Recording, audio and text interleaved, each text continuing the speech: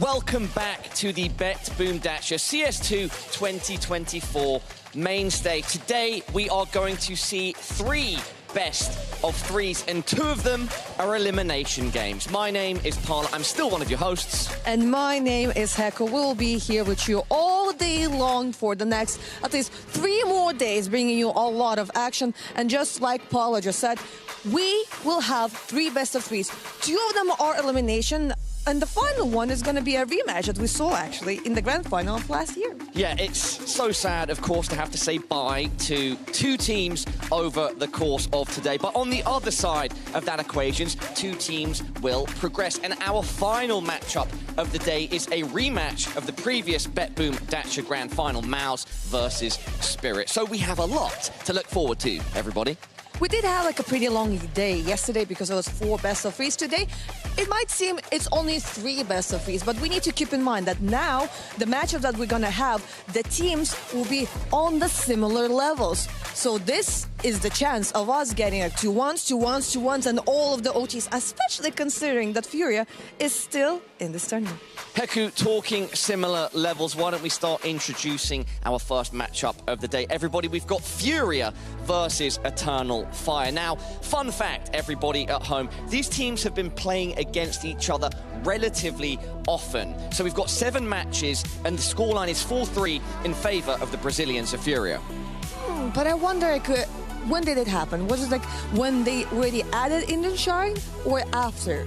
Because that's a good point. I do know that the last 2 victories happened in 2024, at least. I see. Because like, as we already brought up this like topic during one of the interviews, that maybe he is an analyst that like brings in like some information, like some insight like from Europe, because he was like the analyst of FaZe, and he was the coach of BetBoom and Aurora. So he probably, there's like a lot of things he can actually share with the Brazilian team. Yeah, absolutely. Inner Shine, by the way, remarked on Furia's matchup yesterday against Spirit, where they got absolutely smashed 2-0, that they didn't really have a plan. It's hard to prepare for Spirit. We hope today they come in Eternal Fire as ready as possible. With that being said, why don't we talk a bit about Eternal Fire? Yesterday, they had a good showing against Heroic, a 2-0 victory in that lower bracket. Yeah, and both teams, they had to go through the play-in in order to be on the stage. Eternal Fire, they had a lot of games happening at the same time. So now, finally, it cooled down a little bit. But, you know, they're going to play against Brazilians, and those guys, really often, they are unstoppable. Heku, why don't we start by getting our first team out here? Everybody give it up for the Turkish Legion known as Eternal Fire.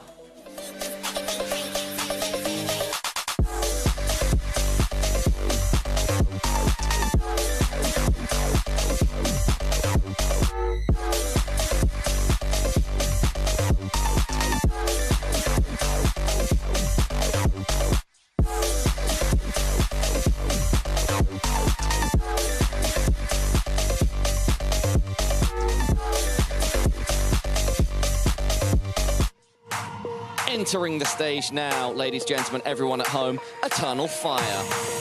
Wakadia at the front, the young gun. Then we've got Zantares, the Turkish superstar. Major, the Gigabrain in the middle, followed by his Orpa, Woxic, and Calix, the rifler on the end. A topic that I already mentioned like multiple times throughout this tournament, but maybe there's a chance that we have some viewers that did not watch the first part of the tournament and just joined in for the playoffs. This team, they had some changes for like a very long time. People were going in and out all the time, but then they figured out like they don't need to change the players. Maybe they need to change like the grenades, the strats, and a lot of like some other things that does not involve actual people. Who are we getting, guys? You've all walked away from us. Are we getting a Calix?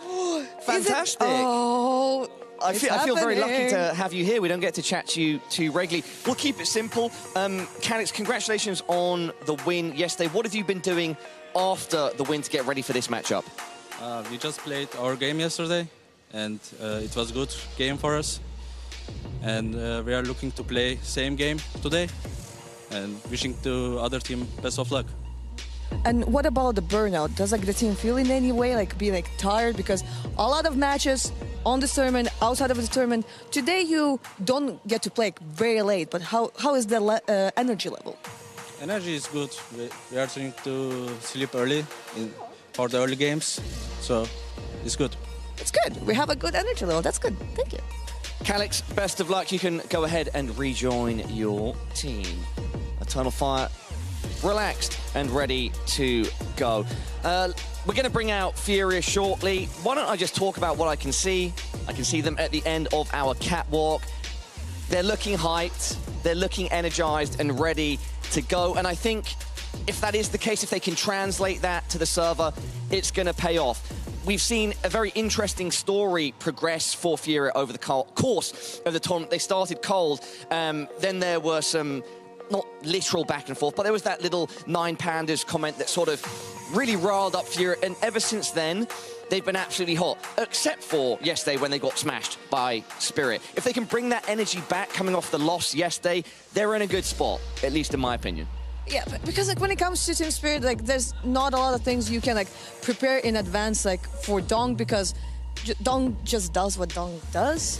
When it comes to Eternal Fire, it feels like it's maybe a little bit easier to, not maybe specifically like anti-strat, but at least have some sort of preparations that will help you out. Heku, let's bring them out. Everybody give it up for Furia!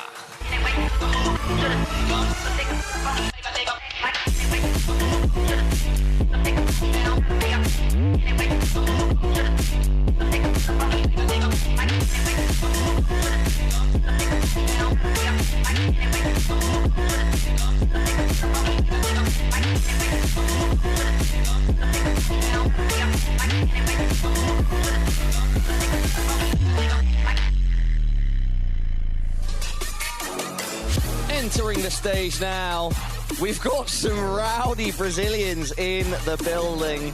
Furia, ladies, gentlemen, everyone at home. We can see Fallen, Cello, Yuri, Skulls, and then on the very end, the superstar of Quisarato. Que sera, whatever will be, will be. I love the interaction that we just saw between Fallen and Cello, because like Fallen, like he's taking off his glasses, he's showing his energy, and Cello is like, please don't do this, please, like, please don't embarrass us. There's nothing embarrassing this, because this is how you get pumped. This is how you make sure that the energy stays as high as possible. Heku, it's happening again. Guys, we need to speak to someone. We need who's doing it? Okay, we're getting Queserato. You were the last one. You were the last one. It's been defaulted to you. Queserato, sorry, let me just get my card ready again. So, Spirit, yesterday, you guys got absolutely smashed. How do you reset coming into today? I think it just happened because you know that Donk is Donked, so we had nothing to do. Just review our stuff and play better some situations, and this match is going to be better. It's going to be better. Well, I guess like when it comes to Spirit, you don't get to play against them that often. Unlike Eternal Fire, you get to play here and there. Would you say there are a more comfortable opponent for your team? I think that every team is like comfortable because we believe in ourselves. So I think it doesn't matter who is against us. We need to do our best and do what we need to do. And is there like any specific reason why Fallen is like so full of energy and just like walking out and being like all cool and stuff? My uncle is a new guy. Okay, I see. Queserato, best of luck, brother. Feel free to go ahead and rejoin Thank you very much. Team.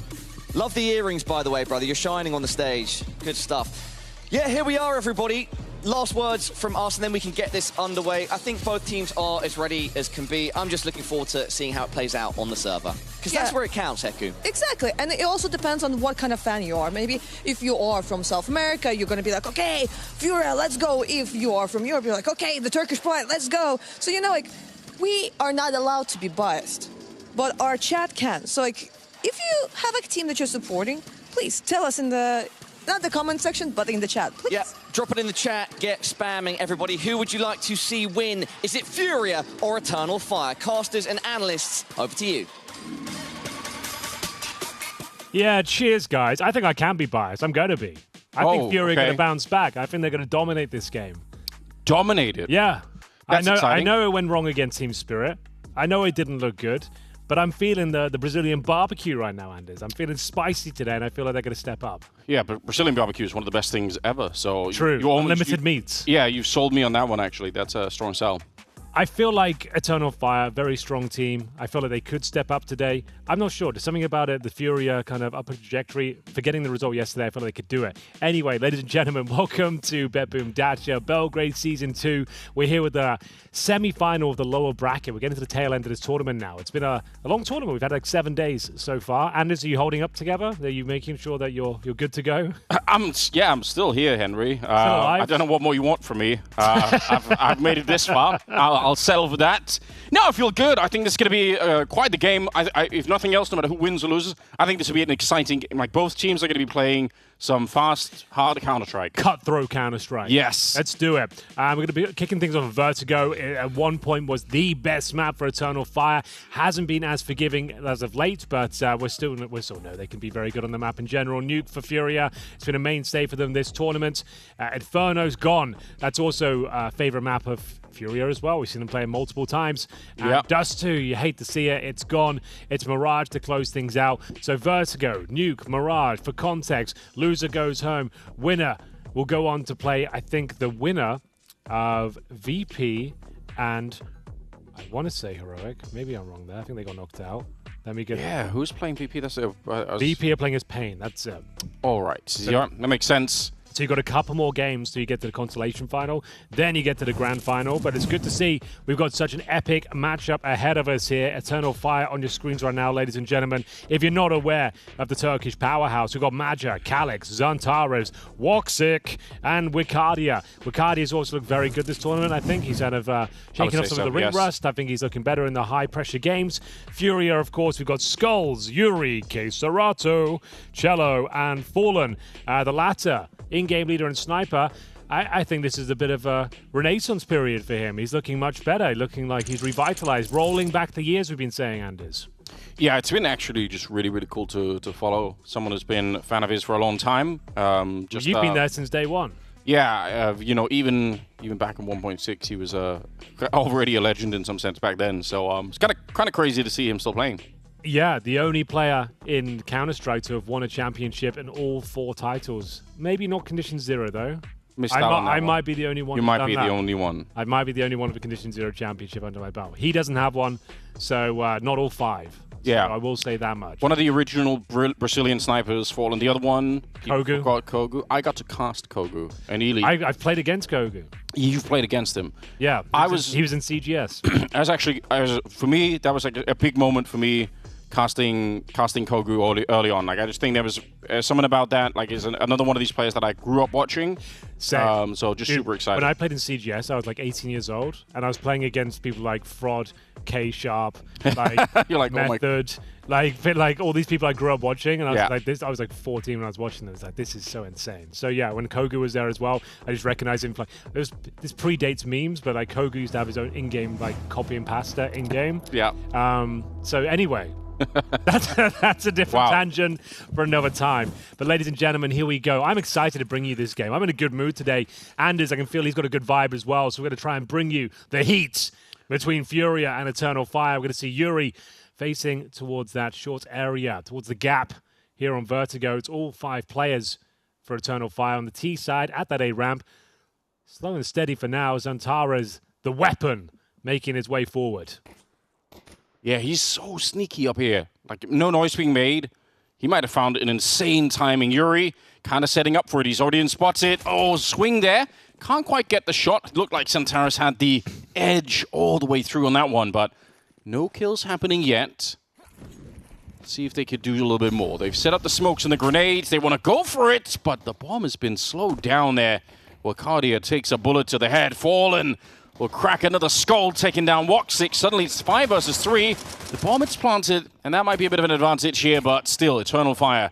They're 2 men down at the moment. They're trying to hunt down Fallen. He needs to back up here. Zantares, he'll get traded out, and it leaves Calix and Major 2 versus 3 now, as they do get a bit of a kill here. No. Calix can't hit the shot. It's all on Major at the back, and he's going to end up going down. Okay, we've got some new celebrations. Wow. There's a lot going on. I love it. If you're not aware, Fallen is giving us some very interesting, some very fun war cries throughout this tournament. It seems like he's trying out something new, and will take it. He gets himself a nice double kill to open things up. The bomb goes down, Anders, but very convincing win. It's going to be Furia 1-0, but as I mentioned, with the C4 being planted, there is always the force buy right around the corner. We're going towards middle, an area of the map that doesn't get as much love as you might expect. They're sending pretty much everyone here. I'm assuming they're doing the elevator smoke from T-spawn and then flashing over through the window. There's the elevator smoke. Flash over. Keserato, he's been absolutely done, Anders. That's it. That's probably round, unless we see something so sick from Skulls. Not going to happen. That's a convincing round. Very meta strategy. Every team's got that in their arsenal right now. Yeah, it's beautiful. We saw it a couple of times. Last time we saw Vertigo as well, and I think this is the most successful one yet. The flashbang was so dead on. It caught both players in the middle. Can't really ask for more than that. And Skulls, you're right, he would have had to have gone huge, and all he had really was the MP9, a bit of a weird position for him to be in. Yuri and Cello, best you could do is try and save some guns here. So, it will be Eternal Fire with the instant clapback, tying up the game. Not bad at all. See, they even steal an MP9 and the M4A1 there on Magia, so that's pretty interesting. Cello looks like he's going to be able to pick up at least one kill here towards the end. Doubt it'll be more than that. So, yeah, fist bumps all around. Eternal Fire. That's a great start for them. It's a great bounce back. The pistol slipped by the wayside, but the second round follow-up force is tremendous. They are known for their utility deployment on Eternal Fire now. Not just a pack of heavy hitters. They've got the tactical depth to back it up as well. And now we are going to see the war of attrition officially begin, Anders. This is the best kind of Counter-Strike to watch when it's going back and forth. Every round's a clutch. No one can get any footing in the game. No one can find any purchase on the economy. And now, it's Desert Eagles. It's MP9s. We have got a Cello M4. It does make it a little more exhilarating when you kind of know everyone has their backs to the wall and you're just struggling to get any kind of rounds on the board here. We'll see how this plays out. They are setting up for a bit of a B execute. They've got the Molotovs. Don't have to be lightning fast with it, I guess. But it does also kind of signal to the CT side that something could be coming. More Molotovs being thrown. They're actually just firebombing the entire bomb site here. Oh, yes, indeed. It looks like it's a done deal. Once this bomb goes down, I was going to say... What? That's so sick. How's he done that? I don't know. It has to be said. I know it feels like we're pouring on a little bit thick, but Zantara's definitely up there in terms of the best players in terms of mechanical skill in the entirety of CS2. I'm not saying he's the best and most well-rounded player. I'm not saying that. But in terms of mechanical skill, Anders, there's not many people that can get close to him. You know, you saw it right then and there. The spray, like he's just, like the headshots happen so quickly. Yeah, right. Good timing as well with the HE blowing open the smoke, obviously, to set him up for that. But yeah. Well, that's all by design, huh? Yeah. You're going to see Woxic mowing them down. That force buy swept away by the Turkish squad. Great start. Full eco coming up next. No M4 stage. It's going to be the Yuri MP9. He's nowhere to be found. This is the pick of Eternal Fire, bear in mind as well. One of their absolute best maps.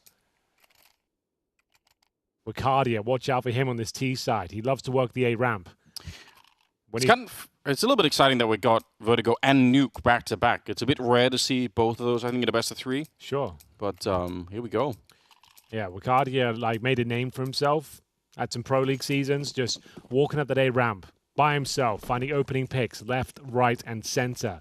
The guy can be an absolute unit, and you can see him working his magic at the start of this round. Shouldn't be too much to write home about here. Just those USPs. Yuri, as mentioned, has a saved MP9, but that's not going to save you.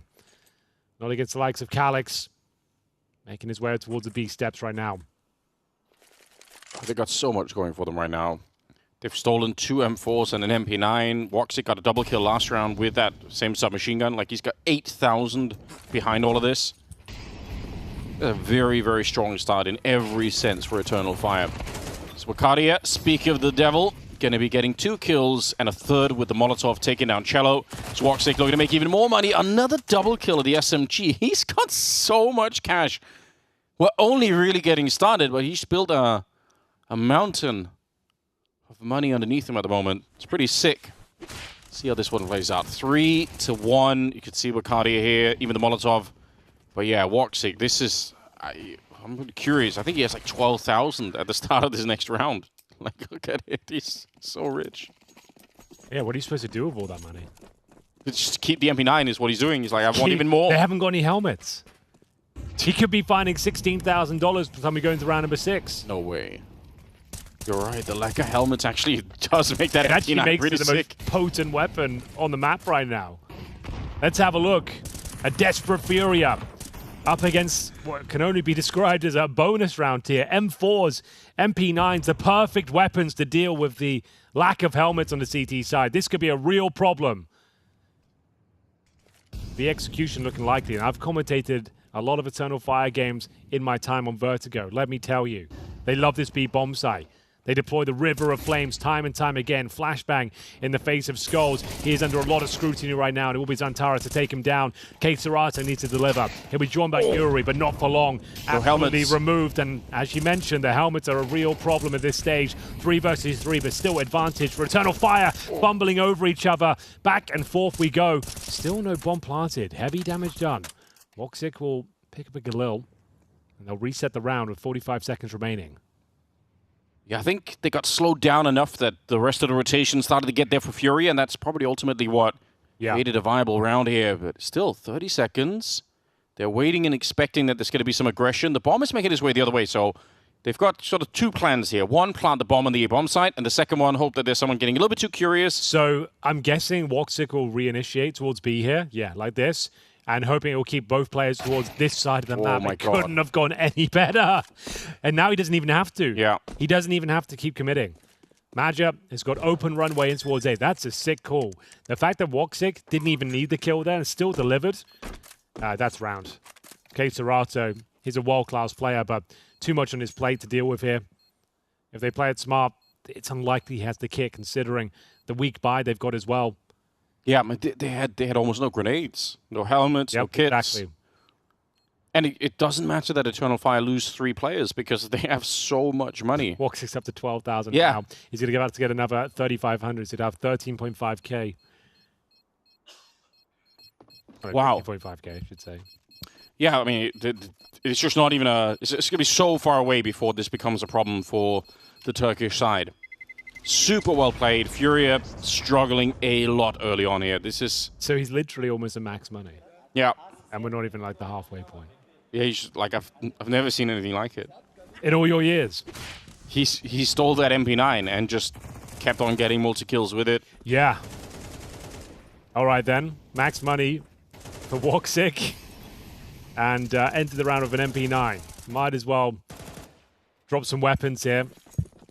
So yeah, he'll drop a couple of AKs. You don't want to be... It actually sounds counterproductive, but you don't actually want maximum money. It means you can't farm anymore. You want to be dropping weapons, keep it about 7k like he has.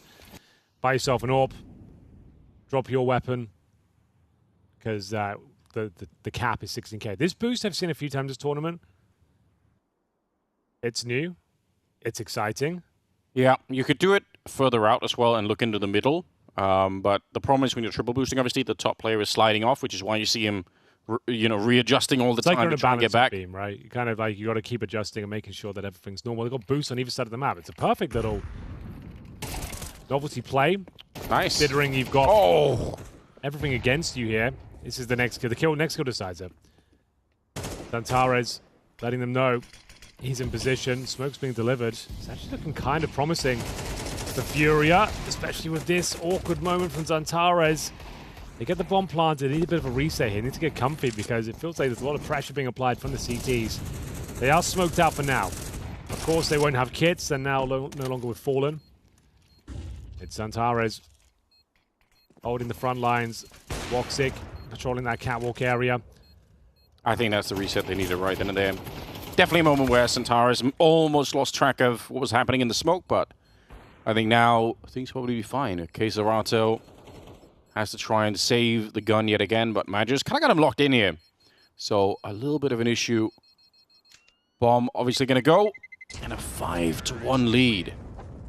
This is so sick. Again, surviving with so many players. They're just never going to run out of money on this T side.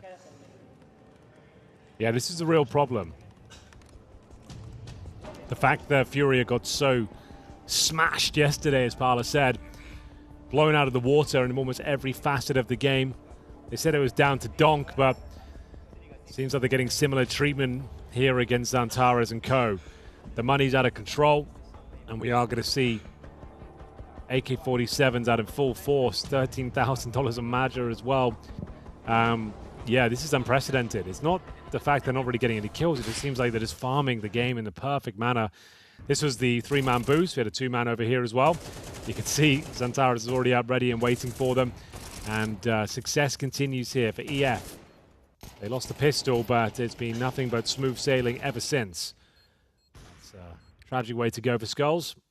Yeah. Send him down. And now, let's see whether the AWP have fallen. No helmets again. M4 still out there. But yeah, they just... I mean, Furia, they're struggling to put together the basics right here. But that is a nice setup.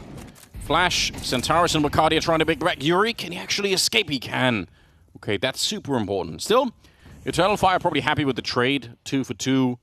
Should give them a bit of a lead. We'll see here. The M4 sneaking on in. And there's the headshot to take down Skulls. Yuri should be able to trade it. But actually, let's go for Bullet. Get smoked out. And Fallen and Yuri, 2 versus 3. Again, struggling. Fallen, I do like this, though. He's trying to sort of take some initiative, positioning himself forward towards the B-bomb site. It's a good idea. It's an idea, for sure. It's a strong position. Could be awkward if he has to flank the A-ramp with the orb, I suppose, if when he realizes, but I do like it. I mean, he's getting a lot of information. There are obviously gaps on the map, though. And they seem to be committing towards the A side of the map. It's all eyes on Yuri. Couldn't be further away from the side, really. Trying to stick together. They didn't feel comfortable going 1-for-1. Smokes down elevators. Smokes down gap. Retake utility initiated. Woxic. Oh, probably should have got more out of that, but Yuri will find him. The round is on, though. Calyx on 14 HP. Zantares alive and well, though, however. Calyx will pick up the AWP and try and operate with the sniper. He's got a Molotov as well, Zantares, so we'll see if... Well, he's the king of utility right now. Yeah, they do have a smoke on the other side, I believe, so they should be able to smoke up the bomb. Presumably that's what they're going to want to try and do here. Oh, a flick coming out from Calyx. Obviously not normally the AWPer, but that one landed, and Fallen knows he has to try and escape. He can't even try this one. Yeah, it's not worth it. If you had the kit, maybe the smoke down the bomb, you give it a little go. See if you can make things uncomfortable, but if anything, it's another round for Eternal Fire here. 6-1, ladies and gentlemen. We'll see whether there's anything left to be said. It is relatively early days. They can still tie up the half. They saved the Fallen AWP. Not many options to get a huge opening kill on Vertigo, though. You can go post up a middle at the B steps, the A ramp, but there are so many protocols to push back AWPers in those positions. No one's going to give you a freebie. And they are lacking some of the kills here on the CT side, surely. Yuri's got 4, and he's top fragging. They're not, like, some of these rounds, yeah, they get a couple. They traded a little bit back and forth, but we need some of the individuals here on Furia to really step it up. Wakardia taking a fair bit of grenade damage at the start of the round. It helps. It all adds up. What a flash that is. Yeah. Fallen just hoping they wouldn't swing on him. Like I said, towards middle, one of the positions you're going to be exploring with AWP. He should get this kill. Nice work on Maja. Oh, and Cello. How about take down Wakardia? 5 versus 3 all of a sudden. Now, just no mistakes. Don't want to be hanging around. I would say try and play this passively now if you're Furia. Set up some good opportunities to refrag if you can. Cello hanging around inside of the smoke. It's not completely risk-free, I've got to be honest here, but that is a strong headshot. We've been highlighting Cello quite a bit. I feel like he's been playing a great tournament so far. Way above what I was expecting out of him. And a nice wallbang, taking out Calyx. All right. Shooting right through the top there. It'll be Woxic. And finally, a sign of life here for Furia. They get the round. They lose only one player. Yeah, it's got to start somewhere. Hey, it was a pretty comprehensive round as well. We'll take that. Like I said, they can still bring this half back to life. It's no problem. It's an elimination game here at BetBoom Dacha, and we are seeing Furia wake up. That's their first round since winning the pistol. Took 6 in a row, but they're finally back online here, of course. As we mentioned a few times, the money still absolutely fine for EF. It's smooth sailing right now on that T side. Looking good. Woxic will be looking towards the gap position. We're going to have Cello just jump spotting for any intel here at the very start. Needs to be careful though. Spotted. Wallbang doesn't connect. See whether CTs can get full control of this round. There's a slight gap in the smoke. Cello trying to utilize it. 4 players about to swing on him. Oh. The M4 spraying off. That smoke's about to dissipate as well. Please be careful here. Maja, he'll open things up. He'll take down Cello. Yuri under a lot of scrutiny right now, falling back towards the elevators. The boost as well. Been waiting for players to utilize this properly. Spotted though upon the assembly of said boost. And they take a lot of damage for their troubles, Anders. Yeah, that's actually kind of devastating. I like the idea, but obviously when there's a CT already holding the corner, it's going to be dangerous. Nice little flick coming out there from Woxic. Fallen. Not quite ready for it. And now they're in trouble once again here, Furia. Goes without saying, they have to make this work now. Oh, that's... Okay, Serato didn't really work out. He failed the flash, landed in the flames. Takes a lot of damage, and yeah, thankfully he got the AWP on his feet here. He probably can make a couple of kills work here. There we go. Maybe it's a blessing in disguise after all. Yuri will chime in and equalize the playing field back to a 3 versus 3. Bomb planted though. Wakadia low. Still with some residual utility here. Calyx trying to overstep the mark. And actually gives Furia the advantage now. They're cognizant of the fact there could be a mid flank coming in, but that's not the case. Wakadia still has that one Molotov. They should smoke up the bomb and just try and defuse it inside, especially with Woxic on the AWP back here. Very hard to find the kills coming through. Oh, they're going to get him. That's not bad at all. Again, that Molotov not going to be doing anything here. And Serato picks up the AWP and actually saves the day for Furia. That's a little bit unexpected. They lost 2 people early on, but it worked out. Yeah.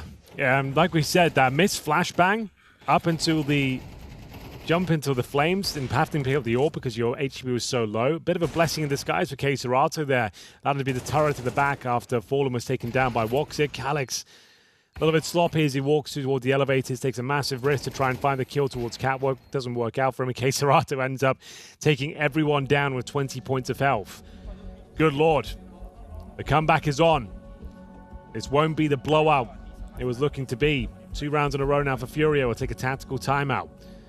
Eternal Fire go back to the drawing board here, realizing they're not having the walk in the park they anticipated. We are going to see AWP for Woxic still. The gold starting to diminish now, though. Got 1 more full buy left in them. If Furia can win this one cleanly, they might be able to tie this one up. Very important round here. If they manage to top the game, that's actually so sick, right? You lose 6 in a row. It feels like it's almost over at this point in time, but Furia, I don't know, kind of making it back a little bit here. Cello takes a lot of damage at the beginning, so he'll have to play a more passive role. Maybe set up his teammate with some grenades to do a little bit of work. Good damage from Woxic. Oh, did he see that? Yeah, he definitely did. He's not sure where the player transitioned to. Early damage to Cello. Speculative shots now through the smoke. Trying to bait out residual CT utility. It is coming through thick and fast. We're seeing Molotovs pumped out towards that gap position. Plenty of time here for now, and we'll see Fallen repositioned towards the top of the ramp here. Molotov towards sandbags, and here's Wakadia. I mentioned it. The boy wonder, the king of Vertigo. See if he can find Fallen. It's a great position for Fallen, though, like a great one-and-done type scenario. As long as your teammates are holding the other side by the top, then you have a clear line of escape. Down to 40 seconds, and Wakadia waiting for it. See if there's going to be a flash to set him up, or if he's just going to swing with a little bit of confidence here. Running out of time. Yeah, they are. Running the clock down low. You're absolutely right. Nice grenade going over. will soften them up just a little bit. They're all there. Oh, and actually, look at this push for Yuri. He's traded places with them. Shuts down Calyx just as they're setting it up. This is disastrous. They were just pulling the trigger on that attack as Yuri strikes. And now it's a 3 versus 4, but they're down to 12 seconds. I don't think there's anything they can do here. They're looking so apprehensive and cornered at this stage. Can they even get the plant down? All you have to do is deny this, and that's round. Wow. Yeah, not the round you love to see from Eternal Fire there. No one wanted to pull the trigger. No one wants to go in first. Like, you're going to lose if you just sit there. There's no way to plan. You try to commit to the bomb site with 7 seconds to go. Like, sure, it might work out, I suppose, but I feel like they just had to take the risk. Someone had to be willing to sacrifice themselves, and no one went up.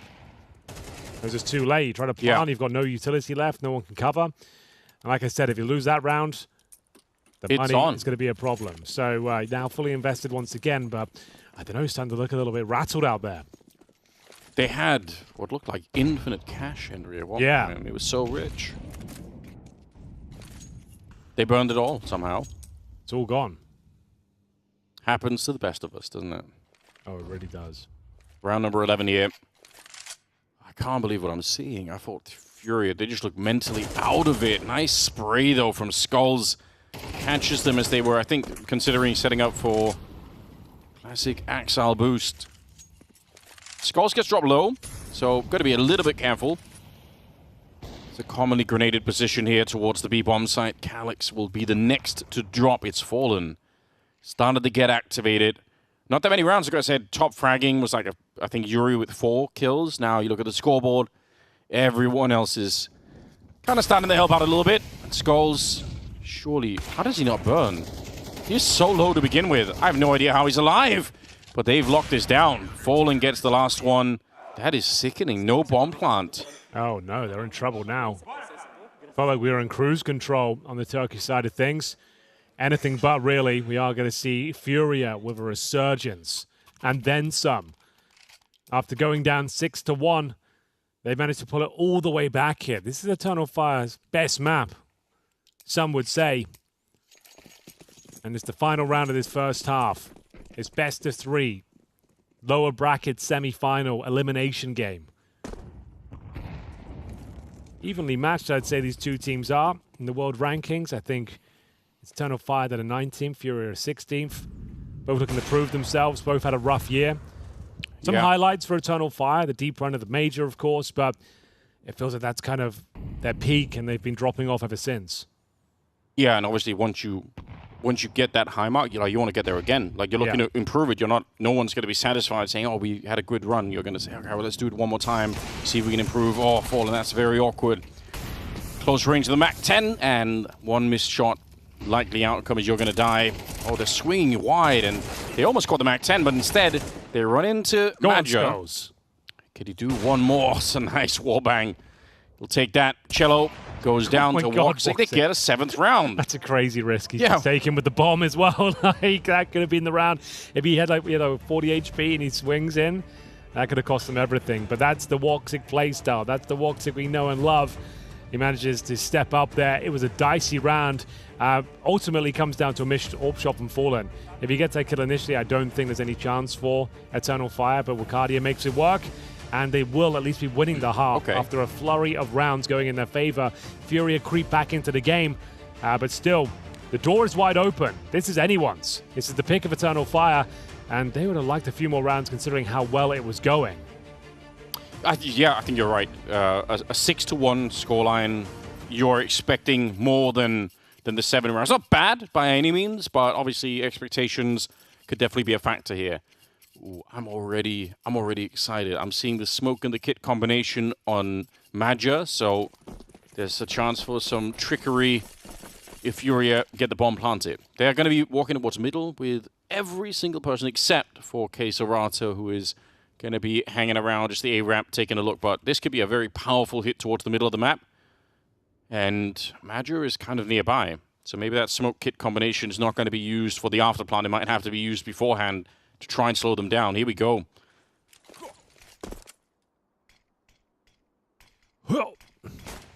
Yeah, I love that sound now. Not the best smoke. I think, if anything, it's a bad smoke. Oh, dear. Yeah, that leaves a Like, giant gap. you've given them like a nice little one-way. Like, one-ways don't even exist in CS2, and you somehow created one. Yeah, you actually have. Woxic's taking play. When I saw that smoke being thrown, I was like, a running jump throw for your mid-smoke? I'm not sure that's going to be the one, homie, but... It gave Woxic 3 kills. Yeah, literally. Just playing at the edge of it.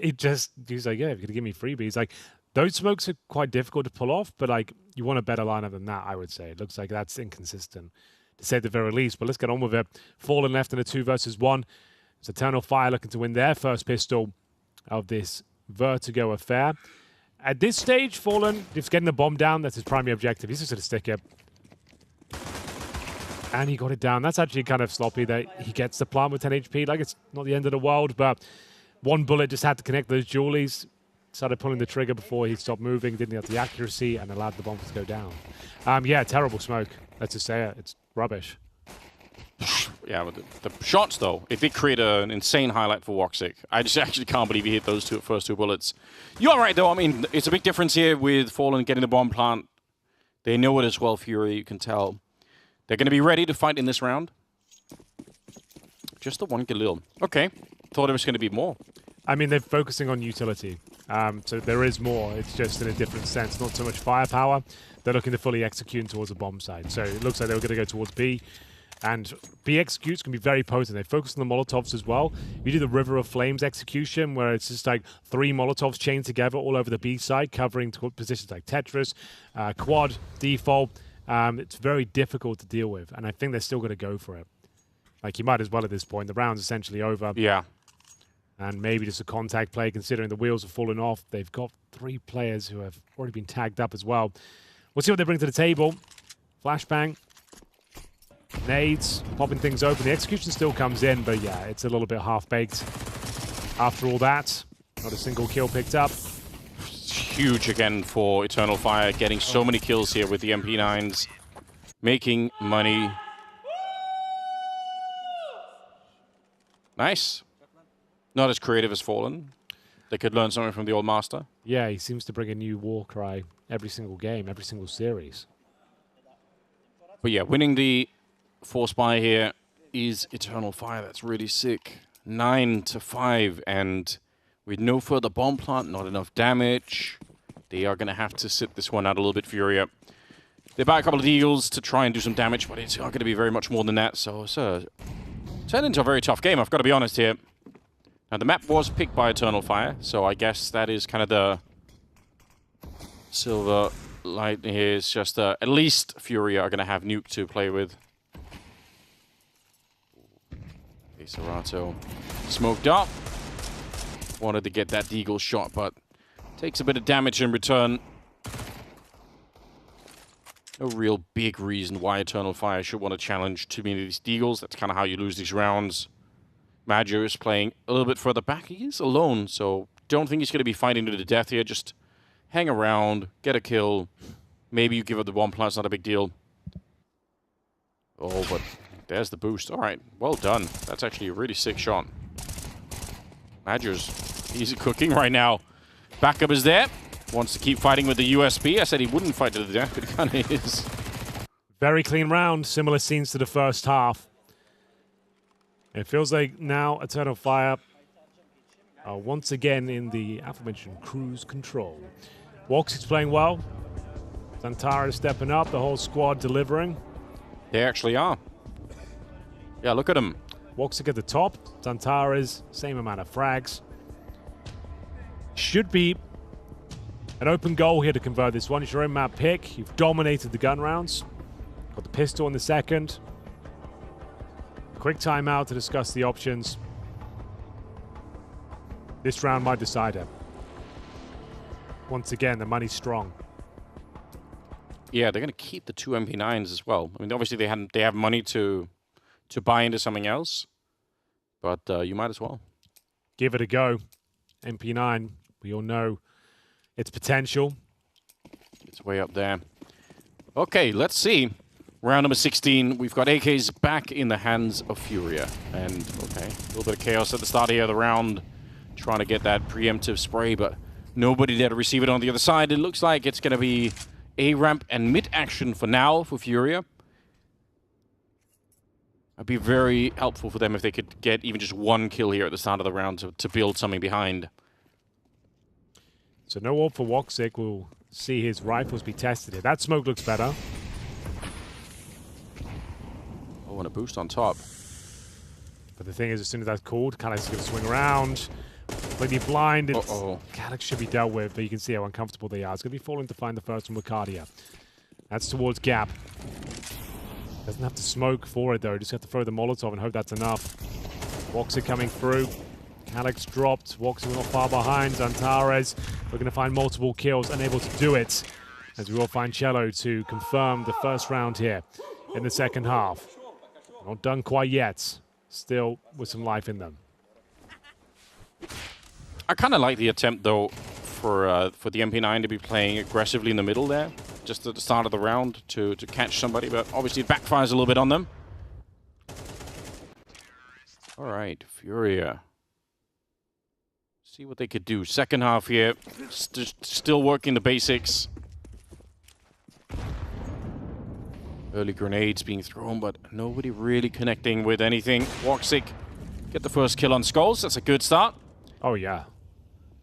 Surprising they don't deploy any sort of flash before they peak. He wasn't there in the previous round. They were hoping for more of the same. But they've lost young Skulls. Still got to go for the boost here.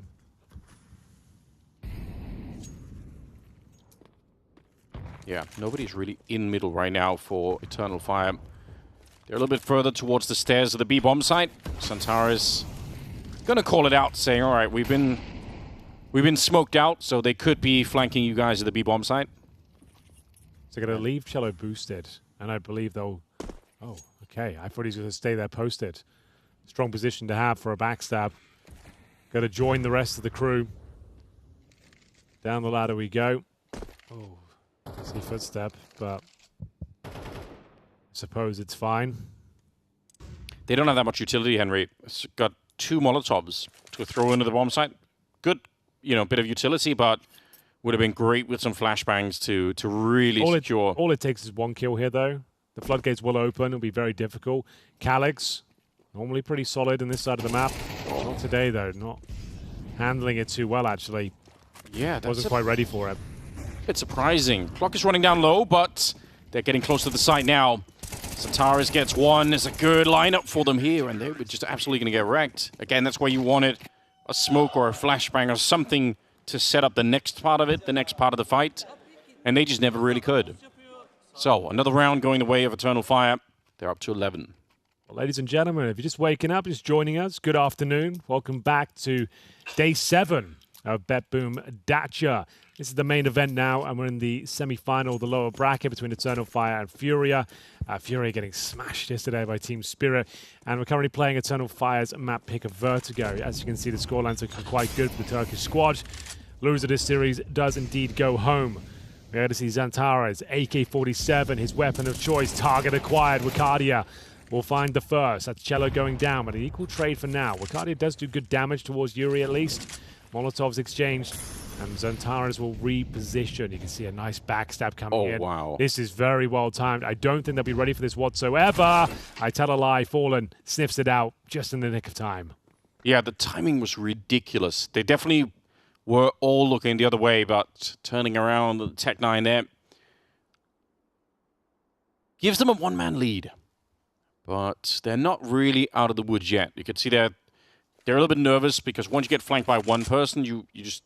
It could be that there's a second player somewhere you have to be aware of. See if they can make their way up the A ramp. They're all here. Pretty decent grenade, to be honest. Woxic looking to see if he can snipe on over. It's an easy shot on Kesarato.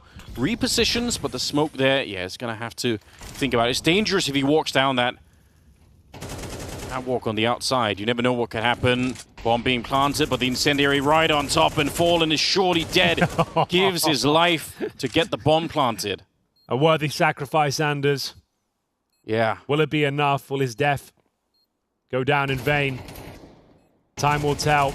This next frag could decide it all. Yuri needs the clutch for his captain.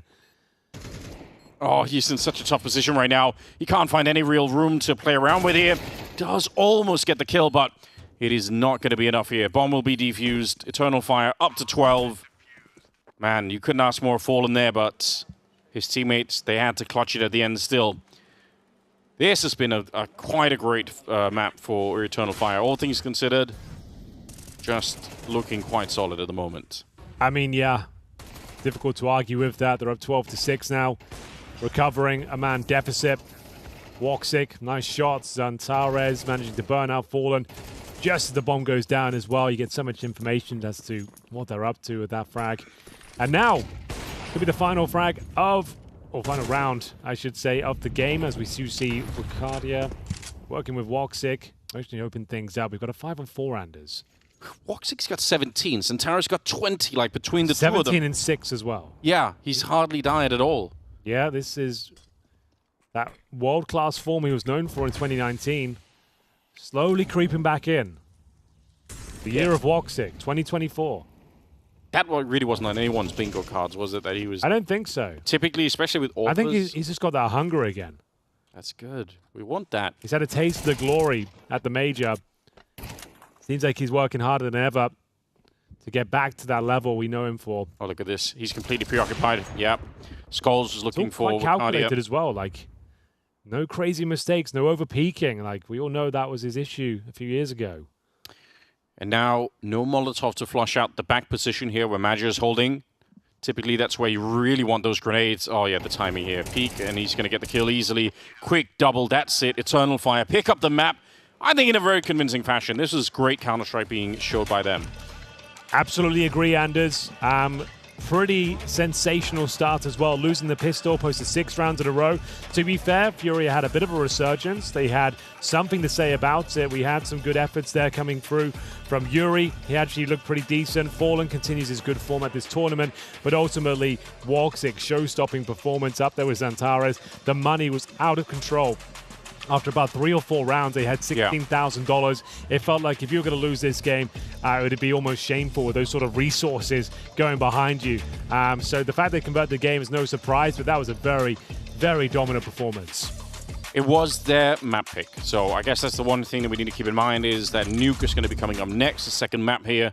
Don't want to get too ahead of ourselves, but they just look very confident. Like the combination of Woxic and Zantares there, I don't know who's going to stop them. I'm not sure. Nothing like too crazy from Woxic in terms of like unbelievable clutches. Just nice disciplined picks, making sure he's in the right place at the right time. Yeah. So his kills towards middle, back towards the A side. They seem to be everywhere. And that's when you know an AWP is really in the zone. They're reading the game well. They're hitting the kind of easy shots by their standards, but they're in the right position, right timings, and reading their opposition quite well. Fallen was doing that as well, but not to the same level, and it just felt like Eternal Fire, slowly but surely, chopped away at them, and in the end, it was a pretty convincing victory.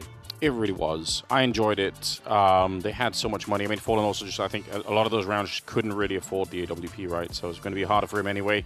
Yeah, what a great start here for the Turkish squad that are looking to prove that the run of the major wasn't just a one-time thing. They're for real.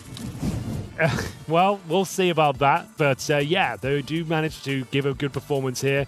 13-6, dominating here on Vertigo. As you see, Zantares with a 20 bomb, of course. At the top is going to be Yuri with 13 kills for Furia. They did have their moments at that 4-round spree towards the end of the first half. It felt like they've still got something to say about this one, but just couldn't get going whatsoever on their T-side campaign. It was a bit of a horror show overall. As you mentioned, though, it is their opponent's pick. But just watching the way they got dismantled by Team Spirit yesterday, they barely got a look into the game. We want to see them actually step up a little bit more than that. There was no real high-octane moments. We didn't really see anything remarkable in terms of the clutch. And no surprise to anyone, Mr. Ferrari himself, Zantares, will be stepping up with another 22 kills here, a 1.72 rating, and showing the world this guy is a force of nature. Yeah, he had some absolutely banging kills, some great spray downs. Just working very well. But it's good to see, again, it's not just him, right? There have been some games in the past for this team where, you know, either Zantares does this alone and there's, like, no helping him out. I like the fact that Woxic was up there. Magic, again, was playing, I think, pretty solid Counter-Strike over at the B-Bomb site. So just, in general, good team performance, even if Zantares is still the main engine of the team. good team performance and a good engine at the front of the car itself. We are going to see ourselves going for a break very shortly, but I do urge you, please go check out the Fisher social media accounts. You can check them out beneath this Twitch window or type an !Fish in towards the chat itself and you can get all the links. We've got interviews, content, media, maybe some memes as well. We're going to get ready for Nuke Anders. Let's get ourselves ready and set. I'm going to leave you some highlights here of Vertigo and we'll continue here at BetBoom Dacha after this break.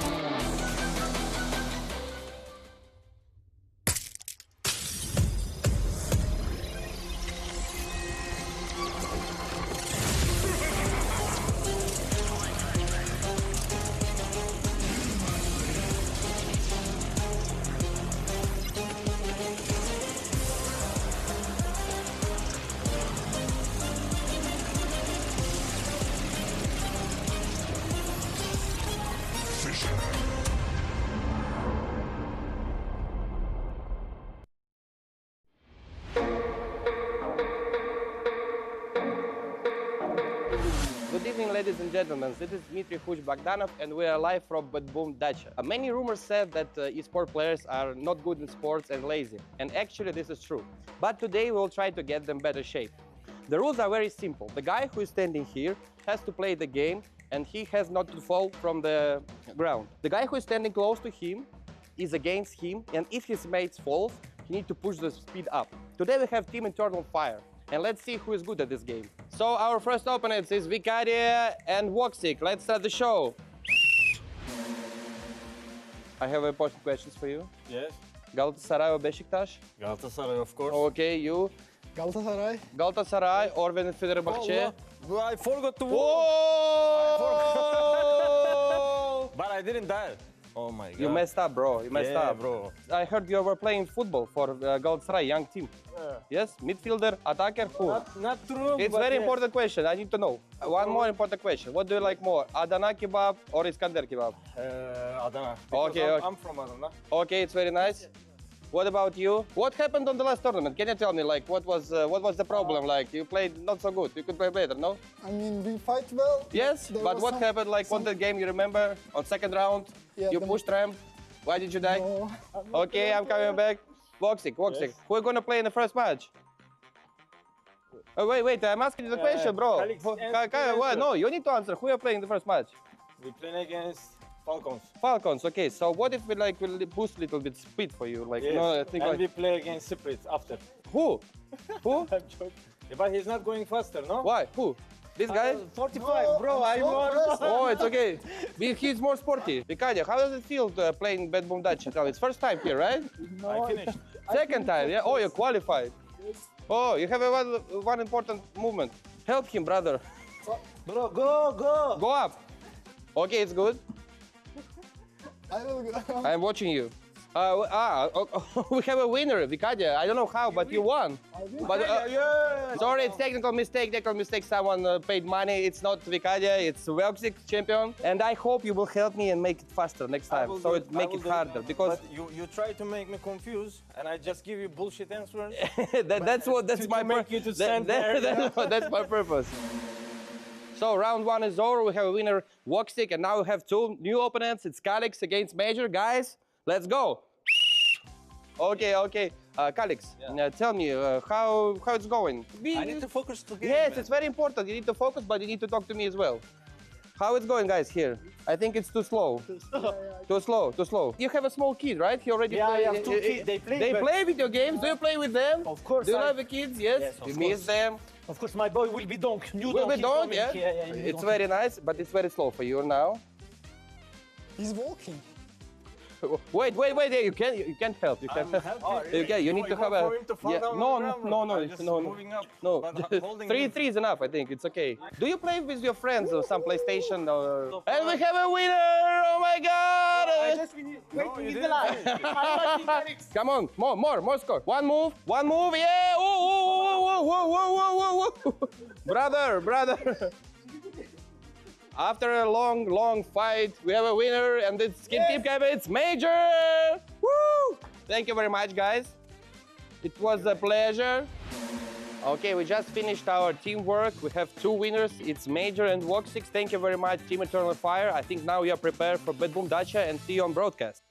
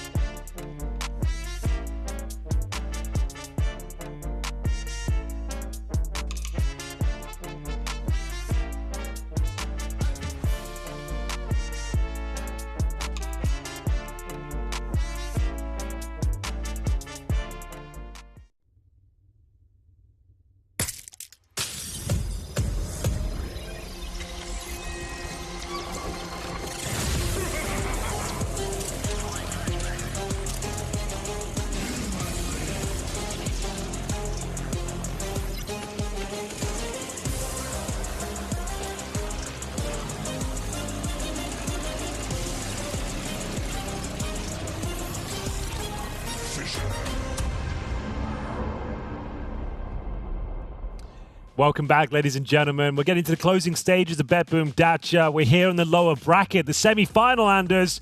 Furia are on the ropes, though. Eternal Fire been working the body, looking for that knockout punch. 13-6 in the first map.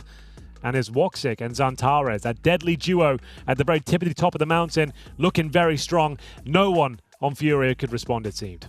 No, not on the first map. They're going to have to do a lot better on this one. Nuke is coming up, and it is the map pick of Furia, but I want to see them come out strong here. I want to see Cello back to what he was doing. Yeah, true. Fallen Where back. is he? I don't know what he's been doing. Like they never really turned up. We can write them off on the say that's it. Like just never really did anything on that map. We didn't say Keisarato's name once. I'm going to put it out. You're right. We didn't mention him. We didn't even Not once. call him out. We didn't even say anything about him whatsoever. I'm hoping they can step up. We don't want to see blowouts here.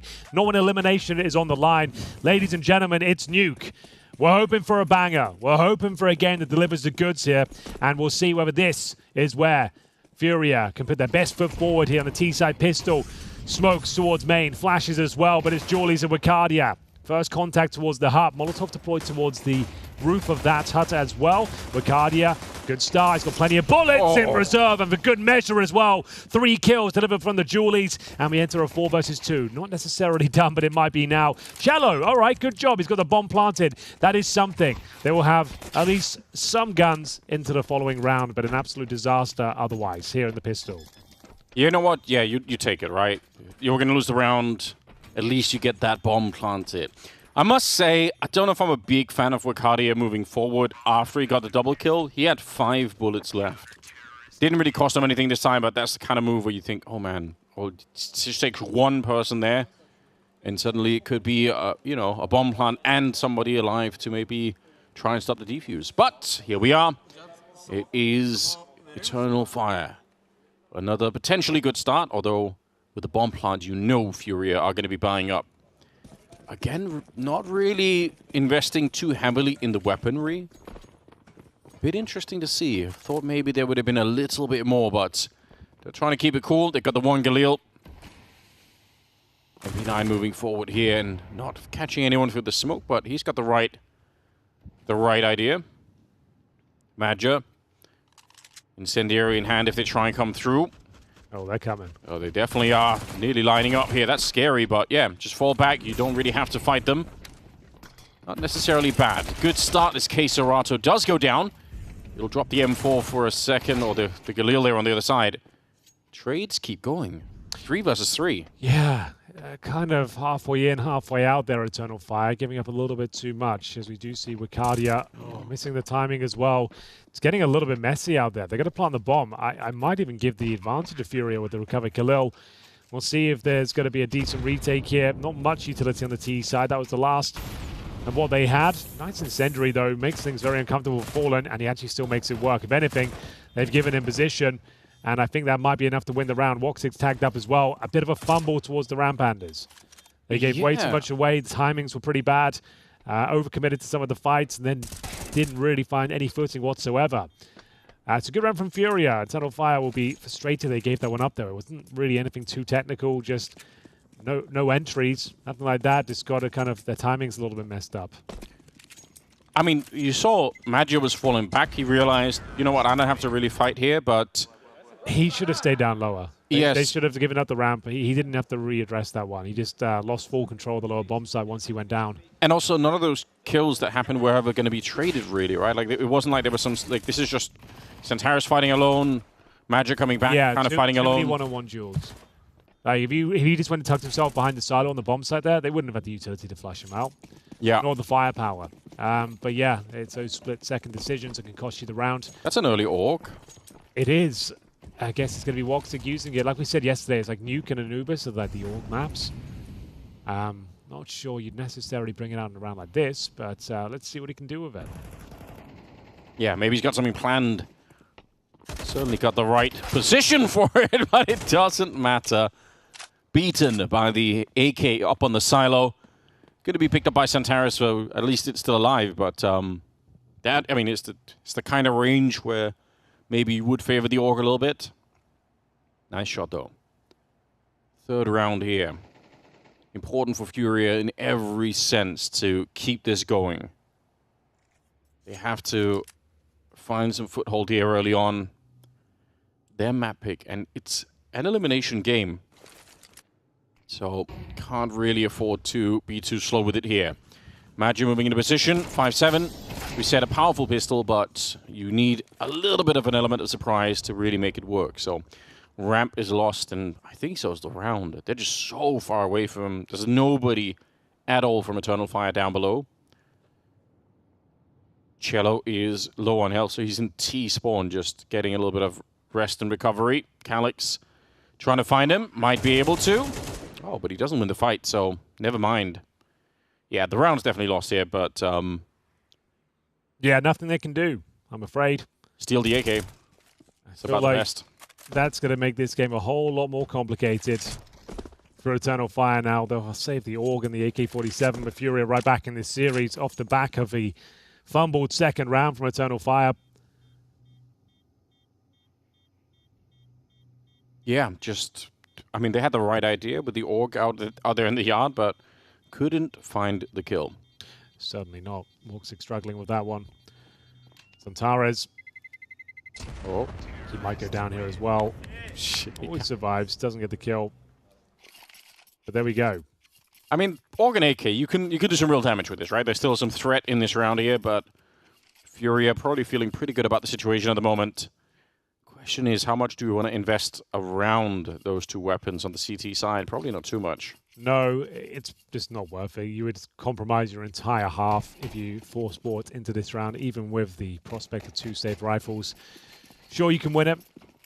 And Furia are not looking too good right now in the last couple of days, I suppose. But let's see what the next round brings to the table. We are going to see Ricardia in towards our huts, nading in towards lobby. It's a bit of intel here that at least he's deep inside the huts. Keserato tucked towards Squeaky. Diagonal smokes. P2000 for Woxic. Could have struggled to make that work. Oh, that's actually kind of a nice kill, though. Yo, Woxic. Don't need to die. Yuri, wild spray coming out. Can't find the second one there, but he's done quite a bit of damage. The grenade will chip away at Woxic. Still a 4 versus 4. And they are going to wrap around the outside towards CT spawn and into... What's the ramp room? They want to keep going. Set of dualies waiting for them. Oh, Magia. He probably didn't need to go that far out. Seemed like he was very exposed. Yeah, just a jiggle peek with the head would have sufficed. Zantares, though, like we said, in terms of mechanical skill, Anders, one of the very best to ever do it. Yeah. He gets himself a double kill with that AUG. He'll go down here. But Cello, can he step up to the plate? He can dive at the vents, I suppose, but he hasn't got the bomb. That nade's going to kill Woxic. Oh, he's going to win this. Surely it's enough. Oh, I was going to say the pressure is on. But Wakadia, that's usually where we see him fail some of these rounds. He got the opening in this one and he closed it out. Dude, that's very impressive from Wakadia. Like you said, going into this round, there was the option to force buy into it. But you got 2 of your strongest units, 2 of your best fraggers. That's Wakadia and Zantares. The thing is, they need to be assertive. They need to step up and bring something individualistic to the plate, and yeah, they actually do. Zantares, nice double spray down. Woxic, to be fair, after recovering that Galil, got the kill required. Unlucky with the grenade, but it's a massive win. In response, we are going to see an upper rush being brought through towards the squeaky door. River of Flames in the upper bomb site. Oh, they've been slowed down. They really have. Not going to commit just yet, but they've dumped the majority of the utility. Can they double pump this? I guess Molotov again and go for it. Yes, indeed. And we go. And it's going to be Wakadia only finding that 1 kill. Zantares keeping the dream alive. Finds the spam through the smoke here. 3 versus 3. Actually has some vision. How's he getting away with this? Magia dropping the nade down towards the bomb site. No real damage inflicted. The plant will come through. It's going to be Woxic with the AWP watching towards A main. He's setting up utility.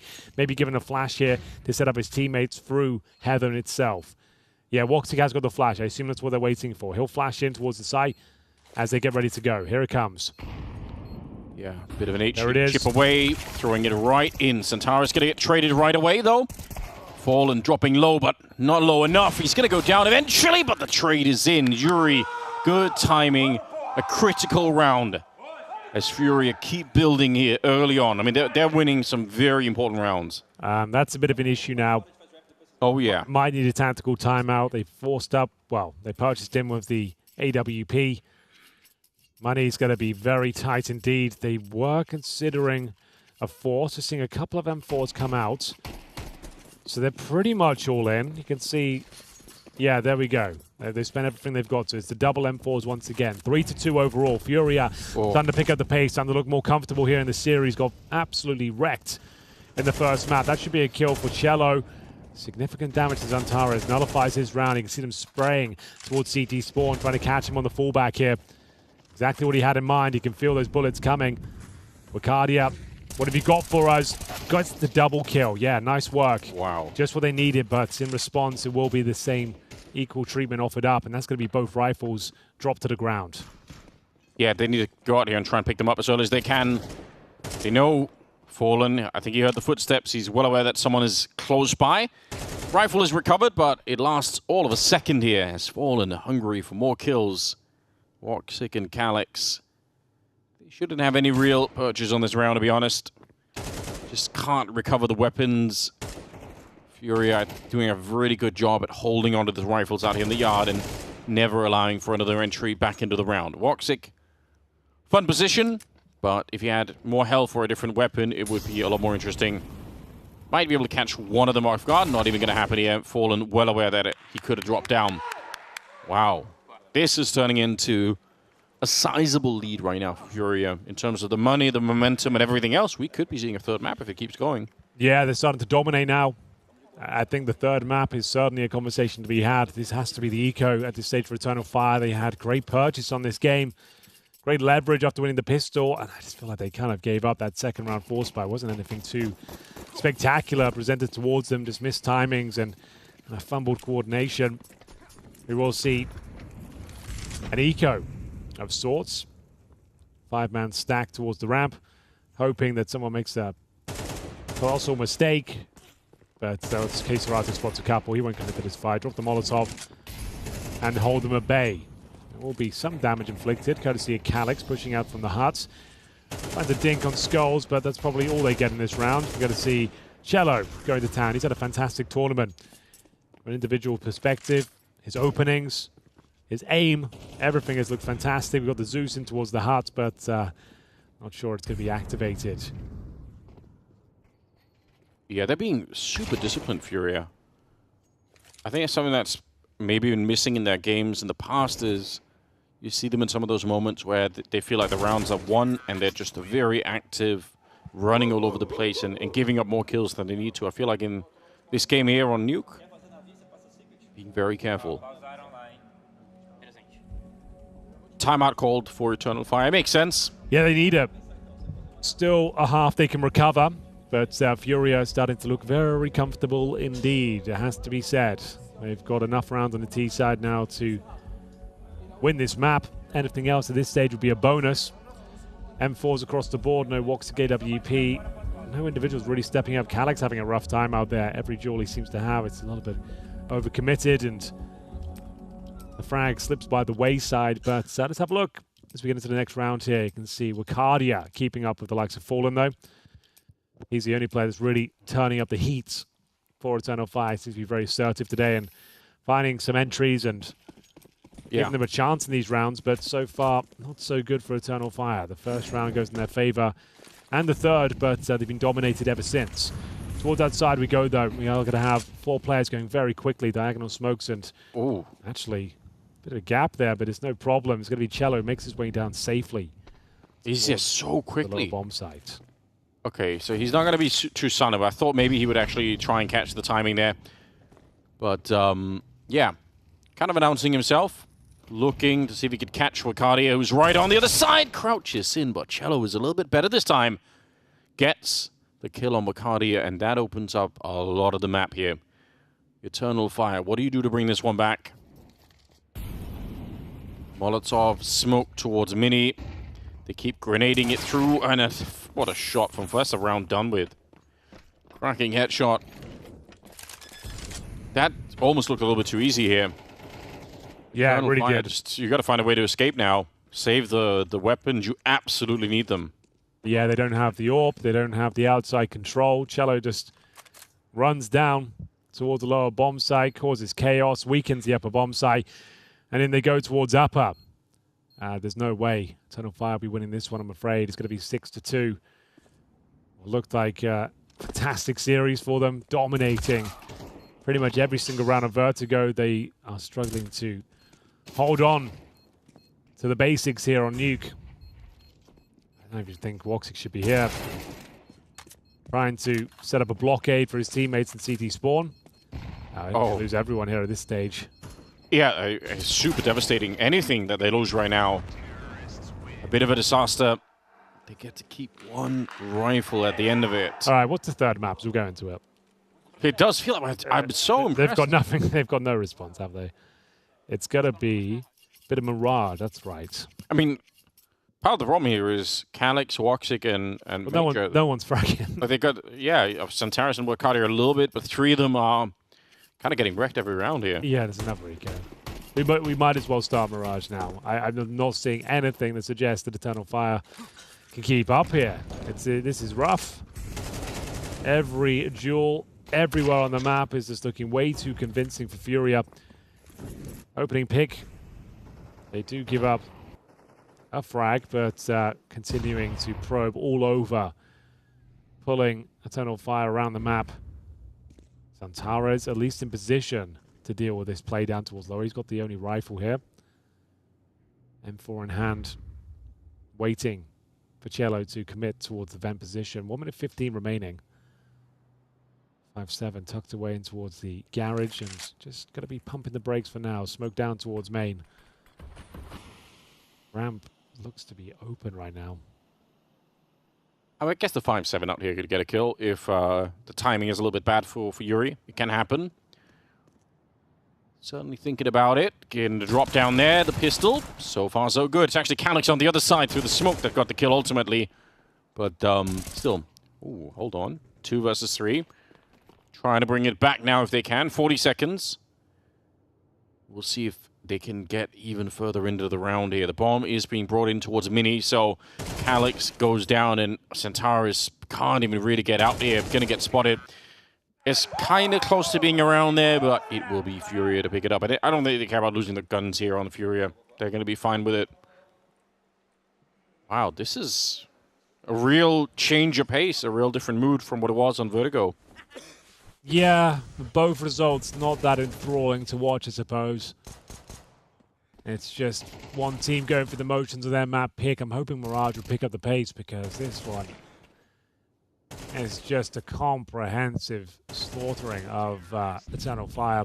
They've gone for a double AWP setup, and that's not really a thing on Nuke anymore. It used to be in CSGO. No real teams are running this setup unless the wheel's fallen off, but yeah, it already has. It's a bit desperate because retaking any bomb site here with double AWP is just not going to be a good time. Wow, opening is there. Round is like 90% over already. Calyx gets a trade. But you got to retake with the AWPs. It can't be done. That's why we don't run them.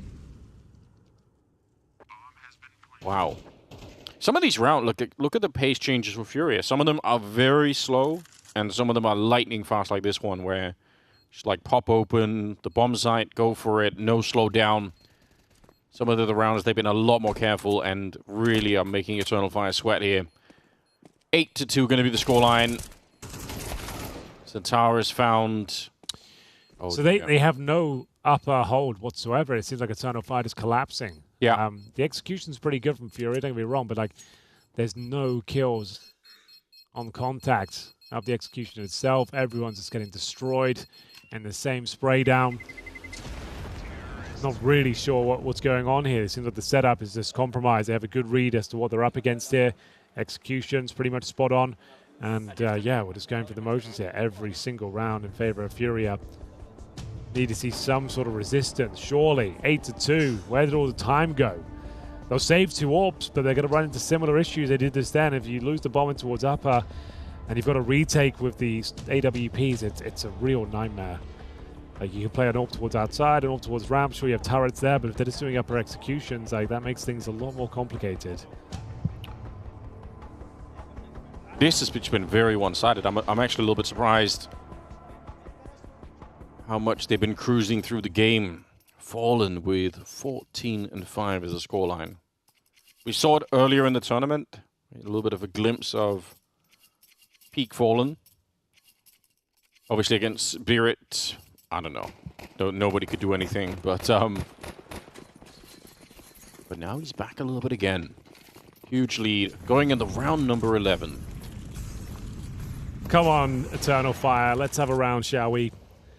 Haven't really posted anything since their pistol victory. After such a walloping they gave Furia on Vertigo, you'd hope to see a bit more than this. Manager trying to step up. At least it's just a nade, not smoke. He gets the opening kill. He will not hold on to the advantage for long, though. Cardio will drop shortly after. Woxic with the primary orb, I suppose, and towards upper. It's completely changing things up now. Manager gonna struggle with this one. A lot of utility coming his way. Now he's got to scramble down towards lower. They'll allow him to go, and he'll actually hit the next shot. So both kills going in favor of Manager so far. Trying to reposition, trying to get himself advantageous spot, Anders, but caught on the disengagement, and now we're into a 3-on-3 where you give the advantage to Furia. I mean, it's a great round for Manager, right? That's pretty good. Did what he could, just couldn't quite escape. See the bomb going to be planted, or at least attempted. A little bit of a fake to begin with. Now they're going to go for it. They have to go for this one. Yeah. Even if you don't think you're going to win it. Oh, yeah. You can't leave the half of 2 rounds. Let's see what can be done, though. Fallen. Spots one. Doesn't get faked out.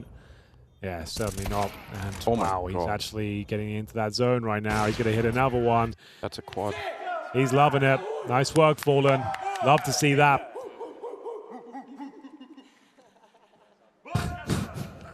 I'm into this. Like, I actually think this is adding a lot of value to my day. Thanks for that. Yeah, I'm enjoying it as well. 2 opening kills from Manager. Still nowhere near enough. Fallen. I love the fact that he doesn't get baited out, Fallen, as they try and jump peek him there. Like, it's a classic mistake to make. And obviously, Centaur's trying to make him fail the shot early, but can't get a hit of Fallen. He's 18-5. In the first half? Smoke blown open. Oh, they might have missed the timing here, yeah. They surely thought no one was going to be there. Fallen still gets the shot, so he's alive and well. 3 versus 3. Fury, they've already done plenty enough in the first half here, but why not make it a 10-2 lead if you can?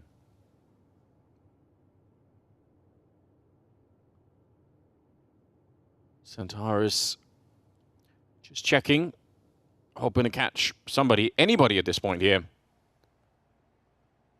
Fallen is working towards that mini position.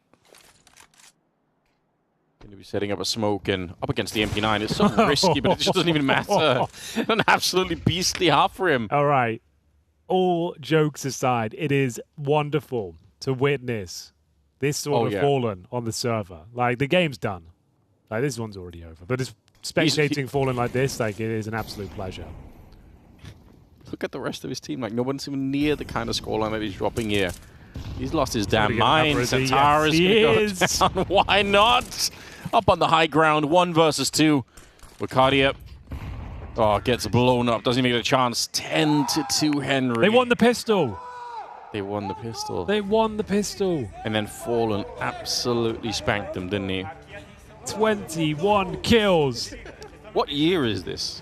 What's happened? The year of 2024. I guess it's 2016 again. This is the return of Bad Fallen. He's had enough of people. He's got the war cries. Not rating him, not considering a top-level player anymore. Silencing the haters as he turns up in the second map. Eternal Fire have 0 response, nothing to say, silence. On their side of the server, the coach desperately trying to raise morale, trying to get everyone's head back in the game. They're flummoxed standards. They have no idea what just happened to them. Yeah, I certainly was not expecting this. Some of the players on Eternal Fire, they would have known what it was like playing Fallen back in the day, but... Fallen versus Woxic head-to-head, 21 plays 4. God damn.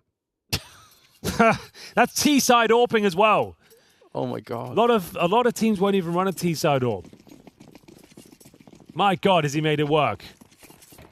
Sickening. Absolutely Right, get this one done. Keep it clean. Keep this momentum going into the third.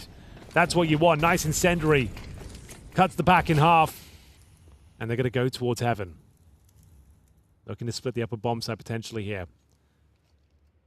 Oh, discovered almost instantly. It's a little bit of... freest frag you're ever going to get, really. Yeah, even if it took a while there. Exactly. You had a chance to miss 11 bullets. Yeah, still did it. Spotting more players. Great info. Queserato, good player. Giant off angle. That's going to be super hard to check if the T's ever get out here. And Fallen just, yeah. Stay alive. Don't risk too much. Keep an eye on them as they start to shrink back towards the ramp position. Couldn't get what they wanted out there. Down below, they do have Cello, who's just kind of keeping an eye on things. Again, just... He's the canary down the mine right now. Yeah. First warning sign. He doesn't need to commit to these fights. He'll warn the others. It's time to get down here. It's time to retake the bomb site. Let them plant, sure. They got that man advantage. His next kills. A clean Fallen's just looking so crispy right now. But Calyx and Woxic fighting back now, looking for both pistols. Jumping around the corner. It's going to be Wicardia to save the day. That's it. Both pistols in the bag for Eternal Fire. We're going the distance. Let's see how much they can hold on to it here. I mean, it is a start. The road back is so long, isn't it, though? I don't know how you mentally get back into this one, running into Fallen round after round. Nearly thought he had done it with that early kill. But we can't get this very clean with the Glock. We say it all the time, but the Glock is quite something in CS2. Going to be all USPs at the start of the round. No real surprise. Don't know why they would want to risk anything here. They just need 3 more rounds. Should be doable. Yeah. Not even really any kind of crazy stack going on. Just spread out. Everyone looking for a couple of kills if they can. Yeah, not really much else you can do. Hard to imagine a world where Furia somehow pick this one up, or I should say Eternal Fire give it away. Let's see what can and potentially will happen here. Furia do find a gap. Oh, it wouldn't go down like this, would it? Okay, thank God. Just a second. You thought, what if he actually does do it? Nice grenade.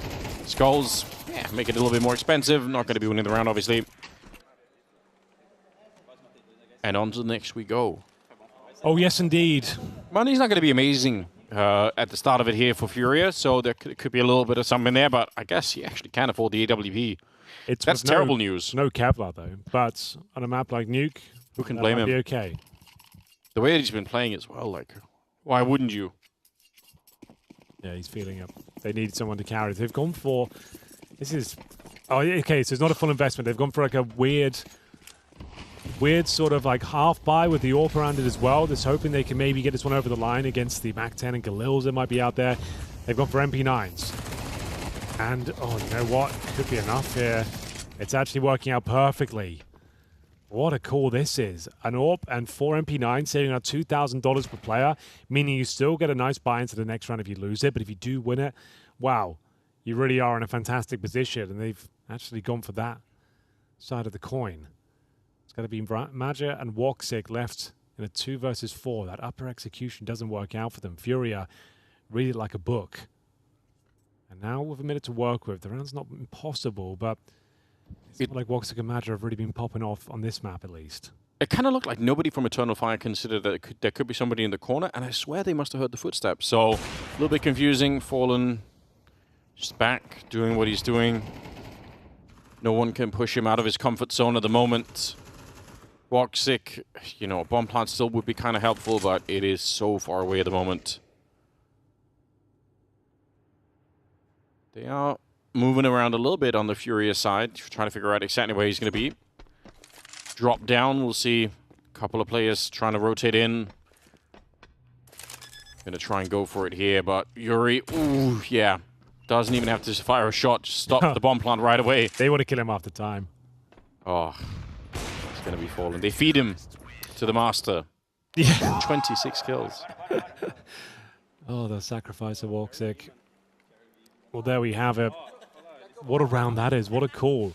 like we said, you called it at the start of the round that the money's not going to be amazing. There'll be a buy there. Yeah. But they've gone for this really interesting approach where you bring out MP9s, the glass cannon AWP, and if they do go for that upper execution, which is a very common strategy in the first gun round, you're going to have a huge advantage with the close-range weaponry, and they upgrade into rifles, AK-47s, and shut down the economy. Ramp rush up against the MP9. Oh, no. Should be enough for Cello. He doesn't need to be part of this anymore. His job is done. Fallen's there to catch anyone dropping down. He's giving good comms and better shots, as you'll find Wakadia as well. This is the force by Anders. They'll have nothing left at map point if they give this round up, and it's currently a 5-on-3 bomb cowering on the ramp itself. Cello not willing to go down to the lower bomb site. He wants to stay. Wants to continue to find damage here. He somehow got something going on. Yeah, he's in a position. The problem is that the Tech9 here, how many kills can he really get? Oh, he's almost spotted there. No, he misses the first shot, but will pick up at least one kill on Skulls.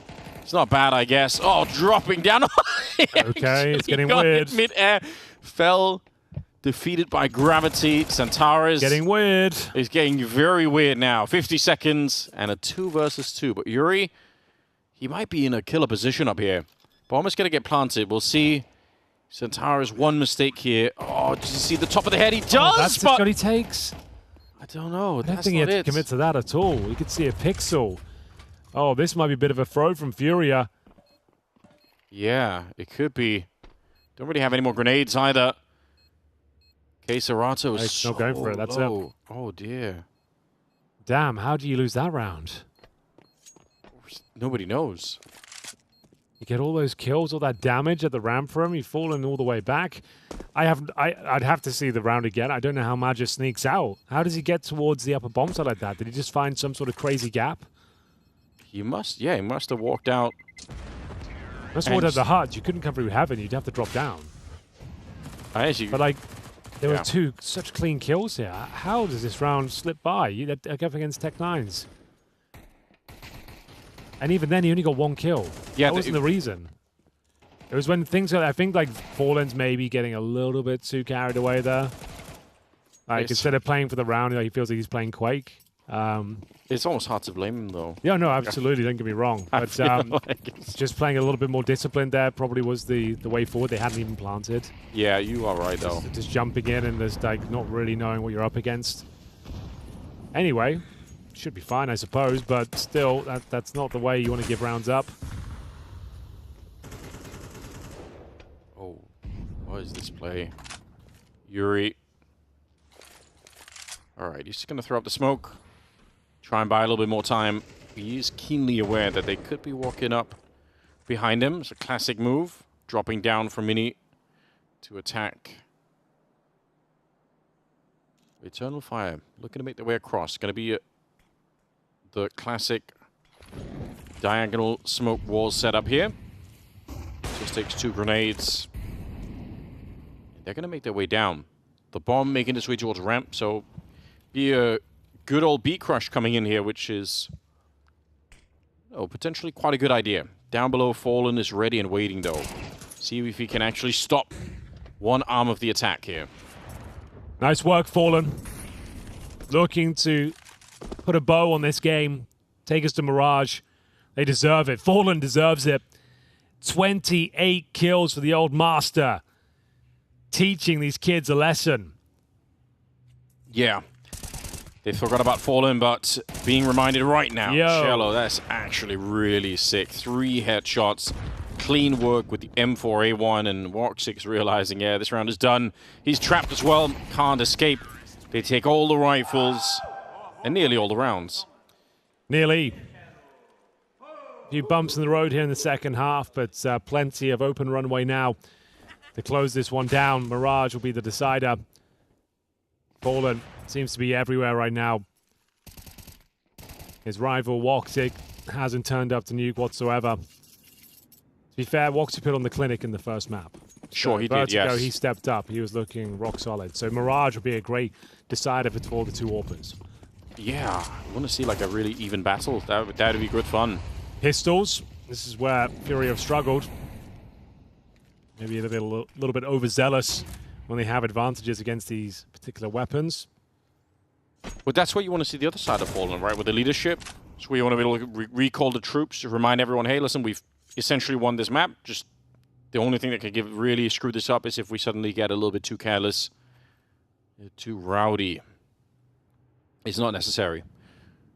There is an interesting sneak through down below with the Imagine. He's again found a fun position. They've got Fallen here, though. No, they haven't. The backup is there. Cello actually saving his captain and now trying to see if he can actually keep him alive as well. Oh, it's great work. Fallen would have been dead, but Cello, that's heroic timing for him. Gets the double. Wicardia, nothing left to do here, unfortunately. They ran into Fallen and they did not survive.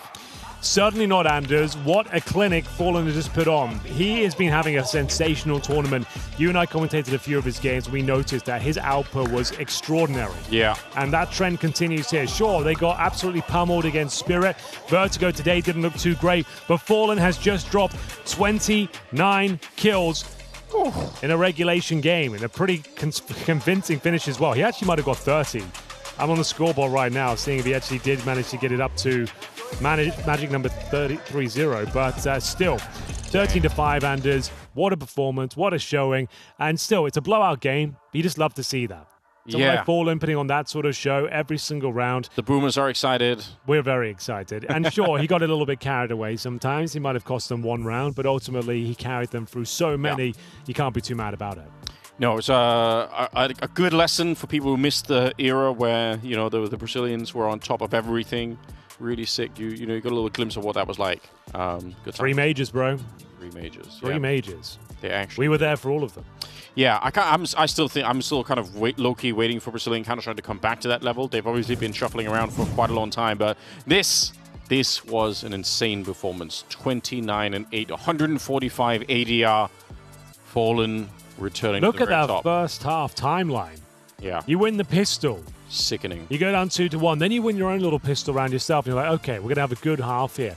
But no, certainly not. They got absolutely destroyed time and time again. Fallen, the boss, stepping up, 29-8, 145 ADR.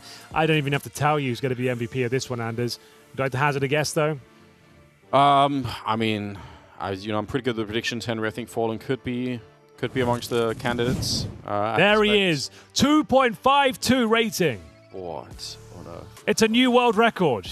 There's no way. How has he done that? I don't know, but we'll take it all day long. The good news is they've both taken their map picks. That normally sets us up for an epic third map, which will be Mirage as well. So let's just check in with the overall score of things here. We've got 13-6 for Vertigo in favor of Eternal Fire, then 13-5 in favor of Furia for Nuke, which does mean Mirage should go overtime, if my calculations are correct.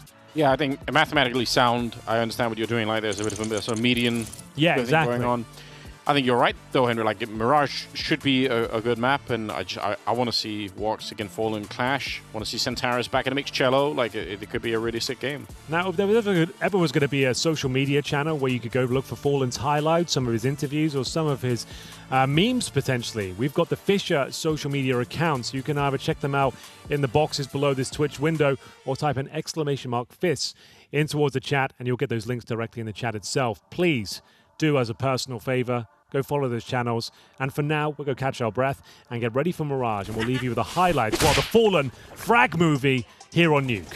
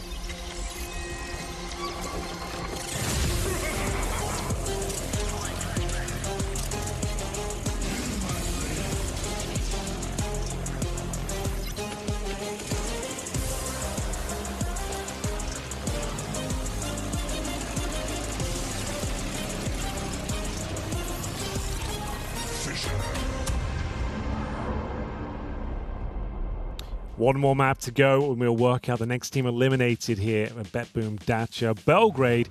Season 2 will be between Furia and Eternal Fire. Eternal Fire arrived hot. They looked great on Vertigo. It looked like this was a done deal. They were running away with it. But Furia answering back. And it looks like we got a knife round the car standards. Your favorite? They are my favorites. They're always exciting. You know, usually don't really mean anything. But yeah, why not? See, I haven't really found any teams that have brought strats to the knife rounds yet. I think that's something that's still missing. People should put some time into that, you know? If ever was the map, it didn't really matter. It'd probably be Mirage. But yeah. It will be Furia to pick it up. They've got the wind in their sails after one of the best Fallen performances you're probably ever going to see. He's had a few of them this tournament. His stats going to be kind of unreal. I can't believe what he did on Nuke. It was... the unspeakable things. Yeah, it was truly fantastic. He got a bit lost in his doors, and rightly so. Like, the way he was playing and the shots he was hitting, like when he started jumping down from heaven with the AWP and cratering and stuff, it's like, all right, maybe you're getting a bit carried away, but you got to respect it. Not many shots were missed. Brutal aggression and precision from the old master. I mean, when you're hitting every single shot at someone, you want to see how far can I push this? Like, how crazy can it get before... How deep does the rabbit hole go? Yeah, exactly. Too deep for Eternal Fire. But they're back. They're going to be starting on the T side. Furia, they're on the CT side. And we've got Fallen with the dualies early on here. No kit picked up and not that much utility really on the CT side to play around with. For Eternal Fire, they don't have that much either. One smoke, couple of flashes. Could just be a fast B execute here. And Fallen is the primary target. He's got Cello with him.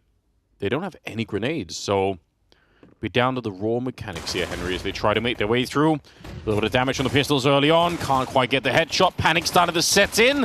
Can they turn it around? Good shot for Fallen at the very least.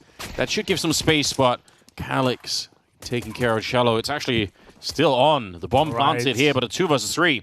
It's looking good for Furia and then some. Woxic, what have you got for us? Had the potential there for a 3 versus 1. Had a bit of space to work with, but the first duel falls against him. So it's bomb planted once more, but a very convincing win for the Brazilians. They take the lead here in the third and final map of our lower bracket semi-final here at BetBoom Dacha.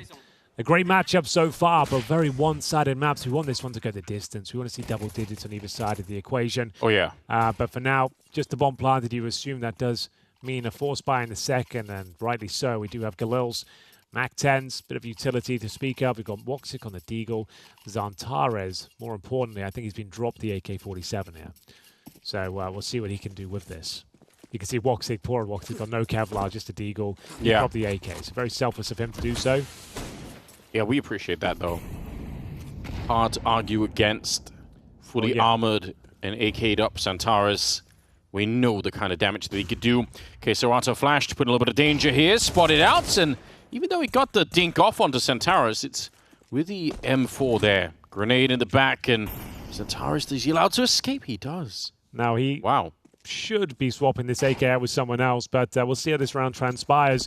We're getting in towards the A bomb side, Anders. Good flashbang for the CT. It's going to be Skulls to find Maja.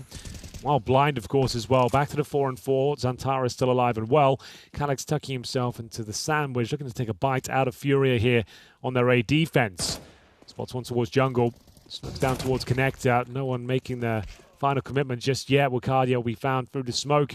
And now we actually have quite a significant advantage for Furia. That's a smoke.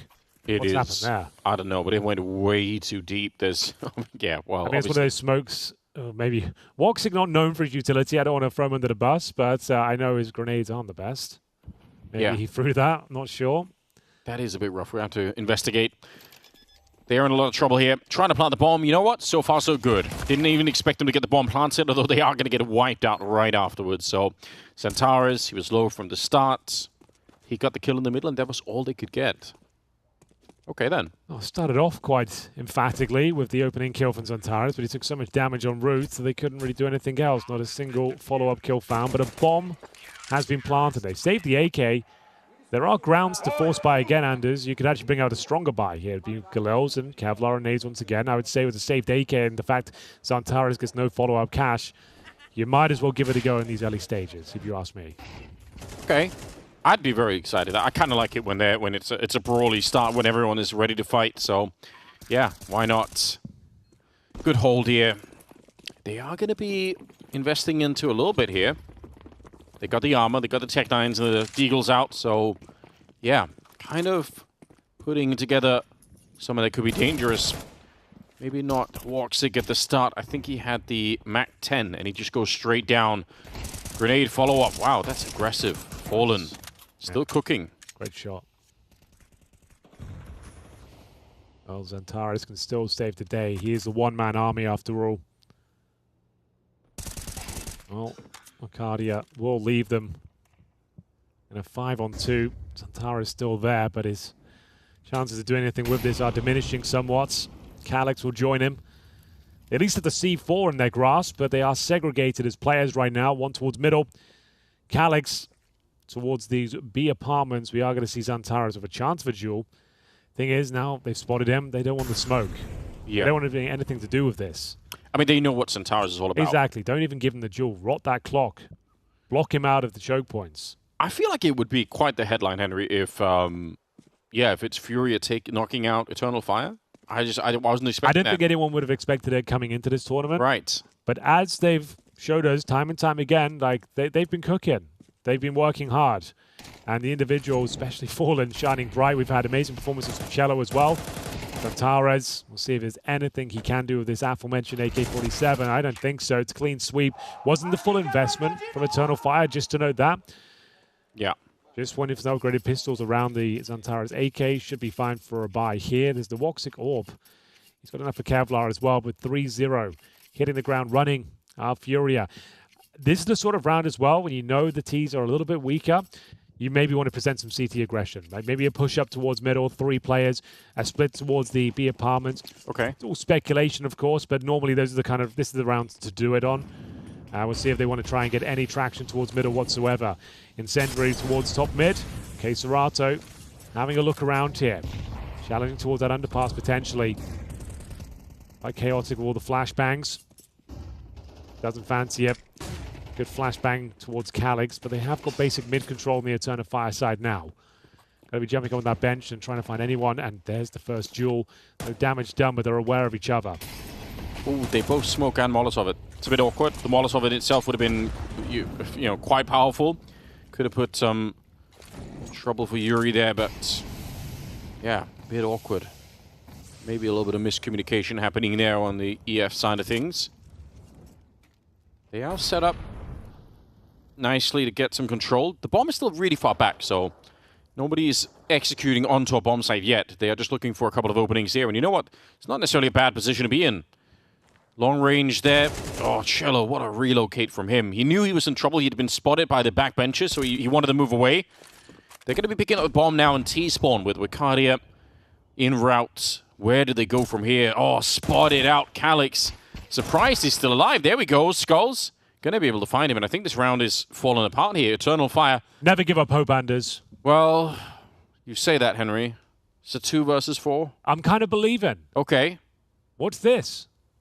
You've got the boss, the Terminator. Oh, the crouch. Oh my God, Henry. How did you know? Why do you never believe?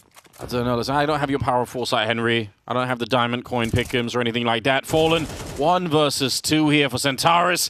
He wants to clip the round back and he gets the headshot. You called it, Henry. You actually willed it into existence. Yeah. Well, sometimes all you need is a bit of belief, and they realize that you've got Xantares on your team. The weapon. That is the Turkish Terminator stepping up time and time again. That is a monstrous round to thrust them into a prime position here on Mirage. Wow. 4-on-2. They overlook Shaw. They give him an inch. He takes a mile. And it's a beautiful sequence. That sets the tone for this half now. Oh, yeah. I actually can't believe it. The start here is so good. Like, they're just getting picked apart here. Calyx got a little bit, but... Oh, the fact that he ducked as well, Cello, that's so funny. But it didn't have any impact on the game afterwards. Xantares. It's a one-man wrecking crew here. Okay, that's going to make everybody right. Oh, we're back into the game. It's going to be 3-1. If they lose this round, Furia, they are going to be out of cash, and Eternal Fire will be in a very interesting position all of a sudden here. They are looking for an outer spawn set piece towards the A-bomb site, but you know what? There's a lot of players here already. This could be one of those rounds where we just run into a rock-solid defense. Here comes the smokes. Furia, they should be ready preemptively. Skulls setting up so he can escape a potential Molotov. The start is amazing. 3 headshots from Skulls as they just get grouped up. Relax. Centaurus is alive, yeah, but only for a second. It's all right, Henry. I tried my best. I tried to help him out. Not going to occur once again, though. Very solid hold. Skulls especially. That was very nice spray down with 20 bullets in the M4A1, bear in mind. Yeah. Manages to get 3 kills in one little peek there. And nothing for Xantares to do. Like, bear in mind, sure, we were loving what Xantares did there, but you're right. The round should have been over. Like, that's just a miraculous performance. Like, he can't do that every single time. Yeah, try as he might. But back to their winning ways. That softens the blow of the 4-on-2. Managed to recover some AKs now. The money is busted once again. Eternal Fire will not fully invest, actually. Take a bit of a partial investment into round number 6. 4-1 down. Final map here at the lower bracket. Loser has to go home. You win this one, you've got a couple more games to try and progress through. But bear in mind, every time you knock someone out of the tournament, prize money increases for everyone. And this is a big tournament of 500k on the line. Yeah, it is significant. You really don't want to be leaving early. You also probably want the boost here. We are at the brink of the Major 2 that's coming up. Everyone is getting focused in on that right now, so... Yeah, true. Like, if you want your team to be looking good in the next couple of months, like, it has to start now. You're not going to be able to change that much. We said goodbye to the Falcons already. Yeah. Yesterday we said goodbye to Heroic. So next team up to the chopping block. They will finish 5th to 6th in this tournament. Difference between 5th to 6th and 3rd to 4th. $25,000 plays 10k. So significant as Fallen will be trying to step up with the orb once again. Round already won. This depends how much they want to commit to these duels. No one's actually on the bomb side just yet. It's just going to be Maja.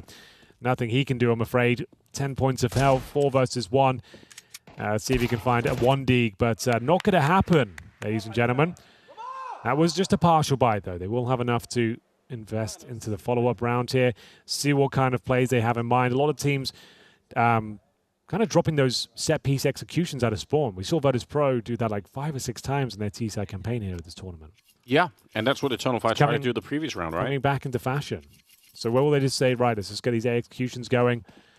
Doesn't seem to be the case yet. They've got 4 players towards A, so it could just be one of those right here, right now. It's going to be Skulls. Nice movement up towards short. Quite bare-bones setup, though. You can see the distinct lack of utility after the first initial grenades have been thrown out. Fallen spots the first. That was all by design, though. They're trying to get a bit of intel. That's where he could be. Nice shot from Woxic. Finally, an advantage for Eternal Fire here. The first one they've had in the opening sectors of these rounds. Xantares, tip of the spear. And look at Maja. He's sneaking through the middle. He could have a killer position. Gets the headshot on Quesarato just like that. I think that's enough to open up the round for the Mir. Bomb plant surely to follow. Maja's done amazing work in the middle. He's pretty much won the round right here. Couple of kills going his way, and they will clean up every single one. So team kill after the fact. It's not a big deal. We'll take it. A little bit of laughter going on there for the Turks. I can appreciate that. Okay, I mean, it's really back and forth right now. For Eternal Fire, some of these rounds so important here. You just want to establish a bit of a base on the T side so that you're not going to get completely wiped out here. So 5-2, definitely acceptable. Money low on Furia, but they will be able to buy. Important round enders. Oh, yeah. Furia picked this one up. They probably have a landslide first half. If Eternal Fire can capitalize upon their advantage here, it's going to be very close, neck and neck almost. We're going to have Fury trying to work that underpass position, but it doesn't work out for him. Calyx will pick him off. This is looking better now. Eternal Fire down, but certainly not out. Shot from Fallen. Whistles by the ear. Has a player towards underpass as well. Trying to re-aggress and I think push up in those B apartments. They need something going in their favor here. Can't sit back with the MP9s. Yeah. Got to sit in towards A ramp. Forward facing stance. back towards B we go, transitioning through T-spawn. Bit of presence shown by Wicardia, lurking towards the Palace right now, trying to hold players over towards A.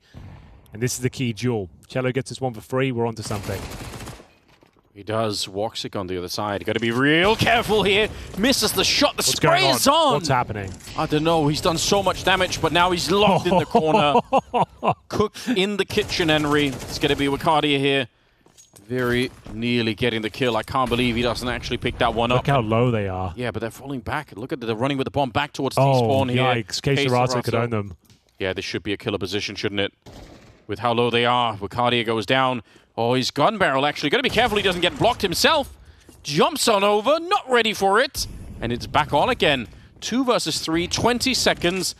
Molotov to try and slow them down here, but they are out on the bomb site. Fallen, getting himself in a position on the other side. He's got that AWP.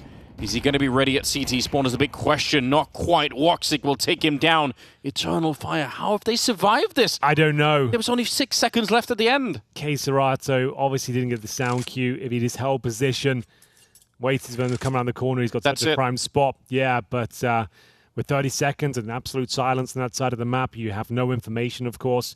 And he gets caught transitioning up to that ledge just there.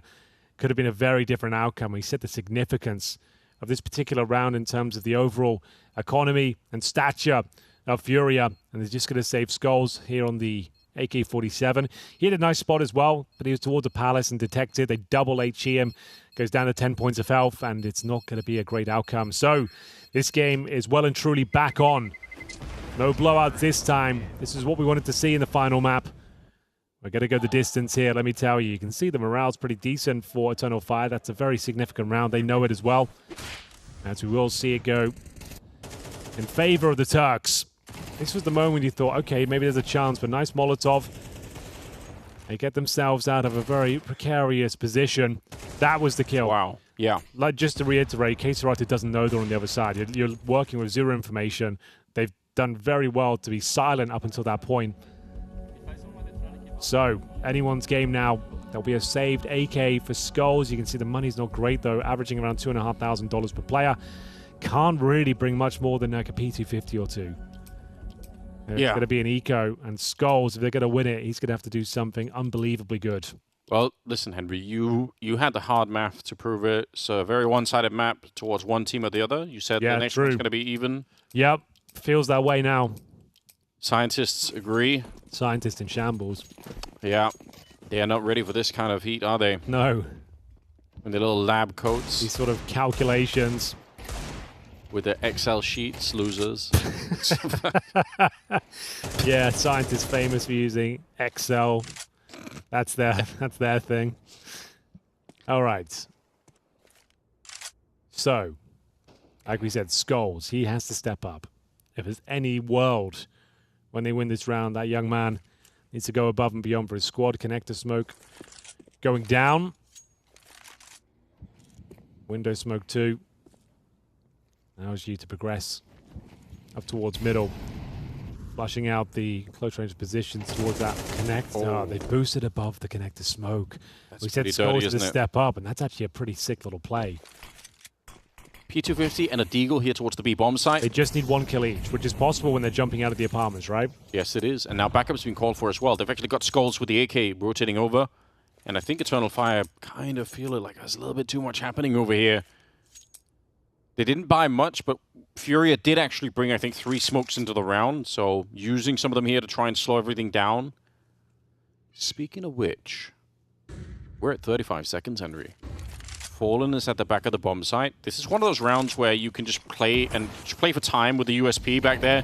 Hope to get something. It's a lot of damage, but they should know that he's back here. Calix sort of cracking opening, taken down 2. Gonna be losing Wicardia in the middle of it. The chaos is everywhere. Skulls with a double spray down. And Calix, he's so low on health. No way he's gonna be able to clutch this one. They don't have the kit, obviously, but they should be able to be on him. They even have a Molotov picked up here on cello. That grenade falls in the right position, and I think Calix is just going to be pushed back. What could he really do here? This was basic pistols, no Kevlar, a staved AK. Time is of the essence, though, lads. They don't have armor. Or at least cello doesn't. Yeah, there's the Molotov. They know that he's at the corner. Somebody's got to defuse. Oh, the grenade. Is it going to be enough here? Skulls has armor. He's trying to go for the defuse here. Calix! He's actually found a way! 1 versus 2 with no health at all. But he gets the headshot, and that's enough. Oh, they choked it a little bit. They did. They choked it a little bit. You could see they were just too panicked and where to look, where to go. Calix, though, absolute masterclass. He just gives them nothing. He knows there's no kid out in play. Yeah. He can guarantee that. So the fact he's able to just get himself in CT spawn, let them play themselves, essentially. Like the panic set through. Oh, yeah. They go for the fake plant, knowing that he's going to have to peek, but he held his nerve. And at that stage, when they're going for it, they're going to be gutted with that one. That's a massive result for Calix. And sure, it was just an eco. They'll be happy it was such an expensive round, I suppose. But still, it felt like they had that in the palm of their hands after Skulls. Fantastic efforts there with the AK-47. We're off to the races once again. Round number 10, mid-control granted towards Eternal Fire after a couple of missed shots there from Fallen. If you get knocked out, that's one of those rounds you're going to be looking back on and thinking, man, that easily can be making the difference.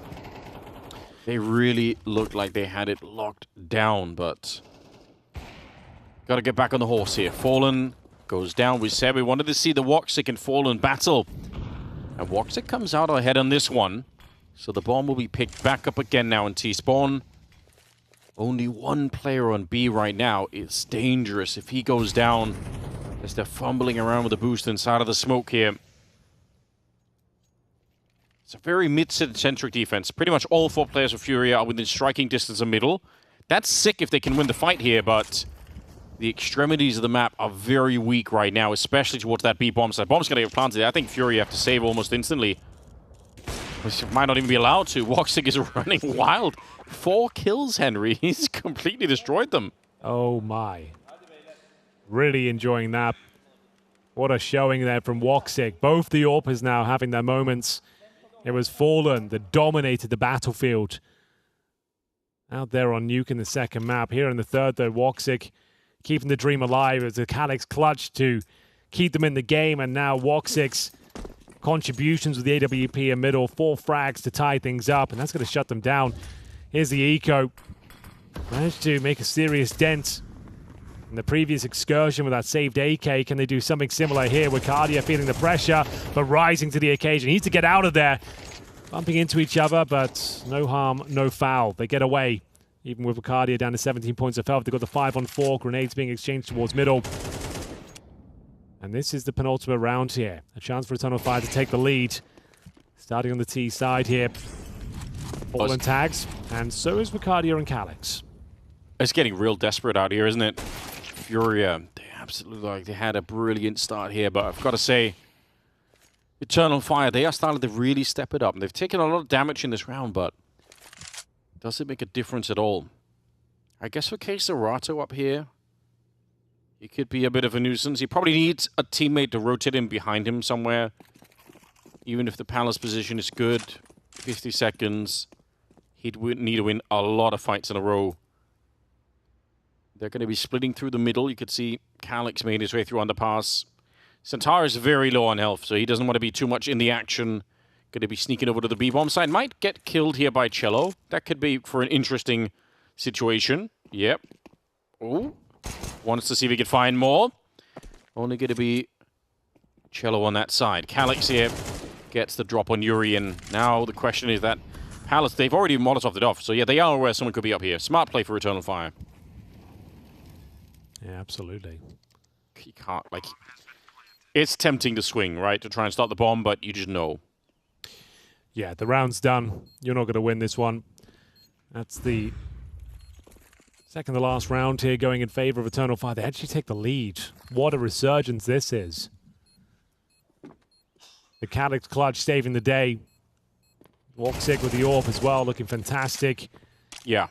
And now he gets the kill to remove Kisarate from the equation. If Calix doesn't win that round, it's such a different half. I think EF would have run out of money, and Furia would have been in such a good position here.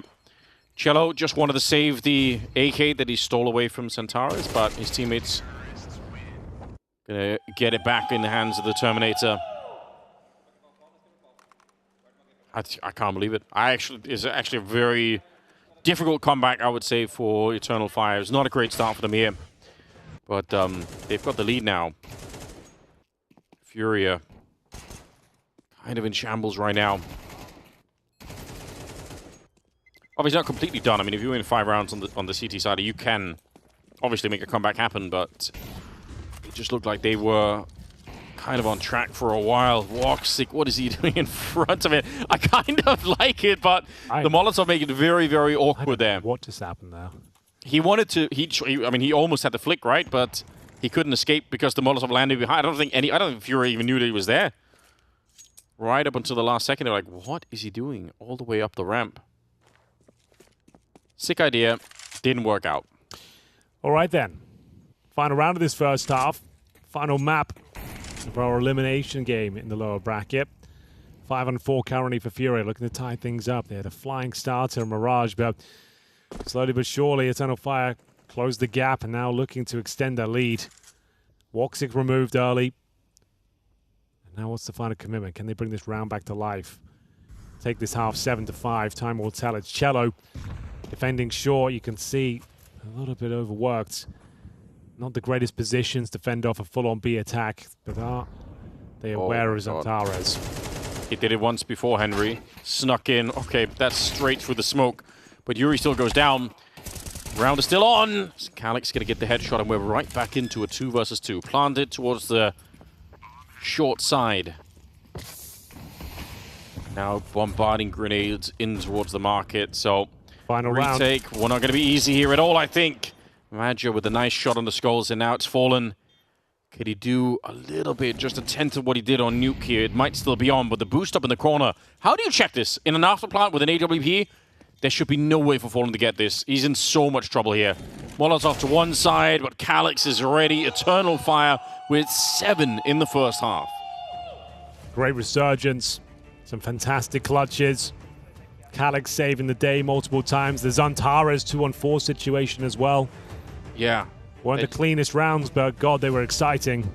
Yeah, you manifested that round yourself, Henry. I know. I don't know how you did it, but... You can just feel it, man. If Zantares got good position in any sort of clutch scenario of 100 HP, you can never discount him. Well, I was ready to, but proved me wrong in a sick fashion. Yeah, that round and the Calyx round, probably those 2 rounds are pretty monumental. Furia, they wish they could have them back. They wish, I mean, honestly, if they win the 2 rounds, Furia probably get like 8 rounds in the first half. That's what they were cooking with. Now instead, the 2 rounds down, they're going to be on the T side. They got utility, so much utility. My God, Henry, what's happened? It's a pistol round. They got 3 smokes, 1 Molotov, 2 flashbangs. Rarely seen anything like it.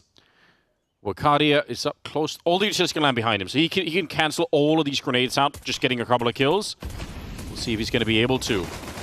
Not going too well at the start, but does get the job done. Woxic is landing bangers from the back line. Oh my God! Right. 4 kills. All right. Sniping them away. The P2000. Don't see many kills with that weapon, but Woxic lines them up, knocks them down, no problem. Spectacular sequence. Wakadia taking all the aggro. He's just tapping away. 13 bullets of death from the pistol, and very clean as well. For a high-sense user, that is lovely. 4 kills in the round. Nothing but headshots as well. Yeah. He made it work. No plananders. Yeah, you're right. So is this going to have to be like an underpass rush by the looks of things here? I don't know. Either way, what do you really do with this? Hoping to catch somebody off guard, setting up. The tank. Yeah. Fallen's the turret. The human pyramid. Yeah. Thank God. It's not the other. I know what you mean. Unfortunately, Don't yes. worry. Unfortunately. Everyone knows what you mean. Well, now that that's on your mind, Henry, what do you think about this round? I think this round is coming to its logical conclusion momentarily. We're just going to allow it to stew for a second. Let the cream rise to the top. As Antares open things up here, it's going to be a nuclear grenade thrown down towards the underpass. Come on. Get it over with, shall we?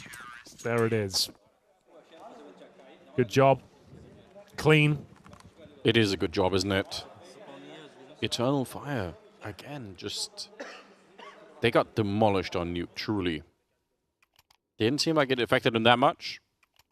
Not the best start to Mirage, but they're back in it. Woxic, 16 kills. He is top fragging, Henry. Yeah, the AWP is stepping up today, that's for sure. Those 4 kills in the pistols certainly helped out. And we're going to see if they can post double digits nice and early in this second half. Apply a lot of pressure to the Brazilians here who are feeling the heat. They've got 3 Galils in the first gun round, having to focus on that utility. It's a necessity on Mirage if you want to execute towards the bomb site. And that's exactly what they're trying to do, Anders. A common approach when money is tight. 5 players getting ready towards A. An all-in maneuver. This could be the end of their tournament run. This round doesn't go in their favor. Gotta expect that Wakadi is going to get Molotov'd out here. Yep, just as I say it, there comes the Molotov to put a little bit of pressure on. He does smoke it off, so trying to buy some space for himself. Well, they've got that nice smoke in CT as well. It goes super high. I like it, but can they find the SMG? They know that he's in there somewhere, right? The smoke kind of reveals that he was in the edge, but look at how much chaos is here. They're not ready for it. Furia, they get some good grenades in, but the counter smokes coming out there for the CT side are like, you could just tell nobody could find anyone. And I think if you're playing that shadow position, maybe especially with an SMG, if you can disappear, it kind of stops the T's from focusing on the positions they want to focus on, right? They want to be looking at CT spawn and jungle. They don't really want to be, you know, playing hide and seek in the shadows against someone that is just, just kind of there with the MP9. That's a great round. Not a great round if you're a Furia fan, I'm afraid. No, unfortunately. That's no bomb again. And like I said, you lose that round convincingly. We start the conversation as to when do Eternal Fire close this one out? It will have to be Tech 9s and maybe a Mac 10 or 2, but then that's 11-5. You have to present a pretty much perfect game from here on out. And it feels like Eternal Fire just warming up, as it were, into this third map. Wow, so many grenades down here to counter everything with. Chaos. They barely broke through. And it's going to take something very impressive to pull this round off. It looks like they're going to focus their efforts over towards the B side of the map this time. Missed Molotov, so I suppose they could be denying access towards underpass. We won't say missed. Yeah, but you're right though. How do you actually get through here? Slow down with the smoke going up, and that's a pretty much perfect smoke for this sort of situation. Gotta be careful about the reload, though. That might be the one thing. Oh, it doesn't matter. The lineup is amazing. Couldn't actually be better. I thought after he expended those first few bullets, he was in trouble, but now reloads in. So it's a flashbang. They're going to need something very quickly. There's a couple of kills. Not necessarily done, but not looking good for Skulls. This kill would have to be perfect, but yeah, good response. Dropping that smoke, nice defensive play. Could get the bomb down towards A, I suppose, but Calyx is on the case. He should be able to catch him on the cross, no problem. I mean, I like the attempt from Skulls. I think it's a nice idea to try and do that. It was going to be a wild round anyway if he was going to try and get it. A couple of good kills, but still no bomb plant. Eternal Firepower on through. They want to keep going all the way to the end here.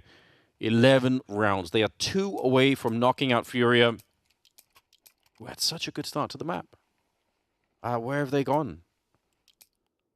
They've disappeared, Anders. But this is the moment they need to pull their socks up. Yeah. And hopefully can garner a few rounds because, yeah, things are looking rough out there right now. This second half has not gone well. Not a single round posted. 7-5 in the first half.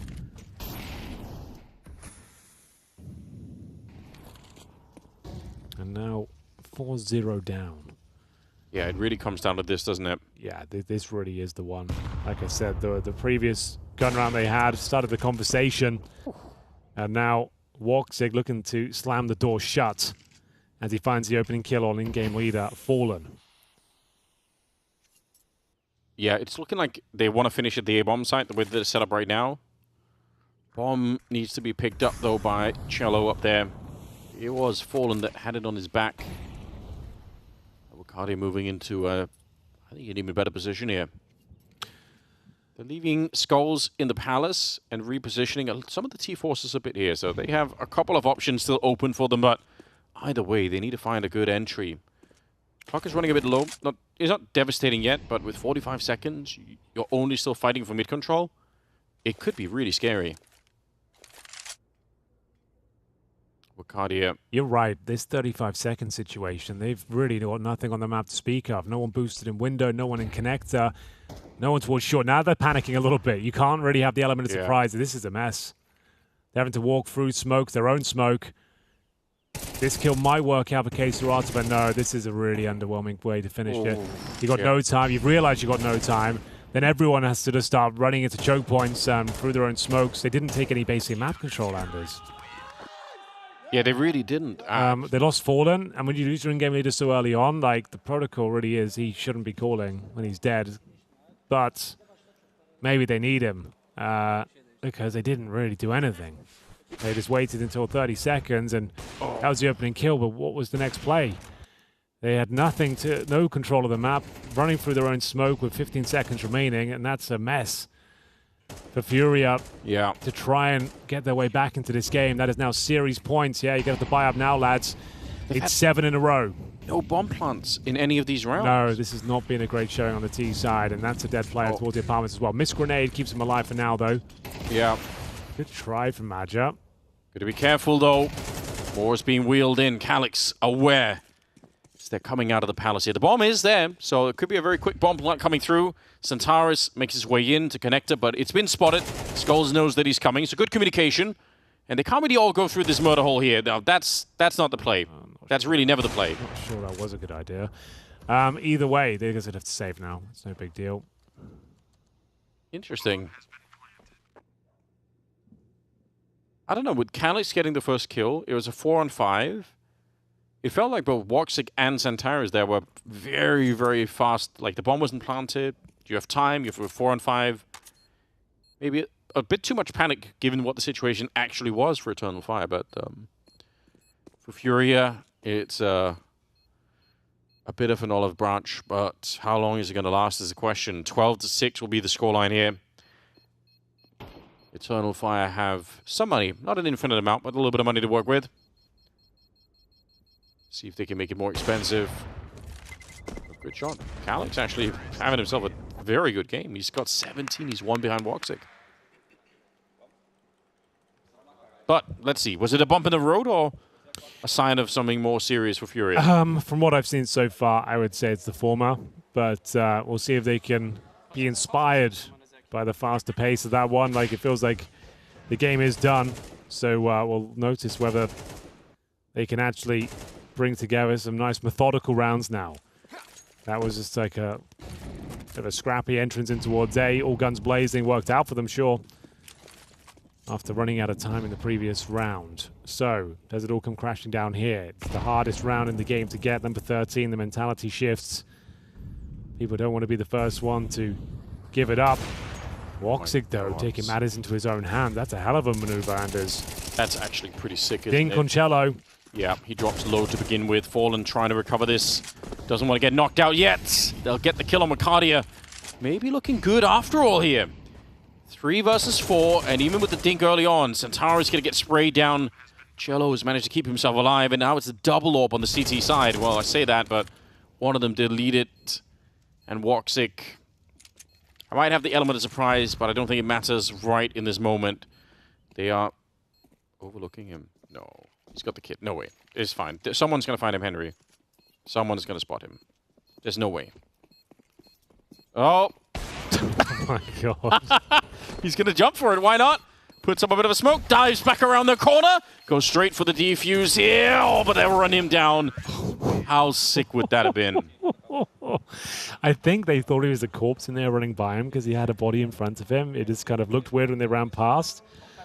But imagine if it comes crashing down like that. A Woxic 1v4 ninja defuse. That would have been sick. It doesn't happen. And they're going to take a tactical timeout. They can feel this okay. Getting a little bit complicated now. They realize they probably should have had it. They've had opening picks. They've had man advantages. But oh yeah, for some reason, the floodgates open and Fury just overwhelm them after they get these said picks. Yeah, Woxic had it. It was a stunning start there. Up top mid with the AWP. This is like, really yeah, cool. like that's a round you think would go in their favor. Like, it's getting caught out of position once they get it. None of the nerves coming through. Madness. Absolute madness. The panic of the full defuse potential. What a way to go that would have been. So, 5-7 for Cardia. Everyone else able to invest. Flashes over towards middle. Voxic. Oh, he wanted that. I appreciate that. Not afraid of Fallen right now. On Nuke, it was the Fallen show. Voxic has kind of taken over this map in terms of the AWPing. But back to the basics here. As a default, we've got some mid-control for Furia. That's really all they want right now. Looks like they might just turn it into a faster A attack. It could work out. Calix, though, he's been a bit of a rock over here.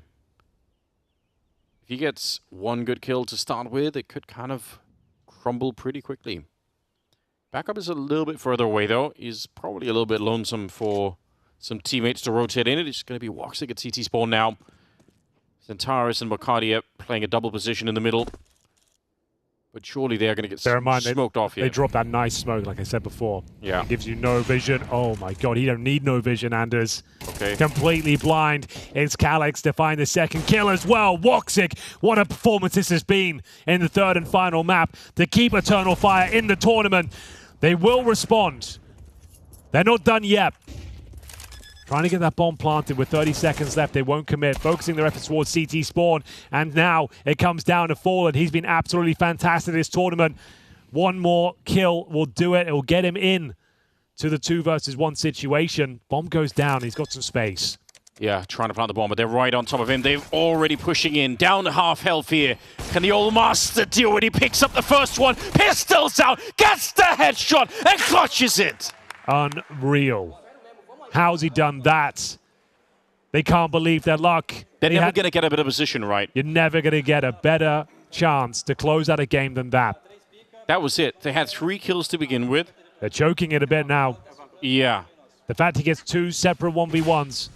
Oh. Why you don't hunt him down while he's planting and close that gap? Look at this. They'll be kicking themselves. You had, what, a 5-on-3? Everyone starts running in, swinging into the orb. They're 5-on-2. 5-on-2, goddamn. Oh, that's a kick in the teeth. That's ridiculous. Fallen. That is a sickening clutch. They should have been on him. They should have found a way. Are going to be tilted off the face of the planet. Yeah. This is where the coach needs to save you. That's what, 2 or 3 times now? They've been a match point, series point, advantages, everything they could ask for. And now a 5-on-2. Yeah. To revitalize, reignite the passion of Furia. Fallen's feeling it. Santara's on the other side here. A little bit of chaos. One good shot here. Calix will pick up another deagle. To steal the AWP back in the hands of the orb to Voxic. land. Oh. Yeah. Nicely done. Maybe there was a chance in this round. Skull's not really losing his composure. No. I like that. I guess the round can still be won. Centaur's very low on health, but you never really know. Yeah, Skulls have been killing him. It's up to 22 kills. He has been very composed. And that deagle shot had to connect if there were ever going to be a chance of winning this one. Good try. The gap's closing now. The room's starting to shrink around Eternal Fire. 3 to go. Have you given up this opportunity, this gift to close it out? I mean, surely it doesn't go to overtime.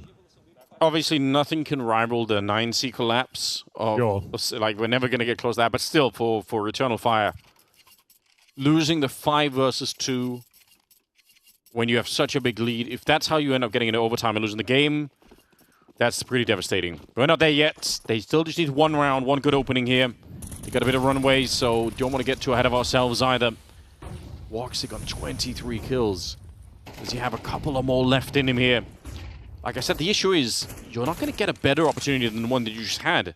The 5-on-2 was set up for them. They had it locked down. And it wasn't enough somehow. Madja? I don't know. You got to be careful here. Fallen swings on you. He's in the kind of mood where he just might hit the shot. If he does, it's only Wicardia that's near enough by on the catwalk position. The round can be over so fast. I do like this push towards ramp on the A side. They're getting a bit of info, trying to figure out what's going on, and it's a minute on the clock here. Here we go. Yeah, Madja stopped jumping. Another opportunity for Furia to keep the dream alive. Another chance for Eternal Fire to close this one out, get themselves out of hell. Oh, it's a nice smoke. Look at the time here. That's going to be awkward. It's still manageable. It's not ideal. But they're so committed on this side of the map, you have no option. You can't fall back here and try and go back towards A. You're going to have to run it down to around 20 seconds. Start executing around now. There we go. And in we go, Anders. This could be a... Yeah, Centauro's rotating in right away. Almost, yeah, he does get caught in the middle of it. Good crossfire bin set up. 19 seconds, 18 seconds. They're running the clock low. Fallen takes it upon himself, jumps down with the AWP, trying to land that shot. We're down to 10 seconds, and that's the bomb dropped on the ground. Got to be it. It's disastrous. Quesarato found at the end an Eternal Fire. They'll make it through. Look at the celebrations here. It took everything they've got, but they've knocked out Furia. Well, Anders, we said we wanted a good third map, and my God, I think we got it. Yes. That was absolutely epic. So many exciting moments. It comes down to the wire some way, somehow. Commiserations to Furia. We do say goodbye to them. But what an epic outing that was on Mirage. That really had everything you want from a top-level Counter-Strike game. And amazing scenes here for Eternal Fire. They step up and managed to get it over the line, even though they were tested to the limits of their abilities there. Really exciting finish.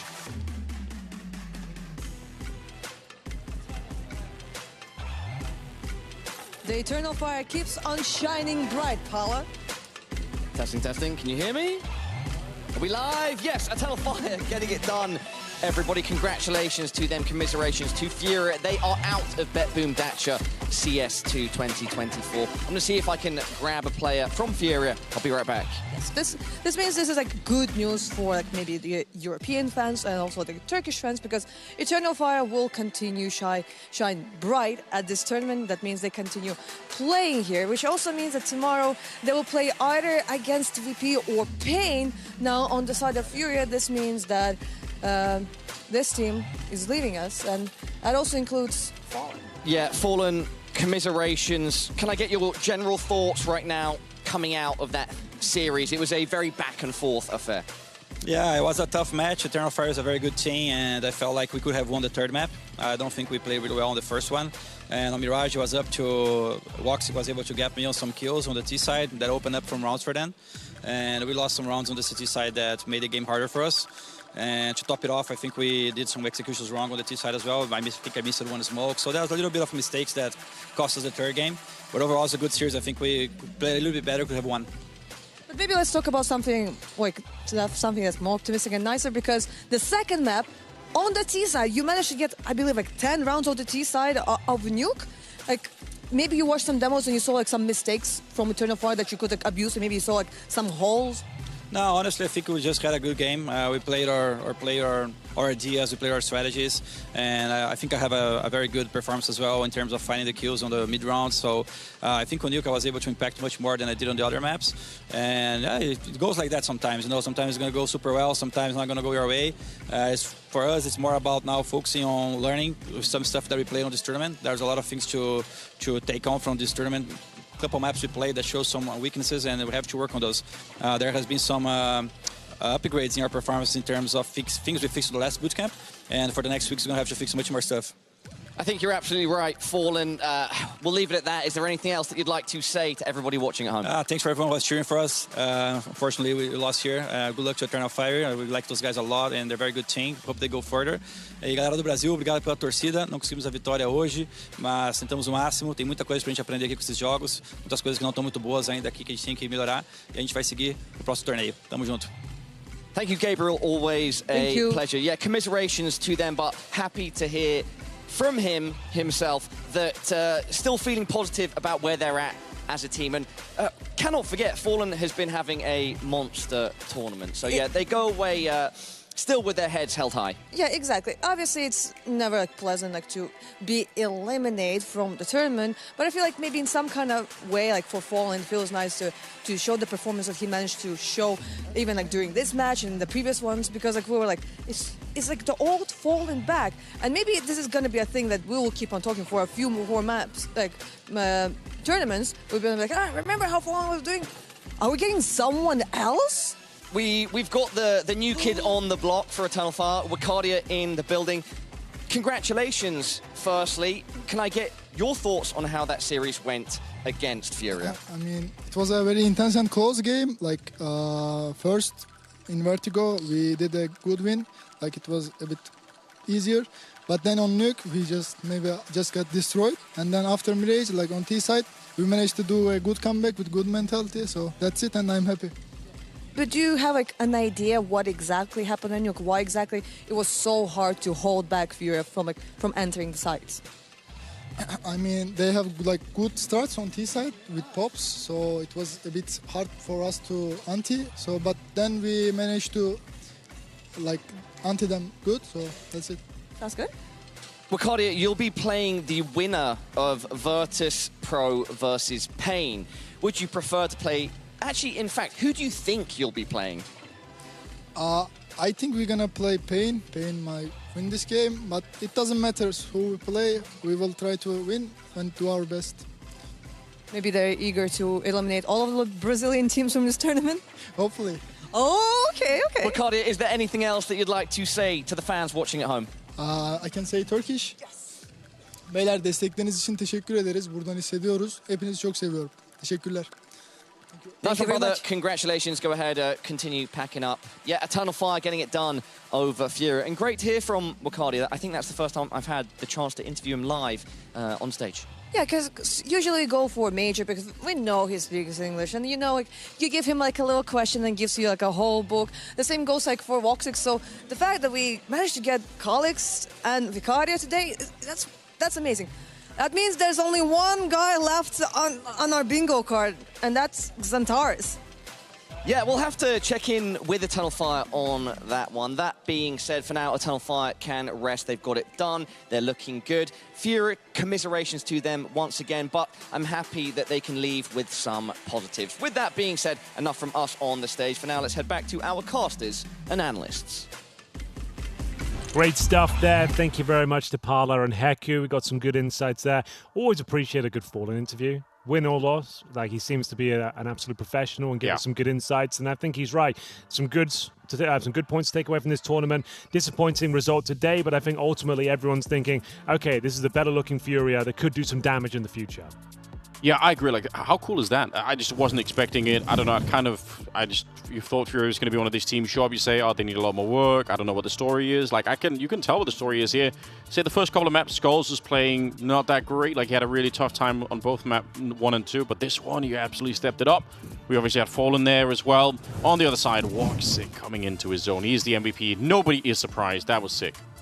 Been a while since we've seen Voxic at the top end of Counter-Strike. Yeah. I think this year he's held his own and he's looked like, okay, he can play in this team. He's not a liability right now.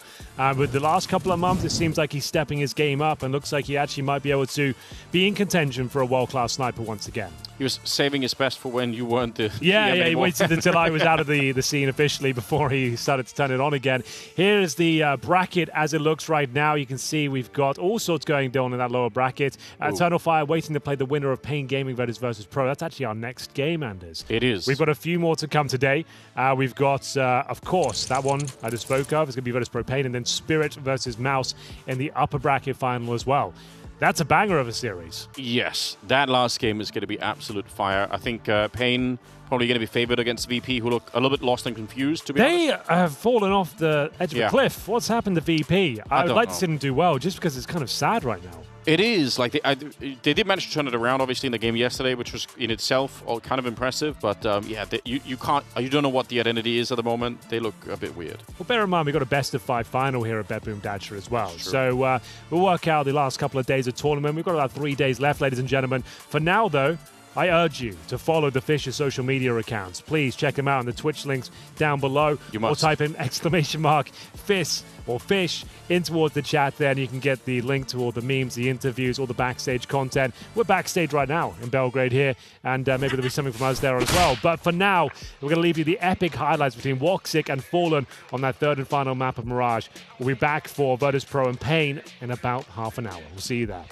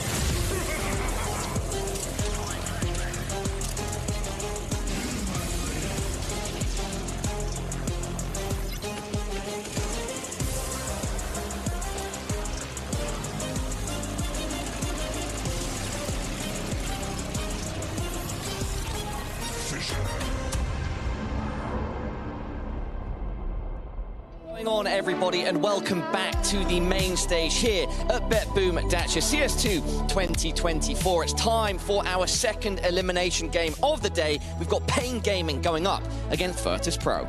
It is not an easy start of the day because we are starting with 2 elimination matches, which means that Furia already is like sent back, and it means like one more team will join them.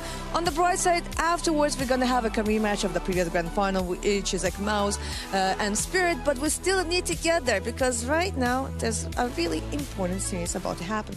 Yeah, we just saw Furia bow out, Eternal Fire move forward, and Eternal Fire will in fact play the winner of this matchup, Pain Gaming versus Virtus.pro. A bit of quick context here. So yesterday, Virtus.pro came out on top of Falcons 2-1, and yesterday, Pain actually lost out to MOUZ 1-2.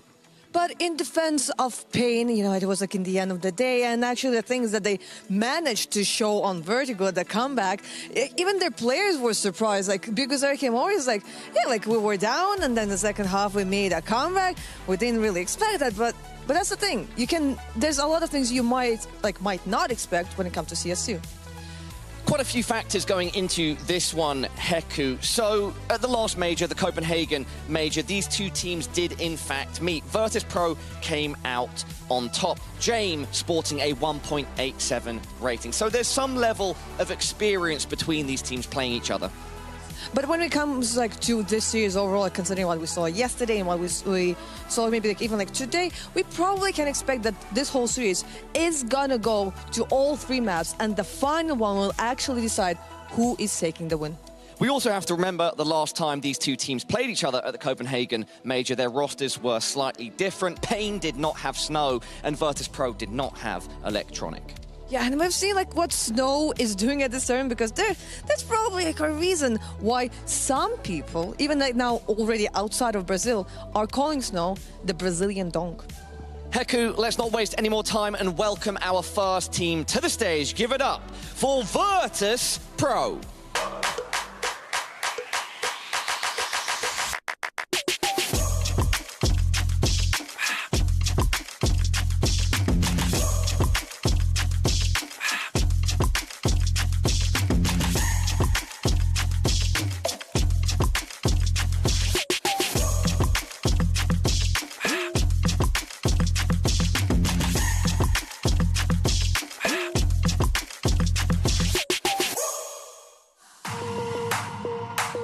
Entering the stage now, Virtus.pro, led out by Norbert. Then we see Electronic, and behind them we've got Flit, Fame, and Jame.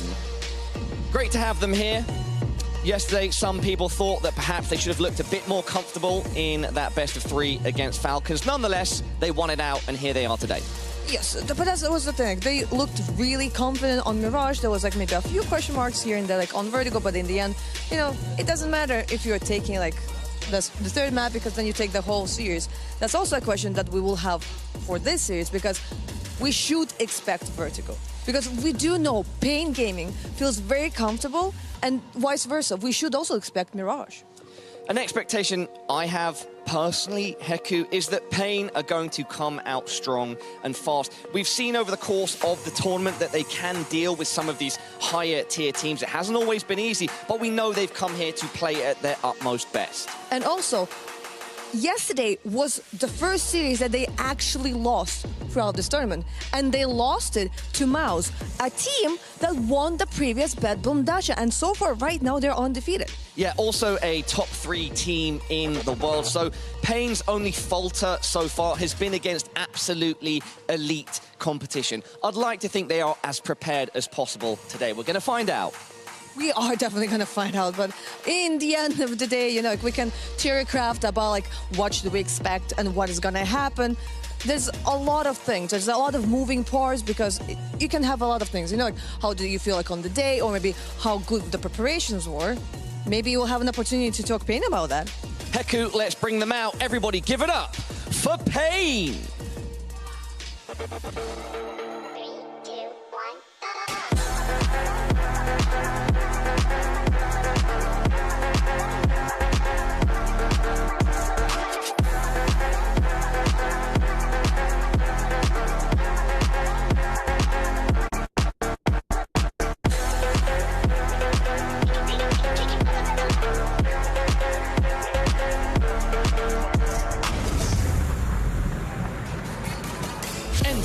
stage now, Pain Gaming. Ladies and gentlemen, everyone at home. We've got Snow leading them out, and then, of course, the rest of the roster is Bigzera, Lux, Cowers, and NQZ.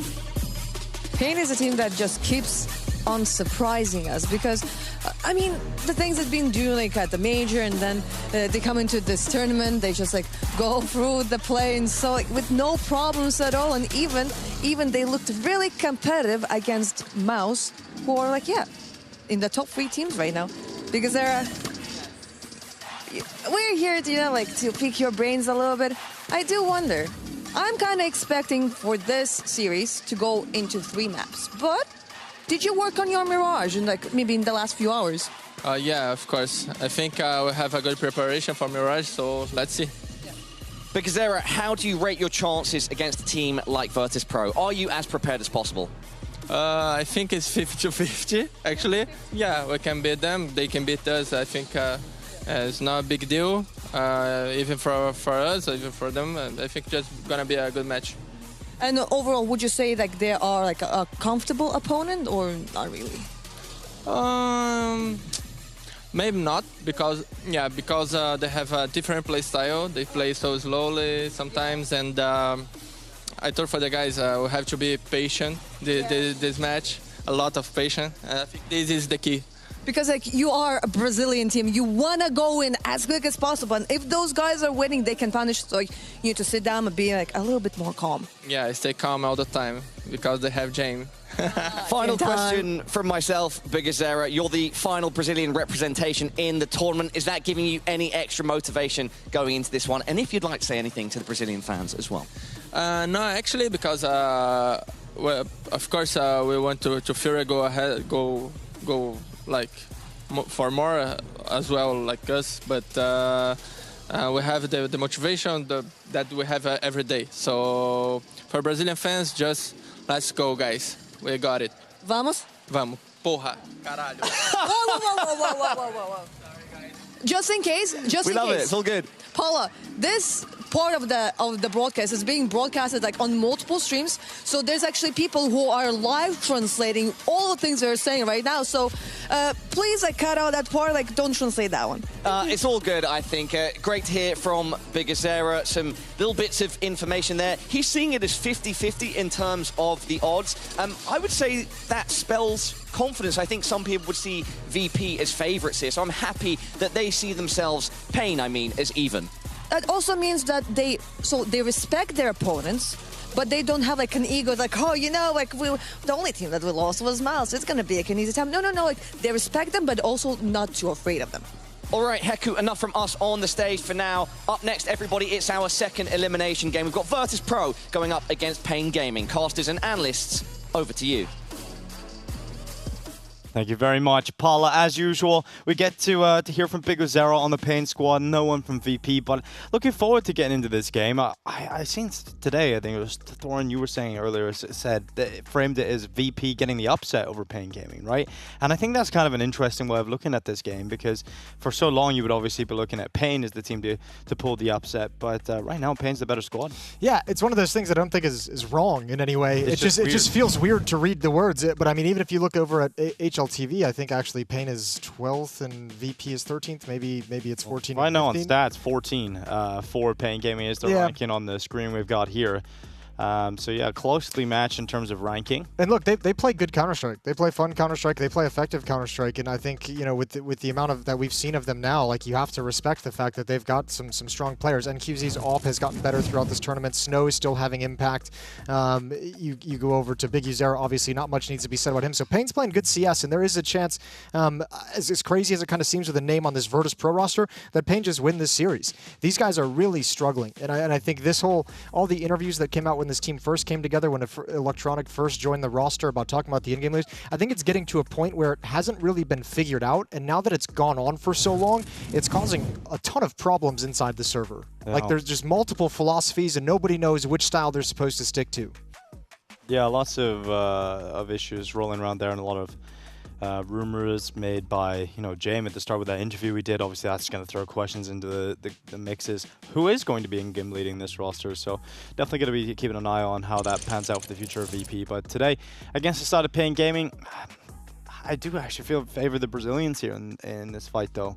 I don't know if VP are going to have what it takes. Their T sides have been super rough, and we're going to see Mirage. Oh, no suspense on this map. Yeah, we just flipped all the cards over at the same time. Yeah, that's cool. I like it. I like it as well. Mirage Vertigo Dust 2 as a decider. That's not bad. They get plenty of tactical maps. Pain, obviously, they picked Vertigo yesterday as well. So, I mean, that's a map they beat MOUZ on it as the opening of that series last night. Eventually went on to lose it, obviously, but a map they're going to be comfortable on. So yeah, I think VP's got to be a little bit careful on Mirage because, Pain going into Vertigo is going to be supremely confident. I think there's some weakness in Pain on Mirage that maybe Virtus.pro is trying to exploit. And then we get to that Dust 2 decider. I don't know. It's so weird because normally the conversation when this came back in the pool is like, oh, a team like Virtus.pro, they always love this. Those teams are always crazy at playing Dust 2. Like, they're really hard to handle on a map like Dust 2, but that hasn't been the case for this current Virtus.pro iteration. No, it really has not been. This is Coach Zoma coming in as the new coach to this VP roster. Difficult project for him to try and take to. Hasn't exactly worked out at any point, but at least they got revenge over Falcons. They lost to them in Cologne. They got knocked out of Cologne by Falcons. They come into this event, you have them in the lower bracket again, and they were able to best them this time. But again, you don't want to always have to be in the lower bracket. If you're Virtus.pro, you don't want to have to be battling through these tournaments, through the lower bracket, getting back to the top. No, but you're probably used to it at this point. Well, like it might have been shocking a little bit early on, but now it feels like event after event, these guys are facing early elimination and facing multiple elimination games through a tournament run. So I think, in terms of like the shock value of coming into this and being a little bit nervous, I think between the experience of playing in big games and winning a major for some of these guys, you also have the experience of being disappointing and playing in some of the elimination games. So just another day for them. In Pain coming into this, we know Snow's going to get hyped up. We know he's going to get those boys rolling emotionally. He seems to be like the energy of that team. He absolutely is, and he's very consistent with his energy too. And last few games we've seen from Snow, he's been fragging out as well. He's been really strong individually. He's had a couple of great moments, standouts, highlights for him. Hopefully we'll get more of those. As we head into Mirage, we'll get to see Pain likely start on the CT side, given it's VP's map pick. And this is a chance, we talk about how struggling these T-side round wins have been for VP. Well, Pain could have an opportunity. If they win the pistol, they win the follow-up, they could build quite a nice half for themselves straight away. All right, Big Zera look at a challenge for that first peek. Utility's going to come over. He'll spot that, but it's a little bit... it's just delayed, just as he moved. Good job for the dualies. Cowes, that's James springing a little bit early, so now they no longer have that player to pop out Palace and help secure the bomb site. It's going to be a brawl the whole way through. Yeah, well, straight back into the fight is NQZ with that shot back on Norbert. NQZ not alone. He's got his teammate close to those dual Berettas in the form of Lux. Snow now coming to join them through CT spawn. In fact, everybody from the same position for Pain Gaming. Is it planted default? Looks like it. And they're on the mini-map, yeah, and they're moving towards jungle. Okay, it's planted. Yeah, is it planted for them? It's at default, not planted for them at all. So they can get onto it. And there's no one in Palace, so this could get a little bit worrying for Virtus.pro if someone gets on that defuse. And now the panic stations, they have completely outplayed themselves. Stick is halfway there. They're going to hold it all the way. 2 seconds. Great defense from Lux, and that defuse canceled at the last second. Oh my God, Virtus.pro making that one as close as possible. I almost couldn't believe my eyes when I saw it. I mean, it makes sense. And they were in a tough spot. And I don't know, I actually don't even know if they made the right or the wrong decision, but they throw that flashbang to take control of spawn stairs, and they see they don't have access to it. They see that's a losing fight. So then, yeah, your only other option other than sitting inside the bomb site in really tough positions is to move towards jungle, but you put yourself out of position for the defuse. Good kills from Fame to come back in, and obviously Flit's able to do tons of damage, but Fame is the one who saves the day. The double kill with the Glock, swap to the USP to stop the defuse, but if there's a kit in that round for Pain, it's over. Pistol to VP. They get away with one, and they get the early advantage.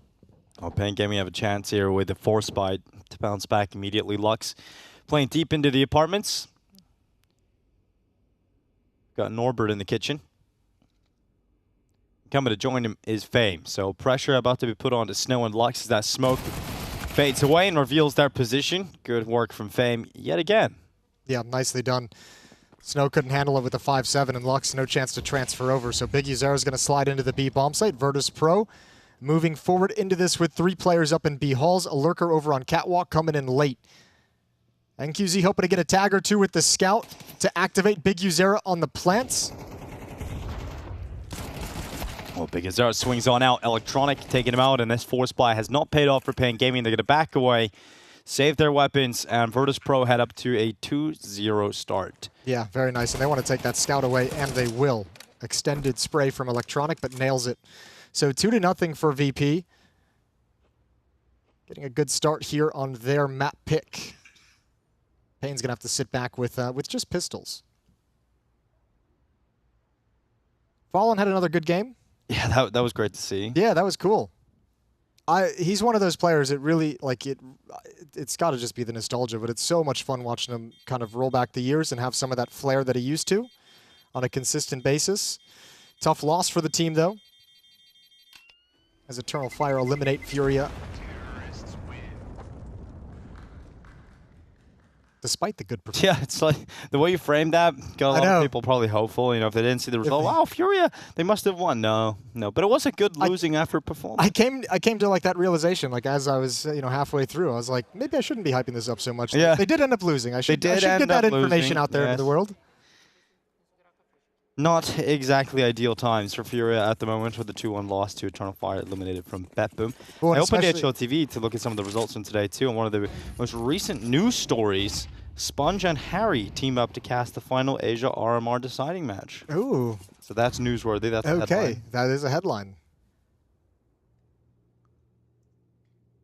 We'll see how that final Asian RMR spot goes, who it goes to. We're in RMR season again, Jason. It gets wild around this time of year. It does start to get a little weird. And maybe a little panicked for teams like Furia, who took that embarrassing loss to Spirit yesterday and now eliminated from the event. Could be a situation where you're not going into the RMRs with a lot of confidence. But there's going to be a lot of teams like that. Yeah. And there's going to be a lot of those up-and-coming teams who maybe don't have the confidence, but don't have the pressure at all either, so they get to play much looser.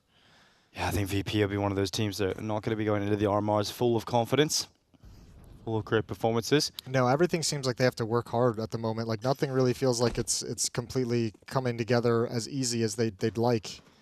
Well, this round should come together quite easily. Yeah, especially with Electronic in this position. He just clears out the A-bomb site. All good.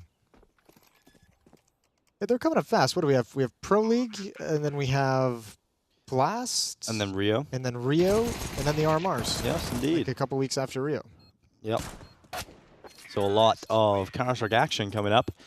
And the RMRs are always heartbreaking and beautiful. You know, you get a lot of cool storylines out of them. 3-0 start for VP, though, and we got Pain Gaming finally purchasing into the full buy, so AWP will show itself on NQZ, everybody else on M4s. 3 silenced, 1 A4 loud bang bang gun. And for VP, they'll have the Galil on 2 players, 2 AKs, AWP for Jame. Now, Jame hasn't been anywhere near the player that we know is capable of being, and that's a little sad. So hopefully today he can show a little bit more of a classic Jame performance. I mean, he's probably one of the ones experiencing the biggest change with another very vocal voice in the team and a very experienced voice. It probably feels like his whole world's just been turned upside down. One that he had control and dominion over. It's also like everyone has the way they think about the game and the style they think about the game and the moves they think can exploit, different situations differently. If someone all of a sudden told you, hey, Dinko, call this half of Counter-Strike, but call it as if you're, with my philosophy, that'd be a very hard thing. And I think for an in-game leader, as they're trying to figure things out, I think it's like sometimes not sure which is the best way to call. What way does the team have the most confidence in? Yeah, no, it's obviously going to hinder your individual performances. And QZ scoped up on the bottom ramp. Norbert's around that corner, and he's the bomb carrier. So if he goes down, there could be a little bit of a spanner into the works. He's got a teammate close by. That's Fame, just elevated above him. Here's the connector fight going down. Effective trading from Electronic, but it's all about the ramp fight. NQC comes away with a double kill, and he'll get out behind Tetris. That's temporary cover at 35 seconds. So he'll drop back into the ramp instead, leaving Jame in a 1 versus 3. He's locked in Palace, and not a whole lot he can do here. And Jame has obviously an AWP, so couldn't really just jump out of Palace and try and take out NQZ. Hard to make that work. Other operators might have given it a shot, but Jame knows it's just such a low percentage, so he's going to back off, stay in Palace, save the AWP, and Pain Gaming get the first gun round on the board. Yeah, so we're looking at finally a 3-1 scoreline. Pain Gaming have been knocking at the door, but as soon as those guns came out, effective work from the AWPer again. And yesterday against MOUZ, a lot of their success in important rounds throughout the game were picked up by NQZ. Mirage was a good performance for him on the CT side. Over towards the B-bomb side, 3K. His triple kill was the turning moment on Vertigo that allowed them to take control and eventually ride that out to a victory as well. Yeah, he's had some huge rounds for Pain. This is just another one to add to the list. Big Uzera able to get catwalk, not able to transfer down, but I think Kawaz might be a little confused, right? Because he's going to turn to A ramp on the shot of NQZ, but I think the first player got past so fast. Or just dropped down out of his vision that Kawaz was a free kill. He'll be pleased with the win, though, even despite all that. Yes, I think you'll forget about it immediately and get into round 5 and focus up, because VP still have another buy on the other side. It's AK-47s on Fort. The AWP still in the hands of James thanks to that save call. And Lux, he's just playing at the van, just jump spotting grenade, lands right in the head of the T-player running towards him, but it hasn't slowed them down, hasn't halted them. They'll do that all of their own accord, and that grenade, that is perfect. So much damage done onto the AWPer of James. He's down to 49 off of that. Yeah, actually wins out in that engagement as well, despite the pressure put on him and feeling trapped at van. That nade, makes him the victor. So as the receiver Virtus.pro try and push out towards this A bomb site. You've got Norbert close on ramp. He's got Fame with him again. But it's a triple setup at the moment for Pain Gaming. But Big Azera's worried about middle, so he's going to go back and adjust his crosshair and his gaze in towards window. And the real X factor in this round, to a certain extent, is electronic for Virtus.pro over in B halls, because he'll come underpass late as a lurker, try and put himself in a good position for the post plant. It does rely on his 4 teammates getting into the bomb site and getting that bomb down to allow him play any situation the way he sees fit. Well, that smoke just came down from NQZ, so they're waiting that out, but that leaves them a very limited time to make this happen when they eventually go into the A bomb site. Smoke will start to fade away. Here comes the utility, and NQZ's AWP blinded, forced off the angle, 20 seconds left. Virtus.pro now committed to the fight. They'll clean Cowboys off the top of the stairs, and Electronic now freed up to go through the connector because of that kill. So with 10 seconds left, VP starting to plant that bomb eventually, and Pain Gaming considering a retake. They've got a situation again where there's 4 players back in CT, and it doesn't feel like there's a way in. No, well, they don't have any utility. If they had a flashbang, maybe they could activate someone to go for a peek. Maybe you can get fortunate and take out James, who's watching towards Ticket with the AWP, and then all of a sudden you have some access to make the retake happen. But a nice reposition on the map for Virtus.pro. Pretty good utility as well for Pain to stall it out, but not enough players in position. Electronics on a little bit of a hunt. I don't think he'll be too committed with how early the save call from Pain is. He might take a little jiggle into the bomb site. And content to stick on catwalk. 4-1. Both teams still with a full buy in their pocket, and we run it back.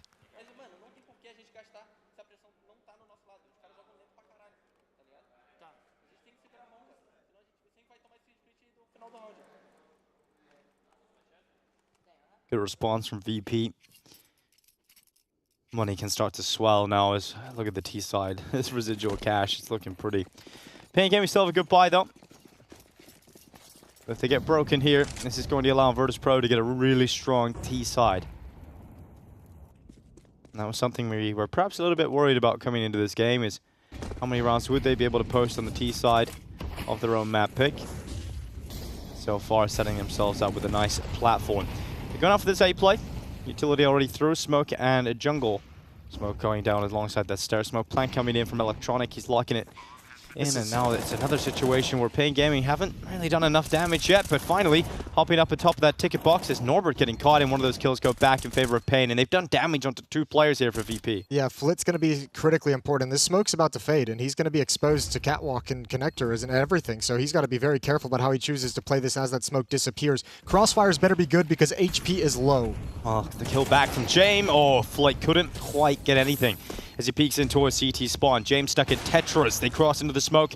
They cross behind that cover, but Electronic on 1 HP, looking to try and stop that defuse, but he can't get there in time. The grenade again! Fame saving the day with the last second kill on the defuse, just like he got on the pistol. The grenade soars in from connector, and it's another round for Virtus.pro. Oh, that's a huge post-plant victory for VP, especially the disadvantage. They were in 4v5, 2 players tagged down very, very low. but they do just enough. Enough resistance, enough time is taken. And unfortunately for Pain, the low HP player gets on the bomb. And that nade's just placed perfectly. But again, this lurk in mid, we saw it from Electronic in the previous round. This time it actually has impact. Nobody has the attention towards middle. So despite the fact that Big Uzera gets all these kills, Fame is able to grab one frag and chuck out the grenade. And Pain have no cash.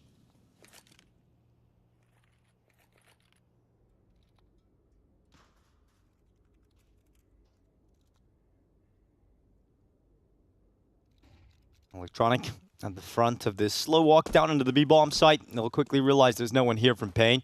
And the only player that was close by, Lux, had no idea how far into the bomb site they had already gotten. So he's looking towards short, ends up just getting knocked out. 6-1 start here for VP. Can't be bad to that. No, super pleased. This is probably exactly what they had in mind when they made this map pick. You'd have to hope so. Well, I mean, I mentioned, you know, Vertigo is going to be good for Pain. Mirage, I think probably VP watched some of those games they've played recently at this event and sensed a little bit of weakness. There were some things they wanted to exploit. They got blown out by FaZe, or excuse me, by MOUZ here in Belgrade. Blown out by FaZe in the showdown, the Blast showdown. So, I mean, I think they're looking at this and they're like, there's some things, they don't have the strongest Mirage, so if this is the map we're feeling most comfortable on, let's go with it. At the moment, it's looking great. 5-round lead.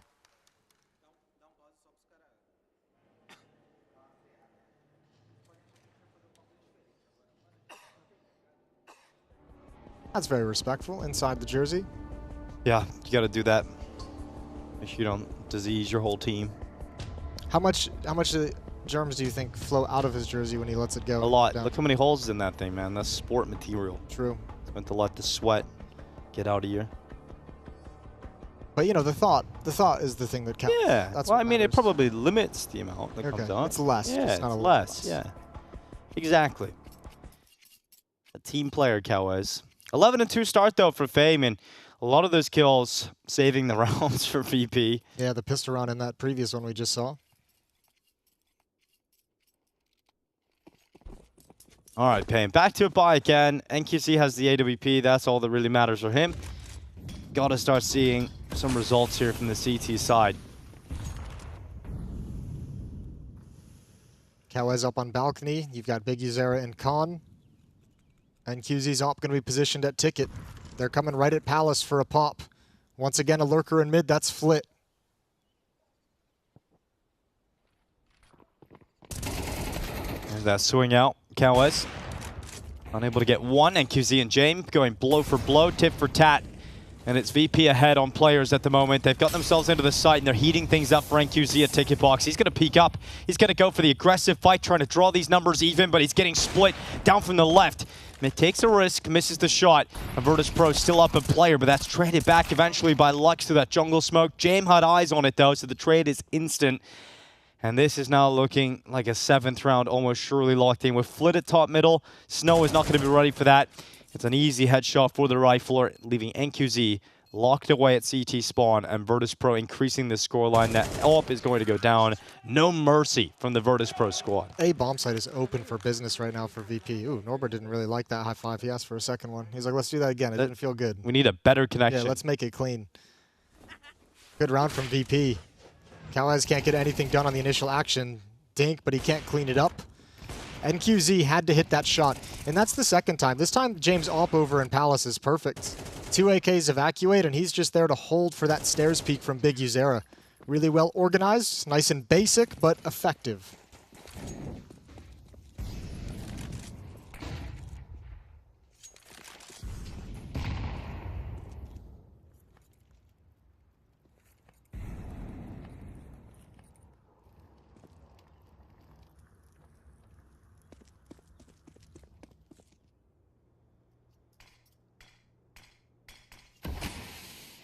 Window smoke out from Virtus.pro. Flick gonna play with it. He goes up short.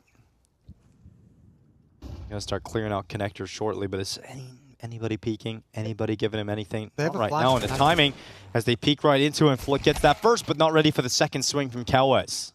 Yeah, nice little bait. He thought maybe that pistol was going to be only one. Oh, now Big Uzera pounces, and now Electronic's gone down. Fame into the A bomb site. The bomb is still top mid. James is going to have to go get that, and this might be one of those times where he has to be a little bit quick, or else he might get flanked out. Turning for the bomb now. Fame spots one more. Molotov's going to bring him into the open. Snow heating up, dropping down in towards middle. Gets out of there at least without going down. This top mid swing. And not going to happen. James just running back, grabbing that bomb, going through spawn, sprinting back to join with Fame. And now they're going to clear out top middle. Looking for better weapons on the ground, perhaps for Snow, but he's going to stick with that 5-7. 2 AKs coming in on this. It's doable for the CT side, but Fame coming out from CT. He's still worried about getting played from spawn. He hasn't got the information of the whereabouts of all 3 remaining players. No, and now he has 2 flashbangs. James has 1, so you'd have to imagine they have to set something up for a peek, but James got such low health. I don't even know what he chooses to do here. He's going to hide in that smoke under the wood for the time being and allow Fame to take the next move. But Fame, he was close to spotting out his opponents, takes a few steps back and plays disciplined in towards spawn. Snow's down first, but it's still the 2 AK-47s that stand, but time is ticking. Big flick back. James is down, and now bodyguard that peak. Hold that defuse. Fame coming around the corner, stopped by Lux.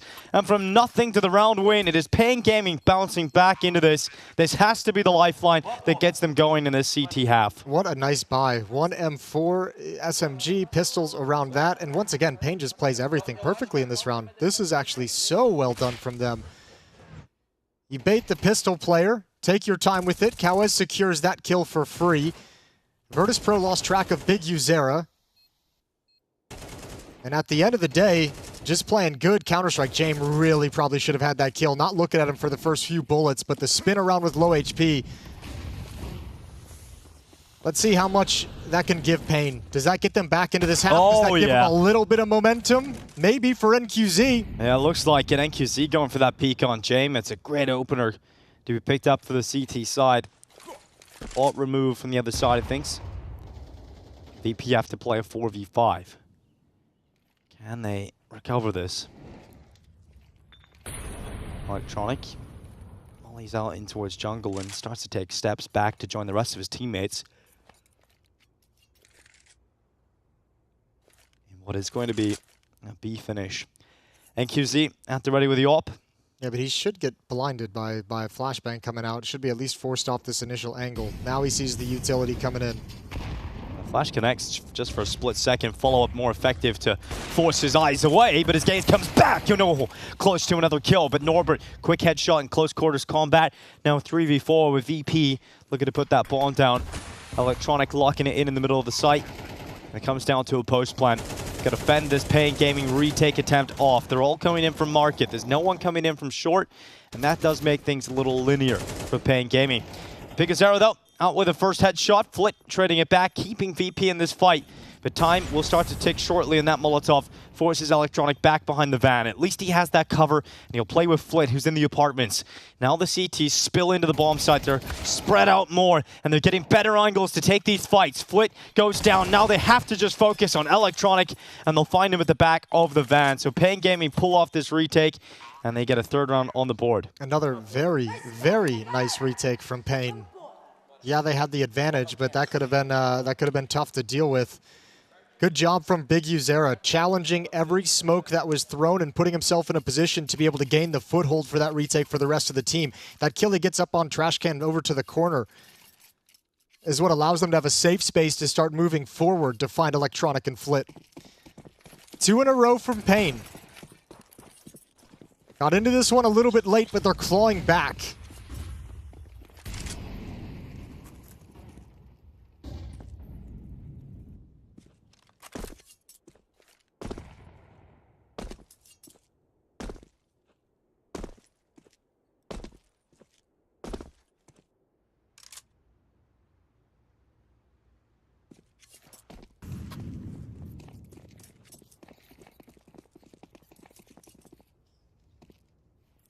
Over to the A-bomb site we go for Virtus.pro. Not too much happening on the map. No one challenging anything. Standard spread and utility, and now falling back into an A execute. But there's going to be 4 people here from Pain. 1 under the balk. Kawez over at Ticket. You've got 2 in Con. None of it is the AWP, which is over parked at the B bomb site. So let's see what these M4s can do. Well, Lux is up first. He'll peek out from Palace. Great flash from Towers. Great turn from Lux. Second kill. Norbert following through, though, for Virtus.pro. And those two trades come in so quickly, so effectively. But Norbert was low, and that one bullet goes through the triple stack. And Norbert caught by Snow. 3v2 retake for Pain Gaming. They won the last round in a retake fashion. Looking to do so again. Nice shot from Flit, but it's now Jame alone, and they know exactly where he is. This AWP falls back towards Tetris. Utility making James' life that bit more difficult. There's been no tap on that defuse, no pressure applied to Jame. But eventually when that defuse is being stuck, it's not planted for him. He's not in a position to compete for this round win any longer. So he backs away. He doesn't get that final kill off the stairs. But his job now is to just make sure he stays alive, gets that AWP into the next, he'll do that. But Pain Gaming, once again, pulling off a retake. And another really nice one as well. Pretty simple, all things considered, when you get that first kill inside the bomb site on the planter and Jame kind of gives away his position early. I mean, Lux's initial hold is really impressive. That kill on Palace, yes. Great flash from Cowboys, but the turn back to Tetris is the more impressive kill from Lux. Yeah, when you play retake, getting 1 is very nice. Getting 2 is like awesome. Yeah. You're like this, it gets sick. exponentially easier. Plant's going to help Virtus.pro get another solid buyout. Same with the save of James' AWP. So the AWP is there, surrounded by 3 AK-47s and a Galil. Where Virtus.pro's hurting and lacking is utility. 1 smoke remaining for the rest, 2 smokes, excuse me, remaining for the rest of this round.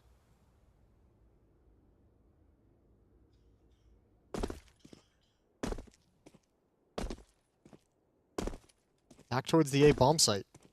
Early on in this half, Virtus.pro could take this site at will. Now they're struggling to take it, and even when they do, the retakes have been so strong from Pain's side. So utility to show some kind of a play towards the middle and beast part of the map. Window is smoked, top con is smoked. But same setup as last round for Pain. Yeah. 4 players here. Cal was under the wood this time. Cowboys is going to swing into the open. Great flash. This time from Lux, he will repay the favor. Cowboys, just mauls them. Okay, Cowboys, it certainly is easy for Cowboys. Flit left inside of middle. That is one hell of a hold. Flit will do what he can, but he is just going to be peaked from all different directions eventually. That is one sick defensive hold from Cowboys. Yeah, beautiful sequence. He had a great read on everything. 2 kills ramp, turns over to Hulls, knows there's going to be that lurker in position. Reads every single fight. Last round of this half, Flit has to throw his life into the equation, but he's taken out on the first obstacle. Lux up on top of Ticket. What a huge comeback in the half from Pain Gaming, who were getting destroyed for the majority of that first half of play. Yeah, it felt like they came alive there, maybe like 7 or 8 rounds into the game. They were like, okay, yeah, we'll play. That, and also, remember there was a couple of rounds that come down to last-second saves on the defuse. True. From Fame. If those don't happen, this could be a far better half by the numbers here for Pain Gaming. Yeah, but as such, they've just given themselves some breathing room in this second half. Going to switch sides. I don't think they're going to be pleased to any crazy extent with that CT side of Mirage, no. 5-7, but at least they've given themselves something to work with. Final conversations from VP.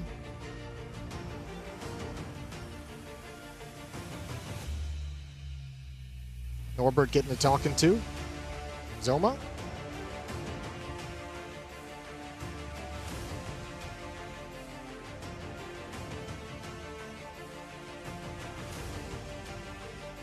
Yeah, they'll get their last few conversations. Looks like he's doing a magic trick with his finger. He's going to take it off and put it back on? Yeah. Watch this, Electronic. Sure. Where'd it go? That'll be some entertaining halftime. We don't have halftime entertainment. Yeah. We could. What would you do if you had 3 minutes, Jason? You had to entertain a crowd. Honestly, magician sounds great. Yeah, that sounds pretty good. I think a lot of people frown on magicians. I think they're wonderful. Yeah. Where would you rate them in terms of if there was a tier list and you had clowns, like classically trained circus clowns, up against magicians? Oh, magicians clear that easily. Yeah. Well, I just kind of find it pretty cool knowing that a certain demographic of people, percentage of people, are going to be scared of clowns, and that could be kind of fun. I'm scared of clowns. See? 50% of the casting setup right here is scared of clowns.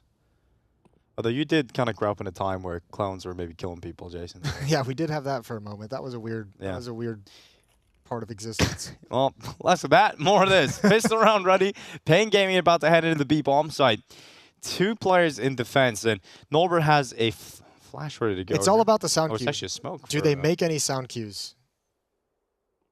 Electronic is just going to get cleared out in the most ridiculous of fashions. It's going to be Norbert taking himself 1 Cowards going down. Lux clearing out both of the defenders. He had a great CT half towards the end. He's obviously continued that for him into the start of the second half here. Lux just destroys them. And VP not able to fight. And I just couldn't quite see on. I couldn't find on the HUD what piece of utility Electronic. I think it was a Molotov. It was a volley. Norbert was holding. Yeah, it was a volley in the end. I think too, like that's a really hard setup to pull off if there's not really a sound cue until like exactly how Pain did it. Essentially, is like you stay far back and just make that sprint for those last 8 steps. Because Electronic in his head is thinking when he eventually chooses to fight and peak, you know, it'll be a bum rush. There's going to be a molly in the way. It's going to be a little chaotic, and him getting peaked is not the eventuality he wants. He has to both... Not in that way, He has to both be prepared to get peaked in a very difficult manner to hold on to, and also swing and take fights. Yeah. Setup doesn't work. And Pain get that pistol round they were denied in the first half. Yeah, they get that pistol round. They can now build on the second half. If they win the second round, there's a really decent chance the Virtus.pro are going to force buy, and you see straight away they're going into that. So Kevlar, Scout being picked up. They're going to invest into this. Pain Gaming, if they dispatch this force buy, they're going to take the lead. And VP didn't take any of the free upgrades to head armor as well. They're choosing to go for utility. Jam going to be smoked out. Breaks the vents, calls Flit over for a boost. FAMAS up in ladder room. Double play towards the B bomb site again. The jump to take some attention away, and Electronic set up in a trap. Caught in a trap. Here comes Big Azera. Up through short side, clearing close. There's Jame. Oh, Scout missing its target. Good flash, though. That's a really good flash. Big Azera hung out to dry. There's a Galio to play with for Norbert. He's not going to be able to hold on to it for long because Lux just comes out from short really quickly on that trade. And now Pain Gaming making the adjustment. They're sprinting through underpass, trying to get over towards A. Okay, this FAMAS from Flit. This could do so much work. There is a player lurking on Catwalk, watching for that fight to come in. Fame going to be mollied back. Space created. Oh! What a shot. Great tracking from Fame to get away with that headshot. He's still alive as well. He's still kicking. Bomb plant going down for Pain. And remember, Lux is so low. He's about to go down. Oh, but timing. That allows Electronic. Might even be better. Electronic doesn't see him with the view model blocking it. Electronic is through the connector. NQC has no idea because he thought his teammate had it cleared. Now Electronic is into the stairway. VP with 1 player up have a real shot at pulling this off. Snow just hiding back, hiding in ramp. That defuse is being stuck halfway there. VP holding it. Snow not peeking. They've got 2 seconds on it. Snow goes down and they lose the round. Electronic getting through the connector is the play that allows that force buy to get success. Yeah, Lux didn't know what to do. After Electronic, they just passed in the smoke. Lux didn't know how to react to that situation. Stays passive, holding on towards middle. It has no contribution to the post plant. And even Snow is just like, well, I can't peek either. Pain let one slip. Good round from Virtus.pro. Good setup at the B bomb site to negate things. Get a Galil passed over, which Electronic uses to great effect. Both CT sides showing some good retakes this very early on into the second half of Virtus.pro's campaign. First time on for VP, and for Pain Gaming, that has got to feel very frustrating. Considering what we said before this, if they win that round, if you just get rid of this force buy, you're in the lead. You've taken the lead on Mirage. The game gets a little bit more difficult for them now. Oh, it absolutely does. And I mean, they have to make the decision if they even want to buy into this. Lux with the AK-47, the hero AK. I think they're going to be content to just stick on pistols around that. Maybe a little bit of flashbang, smoke, anything picked up? Nope. No, they just want that $2,000 average across the team. Okay, so it's Lux watch. And this AK to try and keep the CT economy modest. Try and do some damage. Force a few rebuys in the next from Virtus.pro. But this is going to be a 9-6 scoreline.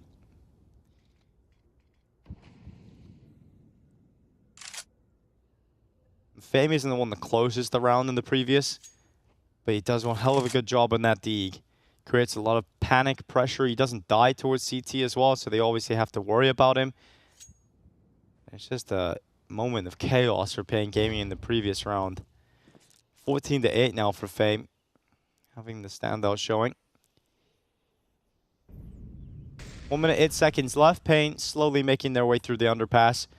Yeah, they'll just try and challenge Khan, it looks like.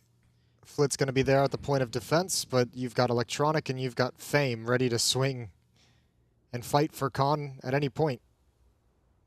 Well, Fame's in Cubby, so he won't be swinging. It'll be mostly Electronic. But first they have to get a bit of a gift, right? Yeah, they certainly have to be given a massive gift. Lux slowly crawling on his teammate's head, but they couldn't quite coordinate it properly, and perhaps a little bit worried about the sound cue they've just given away, that might have given up their play. I think that should have been heard by at least Norbert over on Catwalk. Well, Lux gets into connector. Oh, good chance. Flick goes down, so that's 1 kill with this rifle. Is there anything else here for Lux? The answer to that is absolutely no.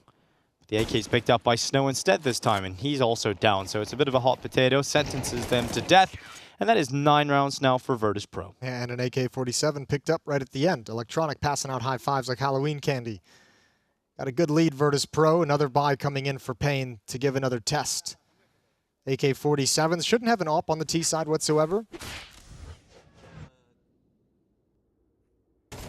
It's a nice win from Lux, but it takes way too much damage to be able to build upon it. Only player with armor as well. That was, once he takes that level of damage, round's essentially done. No chance at breaking in.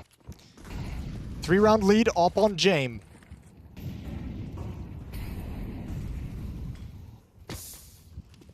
Been relatively ineffective in this map so far, Jame. 3 kills, 5 deaths. Hasn't even been involved in a whole lot of action.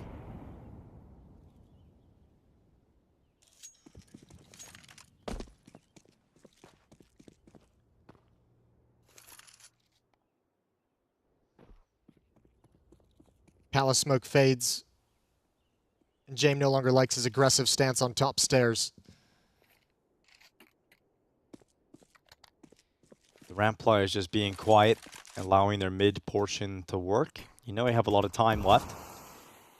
Eventually you want to get Lux and Bigazera into a position where they can be available for a split.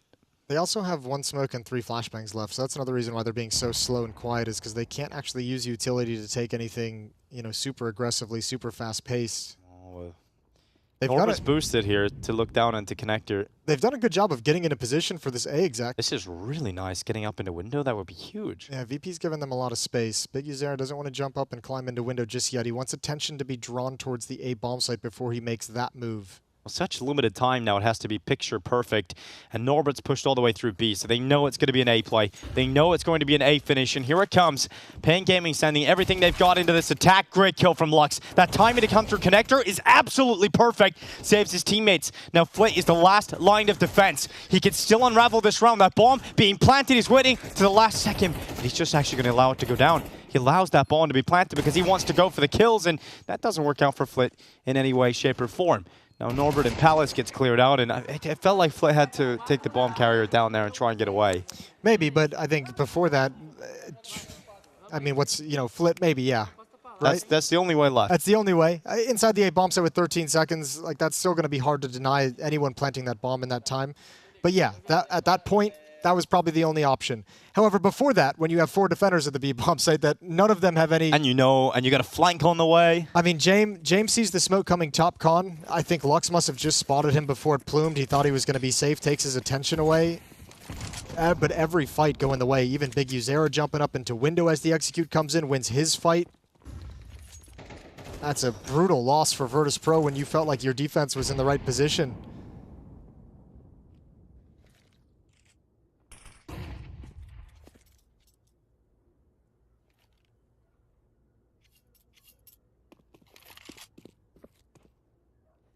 They are sent back to weaker weapons. Deagles 5-7. Not a whole lot to write home about for Virtus.pro. About to be an 8th round here for Pain Gaming. Bar any absolute nuisance play from Norbert with the USP, and he's going to be cleared nice and easy.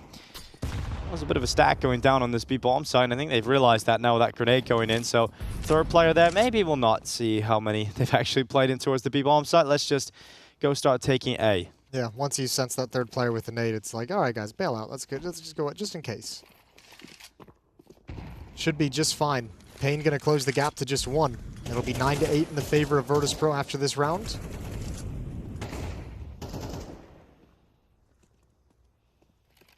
Oh, bomb plant coming in.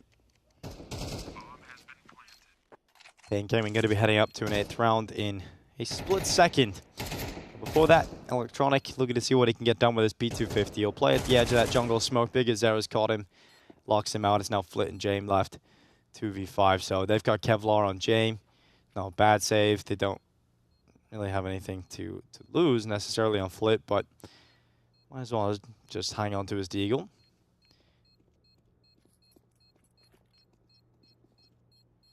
A bit of a disaster for Virtus.pro at the start of the season. Obviously, coming into EWC, didn't look strong there. Haven't looked strong at any point. You know, even Cologne was a very tough loss for them. Went out to Falcons in the group stages. To go out early in BetBoom Dacha as well, you're just piling on the negative results here. You know what? It's not even at this point with VP. I feel like, you know, the results, you're right, have been bad. But for me, it's like, how does this team that was at one point like the gatekeeper to like being a top 5 team, a team that felt like they were kind of underdogs and dark horses in every event they went to, that was like a team that no matter how they kind of looked in one event, the next event we know they can pop off and win the trophy. That was the conversation. Then you add a player of Electronics caliber, major champion, tons of experience playing at the top, experience as an IGL, experience as a star player, and somehow it got worse. That's kind of the worrying thing. It's not the results so much. It's looking at them play the game and being like, how is this team not way better than this? Yeah, certainly dysfunctional in the team at the moment. Lots of problems to figure out. I tell you what, too, biggest problem they got right now is they better win Mirage. You go over to Vertigo, where Pain's going to be really confident after a win over MOUZ last night. It's a map. And we've seen how bad Virtus.pro looked on it. They have 0 wins on it in the last 3 months. Yeah, and they lost the Falcons in the previous series on it as well. So very recently, suffering defeat. But hanging on. It's Fame, good double off the top of the stairs, eventually taken out by Cowes. And Pain Gaming not off to a great start in this round whatsoever. Bomb plant being committed to for NQZ. He's trying to get the plant down. He actually gets away. Thought he might get taken out by the CT player who was aggressing towards him. There's no Molotov or HE grenade for his position. So this is a relatively safe and tricky spot to clear out if you're Virtus.pro. A huge flank coming in from the B bomb site, but I think this is going to be way too late. He needs to just sprint the whole way. Retake is starting. Cowes better have some resistance to slow this down from VP. Yeah, well, it's NQZ peeking out immediately from the firebox. He's got one. He's delayed them long enough. Big Zero's coming close now. Nice shot from NQZ. You mentioned how difficult this position can be to flush them out, and NQZ's Molotov burns away Flit. So huge play from NQZ. Getting the bomb down, getting into the firebox, and a limited utility makes that retake impossible for Virtus.pro. So smart as well. The Molotov to make sure that they're not going to be motivated to like push through the default plant spot and wrap on you. So you only have the one fight, that little jump up to deal with. Really good round from NQZ to get in, get that bomb planted, and find some safe haven. Especially considering Fame opens this up with 2. A 3v5 for just a moment. And NQZ plays it perfectly. That flank does eventually come in to have impact. Big Use Eric sliding into jungle behind them, and Virtus.pro on the back foot yet again. Armor and upgraded pistols. But they're having just as many issues with their CT side early on. Lux at the front of the attack. There's a bit of a stack going on here inside of the A site, but it's all cleaned up by Lux. Against the pistols, this is a luxury. It's now Flit left alone at the bottom of the stairs. There's nowhere he can go with his 5-7. Lux has just massacred them. Yeah, that's actually, I mean, against unarmored pistols, but that's still a cool sequence. Nice spray control to the headshot angle. Right behind the box, and Flit's just going to slowly back away. Wants that armor to be preserved. So 10-9, Pain Gaming take the pistol, or take the lead. Yes, indeed, they do. I think this is their, this is their first lead of the game. I don't think they've made it past tied yet. Yeah, you're right, I believe. Yeah, it's crazy to think about. They should have had their pistol round win. That could have been it in the first half, but they didn't win that. They had the second round win to get to 6-7, and then VP won the second round. Yeah. All right, well, in the lead and starting to, that's probably at the right time, right? They're starting to peak right at the end, and you mentioned how important it is if VP are to win this series, if they are to stay in this competition. Winning Mirage feels essential. Yeah, with their record on Vertigo, definitely that's the way you got to paint that picture. I mean, it looks like this could be one of their last buys. I know. It's a rough place to be. They at least have the AWP on Jame. They've got all rifles behind it, so if this is going to be your last buy, or your last really solid buy across all 5 players, at least you've got everything you want. They are missing a couple kits. And Pain is just like, well, we've destroyed you at the A-bomb site. We'll switch over, and that deep smoke seems to have dissuaded them for the moment. There are mid smokes up. I think this delay makes it so Big Uzera has to show presence in middle. It almost feels like if this just stays quiet across the map, VP is going to get the idea. Because Jame has seen that mid is clear, so he's shifting back into the B-bomb site.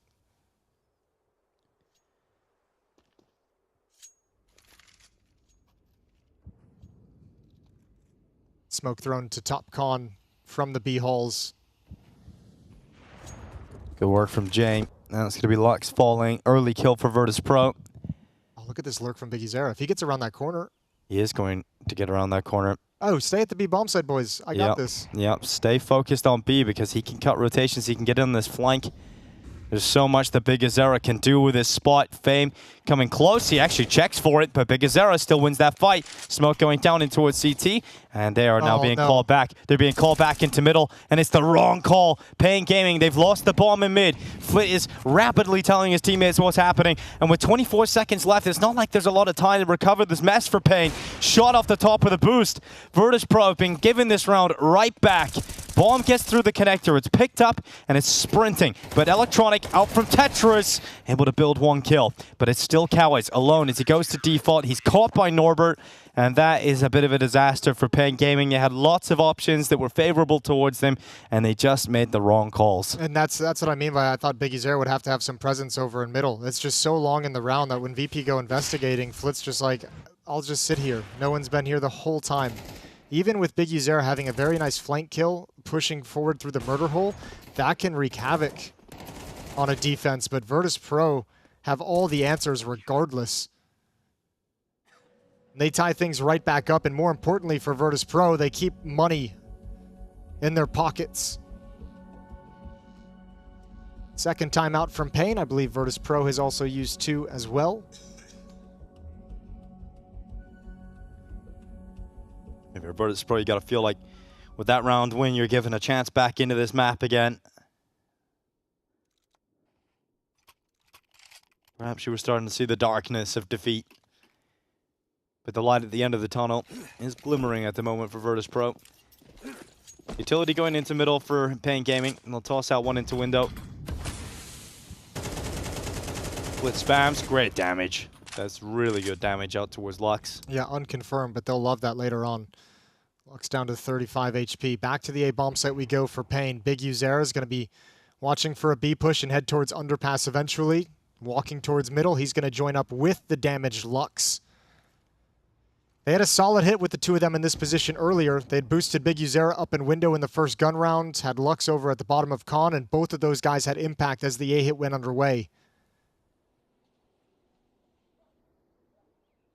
Once again, silence on the map. No pressure being applied. A little bit of utility spent by Big Uzera and B halls. But Pain's just waiting for him and Lux to be in position.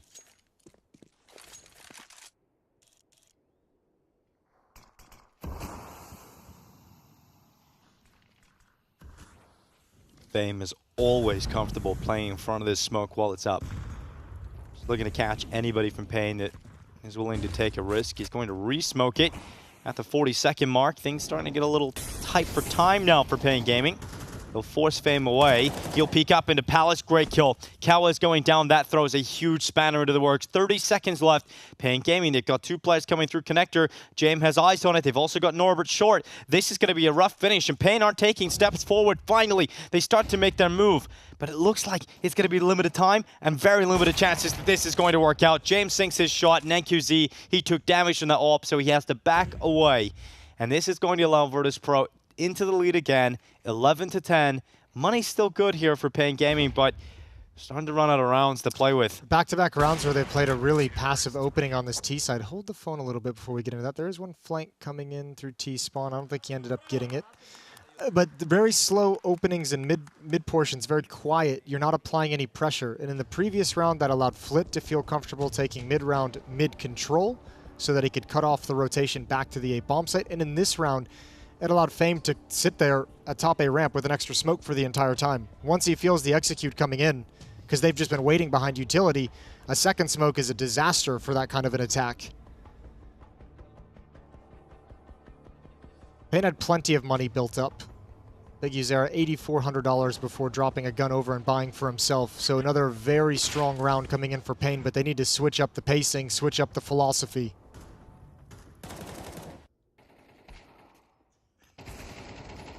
By the time they actually pull the trigger, none of their smokes are in place, none of their flashbangs, and Virtus.pro, knowing the time is low, all make sure they have to stop for engagements.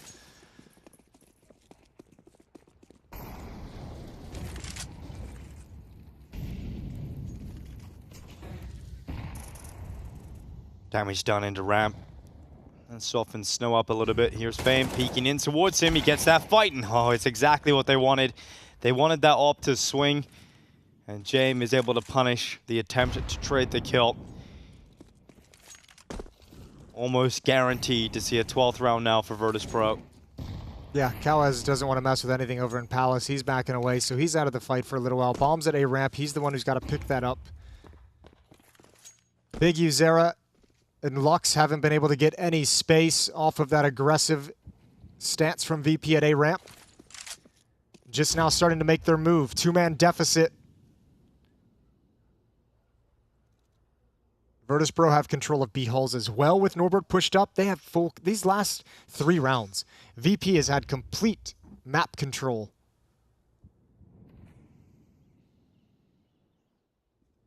There you go, Big Azera getting traded by Electronic, a 2v4.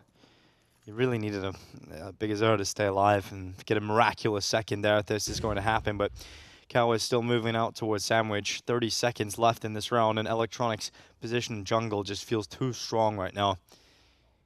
Kawas is still on the site. He'll look for this fight, but Electronic has no reason to fight in the open, and eventually times it to perfection. So 12 rounds locked in for VP. It's now map point to Mirage. Looks like they're going to get that map that they need if there's going to be a fight in the series. They locked in right at the perfect moment, right when it felt like their economy was about to be broken and they wouldn't have the funds to actually fight for this map. They just shut everything down. And Pain, they had good money through those buys, but those missed opportunities have come back to haunt them because now they have to win 2 in a row, and they're going to do it starting out with a Tech 9 and a Mac 10.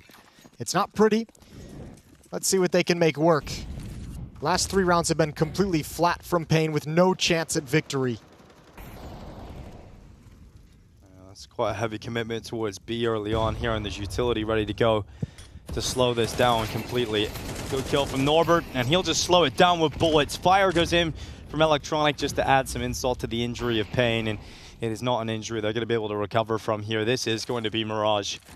Such a clean double opener there from VP to stop any sort of B attack that Pain Gaming might have been able to get something going. So, yeah, it's rough for the Brazilians. They had their opportunities to close out Mirage, couldn't do it. And VP able to fight back into it, lock in, as you said, Jason. And we're going to be going to Vertigo up next. It does feel like this series is destined for 3. Dust 2 is the decider. But you never know. Yeah, at some point, Virtus.pro is going to get the hang of Vertigo. No, maybe not. Verti, no. Okay. Yeah, we'll see. Winless in the last 3 months, Virtus.pro on Vertigo. Fame taking a step back into jungle. You could see his mouth moving as soon as he had that spot. It's just like, okay, con, everybody. Electronic just waiting. James here too. There's just so many options to close out this map, and it will be Fame to close it as he started in the pistol, saving them with the last second kill on the diffuser. And it closes in favor of Virtus.pro. There was a lot of tight rounds in that, and really could have been a Pain victory on Mirage, but Virtus.pro able to pull it through regardless. That's a good way to put it, in the sense that, you know, such a close game down the stretch. That pistol round going in the favor of Pain, you know how close that was. The last grenade from Connector. Yeah, the last second grenade could have changed the trajectory, but gotta say, just at the tail end, that T-side was looking solid. And then VP just clamped down on defense. I think Pain changed to a very slow, passive style. Yeah. And I think that was their undoing down the stretch. Yeah, I definitely felt so. And that one round sticks in my head where Big Azera gets into a power position in CT, gets the first kill on Fame rotating, and he makes the call, come back A, and they all get caught in middle. And that felt like the breaking point. Yeah, that was a complete disaster. It certainly turned. So, I mean, good job from Virtus.pro showing, despite all their struggles, they still have the ability to kind of stick in the games and take a victory on Mirage. Not any kind of a comeback, but it did get sketchy there. They did lose control for a moment, it felt, but they got it right back. So, nice to see that from VP. Now it's just, can you upset them on Vertigo? No, it doesn't seem likely. But at least you've got Dust 2 as the third map, which we do feel like Virtus.pro will be able to compete on. Even though it hasn't necessarily been as good as we thought they would be on the map, at least this one they can play better than Vertigo. Yeah, you'd imagine so. I still think there's a world in which I think there's a world in which VP comes in and can actually put together a pretty decent Vertigo. I think one thing they'll definitely want to have is Jame with the AWP having way more impact. I think we saw at some point early in the second half he was down at 5 kills, ends with 8. He wasn't involved. 8 and 9, though. He wasn't involved a whole lot. Yeah, that's kind of crazy. That's the James stat line right there. Fame at the top, though, 20 kills, 14 deaths as he rounds things out on top for Virtus.pro. Pain Gaming in a losing effort. Lux had some massive moments. And obviously against the Pistols, that'll boost up his stats a little bit when he got that 4K entry on the A-bomb site. Sure. But overall, very good performance from a lot of majority of the players here for Pain Gaming. Snow had a very quiet map, and we haven't seen too many of those from him just yet. No, usually a little bit sharper, but this one wasn't his game, obviously. So we'll see if that changes going over to Vertigo, where, again, that win over MOUZ last night for Pain on Vertigo has got to have them so confident in this map and their ability to play on it and win on it. So it's a really tough task for VP, but they have the players to do it. Again, like if you have Fame who strings together back-to-back maps with that kind of a performance, that's going to give you some chances to stick in Vertigo at different points, chances to take the lead on Vertigo, whatever it might be. Yeah, well, I'm looking forward to the second map here and see if Vertigo will be a competitive battle. Virtus.pro hoping that they can show us a bit of a fight. But make sure you guys follow Fisher on social media. It's really important that you do that because you'll be updated with all of the cool updates that we have here at this tournament. Some unique features, some delays in the schedule, etc. You'll be notified. So make sure to follow Fisher on social media. We're going to go to a break. When we come back, we have got map 2 as Vertigo, as Pain Gaming looking to try and bounce back into this series.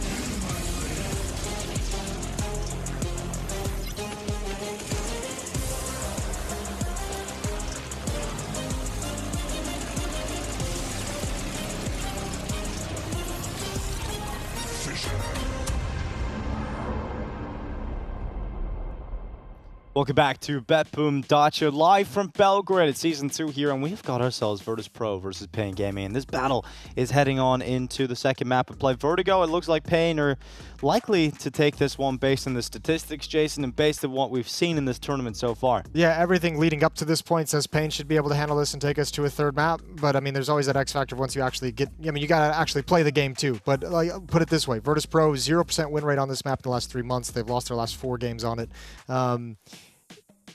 There's not really a reason that you can kind of stump for Virtus.pro outside of saying, hey, they look good on Mirage. Maybe they'll take this one too. That's about all you've got if you want to predict them to win. Well, that doesn't seem very likely, but we'll see what they can do. They've had a lot of reps on the map, at least. Not so much in terms of results, but reps, sure.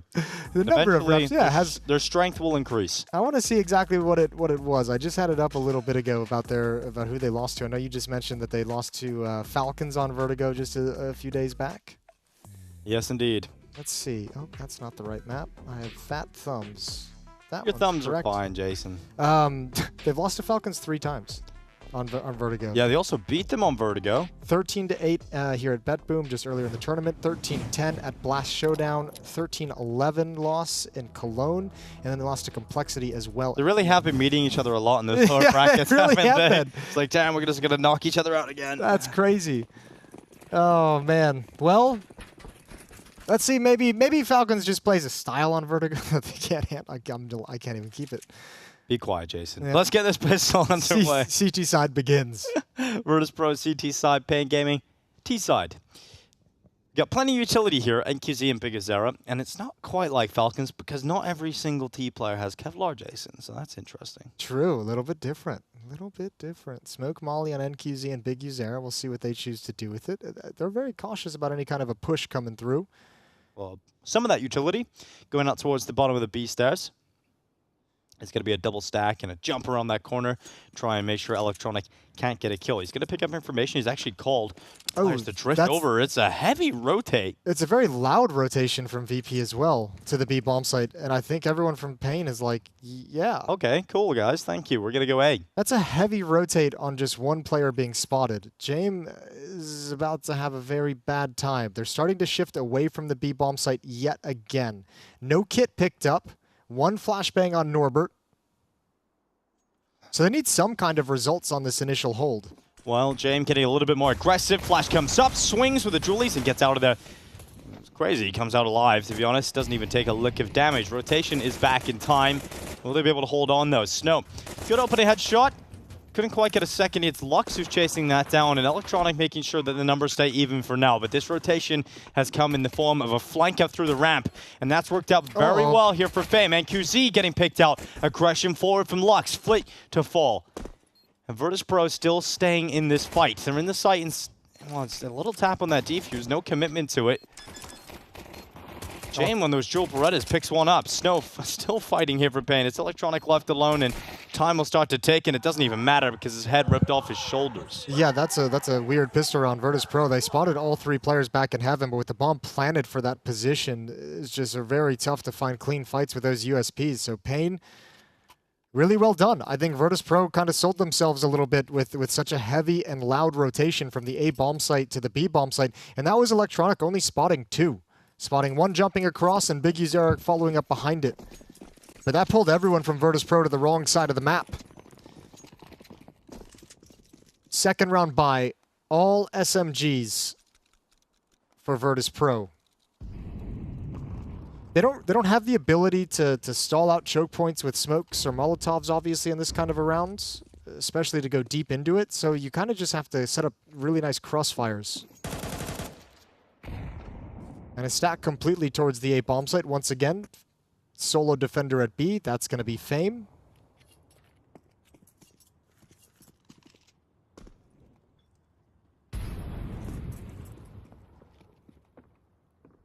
And he's just using the sound cues, the footsteps. Again, noise is just Virtus.pro's undoing. Free kill. That's the B bomb site. Kawez now knows. Everyone else going to be shifting over if they even decide to go for it, which they probably won't.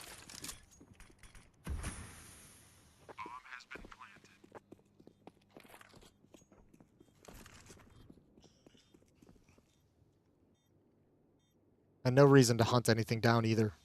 Preserve your money if you're paying with all 5 players alive. So they get a clean start. VP, a little bit of a trap here. A huge trap here.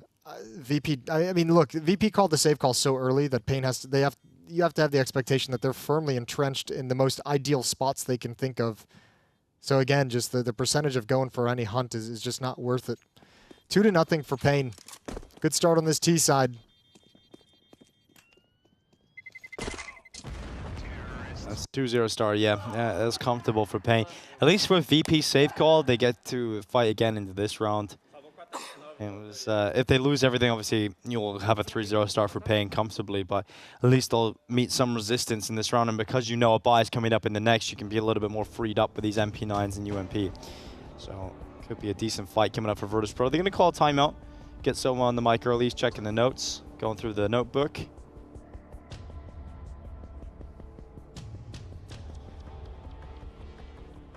One flashbang on Flit still. Wondering if maybe they do something very hyper-aggressive. Use that flashbang to get aggro on a part of the map. Have to imagine Pain will open this round slow, expecting something along those lines.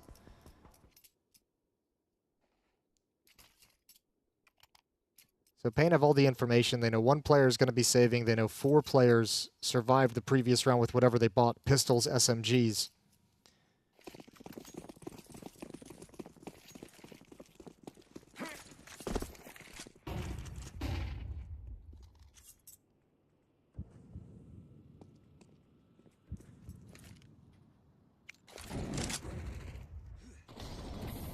Molotov burning electronic, making things a little hot and heavy, but they swing down into snow, and he calls 3, rapidly calls 3 to Pain, and they're going to start accelerating up that A ramp, realizing there's a gap. Kawa's moving out middle. He could cut off the rotations or at least start a flank.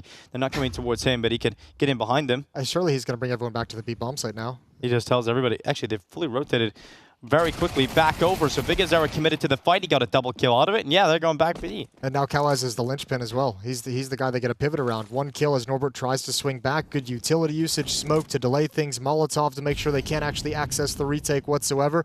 Kawaz has played back-to-back very nice rounds. Nothing too crazy sent his way, nothing too complicated. He's just played it well. Good headshot onto Jame, and Pain have 3. Very jumpy on the rotations for VP, but yeah, all 3 rounds they have been. You can understand why. Not so much the second one. You can understand why in this round in particular. You know, you've got all those MP9s, UMPs. You want to just try and catch them over on the other side of the map, but next round, the gun rounds are coming out. You'd like to see them be a little bit more tempered in those decisions, and I'm sure we'll see that. Yeah, I mean, that would be one of the worrying things. Like maybe they're trying to. Maybe it's a lack of confidence because their Vertigo's been so rough that they're trying to kind of swing everyone around so fast to be overly stacked at a bomb site. I think a lot of it too, we'll see how they play the rotations on the gunner. A lot of it too, it's a pistol round and two kind of force buys where you're already at massive disadvantages. So trying to make up for that with some crazy rotations. I think the big thing about it has just been watching Kawez gather all the information based off footsteps and noise in middle the past 2 rounds. Pistol round was like such a giveaway for Big Uzera to gather all that intel that they're shifting.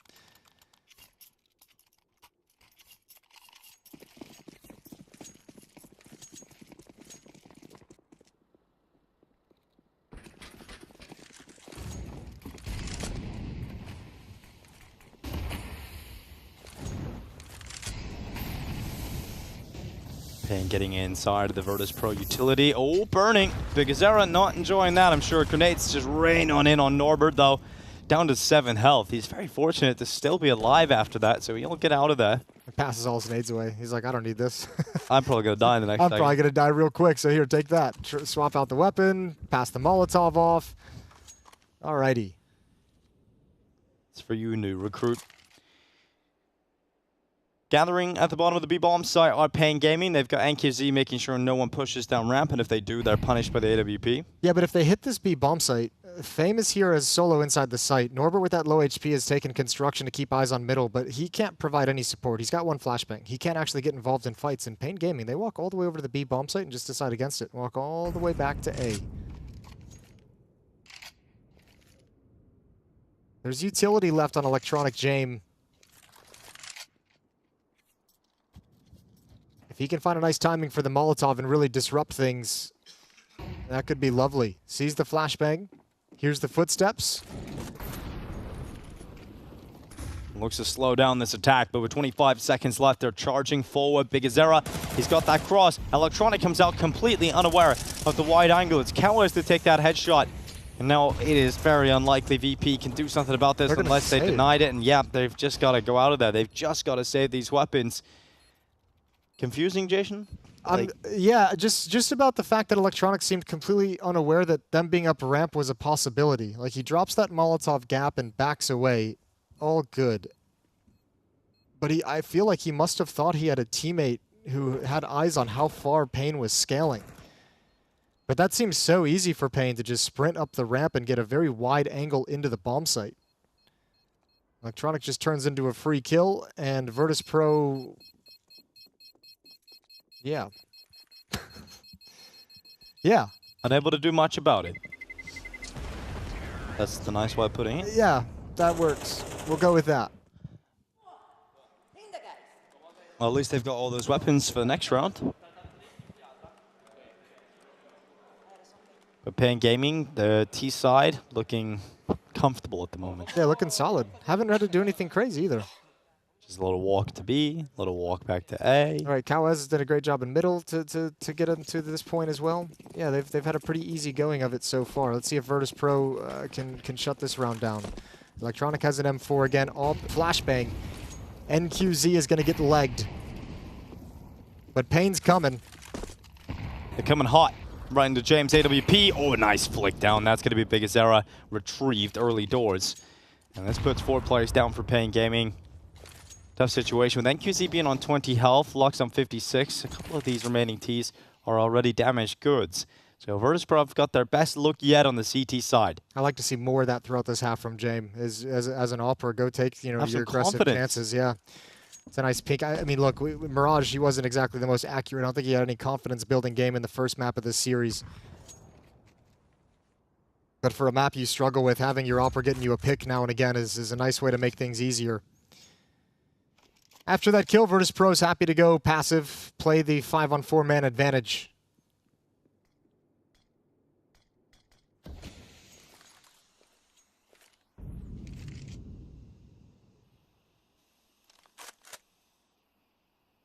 Coming through the smoke, Lux to remove Norbert. Flit on the other side, Lux is going to run right by him, Flit to turn on him, Lux to topple. 3v4. Defense still looking strong, but NQZ is going to make sure that Flit is quickly eradicated, and they're going for this last second attempt. Pain Gaming throwing everything into the side at the moment, but with Cowboys going down, Snow following suit, it is over. Virtus.pro get their first round on the CT side. Yeah, they really do. Good job from them. Couple kills ring out, but Pain they got put on the back foot early with nade damage with the pick from James. Some players a very easy mop up for Virtus.pro's defense. So they're finally on the board. 1-4 in round 5, taking that victory. Here's the shot from James as Big Uzera slides into his crosshair. And even though Lux gets that kill, it's pretty easy from this point on. No safety inside the bomb site to get a plant, even among all those smokes. No ability to cover anybody. And here we go again. NQZ gonna challenge towards the B bomb site. Chunks a nade for his troubles.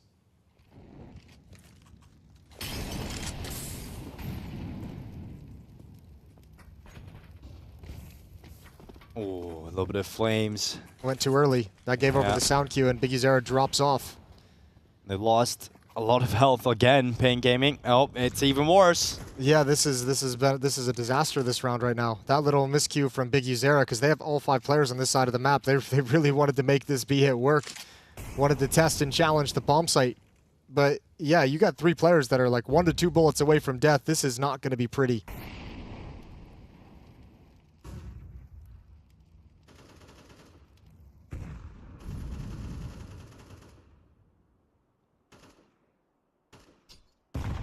Snow very lucky that he's not close to that grenade.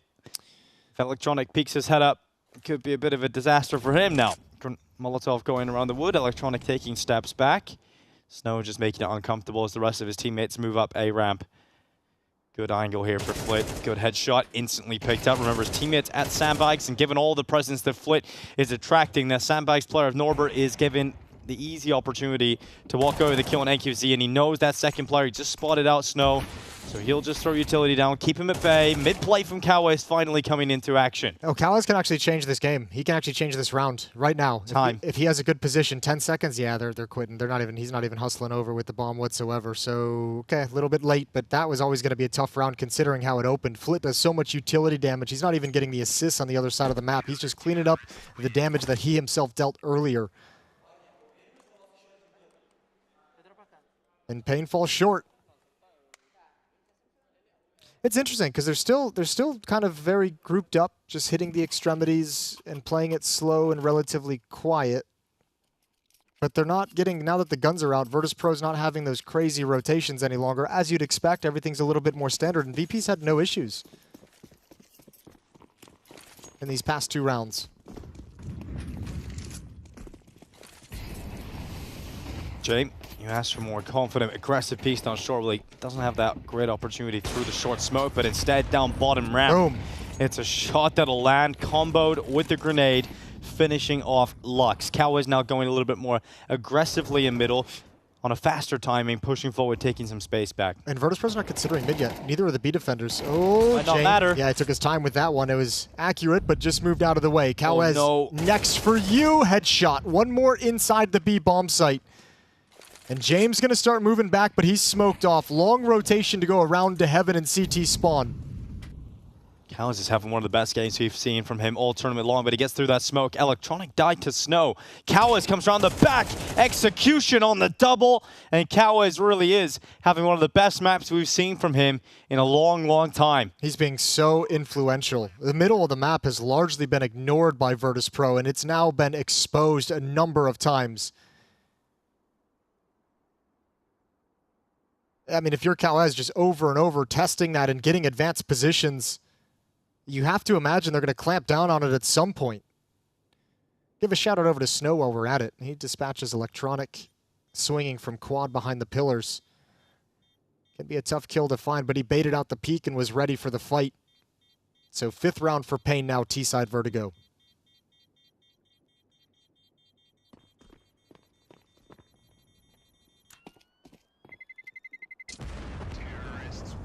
There's money for the CT side to work with. James can have an AWP again.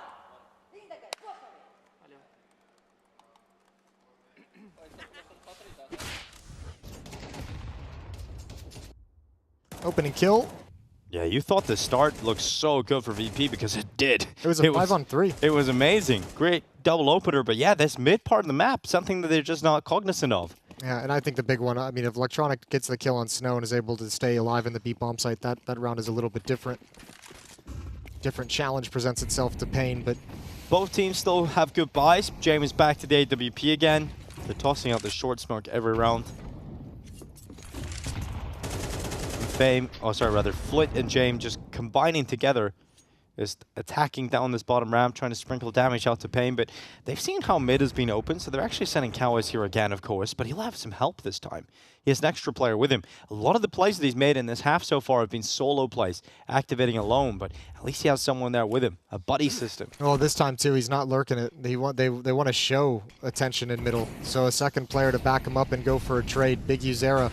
Fame's going to have a tough task on the defense, but that smoke helps out massively. They come right through it. He hasn't cleared far to the left yet. He will now. Oh, first kill. Big Uzera finds one in middle, and Fame's all on his own. All on his lonesome, and it's Kawas again to crack open the bomb site, and Pain Gaming going to get a plant down now. Yeah, stuck just swinging between 2 different angles. Couldn't quite handle the pressure as Pain Gaming pull him limb for limb, and Virtus.pro are going to fall back and save. I wonder if that is some kind of a call from Kawas to be like, hey, Big, come with me this round. Like, if we can, like, Big maybe calls like a change of pace, and he's just like, yo, mid's free. I've been walking out every single round. Like, there's not any kind of strong defense in this position that I've seen yet. There's just so many different variations of rounds from Pain Gaming on this T side. It's very well flashed out, and especially against a defense and a team that obviously, as we've talked about a number of times, hasn't shown anything special on the map.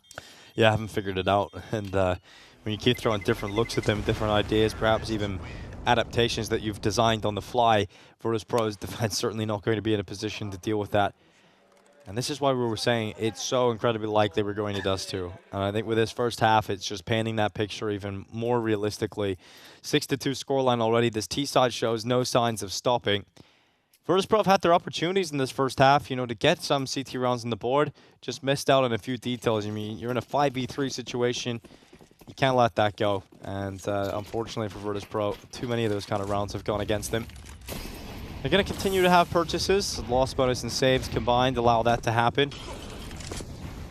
Electronic aggressive down B. Utility from Snow making that uncomfortable. Good opener for Flit. They're about to get a second kill with that grenade. Surely, actually, just getting away. Just barely. Deep utility from Electronic. Fame is up top. Smoke is going to block off anyone trying to support help. No. Oh, the switch away. Oh, no. Oh, Fame's going to be hating himself right now.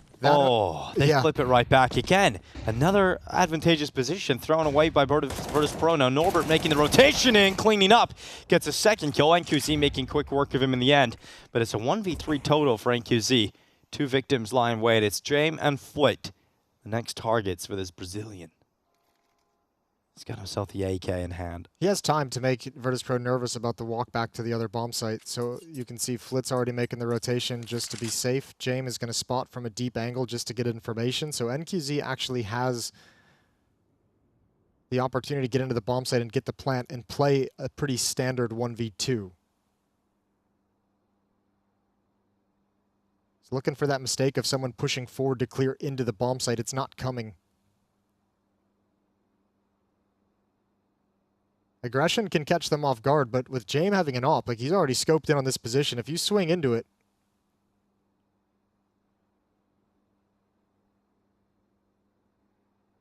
there's only 15 seconds left. Oh, dear. Oh dear, indeed. It's Jame coming down, but he's barrel rolling his way into the A bomb site. This is the only play he has left to make, and oh, it's a peek out from the ramp, but it's not planted for that. It's got some cover, and QZ is going to have eyes on the possibility of Flit. He's wrapped. Oh, he wraps around the boxes. He tracks him perfectly, and NQZ with a 1v2. Virtus.pro cannot catch a break. What an absolute god in that clutch. That is so sick from NQZ. Really, really well played. Jame is a freebie. Never expected NQZ to not go directly for the plant. And NQZ even picking the wrong bomb site to plant at the A site with no information, had to guess one or the other, and still finds this kill. Still has the awareness to be ready for a fight as soon as he stands up. That's the most impressive one, is the fact that he's ready for the fight against Flit.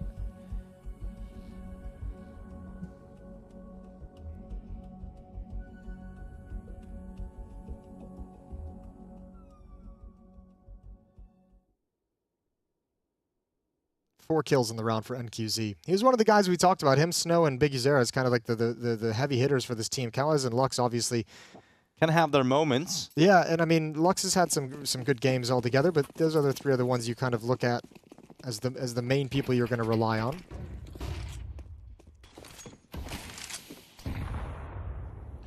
Mid push from Virtus.pro. A little bit of aggression from Electronic and Jame. I think they're now moving towards Kallez, who plays just at the top of that ladder. Nade's blown open. Flit, opponent right in front of him revealed. Unfortunately for Flit, unable to make the most out of it. And actually there's a gap being sensed here for Lux. He's going to move in towards this gap. He's going to play with it. Kallez clearing out middle. Electronic getting spotted, but that second player also detected, and that's information. Lux can go back. He can play forward. They have no idea. They have absolutely no idea. There are so many holes in this defense. Jame able to turn back in time to get the trade kill onto Lux, and now the acceleration for the finish. Pain Gaming want to crash down on this B bomb site, but Fame does well, even while blinded, catches Snow. Oh, that rotation from Electronic completely threw off Lux's lurk because he put together the round-winning play. 2v4. Big Uzera and NQZ going to try and break in, but it's Flit from behind to shut it down before it can begin. Jame going to swing out a little bit wider. Easy kill for him. Third round for Virtus.pro. You're right on that, flying through the elevator.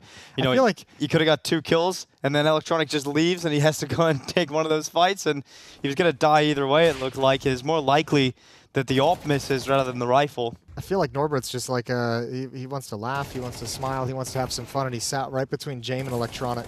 And it's just like, hey, no. Like Electronic doesn't laugh. Tough crowd, huh? Doubled up in middle, Cowes. When things are going a little rough, you know, for the Virtus.pro squad, they just send Norbert out to deal with it. He's just the PR guy. True. Send the little happy man out there. Yeah, he's always got a smile on his face. Well, James, not going to be happy about that whatsoever. NQZ taking him off the top of construction. And I mean, now that Virtus.pro has actually, you know, been punished from middle a couple of times, they're starting to put a little bit more defense in that position and giving him different looks. Oh my God. That is a nasty flick, and then he transfers to the AWP and gets one more. So yeah, cool timing on this flank for Flit and Electronic, but you got no chance. Cal is showing he can do it on all the weapons today. 12 and 4, it increases his kills with the AWP. Flit and Electronic in a tough spot here. It's not the last round of the half, it is the penultimate round. Bomb going down and Pain Gaming securing themselves 8. First, probably going to try and fight for that desperate 4th round on the CT side. If they don't win the 4th round, if they do not pick it up, this map is curtains. This one's over. Well, trying to do some damage right at the end of the day, get some exit kills. It's not going to be much. Money is still busted for Pain due to some of the close rounds. Might give you a little bit of an edge, but nothing crazy. And yeah, the eventuality of Virtus.pro's Vertigo woes are really coming to fruition. Pain and Cowes in particular have just been able to exploit them time and time again. You add a nice NQZ 1v2 clutch in there, and you've got an 8-3 scoreline. Final round of the first half. And then Virtus.pro at least get the mercy of getting off the CT side and switching over. Now we'll dust to that deciding map. Seems like we'll be going there soon. The last game of the day, it's an absolute banger. It's going to be Spirit versus MOUZ, the two best teams in this tournament, going to be going head-to-head. Might just be a little teaser of the grand final as well, because it is double elimination. Whoever loses that will have the chance to still make the final, of course. A little bit of acceleration up B. It's Big Azera at the front. Let's get a Molotov out the back of the generators. That's Fame being forced to change his position, but Jay, oh, the flash perfectly lands right in front of his eyes.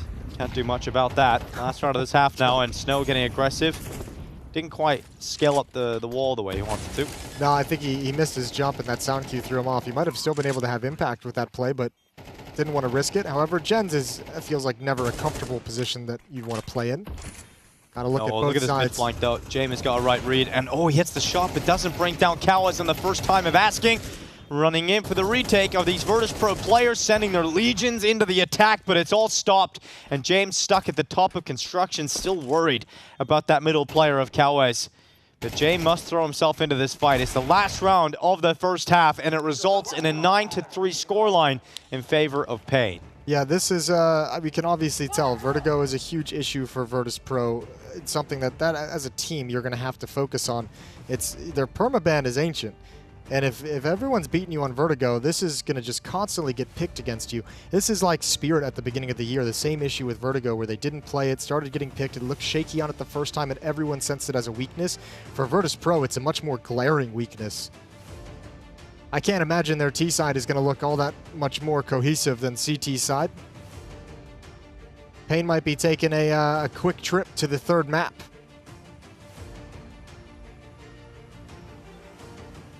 Just 4 rounds away from Dust 2.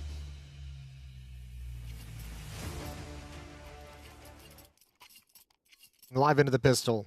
Virtus.pro attacking. They've got double flash Molotov on Norbert, Molotov on Flit, double flash on Jame.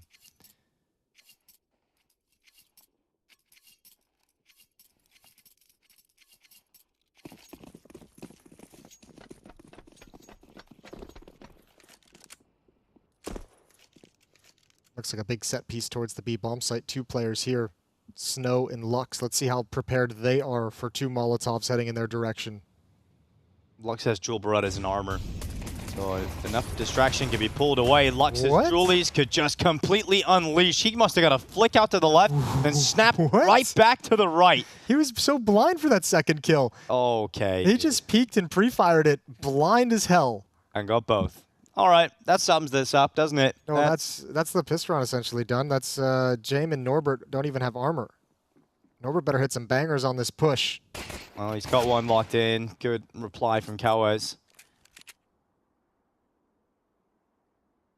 Bomb plant could be massive. At least you'll be able to force buy in the next round, and that's what Flit is hoping for. Oh, so tuck yourself deeper into the corner, my man.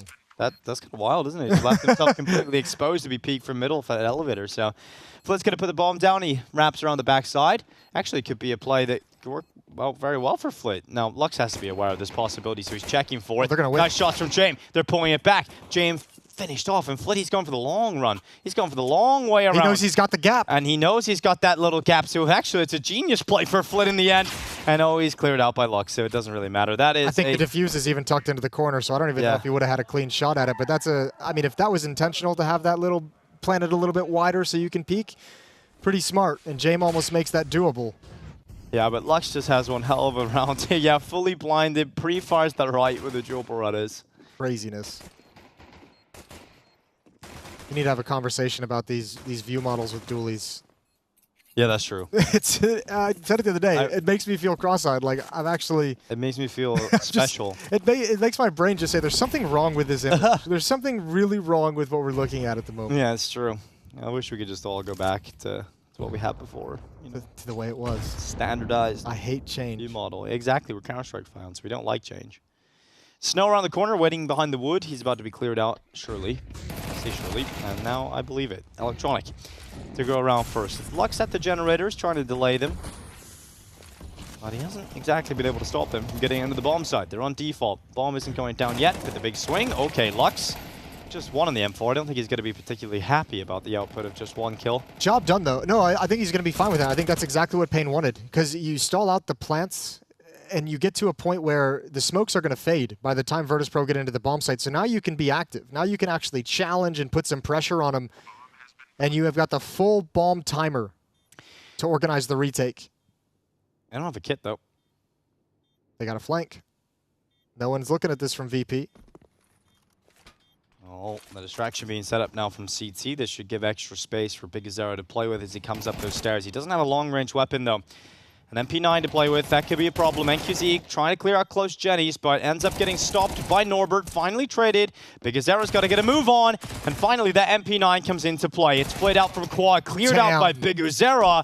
And that MP9 just saves the day, but the defuse is unable to happen. No time. There's no time for it, and they can't get the round victory. Took a little bit too long pulling the trigger on that one. Big Azero was trying to really slow play the flank, expecting someone from VP to be on stairs, expecting someone to just be monitoring this situation, and it came so late, they all just kept ignoring it. They just assumed it wasn't going to happen.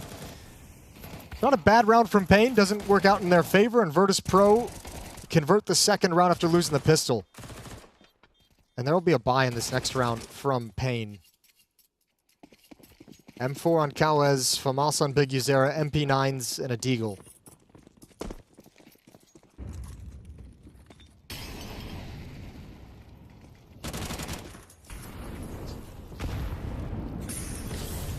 Oh, Kawes, a little bit of barbecue at his feet, so he gets out of that. Gets out of the flames, gets to safety for the time being. Flit's lost a lot of his health. He's only got a little UMP to play with. Virtus.pro have to be the only squad that used the UMP this much.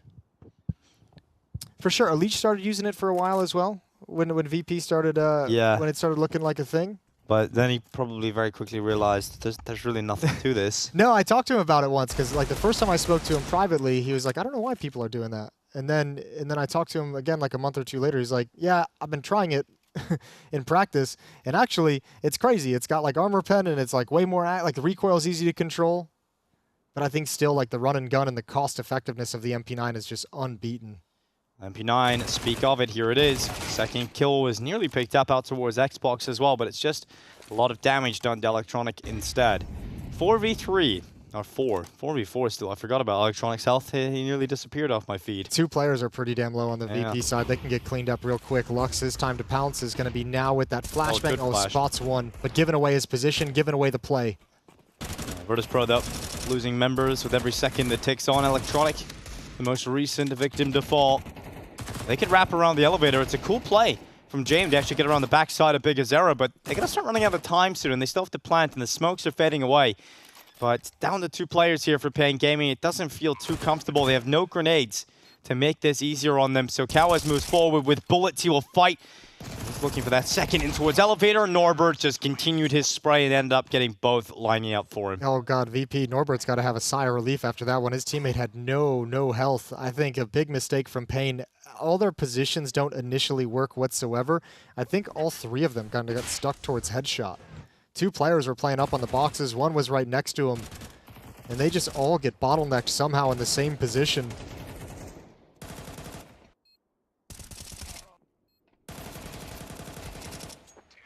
Nicely done from Norbert. Virtus.pro still alive, and now they get unarmored USPs to fight with.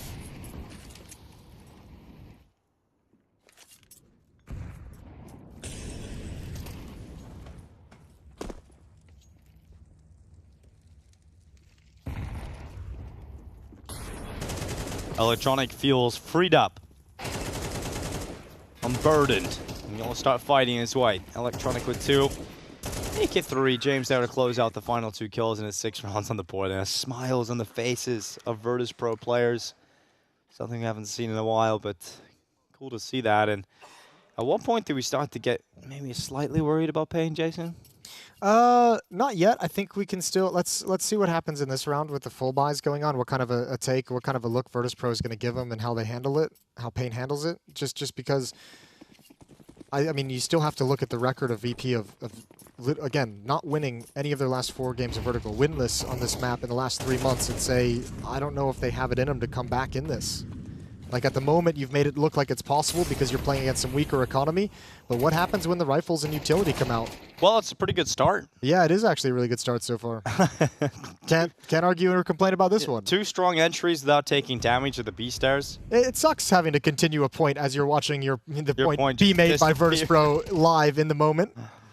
Here comes Split up towards the top of the ramp. Kawaz, he is going to fall. It's 3 openers from Virtus.pro, and that might as well be it. Yeah, they're going to slow play this, look for the reaction.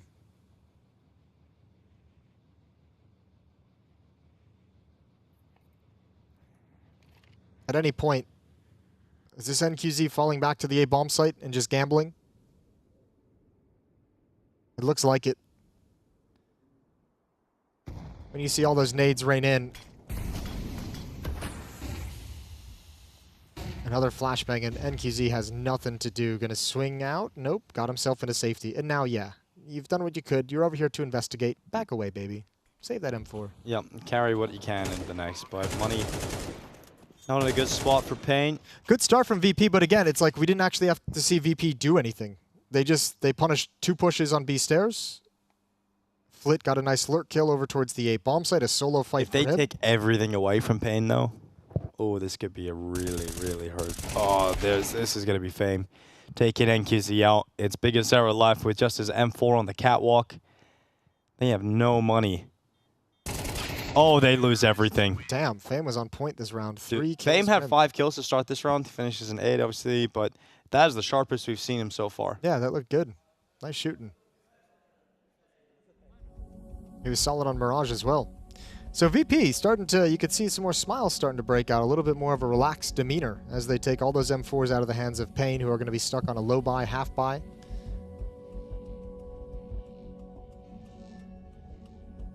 And if Virtus.pro can cause an unlikely upset here on Vertigo on this map, they take the entire series. They eliminate Pain. They move on to the next stage. Here's how it opened. This is why I'm saying Virtus.pro didn't really have to do much. Just hit shots. It was an aggressive decision from Pain to take B stairs, and all of it countered. And then Fame cleaning up all the rifles attempting to being saved. MP9 on Kawaz, 5.7s and P250s for the other Pain players as they try and save up as much money as they can.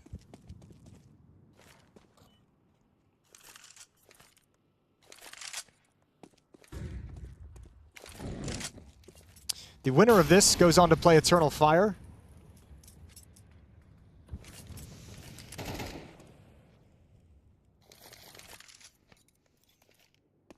Eternal Fire look like they've got some decent form at the moment.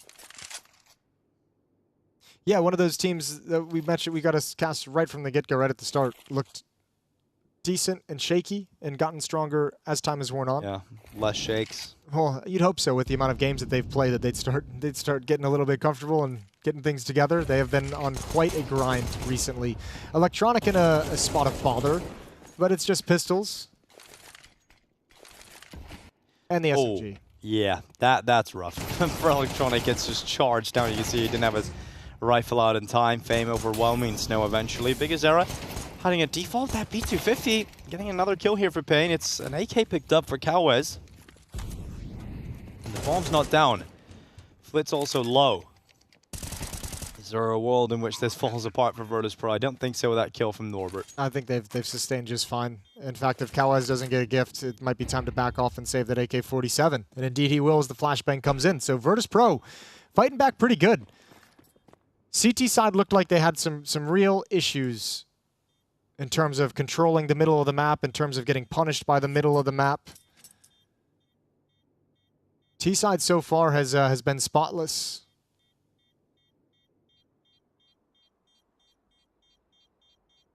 Another gun round coming in next for Pain. They'll have the AWP on NQZ. We get to see how exactly they want to utilize that, where it's going to be positioned. But Virtus.pro at the moment riding the wave, closing the gap to just 2 rounds.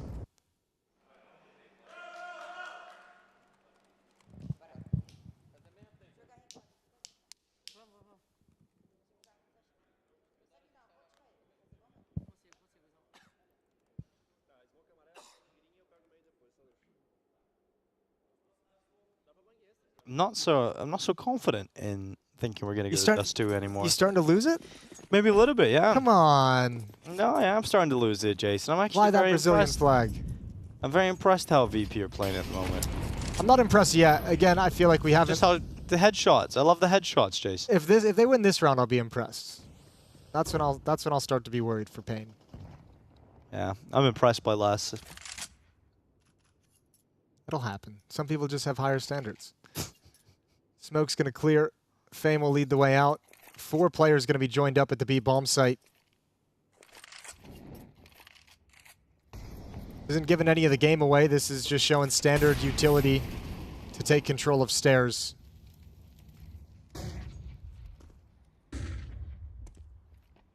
Snow waiting at the double stack. I think that first flash missed, so they actually have to go for 2. Oh, spotted at the double stack. Yep, spotted, locked in. Now Fame is going to have to try and chase him down, but Snow fends him off, and ooh, this is not the start you want for Virtus.pro. It's not gone well at all as they try and run over B.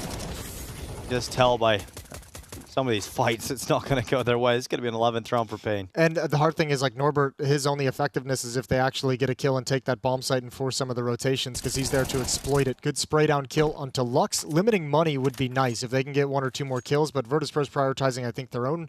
Okay, they're still going for it. Back to the A bomb site. Walking up ramp. What a good position for BiggerZera as well. You do not clear out sandbags this late in the round. You don't have time to. You don't have the resources to do it. In fact, the only nade they have is a smoke on Norbert, and it's coming up very late. Oh, yeah. And BiggerZera can hear those steps. He's just waiting, biding his time. That's the player with health dead. BiggerZera peeks out from the sandbags. As you said, you're not going to check it. James left with no time to even plant the bomb, and he goes down just before I think it was the last second before it went into freeze time. So not the worst case scenario, but not exactly fantastic from Virtus.pro. No, not at all. And I mean, it feels like that entire round came down to Fame. No one scaling with his kind of pacing to trade this kill. If he gets that, it's a different story. He can wrap on the bomb site. Defenders have to go passive and find cover. But without anyone to trade that kill, it really did just come all down to that Snow versus Fame battle. Pain get their first gun round on the board. It's 11-8, extending the lead to 3. But Virtus.pro have a bye here, and no matter what happens, they got a bye in the next round. So money's flowing for the T side. They just need the wins.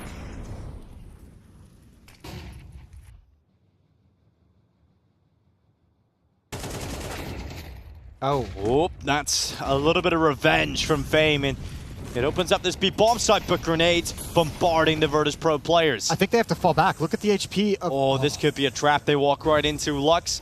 Just waiting, crouched in behind that double stack. What a shot from Floyd. They're in this fight, they're in the round, and oh, the flick up is nice from NQZ. Molotov kill back from Bigazera keeps them in this fight. Virtus.pro won 2 huge openers, but they're still somehow in this. They headbutted that defense until it broke. They need to get that bomb planted. Flit's going to have to tap it. I think Fame is being very bold, sitting inside the bomb site with low HP. He's dead. Goodbye, Fame. Goodbye, bomb plant.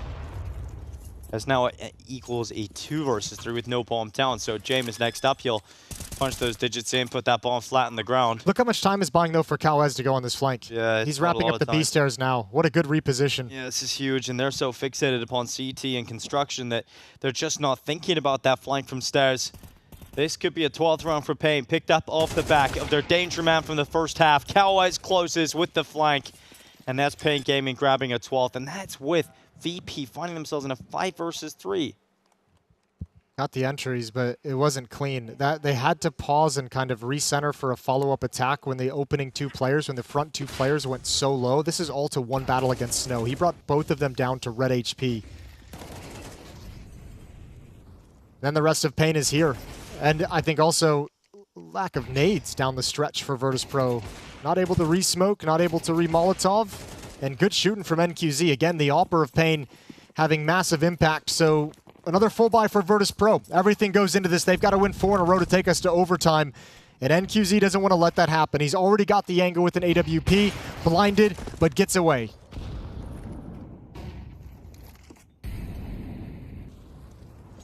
Dust 2 is back on the menu, boys.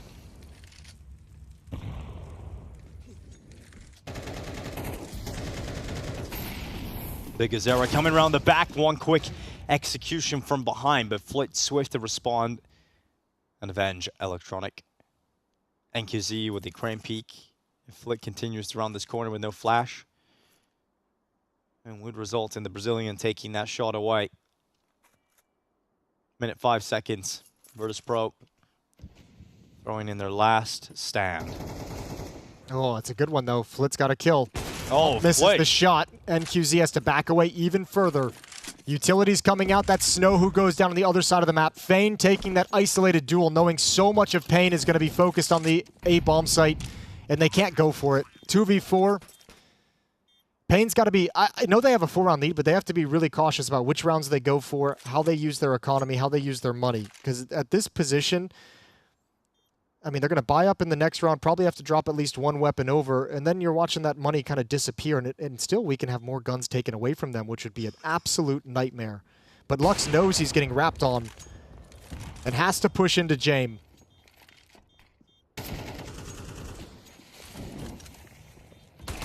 Nice kill through that smoke. Jame just picking it up. A little Tech 9 rattle. Virtus.pro survive, at least for a moment longer, and they also take away that AWP, so that's never a rebuy forced out of them. They've got plenty of cash, though, over in Pain. Well, plenty for this round. It's again, the future, and you look at the point of the game that we're in. You know, it's 12-9. They have the 3-round lead, but if they lose this next one, it's 12-10, and they probably save that round to play 12-11 with as much money as possible. So Virtus.pro's got them in a... it's got to feel a little awkward in terms of where their economy is for this stage of the game. This round is going to be massive for Pain as they talk things over.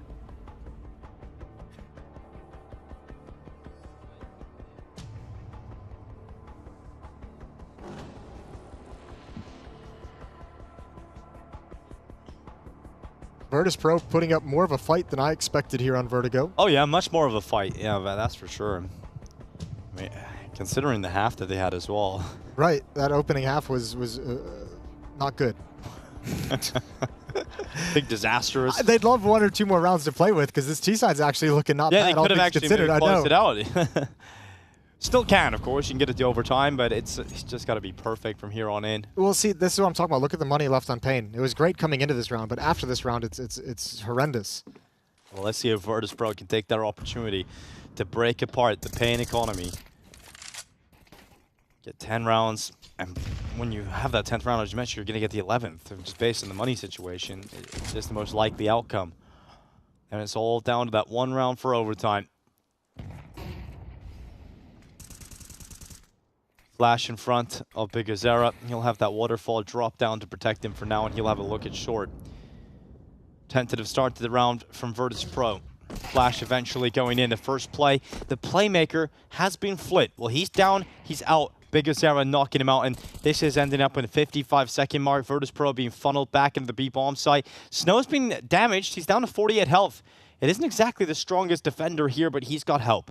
He's got that AWP out on default. This could be the end for Virtus.pro. Well, let's see what their utility looks like. This all comes down to how well practiced they are on these executes. Snow going to drop a defensive smoke. Oh, but he's so blinded. He's so blinded. And now NQZ has no line of sight. That's a nice leg shot onto Jame, but they've got to get in. Lux providing protection. The other one misses. And Electronic is doing everything he can to get them into the site. Oh, 3v2 to close it now for Pain on this retake. They're in the site, 20 seconds left. Bomb not planted yet. It's not even a retake. Right now they could stop it from happening, but James still fighting. Shot lands on Bigazera, but he leaves Norbert on his own in the open. But he misses his chance, and Kawaz is going to cower in the corner because Norbert comes back for that double kill, and Virtus.pro are not dead yet. Well, I'll tell you what, their preparation on that util was very nice because those initial defenders were all knocked off their angle and blinded for the follow-up fights. That was a much cleaner initial take. I thought Pain did enough. In that 2v3, Jame having to worry about so much with 12 health, stuck in the bomb site with an AK-47, man, that's a tough win. And Pain invests a little bit, but keep as much in the bank behind them as they possibly can.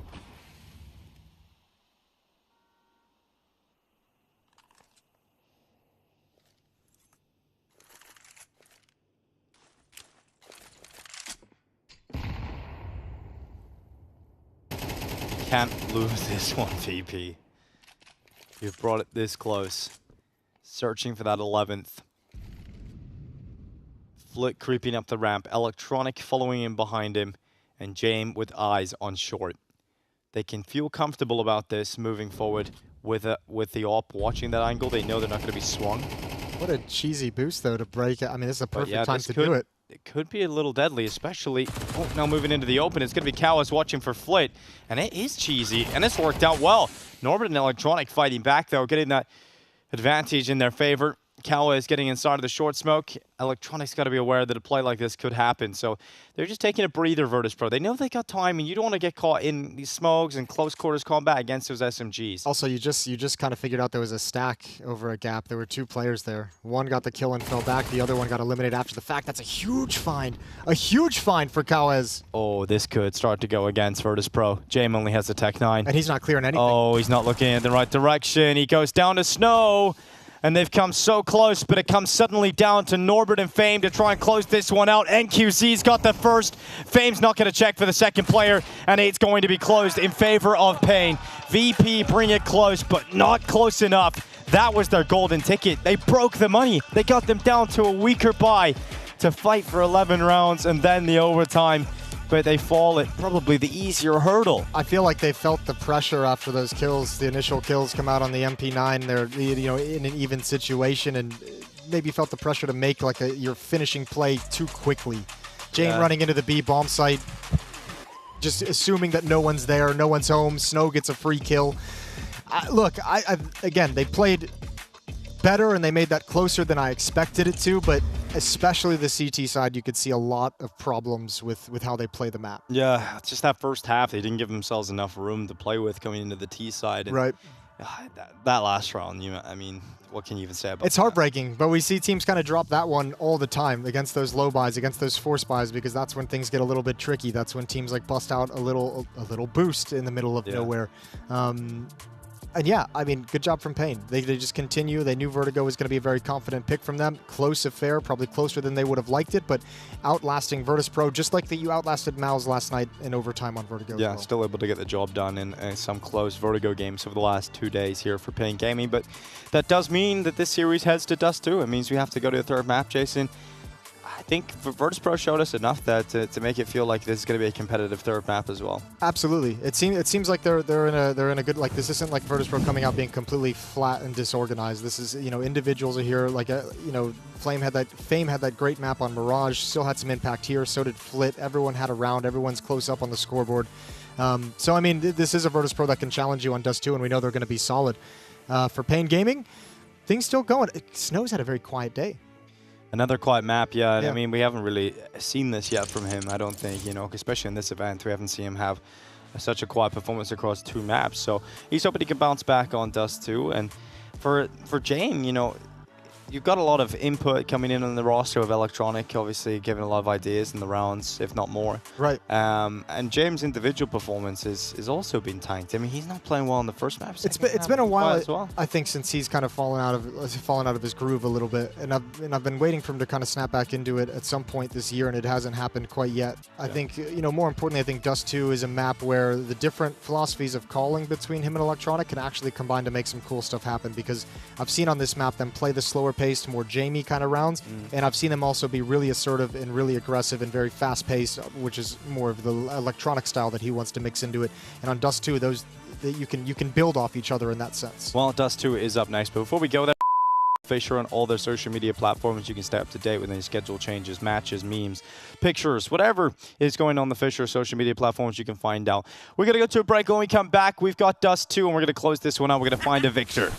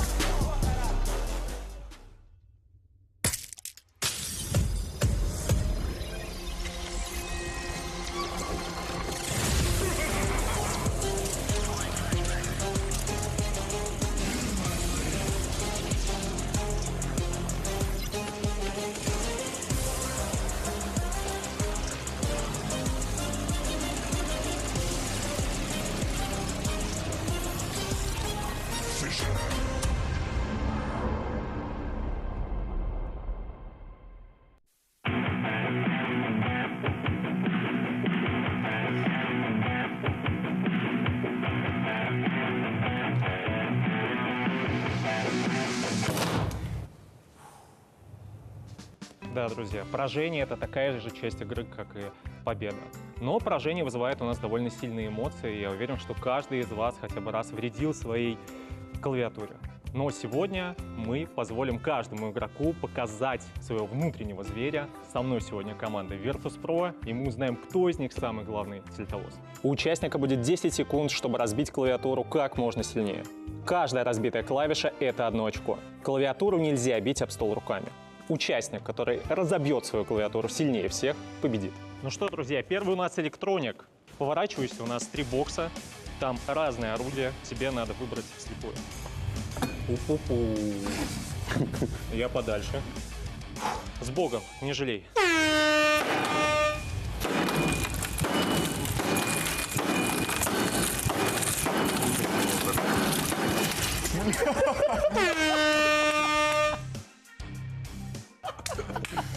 Где звуковой сигнал?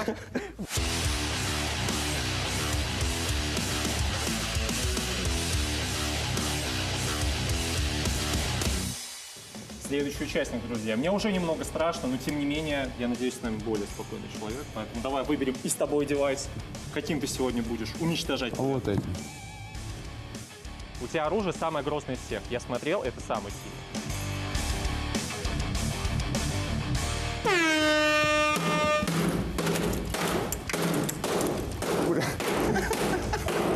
Нормально, долго.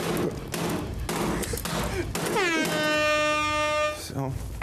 Ну я же говорю, спокойно, как бы. Чего просто? А там без негатива вот с ней. ребят. Ну, в целом, да, без негатива, как бы. Это пока самый лучший тиммейт.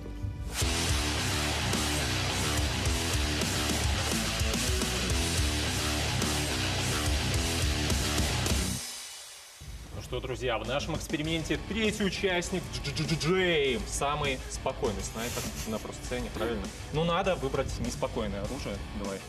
Да. Это дилда. Ну как это?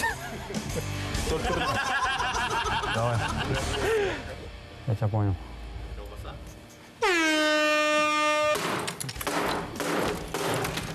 Все, закончу. Туда ее. Добивай ее.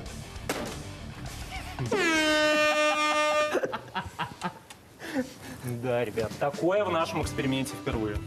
Не закрепили, что.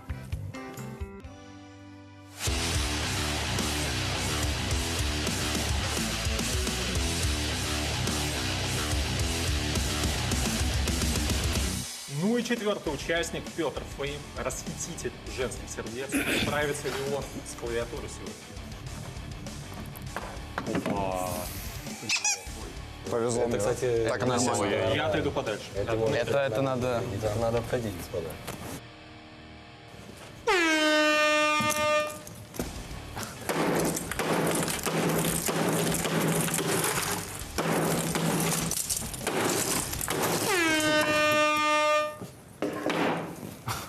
Что показывать? Работа сделана.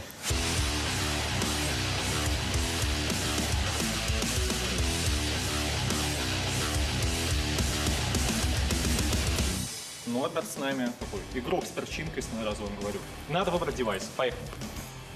Центральный, да? Тебе не обидно будет? Не, нормально, за хвост берешь, нормально.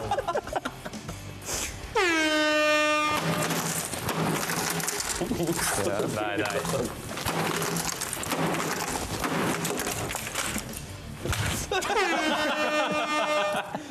Это в планы не входило. Давай покажем зрителю, чтобы было видно. Вот такая. У него косточка. Вот что будет с вами, хейтер.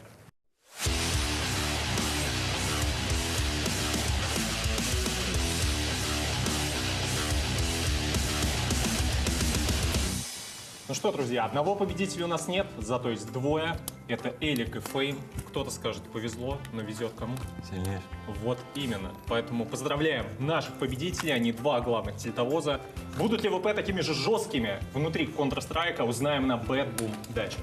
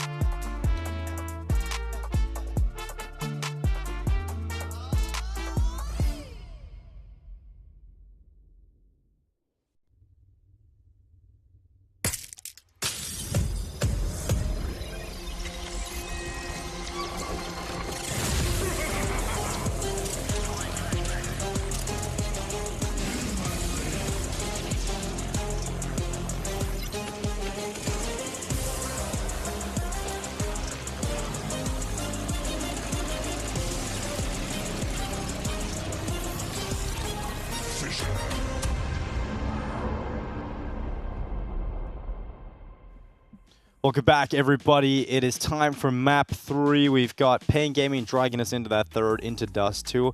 Not without a fight, though, Jason. VP perhaps putting a better performance than we anticipated on Vertigo. Now it's all a level playing field as we head to Dust 2. Absolutely. And it feels like these two teams, I mean, despite some of the struggles and the underwhelming nature of Virtus.pro, like obviously they're at the level where they can compete with Pain, and these teams coming into the series, you know, outside of, you know, the specific map of Vertigo, I feel like VP should be competitive with them on most other maps. Yeah. So I think Dust 2 is a real good chance for them to close out the series. Well, I'm intrigued, Jason, what's on your t-shirt, to be honest. That it looks very fun. Yeah, it's a rainbow and a bunch of people playing instruments. It's a Flaming Lips t-shirt. Okay. They might have been before your time. Are they like a hippie band? They look like hippies. I don't really quite know how to describe them, to be honest with you. Like a little psychedelic rock. Yeah, I got that quirky, vibe. Yeah, fun. It looks like a Boston Celtics jersey, though, from the back when you're walking around. Oh, yeah, because the green? Yeah. That'll do it. Definitely looks That's like very Irish of you to say. Just green automatically takes you to Irish. Yeah, well, you know. It's true. It is kind of our color. So, it's kind of your thing. Yeah. Well, Dust 2 is certainly not green, not one of the green maps, one of the sandy maps. And we're, I thought we might get into it soon, but we're not because the teams don't even have the headsets on, Jason. Yeah, we'll take a little bit of time. Yeah, they'll milk this for all it's worth to get the last conversations in before the map begins, or the last minute preparations to make sure you're ready to go. Fingers should be all nice and warmed up. Aim should be all nice and warmed up for all the players after 2 maps of competition.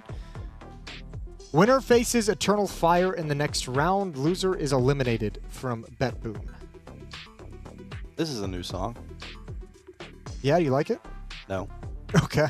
It feels like I've unlocked the bonus room in some sort of Mario game. I was going to say Mega Man. Mega Man. Which, again, was also probably before your time. I only know one Mega Man. That's true. Yeah, it is like a little old school video game, retro video game vibe going on. What was your handheld gaming apparatus of choice? We always had Game Boys growing up. Game Boys. Okay. I use the Steam Deck pretty heavily at the moment.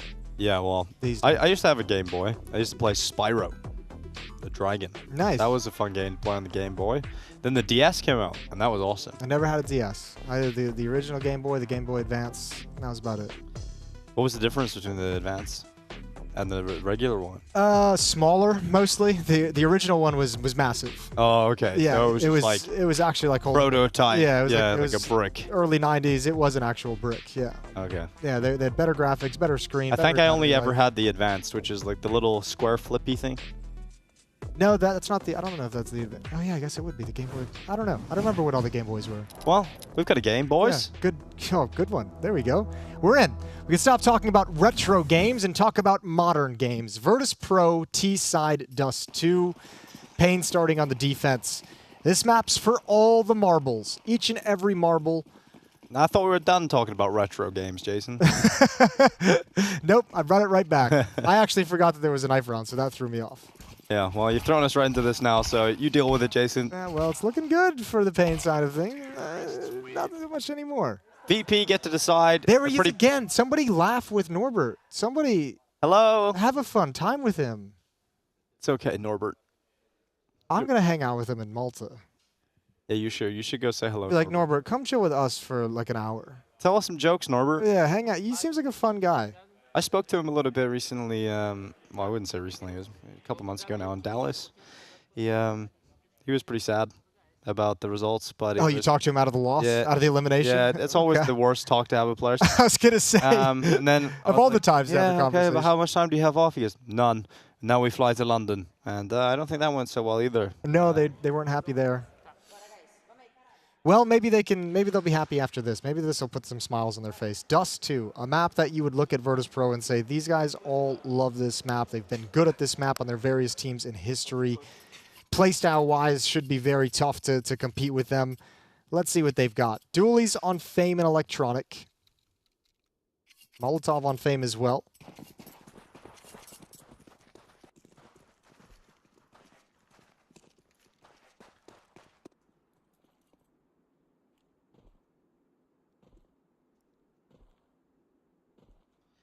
All goes quiet in the lower tunnels for Electronic. He doesn't hear too much coming towards him. No presence being detected of Pain players.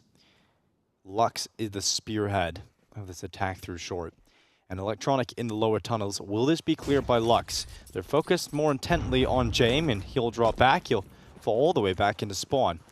Yeah, just seen one crossing over to the site. Now Electronic will reveal his position, fighting with those Joel Berettas, but an uncomfortable position for him, but his teammates are stepping up and Payne are falling down. Yeah, good kill from Electronic, but they can now go to the other bomb site. All 4 Virtus.pro defenders ran past that. Electronic was the only person actually preventing them running towards A, but They don't have the bomb. Payne go against it. Oh, okay. Yeah, so they got to get the bomb. All right. And that's at long. So That's a small detail I lost. yeah. Often in this HUD, you can lose the bomb, to be honest. Yeah, it's the screen distance away from I'll also give that to you. It's hard to track the bomb on the minimap, but it's up at short right now. So thanks for being so forgiving. Yep. They don't have the bomb, and they don't have any chances to win this round. So it's going to be a 1-0 lead for Virtus.pro. Great pistol round from VP, and we talked about this heading into or out of the previous map. James has been quiet on both maps. Having a nice pistol round, you hit 2 very, very good headshots. Maybe this gets you started in the right place. Cowes with the P250, just trying to cause damage. Spots the head at Carr. Never knew Flit was close. 1-0. Yeah, they didn't get close to the bomb plant, so there's no real good force buy option here in the second round. They could still go for it. You'll just be missing a few pieces that you would usually have. So interested to see what decision Payne go with, whether or not they want to get those rifles out as early as possible. They didn't do too much damage in this pistol round either, so you got all that Kevlar saved over for Virtus.pro. I was going to say, I can't imagine it being a buy, but he's got a scout. No one else bought, though. Which makes it even worse. Because now your Opera has no money. Yeah, exactly. I'm very confused by this. Well, let's see what it can produce, because the Glocks aren't going to do anything against James getting up in their face. He's looking to farm up some op money for himself. Good kill from Fame and Jane. Double push forward. And this is like done. Like I don't know.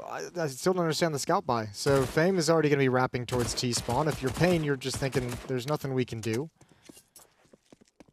This is going to be a pretty nice advantage for VP. Now they wouldn't. Even if he saved, he wouldn't have alt money, right? No. Now it has even less. Yeah, that's the thing. It's not. You no longer have an AK-47, but maybe you can get by with one pistol. Maybe his idea was always, I'm going to scout again. You know? Potentially. So you just scout again. Well, it was such a banger in that round. I don't see why you wouldn't bring it out.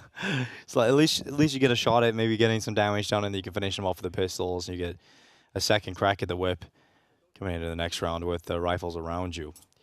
So that is the option that is presented to us. So he goes to the scout, and 4 AK-47s here for Payne Gaming. We get to see James challenge. He's got his AWP out early. He's got the bigger, badder version of NQC's weapon.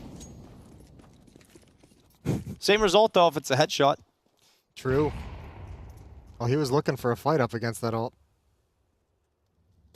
So VP feel catwalk pressure with that smoke and double doors. They can't gather any information. Deep Molotov is going to allow Electronic to get close up on the catwalk boxes. James a deeper angle with an AWP. Electronic will peek off a flashbang, but that Molotov is going to force him back. And just a trade of utility everywhere to try and prevent Payne from gaining any kind of a foothold. They finally have catwalk. They have catwalk, and they have a pretty decent standing in middle. So they forced that third defender to be honest at the A bomb site, which opens up the possibility for a mid to B split, which is what Flit and Fame are afraid of.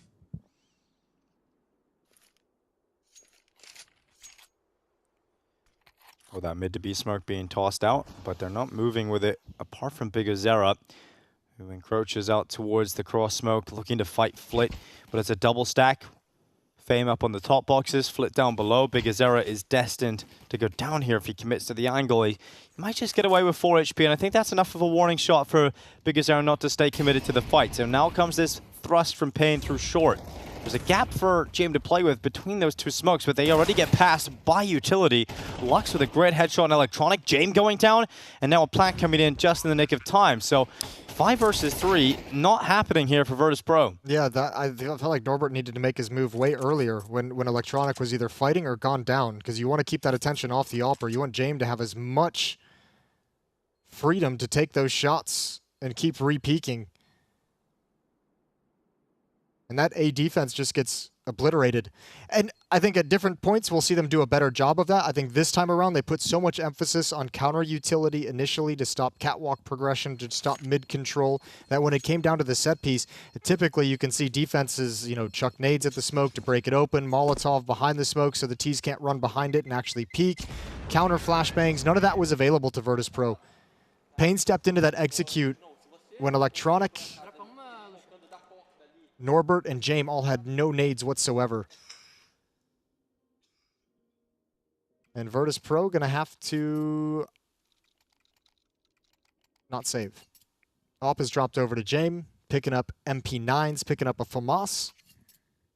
And here we go into round 4. Yeah, it's not pretty for Virtus.pro, but it might be something they can do with it.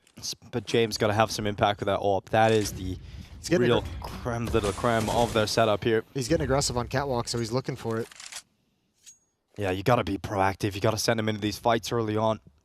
Is Payne going to be aware of the possibility? You can see NQZ jumping for the information. Great flash. Jame can't retake the angle. Or can he? Or can he? That's NQZ down. Nade towards the back of Xbox doesn't do a whole lot of damage, but man advantage found for VP. Yeah, he gets away with one there and falls back. Still, the weapon superiority lies with the Brazilians. There's still a lot of hard work here for Virtus.pro to do.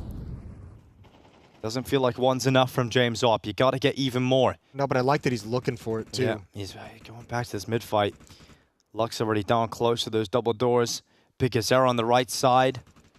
Does feel like James is in a position of power to get away with another one if they do stay committed to try and get through these mid doors. Norbert's pushed up at long at blue box and he's seeing absolutely nothing. Jame, oh, here's the test. Good flick down. And he gets away before the trade has time to pounce. Yeah, well, Lux couldn't quite chase him around the corner because he would have been exposed to B, right? So, yeah, Jame gets away to safety. There's 2 defenders at this B bomb site as well, and now Norbert's going to make his move where he's just like, there's nothing happening. I'll flank, I'll push. They're looking for it, looking for it. Good job from Cowez. I don't think you continue to fight for this round, though, if you're Payne. There's currently a smoke up in the B halls. Do you think you have enough time to get in? We know it's a USP and a FAMAS. But they know they've got 14 seconds and they've run out of time. So this is going to be Payne Gaming having to save their weapons in the tunnels. They get stalled out. And it is that weapon we talked about that had to sing. The AWP of Jame that is able to pull them into a round victory. And unfortunately, they ran into him both times. For both the deaths they took was both against Jame. First, his peek towards middle to grab NQZ coming out of suicide. And then obviously the good shot on Big Uzera over at doors. And another unfortunate circumstance is right at the end that Fame is actually able to upgrade into an AK off the ground. So it gets even better for VP for their save. Bolsters that economy, and it's looking really good now for the CT side. All of a sudden. That's a classic VP round win. Really like one of the first teams to kind of understand and take advantage of some of the economy of buying those hero weapons. And it's always the thing you hear when you talk to teams that had to play them in 2021, 2022 is the fear of never knowing if Jame was going to have an AWP. That felt like one of the weakest AWP shots ever, though. Big Azera felt like that should have done a lot more damage to him, but he's down to 77 health. And Jame gets out of there without having to really put himself in danger's way for long. Payne Gaming, though, they're going to be coming out towards Norbert, and he's sitting in the pit. It's only a little FAMAS here for Norbert, and I don't think he's going to be having much fun whatsoever. He peeks on up, he sees multiple opponents. He's now calling, guys, please come and help me. Please, someone. Nope, he's dead. Well, I think also, fair play, they just used 2 Molotovs and 2 HE grenades on his position. So on some level, yeah, the going down sucks, but you're kind of like, wow, you guys really spent a lot to get me out of pit. That was quite an extreme amount of utility for that one position. Yeah, we'll see if that hurts them when they eventually pull the trigger into the 8 bomb site. Virtus.pro know everything. Fame has pushed upper dark to lower dark. 42 seconds on the clock. I don't think there's time for Payne to go back and rotate to the B bomb site, but Fame is going to keep it honest either way. If Big Uzera gets this kill, it's a huge problem for will he though? Because he's so ready. Fame just waiting for Big Uzera to walk back into the tunnels. Big Uzera unable to pick up the kill. Payne stay committed with the final 20 seconds left. They're going into this 8 bomb site. Bombs on their back and snow at the front of the attack. No head spotted. Now it is. Jame pops up on that new box to jump up, and he'll drop on down to lower. Time is the problem. They have to start planting soon, and they throw mollies onto the site. A blanket of fire warming up this round for Virtus.pro, but a commitment to the plant It works out, and Snow gets a double. Here's Lux over the top. And with just enough time to put the bomb down, Pain Gaming not only plant, but get essential kills and turn this into a round victory. I don't know what happens in these rounds that Virtus.pro feel like they're in a much stronger position for the results that they give us, but you have someone baiting at Catwalk perfectly. They've spotted Jame up on the boxes, and you still have a player over at Gandalf, but like, just how does that have no impact? How does that not net you a kill? Jame misses a shot on top of the boxes, which would have been a huge luxury to have. But Pain is just able to find all those kills at the end, just as the time is running down to get this bomb plant. And none of the defenders have impact.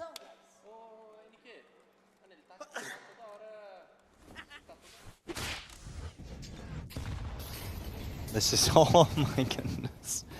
The amount of mollies that go in towards Norbert is just unbelievable. And like, think about it too, because some of the, the other, they likely would have used a Molotov towards like the back of the bomb site as you kind of come up to the default plant spot. That's a little bit awkward. You'd probably use a molly towards the Gandalf box that Norbert was in. And they didn't have that, but still they're not punished from those positions. I don't know if Fame actually saw Cows get across.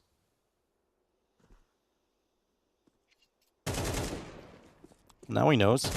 Yeah, good luck running that path. Yeah, nowhere he could have gone. No fight he could have had.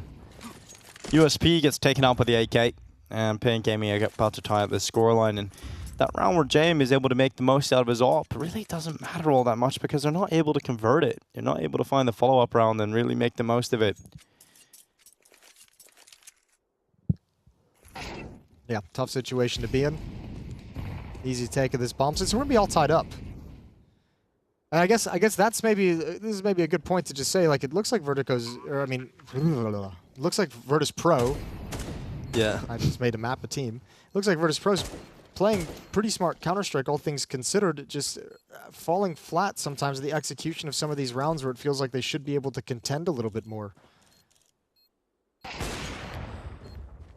Good dink on QZ is forced away, and Norbert just waiting for an exit that probably will never come. There's no reason for them to go through these doors. Electronic gets tapped away by Lux on the retreat back to long side. Good patience from Norbert. Not going to work out for him. It is going to be a tied scoreline, 3-3. Pain Gaming likely to take the lead when you look at the money still not in a good spot here for Virtus.pro. If anything, that Jame round with the AWP almost hurts them now because they didn't build loss bonus. So yeah, a little bit, but you got a few weaknesses here and there in their buy, but it's not too bad. You got the AWP out again. Just maybe lacking a few bells and whistles that you'd like. It's all you needed last time, the AWP. It's true. It's all you really needed. And then QZ is looking for the opener. Good grenade this time. Stops them being spotted on the cross. That was one of the first things I learned when playing Counter-Strike is how to nade the cross so that you can not use a smoke. Yeah. And I used to remember thinking, wow, that's so next level. Yeah, that's incredible. This is great. No wonder people are beating me all the time. It's one of those little mechanics that starts to get you hooked on the way of thinking in Counter-Strike. Well, Electronic slid in CT spawn towards middle. Jame is going to play ramp and car with that AWP. I sense he's looking for a smoke of some kind.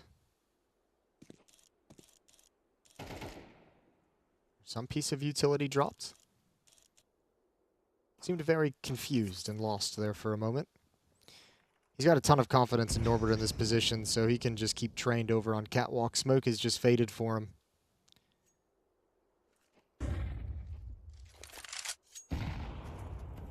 Smoke just placed as Pain gets huddled up behind it. They're just going to execute right through. Plenty of flashbangs to take Jame off the angle again, and again. 35 seconds. Pain Gaming are no stranger to a close round finish. And they're quite comfortable when the seconds are dying. Electronic goes down to Lux, who hops back up to safety after taking that kill away at CT spawn. 4v4 retake attempt here for Virtus.pro. Oh, Norbert missed his Molotov. Throw a follow-up one on top of the bomb, but they haven't yet pulled the trigger on this retake. There's a kill from Norbert, but still labored coming in. Flash. Perfect flashbang. And now it all looks great. Good round from Norbert. And great flashbang from Jame. Yeah, the flash is the key. And Norbert cleans him up because of that. Fantastic work. Virtus.pro getting back in a successful, clean retake. This is a nice position for Norbert. Can't really use it too many times in a half, but very useful in this round specifically. That was a great tap from Norbert out short. Yeah, it was a beautiful tap. That's a pair of nice flashbangs from James. First one allowed him to get the one tap. Second one allowed him to get the double kill swinging up on ramp. Yeah, he's going to be thanking him, his in-game leader there. Biggest error, 0-5. That's not good. 0-4 as well for NQZ. Unusual, but it's nice that the score is this close considering that.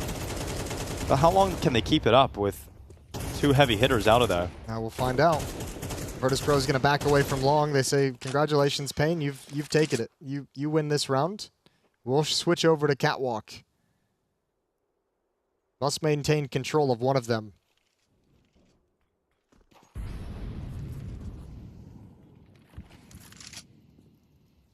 And Payne's going to be happy to just walk up behind this.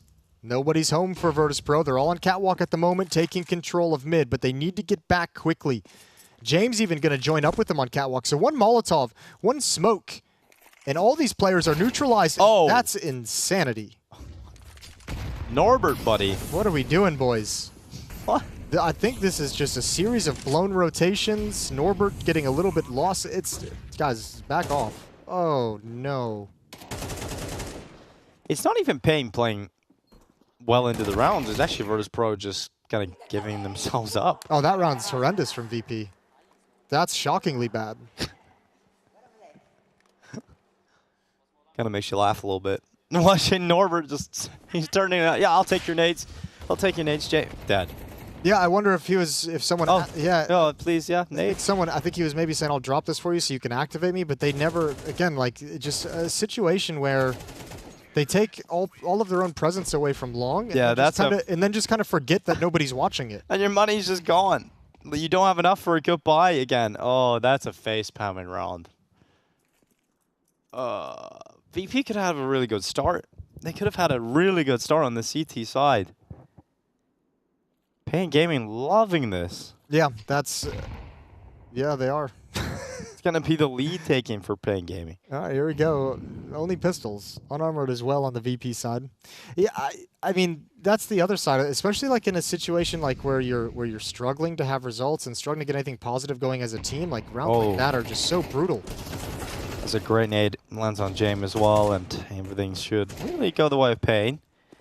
Good read from Snow to worry about the upper tunnel push, but he's looking to help out his teammates. He's got out a lower, turned back in time. Cowboys is also looking at lower, so no problem. And look who it is. Of course, hiding in the corner, finally found his James to go down. So that round, as expected, cleaned up by Payne Gaming. They now go into the lead. Virtus.pro once again have money back. Yeah, let's hope this one goes better. But I think that round is going to leave them with a sour taste in the mouth. Tilt them a little bit, perhaps. Oh, well, let's hope they're recovered. 4 out of the last 5 in the favor of Payne Gaming. They've taken a firm grip on this map in terms of momentum, not yet in terms of the scoreboard. Norbert.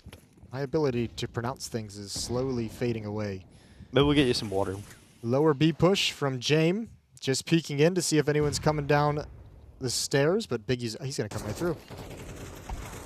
Lux with a kill on James. 5v4 set up off the back of that, and Bigazera, he senses a little bit of space. He loves getting out through this mid door, and it's his time to strike. Nearly gets a second. But Fame able to hold on, but he's worried about being pounced on through the B tunnel, so he goes back to address that problem, and Snow is the problem. Yeah, but Snow's playing this smart. He's jiggle peeking and waiting for his teammates to get there. And now the AWP following up in behind Snow. He's going to try and attack Fame, and oh my goodness, Snow. What a shot. That's it. That's the round. He'd been having 2 very quiet maps from what we've seen him at this event coming into this third and deciding one of Dust 2. Like Mirage and Vertigo weren't anything special, or if you saw them, you'd be like, why is everyone hyping up Snow? He's hit some bangers here on Dust 2. Leading the way for Payne Gaming, tied with Lux at the moment. Good little mission from VP to recover the AWP, but they're going to lose the round. 6-4 in the favor of Payne. Heading into round number 11.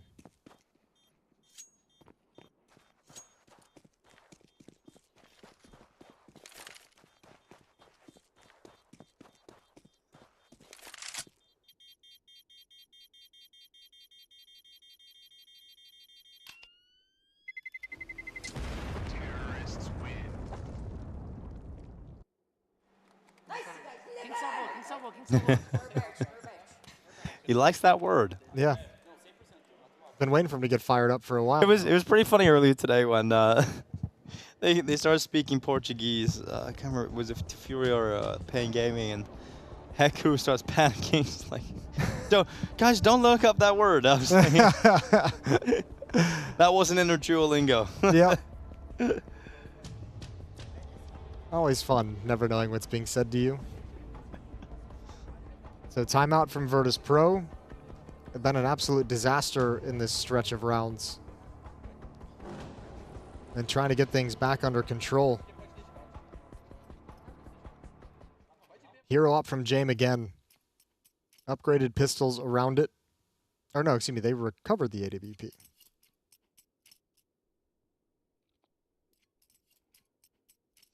Double up T side, that's what we like to see. I imagine it's only for the early stage of the round here. Then the AK will be picked up, which is in spawn. So he's going to go for a second crack of the whip while his teammates are applying pressure at B here. NQZ trying to open things up with his op. Fame is close by, and that smoke has not landed in the way that Fame would have liked. At least you got James op over here now, though, and peering in through that doorway, he's able to take Lux out of the equation. They missed the chance to take advantage of that. They were so cautious and scared and timid to take advantage of that missed smoke that Jame was able to shift over. And then Cowes makes a little solo adventure play and ends up getting domed. It was a really cool idea. They set up, Big Uzera had the secondary op that he was going to swap out for an AK-47. He took the shot down mid, so someone's calling op suicide. And then the actual opper, NQZ, posts up at B tunnels. So when Fame comes to do his jiggles, he almost gets caught. And then in its explosion, it's an explosion into the site if they get that kill.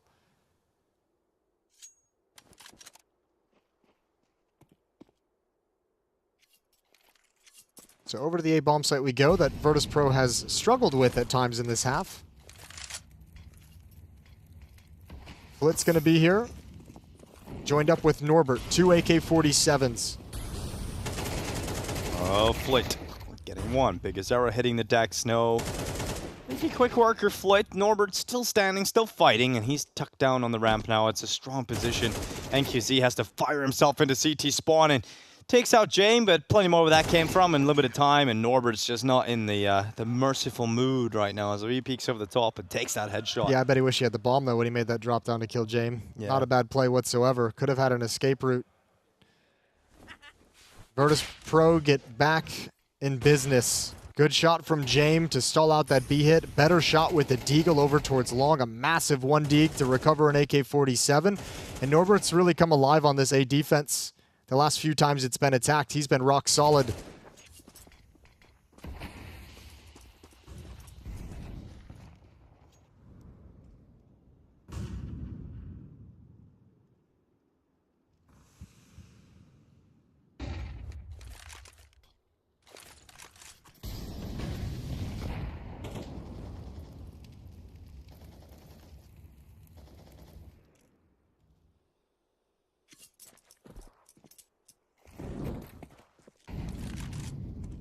Jame getting boosted up. This is going to work. Oh, it's actually Electronic that comes away with a headshot.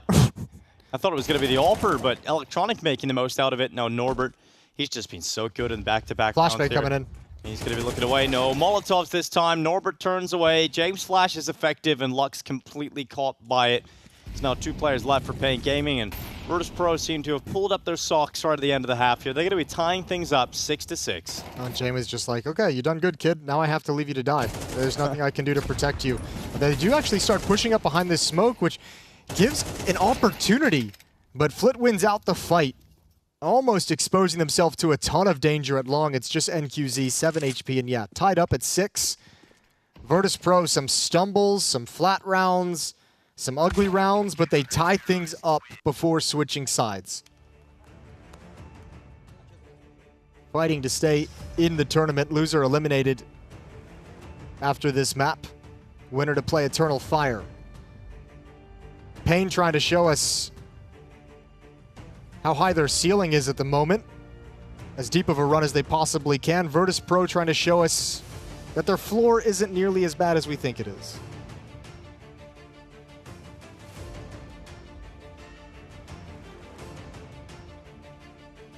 Two very different situations are about for the squads.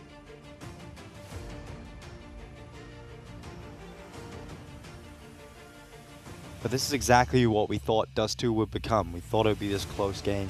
Yeah, I mean, they showed the series just based on how the first 2 maps went. They've showed us, I mean, it'd be so easy to come into this with like the negative opinion of Virtus.pro, and part of that is because we have higher expectations. Like, we expect this lineup to be a top 5 team. We expect this lineup to be contending for trophies, so it's easy to hate and just say they suck, but, you know, they're able to fight at this level as well.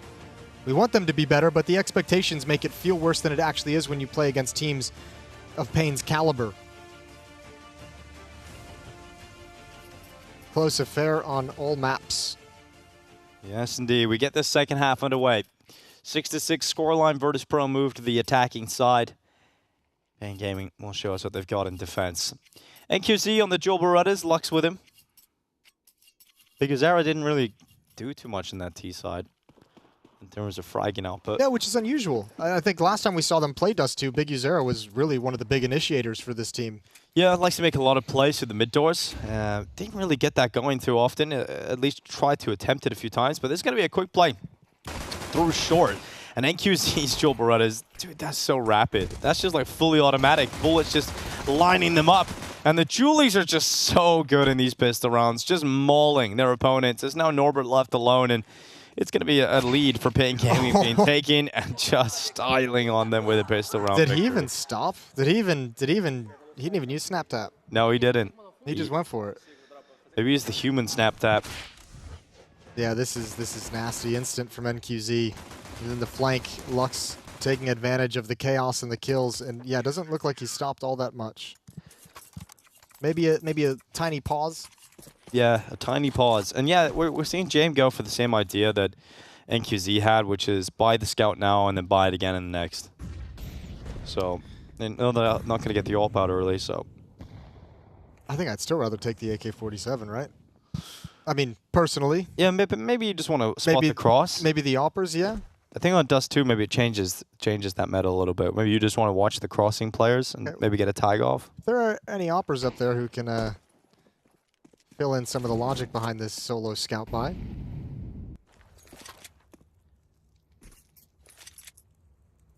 Maybe you just need a scope to feel good, Jason, you know?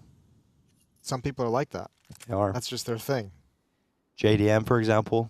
All right, going way back now. Yeah, the original one-trick pony. Well, they had 2. He lounged. He did lounge. He doesn't have that anymore. I mean, those were simpler times, man.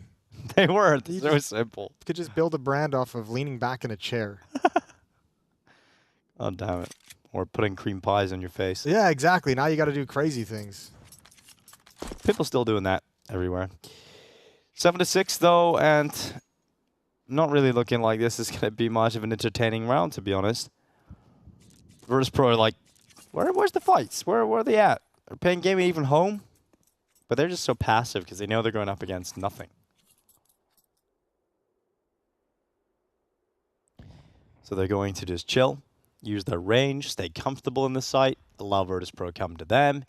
And Virtus.pro now coming to them. They're going through the short side. That's their avenue of approach to try and get into this A bomb site. Cowes with 2 on the MP9. Because they're ready to peek out, and it's all cleaned up. It's now electronic left. Oh my god, he's got 2 out of it. I really can't believe he's managed to that, jumping down to his death before the time runs out. Good damage. Good damage caused those 2 kills at the end to scrape it out of there.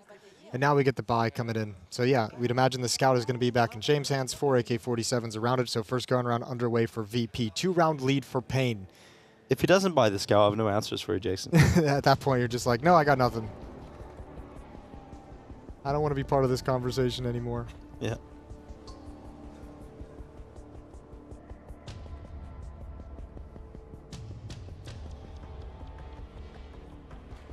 These dudes are floating. They got us in outer space now. The little pixel dudes on the screen in the back. Yeah, I noticed a change as we ended the playoffs. It's like it's a different vibe. It used to be this like cyberpunk kind of city. Yeah. Cyberpunk indeed. I think it'll be pretty cool when we hit that point in life, you know? Instead of getting the VR headset, you get the eyeball. You get actual... You get the eyeball installed. Actual apocalyptic cyberpunk real life. Yeah, it's going to happen. I mean, it's obvious. Yeah, that will be cool, Dink. I'm excited for that day. We're going to get you whatever you want, Jason.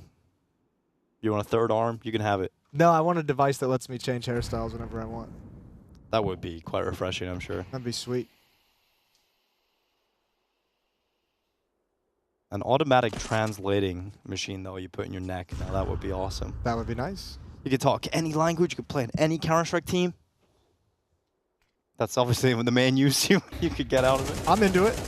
For our world, it makes tons of sense. Electronic solo lurking up catwalk. Cover of a smoke to give him some space and to make Pain feel a little nervous about that access. Now going to group up towards middle. It's a 2-1-2 defense for Pain here on Dust 2. Counter Molotov is going to slow things. Nobody had made it out of the double doors. And Big Uzera is going to put a lot of faith in that Molotov to gain a new standing around the edge of the smoke. And oh, good counter flash, perfectly timed. Amazing work from Big Uzera. Flick going down and Virtus.pro with 30 seconds left.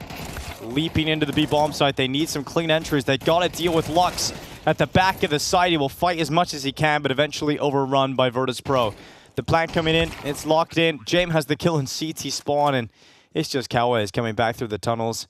Now he could take Fame out of this question. Now there's 2 players left, and they know exactly where he is. So you'd imagine Electronic and James together will be able to close this out. That flash was so good. They don't realize how good that flash really was. And the smoke even makes things further uncomfortable for Cowboy, so he walks into the AWP. Good job from Virtus.pro. B defenders, I mean, that's a perfect setup for a mid to B split, the 2-on-2, and you add in Big Uzera getting that opening kill. Pain probably feel like that should have been much better, but I think all the defenders, the 2 defenders inside the bomb site maybe got a little bit confused. Are they supposed to come out mid and actually defend against this? They're defending against the B hit, but it's not coming. There's only 1 player behind smoke. And Virtus.pro just beat them to the punch. Oh, James got a kill through the door. NQZ goes down with his scout. 5-on-4 provided for Virtus.pro.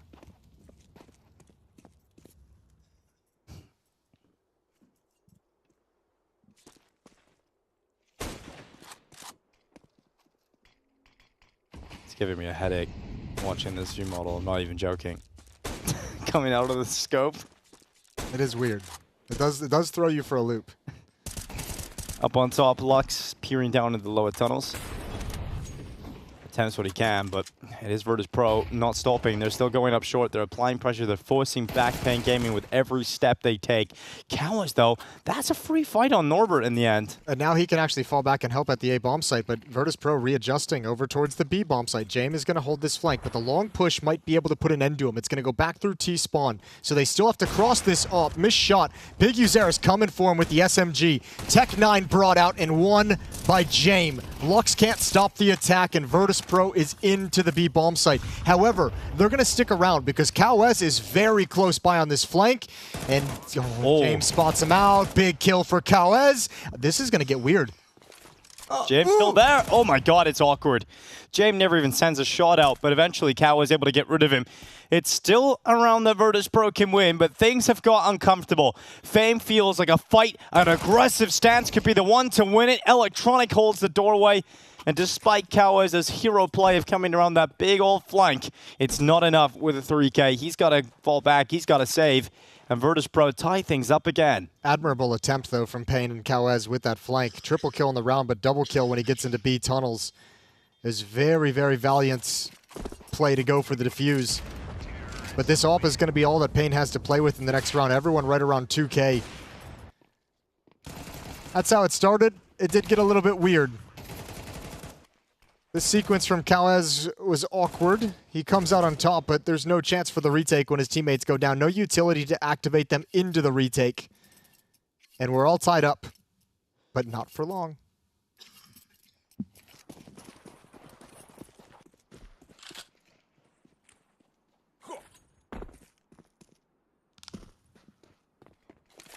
That was a really loud knuckle crack again, man. That one got on the mics again? Yeah, no one did get on the mic. Dang. At least my mic. At least yours. I don't know if anybody else heard that, but it was disgusting. And Kizzy out from short. James going down. Flit on the double again. Yeah, they saw him jump up onto the box, but NQZ was, I think, just saying, you know what, there's nothing I can do. Even if I unscope now and try and run away, like at any point he can pop up and kill both of us. Only a USP defending a headshot angle against an AK is never going to be any fun. Norbert's got to be careful. There's a long, or just has to kill Snow. Yeah, that works too. You deal with a threat, and it seems Virtus.pro have done exactly that. So clearing out Lux off the top of the boxes. Fame has Cowes, so nothing saved over.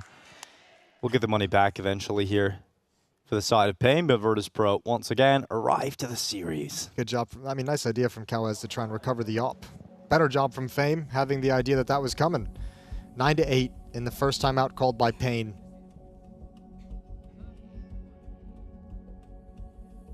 No AWP in play for the CT side.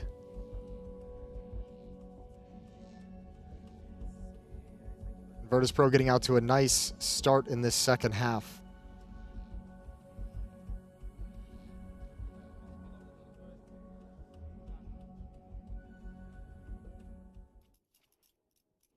Gun rounds have been all theirs since losing the pistol in the second round.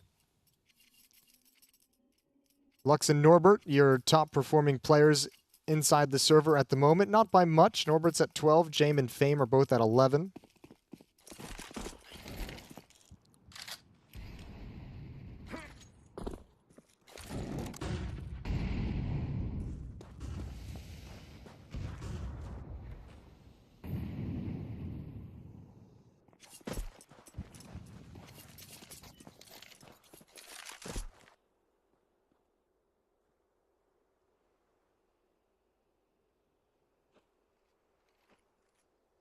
Cowes getting boosted up on top of the blue box. So this could work out pretty well.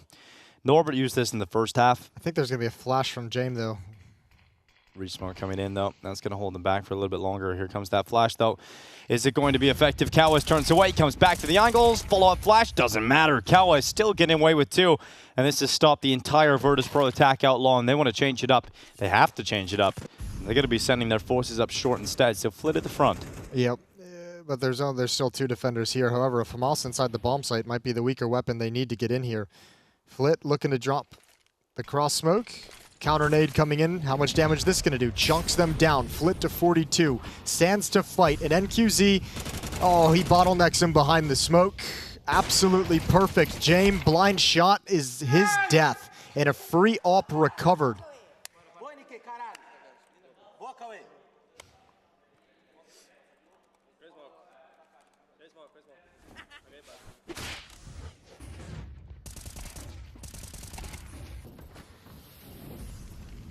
Cowes does just some unbelievable work at the start of this round.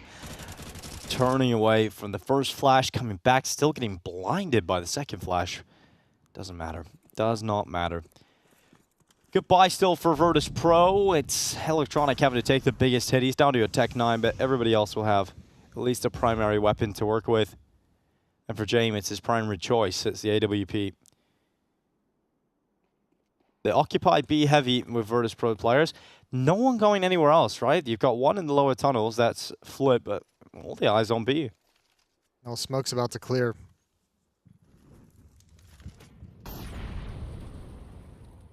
Still got plenty of util here for the CT side. Virtus.pro's trying to show some fake towards Catwalk. Flashbangs being chucked out by Flit right now, and same with Molotovs. And he's going to know they're on Catwalk as well.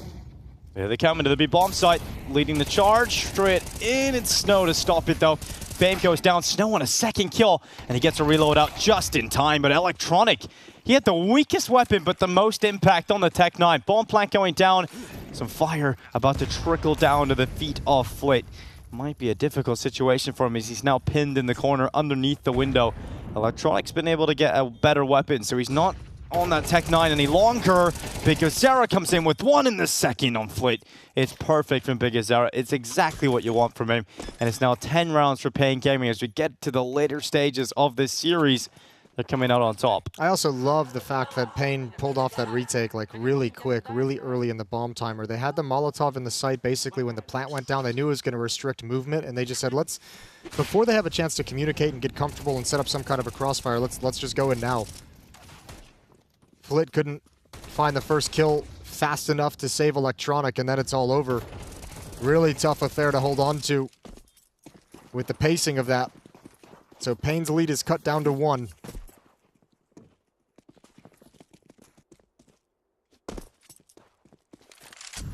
And Virtus.pro's out of money. Or Pain's lead is extended to 1. I'm losing my mind today. It's okay.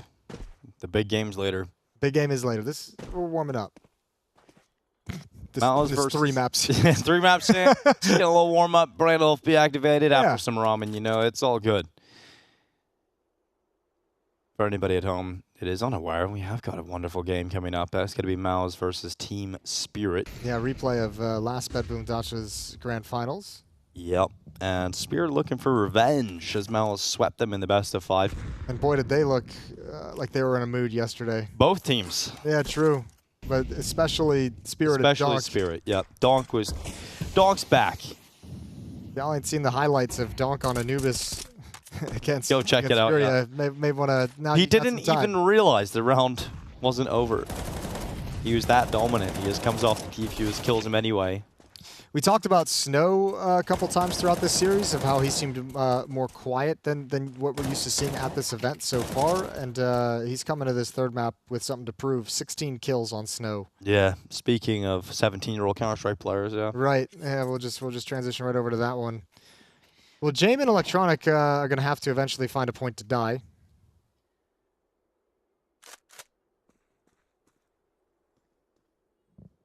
Just going to wait a few extra seconds. Electronic coming out with some damage. Well, they caught him snoozing. And yep, it's going to end up being cleaned up by Pain. Getting closer now. Starting to come to the last real chances for Virtus.pro to show some life here at BetBoom Dacha in Belgrade. This is elimination. We're coming to the close if they can't step up. I wonder if this is going to be a lot like Vertigo, where it was like the start of their T-side campaign looked really, really good when they had the economic advantage. But now that Pain has kind of grabbed control, won some rounds together, built up some money, they have all the nades they want throughout a round. Jame has a glass cannon. There's a chance, just like Vertigo, that this just kind of falls flat and Pain's defense is too strong to break. Ooh, please. Cowboys. And a little look through the long doors. Yeah, that long peek from CT sides is gaining popularity with the flashbang coming over. I mean, even just huddling inside that cave would have been a solid position for Cowboys, but at the very least, you've probably made Norbert a little nervous about wanting to late lurk that, knowing that you had control of cave. So all 5 players for VP huddled around catwalk and mid-double doors.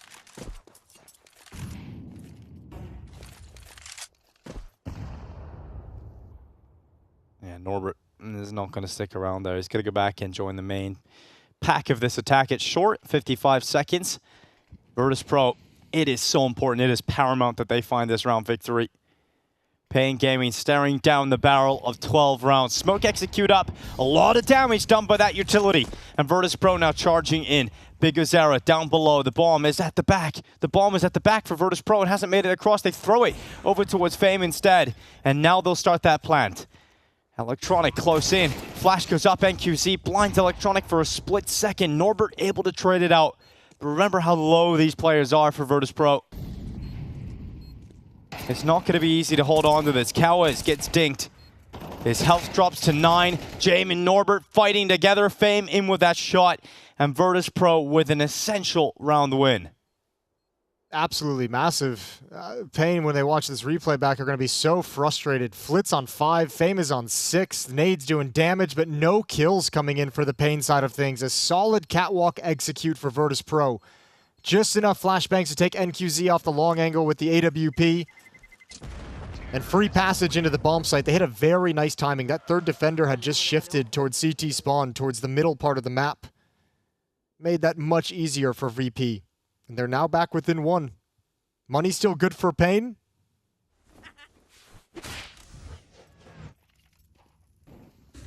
Here's the take. That nade, so brutal. And Jame turns into the late long player with the AWP, and that's what makes things so much easier. We didn't really hear a whole lot of up shots even ring out from NQZ. Between Jame shutting him down and the flashbangs neutralizing him early on the hit, he didn't get a chance to be involved, and the second timeout is called by Pain. They spend everything they can. Brought very low in terms of funds.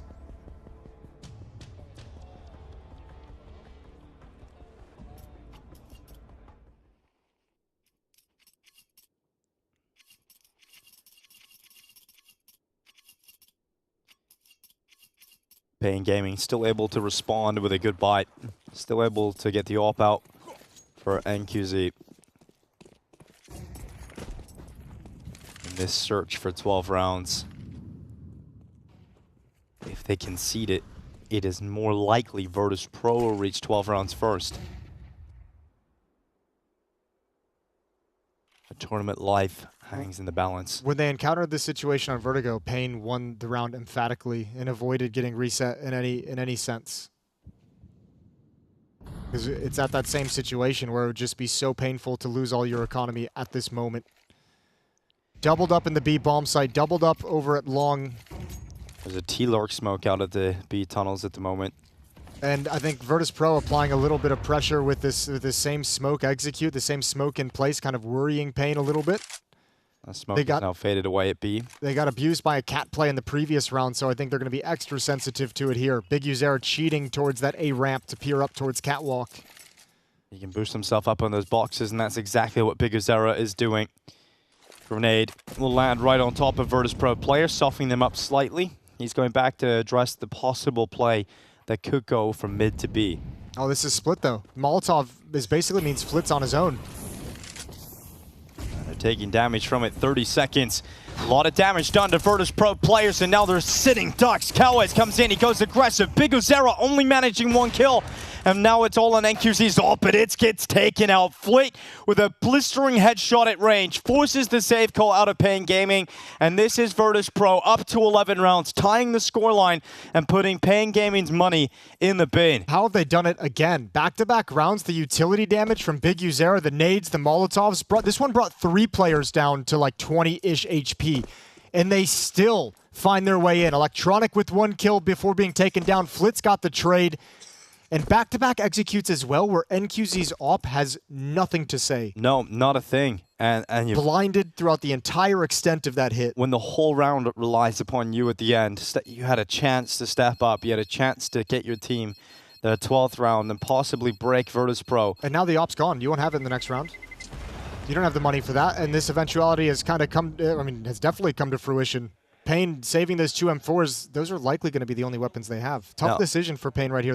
I imagine they take their 3rd time out. Now, how often have we brought up the storyline of Pain coming close to taking the next step in these tournaments, right? Finding a team with good European players in front of them and falling at that hurdle. It's happened so many times for Pain, and this one would be another. To be eliminated in this fashion? Yeah. I hate to say it, but that would be painful. I feel like Big Uzera's just taking in all the information over TeamSpeak between Snow, NQZ, and his coach, and just saying, all right, let's see what we can figure out together. Assimilating everyone's opinions and turning it into an idea. Guys, what is happening on A? They're destroying them with utility on short. Like, it should be a much easier finish. Was it Cowes who ran out from Goose? Was he mollied out of that position? I did not see, but likely if he ran out into the open. He just kept charging forward. He had to be. Well, Big Uzera's been there for those A hits, so he should have a good idea of what's going on. You know, at some extent, you're just getting deleted. So Pain trying to be a little confusing here. Throwing the smoke to obscure the cross, and one player jumping back and forth a couple times, so VP don't know numbers out of the gate.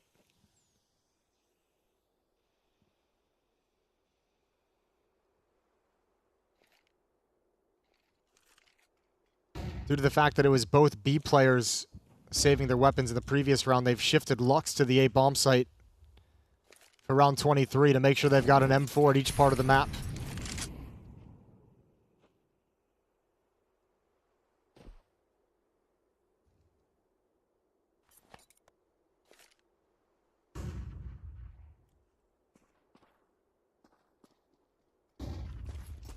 Through the mid doors, they go with a flash, and this M4 comes in swinging.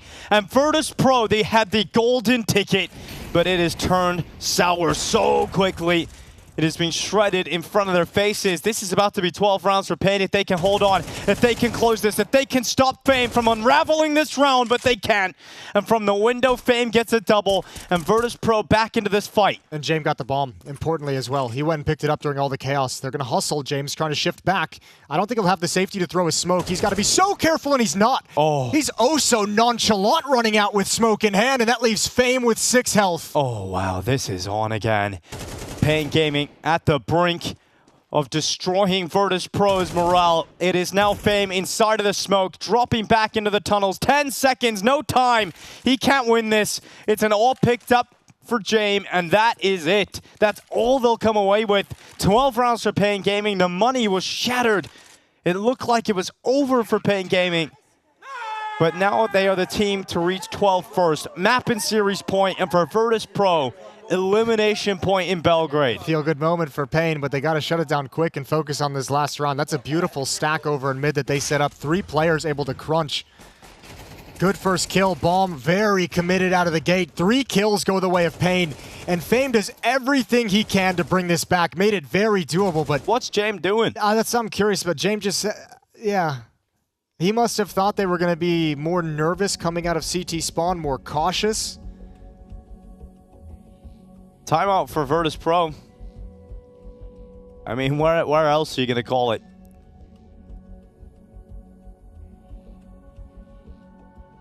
(12-11). VP will fight for overtime. They will have the resources to do so, and that's safe for the AWP. We'll see if that makes a difference. Fame picking up off the ground might be able to create enough of a difference to force this into overtime.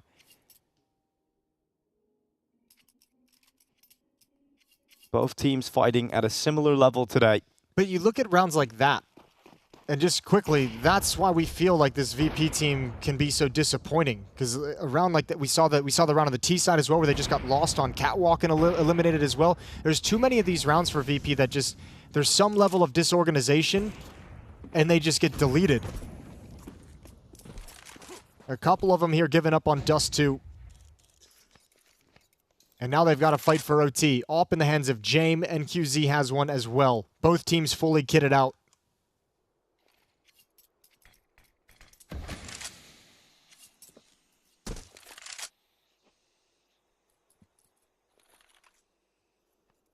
They were finding a lot of success with these short executes, with the wall of smokes being deployed. Even with these players taking damage, Virtus.pro have often found their way into the A-bomb site, so it seems like they might want to go back to that. Under a minute left in this round. Under a minute left in regulation, and a follow-up grenade is absolutely perfect. Flit drop to 20, Electronic to 35. He just chucked 3 in sequence. Back to back to back. And they thought it was clear after the second, and there's another one. How many grenades have they got? Virtus.pro, 35 seconds. They've made this hit work twice, even with being chunked down by utility. Yeah, long lurk is stopped. Flit is dead. Bigazera close in this fight. They drop down, blinded. Kawa is with his flashbang, saving Bigazera, and Pain Gaming saving their lives if they can hold on. James and Electronic with 15 seconds left. There's just no hope in hell. And it's another day in hell for Virtus.pro. It is elimination here in Belgrade. They fall to the hands of Pain. The Brazilians come out on top, and they keep moving forward from the play-ins now into the playoffs. Virtus.pro were an invited squad to the stage of this tournament, and they just did not show us the level. The only win really of note against the Falcons, another struggling team, but when they go up against the squad they've got to feel like they can beat. They just weren't on that level today. Yeah, I don't think this tournament didn't give us anything new to talk about for Virtus.pro. Unfortunately for them, the disappointment again is going to be the conversation. But for Pain, yeah, this is a very good win for them. This is a good series victory, even with the struggling VP. It's great to see them work through struggles and tribulations and trials all throughout all the maps, and just beautiful Counter-Strike played by Pain. I'm continually impressed by the kind of squads and the kind of game that Big Uzera calls.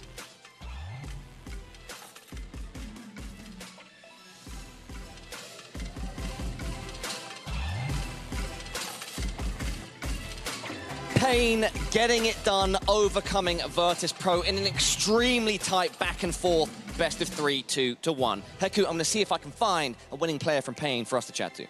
This means this is like really good news for the Brazilian fans because, yes, unfortunately, Furia got eliminated, but Pain is still in the run. They'll still keep on playing, and they're gonna play against Eternal Fire tomorrow. But today, we got to point out that this series was really close. We were expecting that, you know, each team was gonna pick their map, and then it's gonna be a third map, and we're gonna have Bigazera right now. Bigazera, parabéns. Parabéns, muito obrigado. Yeah, Bigazera, congratulations. What an insane best of 3. It was so close, 13-10, 10-13, 13-11. It pretty much couldn't have been closer. Can I get your general thoughts coming out of it? Then I have some more detailed questions as well to follow. As I told for you, I mean, was a 50-50 game. So today was 11-13, the last map. So could be 13 for them, I think. We won like a equal round in the with 2 guns just, and that's it. Because like on Dust too, like the way how you started, like the second half, because it felt like you knew what kind of strat they're gonna be running because you were there. I mean, not you specifically, but your team was like there with the duelists, getting 2 kills, one, and then like another 2 kills. It really felt like you knew what is gonna happen. Like, is that what happened? Yeah. Actually, I think I read them very well. So at City side, this side was not good for me. Was difficult, but of course I made all the sacrifice for the team shine. So that's it. Yeah. Other than reading them, because that is something that we noticed watching, that you seem to have such great reads on them. Other than that, so before the match started, you mentioned patience.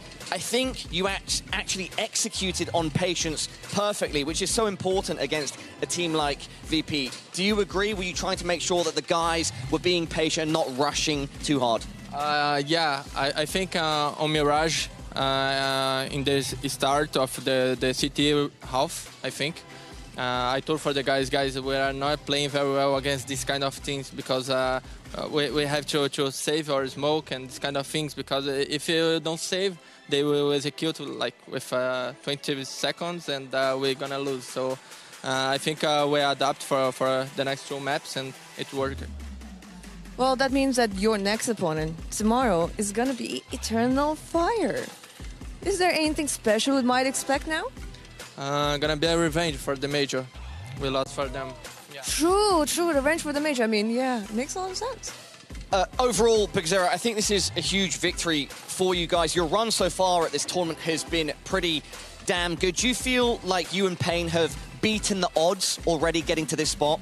Yeah, of course. I think, I don't know, no one believes on us but us, you know? Well, they better start believing now. Is there anything else that you'd like to say to people watching from home? Just obrigado. Obrigado. Thank you, guys, for everything. So. Obrigado for the interview. Yeah. Obrigado for the interview and parabéns. Yeah, Pain Gaming taking out Virtus.pro, and Pain Gaming will be playing, just as Heku said, against Eternal Fire tomorrow. Yes, but that means that we're done with this series. But, you know, we saw the scoreline. It was really close. It went to all 3 maps, and probably the people that can give us the best summary of what exactly happened in this series are our analysts. Paula parabainsing like a gangster. God damn, his Portuguese so good. Fire. I love it. Well, it's a Boa Noite tonight for the side of Pain Gaming. We're all just throwing out a few words there that we know in other languages. Yeah, it's good fun. What a victory they've just snatched right at the end of this map. From an eco round in round 23 of just pistols, 2 saved M4s, but collapsing perfectly to just shutting them down in the final round 24. I don't know where you go from here for Virtus.pro. Pain's obviously made it onto the next match of Eternal Fire, so they're focused on that. VP's just like all these conversations, all these things we've tried to adjust and change, none of it's working. Look how much talent is on the team. I mean, Electronic finishes 10 and 17 on Dust 2 against Pain Gaming. When would you ever expect that to be a point in his career? Again, I think it's like the lack of like a cohesive leadership at the top that trickles down, and everyone is inconsistent at the moment because of it. Everyone's inconsistent because they don't really know who's running the team and who's coming up with the ideas and who's kind of orchestrating how they play at this point. And everyone is suffering. Snow, after those first 2 quiet maps, you mentioned he had a good third map, ends up as the MVP.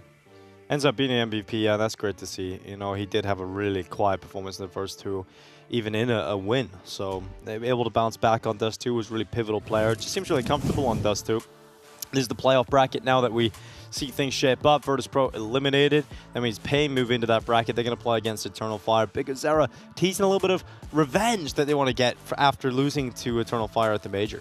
Yeah, we're going to find our first grand finalist later tonight. That MOUZ Spirit matchup is coming next after a break as the teams get set up on the stage. But winner of that moves on to the grand finals and awaits the victor of the lower grid final, as it is called in that graphic. The lower grid final, yeah, that's what we're all looking forward to. But MOUZ versus Spirit, that is going to be fun, Jason. That is going to be fireworks. It should be. Yeah, it feels like it should be that way, especially with the way they both looked in this tournament. Both have come in at a good level and performing as we expect. I guess the one thing is just like you look back, this is the rematch of the finals from the last BetBoom Dacha, but MOUZ wiped them out 3-0 in that series. Well, we'll talk about that plenty more, and you guys can have your say on social media by following Fisher through all their social media links to !Fist in the chat. You'll get those links. You can go follow them.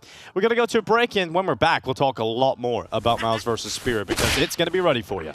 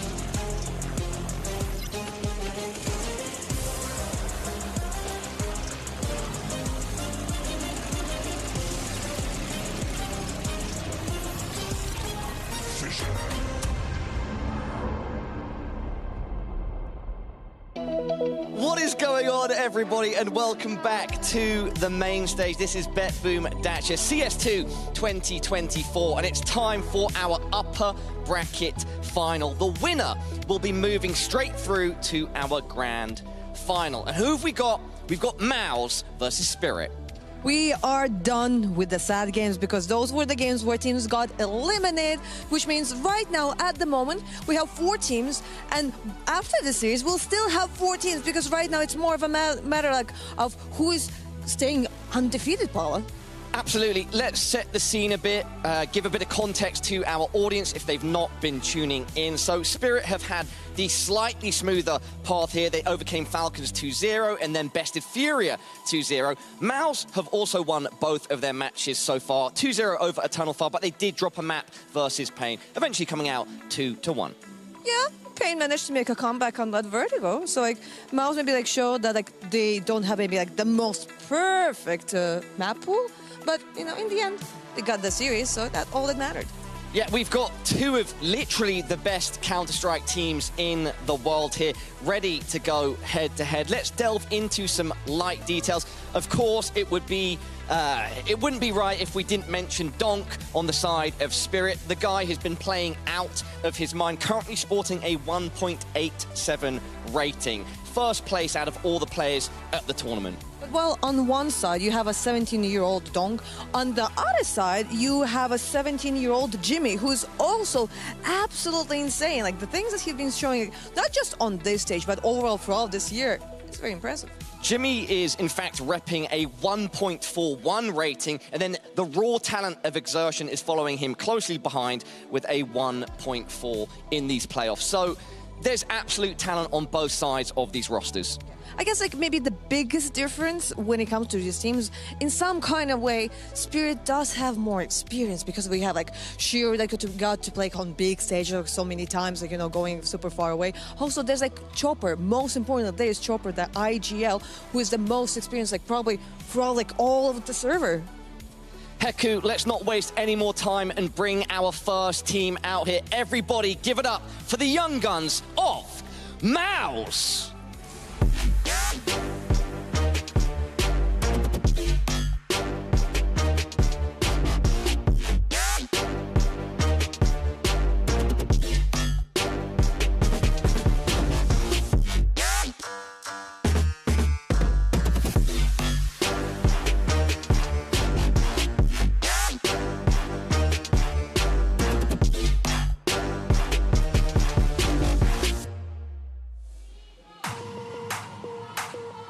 Entering the stage now, a young and hungry MOUZ consisting of Jimmy, Brolin, Sui, Torzi, and Exertion. Sometimes I think this name, MOUZ, of course a legendary esports organization, no shade at them, but I just don't think it's fitting for these kids. They're more the cats to the mice. They chase, they hunt, and they devour their prey.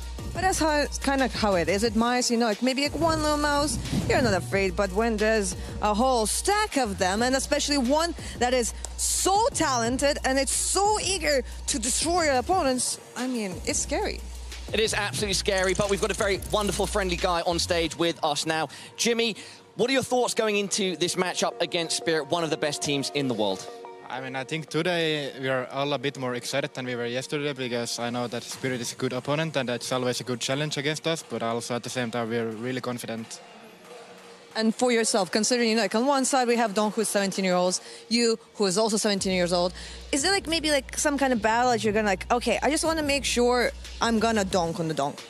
Nah, not really. He's better. He's better, okay. But in the end, it is a team game, so, right? Exactly. Yeah.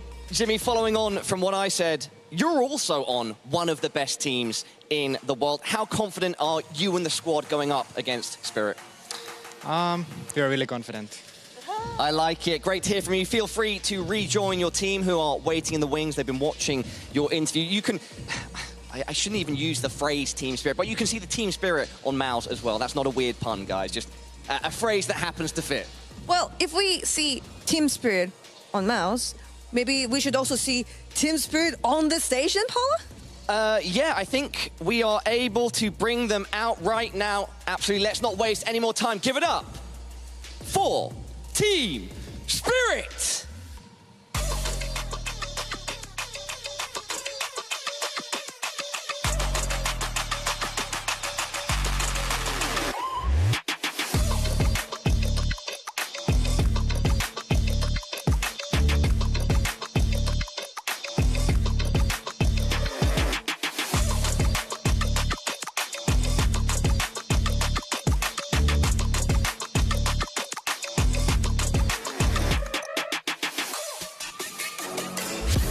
Walking through the smoke, the ethereal presence of Team Spirit. Chopper, Magix, Zontix, Donk, and Shiro. An absolute monster roster of Counter-Strike players.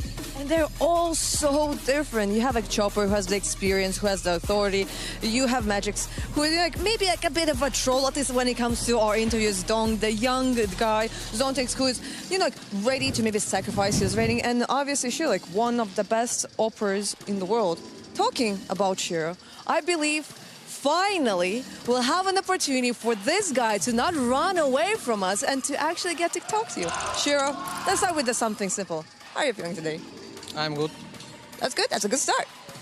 Shiro, you guys are undoubtedly one of the best teams in the world. You're going up against another one of the best teams in the world. How are you and Team Spirit's confidence right now?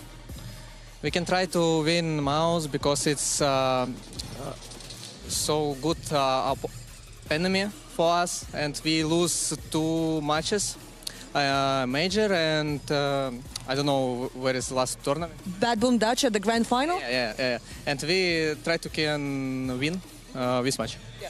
And is there anything specific that you did against, like, in your preparations against the team to make sure that the last 2 things that happened in those matches will not happen today? Ну, да. Мы подготавливали, попробуем их удивить. В любом случае, это будет отличная игра, я думаю. Но ты не скажешь, что именно? Ну, конечно, не скажу. Yeah. So he basically saying, yes, obviously, we were preparing something. I was like, were you going to tell us? He's like, no. Which makes a lot of sense. He is a professional. Shiro, thank you very much. You may take your seat. Shiro, thank you so much. Great to have him on stage. I'm very curious about his AWP versus Torji's. That's going to be a battle to keep an eye on at home, everybody. And another thing is to maybe keep an eye is like, what exactly is that thing that Team Spirit prepared against MOUZ? Because right now, Shiro said there is something. Right now, we don't know. We can only guess. Maybe in the end, when we'll have like the interview, we'll be able to find out, because at that point, they don't really need to hide their cards. But right now, I'm going to be sitting, is it going to be this thing? This thing? Oh, it's that thing. One thing that I haven't mentioned over the course of the tournament so far is tension. For me right now, the tension has gone up quite a few notches. It's palpable. Both teams are very excited to play against each other. They've got the teams, they've got the players, you know, to stack up against each other. Which one is going to come out on top? We're about to find out. Everybody, it's MOUZ versus Spirit. Casters and analysts, over to you. Thank you very much, Paula. This is going to be the best game of the tournament so far, Jason. And it could just be a teaser for what is likely to be the grand final. These are the 2 best performing teams by far, with the best performing individuals by far. This is hopefully going to be the best game we've seen so far. Oh yeah, I would imagine it would be. Should be plenty of fireworks, and I think both of these teams. I mean, MOUZ obviously want to keep up the kind of streak they have beating Spirit, and Spirit obviously want to have revenge over the losses they've taken, especially in the grand final here last time this event ran. So yeah, when you add into that the players, the quality of players that we've got inside the server, this is a great little head-to-head. Completely different roles, 2 different styles, but obviously the best performers of each team at this event so far. Donk was an absolute beast yesterday against Furia. Nobody could stop him. Yimpat as well on the other side for MOUZ has just been such a rock for this team. He's been consistent in his performances and puts up huge numbers in a role that doesn't normally put up numbers. No, that's the impressive part, and I think you could also say the same thing for Donk. You know, as much the numbers that he's getting are just way above what is expected for the style of play that he brings. Right, he should get punished a lot more than he isn't. So impressive in different ways for both players, for sure. He's going to get today. He can't run around with the same kind of ego and confidence that he did against Furia yesterday. And obviously, he started feeling like that was just such a hot game that why not continue it? But MOUZ has the players to put him down and kind of make him play a little bit more within himself rather than going crazy. Yeah, we got a map veto. We'd imagine that we're going to see the pick of Mirage coming in, and Nuba should go out here for MOUZ. So Mirage coming in for MOUZ, that's a map that statistically looks it looks a little I was about to get on you for that one. Yeah.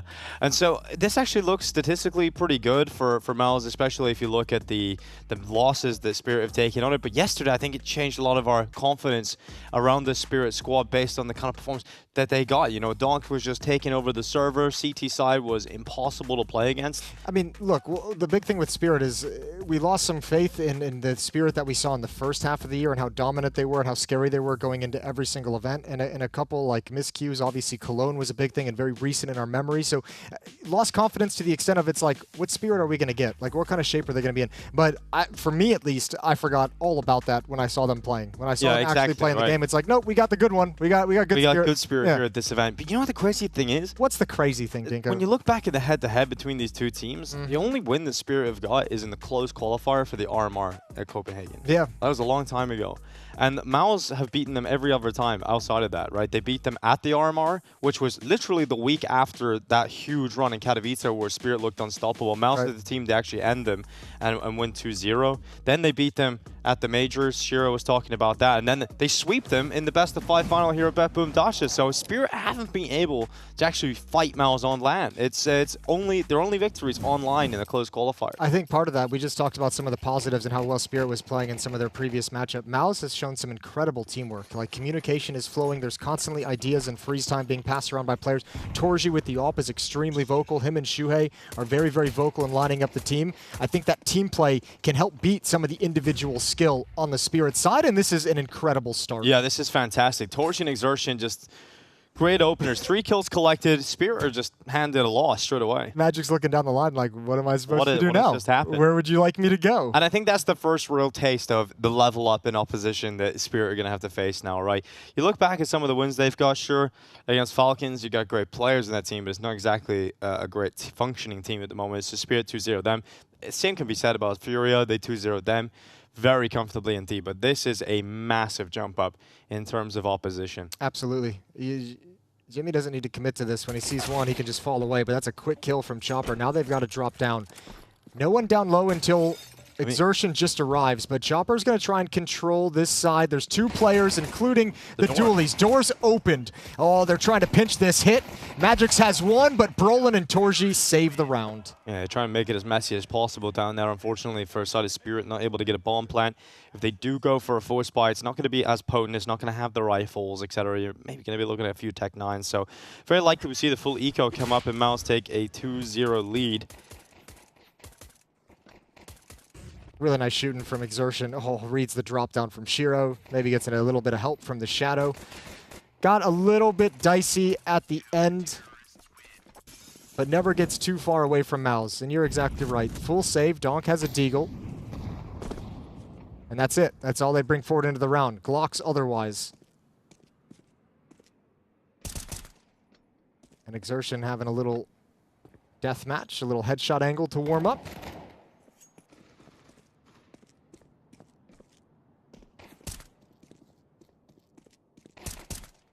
Spirit. Still just patient. Trying to get an event under their belts in the second half of the season that makes them feel good starting to head into the major cycle. Good round from Shuhei on the flank, able to build up bonus money with the SMG, flanking up Silo. Yeah, so we're back in that major cycle, and I think you start off the season with Katowice at the start of the year.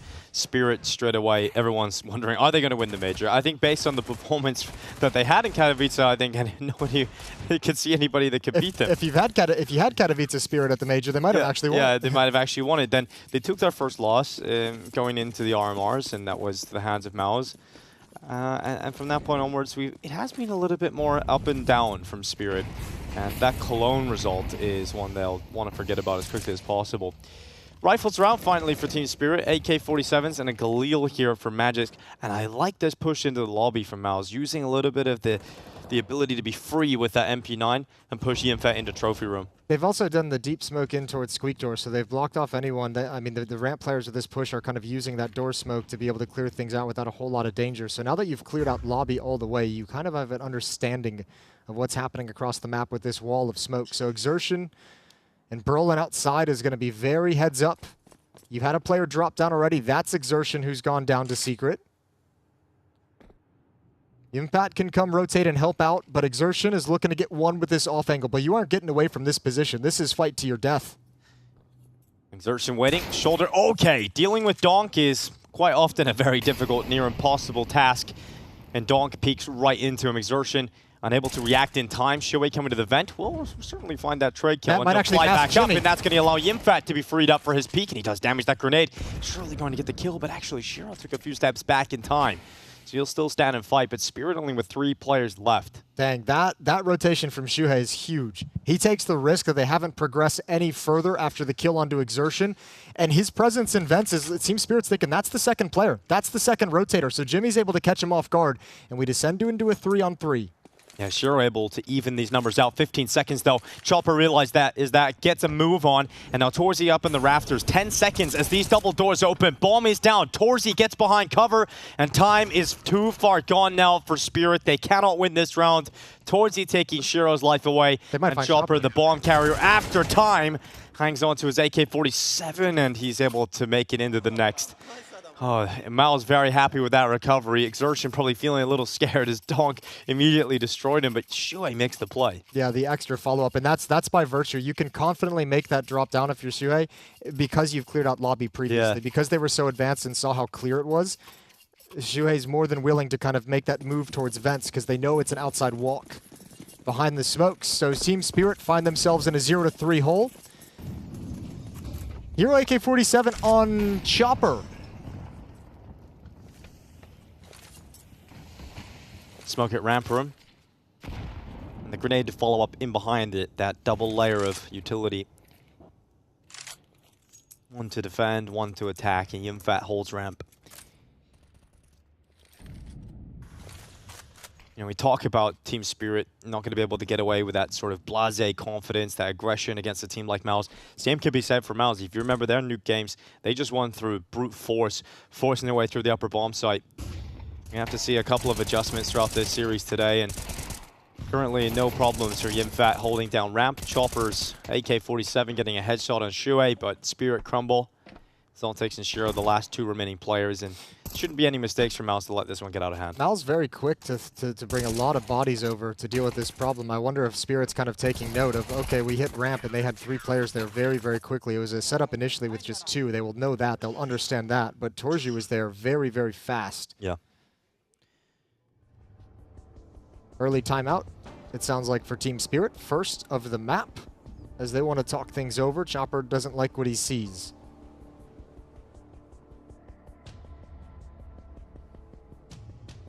Yeah, Hallie getting on the mic straight away. Yeah, maybe Hallie doesn't like what he sees or hears in the team comms. High fives all around. I mean, the last time they played against the league competition, Jason, did not go well for them. Hey, guys, we've had a nice little warm-up back into this tournament. Some beatable teams in front of us. Now we've got our first real test. You want to show what level they did kind of have a soft landing into this event, didn't they? It's like, here you go, guys. Have some easier games. Have Falcons, have Furia. Right? Here you go. Two teams, Fs in chat. Well, finally got the buyout. It's going to be Donk and the AK, Shiro to the AWP. Now, we talked about Donk being the #1 rated player at the event. Shiro's second in that, and so that's generally a sign that Spirit is functioning as intended. Torzy's up, waiting outside. Bit of a gap in that smoke. Could cost Donk his life. Grenade to disrupt the smoke, and Torzy peeks behind it. Not seeing anybody move with it. And Team Spirit content just playing a slower, more passive style at the moment. Good patience from Donk. Yep. Knowing those smokes are going to be broken open and actually doing nothing with them. Not a sentence you say a lot, though, Jason. You can't say that for a lot. True. Hey, I mean, he's usually not asked to have patience, right? It's normally like, we want you to do the opposite. Don't be patient. Yeah, he's got a lot of other virtues. Get a little crazy. All right, a little bit of utility. The upper bomb site forces out some counter nades from MOUZ. Choose up some of those Molotovs they have to disrupt attacks. 4 players at the upper bomb site. MOUZ disrespecting outside, saying, you guys aren't going in that direction. You have Shuei kind of peeking and checking lockers every once in a while. Towards ramp room we go. Torji's op was on point yesterday. Opening kill of the round, though, is Donk. Shiro follows up through that door. Exertion peaked, and he was too far in the open. The AWPer will punish him, and now MOUZ know that Team Spirit have the AWP in play on this T side. They're down to just 3 players. They're going to go for a slow creep out this door at the 30-second mark. Shuei's playing a Tetris. Torzi commits down into the bomb site. Shuei taken out. So it's either hero play or bust. And Torzi looks to be empty-handed in his contributions. Finally, shot lands, but it's not enough to change the outcome of this round.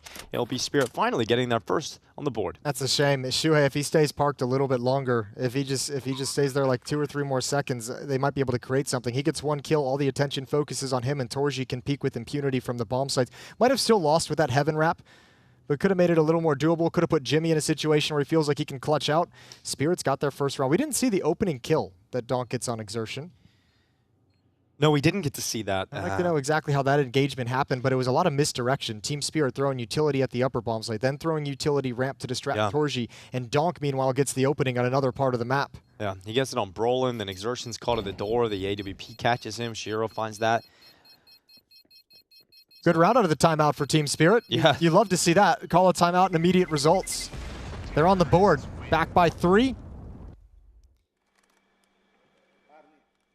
But still plenty of time. You can just tell looking down the line for both teams, you know, body language, you don't have to be an expert to understand there's a little bit more intensity. Yeah, it's a little bit of a different match for all of them, isn't it? A little bit more intensity. And right. A little bit more focus, less laughing. But it isn't like this is an elimination game or all-deciding game. It just means you get into the final first, and you at least don't have to go through that lower bracket and possibly slip up on the way to the final. Yeah, winner goes to the first team that qualifies to the grand final. Loser drops down to the lower bracket final, where they await the winner of Eternal Fire taking on Pain. That match and the lower bracket final both taking place tomorrow before the finals, best of 5 on Sunday. And again, it's extremely likely that this is the matchup you get in that best of 5. Once again, the 2 best teams attending, BetBoom Dacha and Belgrade. They were in Season 1, they are in Season 2. And might even be in Season 3. Yeah, maybe Season 3. Stay tuned. Yeah, if it's coming, who knows? You'd imagine it would be. Exertion is going to start a secret, Jason, this time. Yeah, all good. Given a bunch of different looks. We saw MOUZ yesterday. So many different looks on the defense. Smoke blown open, but it's shallow. It's too shallow. Exertion transfers over for a dink. Brolin's able to clean it up, and that's the... Is that the bomb? I think the bomb's dropped in secret right under that orange X, so they have to find a way to cross over and pick that up. But they've got to use all their utility to create the safety to do so. Torzi's going to have another opportunity at this. Missed shot. Yimfat's there as right for support to make sure he doesn't get blindsided down that left-hand side of Torzi's perspective. But now that Yimfat's gone, you do have to worry about that. Shuei, perfect timing. Just sees enough of Shiro as he walks around that corner. And that MP9, it's going to lock it in. Shiro's down. And now it's just Zontic's left. 1v2. 24 seconds left. You mentioned the bomb being down a secret. He's nowhere near it. So this round can't happen. MOUZ just need to stay alive, hide away. It's going to be their 5th round on the board. And Team Spirit, yeah, sure, they get a round win off the back of the timeout, but unable to double up, unable to string it together. It almost seems like he's going for some late kills to do some damage to the economy. He wants to catch Shuhei going for the AWP at the end of the day, but Torzi's still alive. Shuhei coming forward. That's a good kill to find for Zontix. Yeah, good awareness. Yeah, limits the money, and he's got plenty of cash. He can drop an AK-47, buy one back for himself if they feel it's necessary, even pick up a smoke on top of that. But a good recovery from MOUZ after dropping a round. The question is, what's their buy going to look like after losing 4 players in a victory? They got to reinvest everything. So Team Spirit has them on the edge. It's a 4-round lead, but that can disappear so quickly if Team Spirit are able to actually break this economy. They've got the AKs out to do it. They don't have Shiro on the sniper, but it doesn't really seem all that impactful at the moment. Speaking of, Donk has not been really able to make any of his plays outside, hasn't been able to be that disruptive force. Shuei, often found in advanced positions towards hut and lobby. He'll take a few steps back to safety now and climb up on top hut. Boy, did we have a lot of positive things to say about Shuei yesterday as well. Oh, we in their really game. did. He was playing so well. Had one map there where he just blew up and carried. He's going to have a tough task. Oh, they've streamed out, but they've avoided his detection. What a route to run out of hut. Donk 2 kills from Mini. Yeah, great work from Donk. Again, just that entry power that he possesses. Minute 3 seconds left in this round. Team Spirit up a player, and they're going. They're stopping this plan from happening. Magic's fighting back. Yimfat on the trade. And a 2v2 with 55 seconds left. Bomb still in the possession of Shiro. And he is going to take that bomb, fake the drop down, come back up to see if there's a player at hell, because they do know they have a lot of time to play with. There's no need to commit just yet, but Shiro is certainly going to do so now. So Plank goes in. Oh, this is a risk. This is a risk because Zontic's still at door. He's gonna. Well, okay, Yimfat. He's looking for it. He's very aware of the possibility. Good shot. Exertion made it down earlier, so Shiro might not have that timing, but they're waiting. Great awareness from Yimfat. Sharp is Shiro you're though. in so much and trouble. Two doors. 2 doors. He has to fight, and he can't get any of the kills. It's a tough situation for Shiro. Both remaining MOUZ players incredibly low.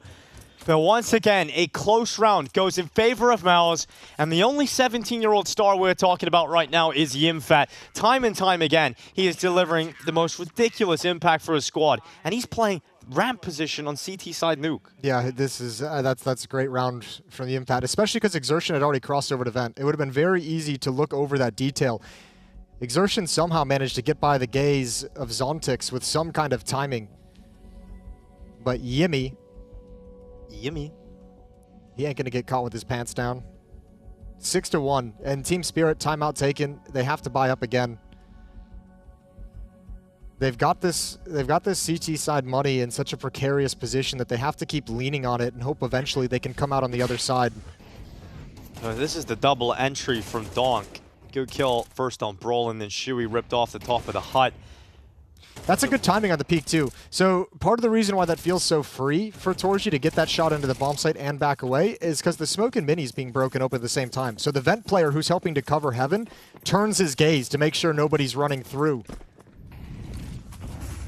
Well coordinated, even if just by luck. Well, Donk is looking at the accelerated pace change this time.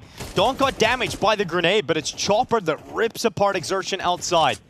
Good opening fight. Being picked up here by Team Spirit, and they're going to stall it out now. They don't need to continue with the speed, but the head spotted. Yep. Shiro can't go for it. He knows he's being detected, so it just drops off that boost on Red. Torji's being very bold. I'm assuming with that boost up, he might have seen that it was an AWPer. And at the moment, Team Spirit have the AWP advantage, a man advantage as well in this round, but we've seen MOUZ recover from these. Look at Yimfat coming up from Secret. Now, he doesn't have a weapon he can fight at long range with. He's got an MP9. Going to be a gathering in hut. Team Spirit want to go out into this upper bomb site. That's going to be contact, you'd imagine, as well. No utility on Shiro. They're just going to walk out. So Shuhei, timing of when you realize. How does Zontix turn on that? Second kill off top hut. And because Donk was cancelled out early by early grenade damage, he just hangs out outside, and you wonder who is going to be the entry player, who is going to find those sharp headshots, and it's Zontix this time.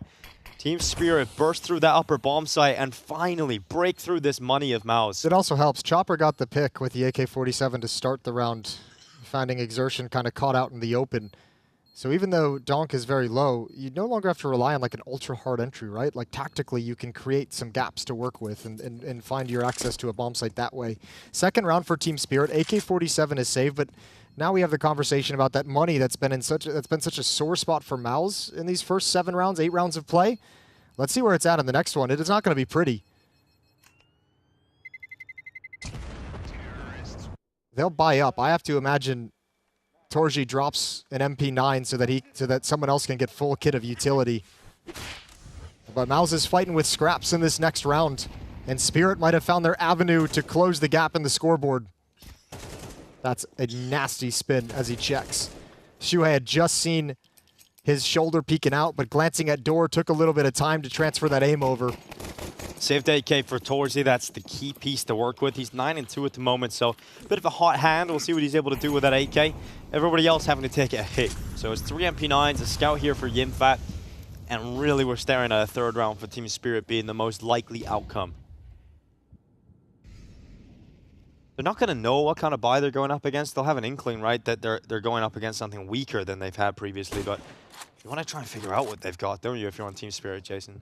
Yeah, it would be nice. Well, now they have the information. That AK-47 was saved from the previous round, but they know the scout's over in ramp room. Oh, good timing shot while blind. It's getting a little dicey. Okay, careful, Shuhei. Yeah. 2 players downstairs already, though. Spirit might be in a bit of trouble, because MOUZ is a step ahead of them on this rotation. There's 3 players down on B. A third player now. That fifth one, or the third one's going to rotate back up vents. Content for the moment. Exertion does have a smoke as well. One of the weapons on lower is a scout still.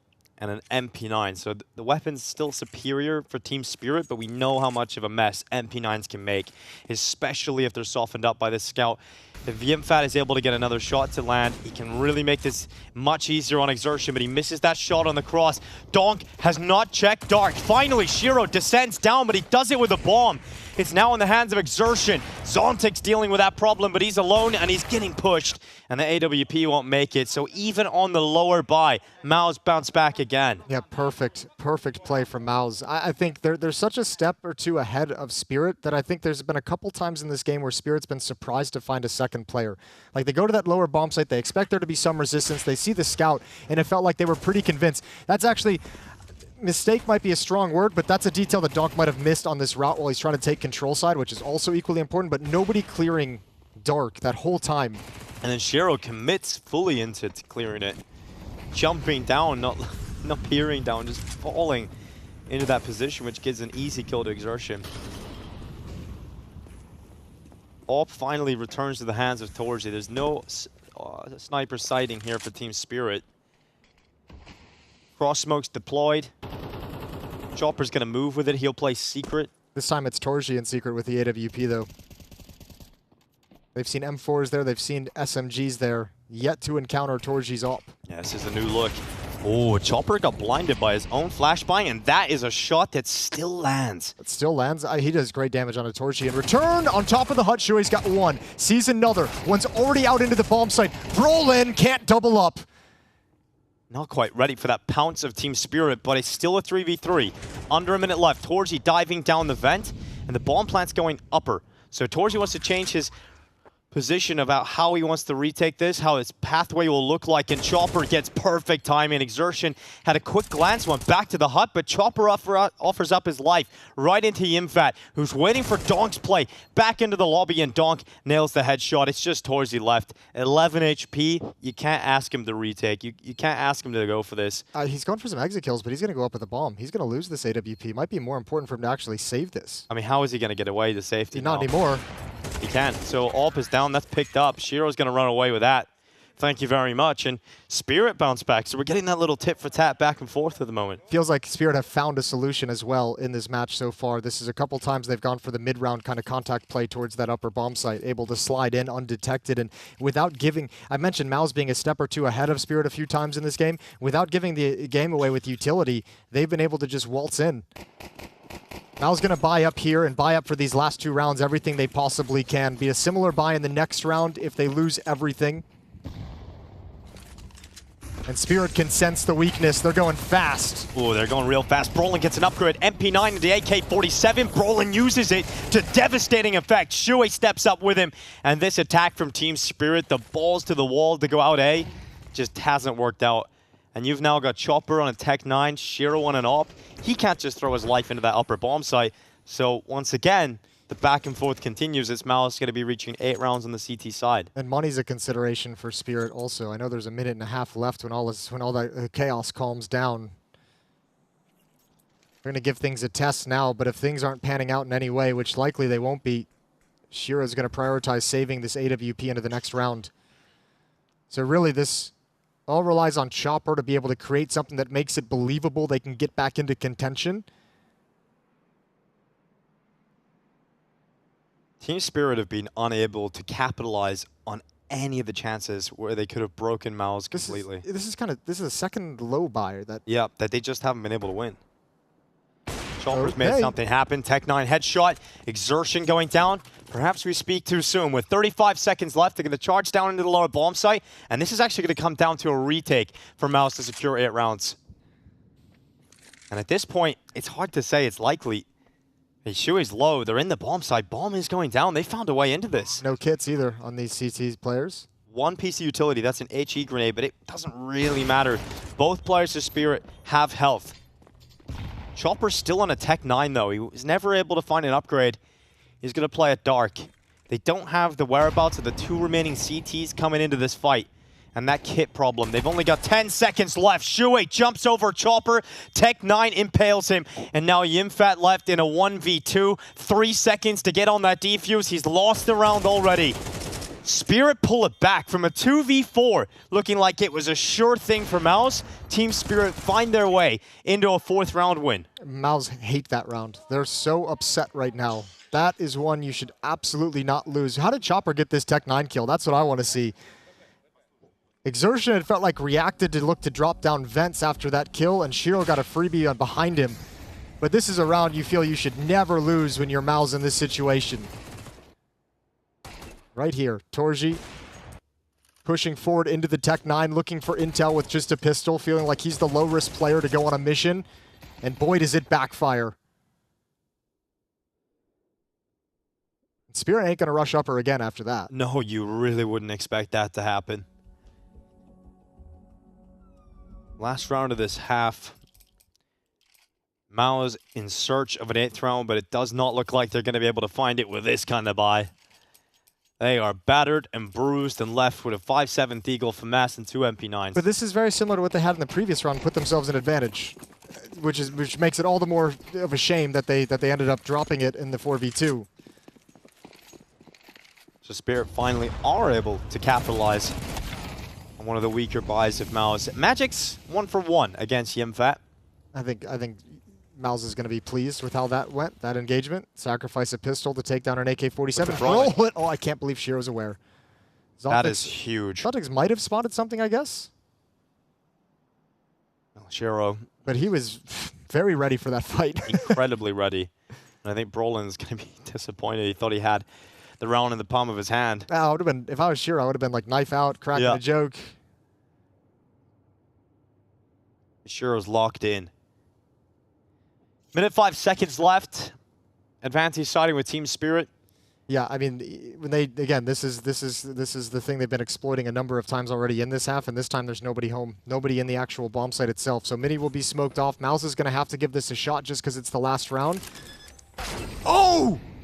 What? Right through the smoke, a 1-dig. Exertion's got the lineups. And a little bit of life back into them again. Exertion's Deagle rattles off another. And it's Zontix and Chopper in a 2v2. This Deagle doesn't stop. Chopper left in a 1v2 clutch out of nowhere. He's got 30 seconds, no utility, bomb down in the open in the site. He'll pick it up, he'll bring it to safety. And Exertion, he's going the long way around. He wants to end this at heaven. It started with a Deagle through the smoke, and he looks to close it from the heavens. It's hard, though. If you're Jimmy with low HP, you want to keep him pinned into the bomb site for this wrap. You want to keep him distracted. You want to keep his attention away from reading this possibility. And here they go together. Exertion with one hell of a 4K. That is one of the most ridiculous moments of this tournament so far. It starts with a 1-dig, it's finished by the Galil, and it ends with an 8-4 half for MOUZ. Oh, as if that's the way it stopped. Any other plant position, and they get away with it fine. Well, fair's fair. Spirit stole the 2v4. Exertion and MOUZ steal that final round. I think that was a little bit more impressive, to be honest. Sure, it's a different style. But Exertion has impact right at the end. Beautiful, beautiful stuff to keep MOUZ with a strong lead, 8-4, as they switch sides.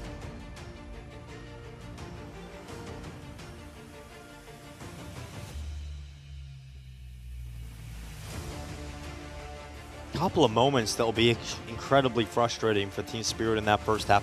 That round in particular, I mean, that could have been 7-5. That makes a massive difference. A huge difference. Going into the CT side. But there was another moment earlier in the half where they break the money of MOUZ. They lose to that. Yes. Yeah, those are things they'll be looking at when all is said and done. For now, you got to play with what you put out in the server in the first half. And a little chef's kiss there.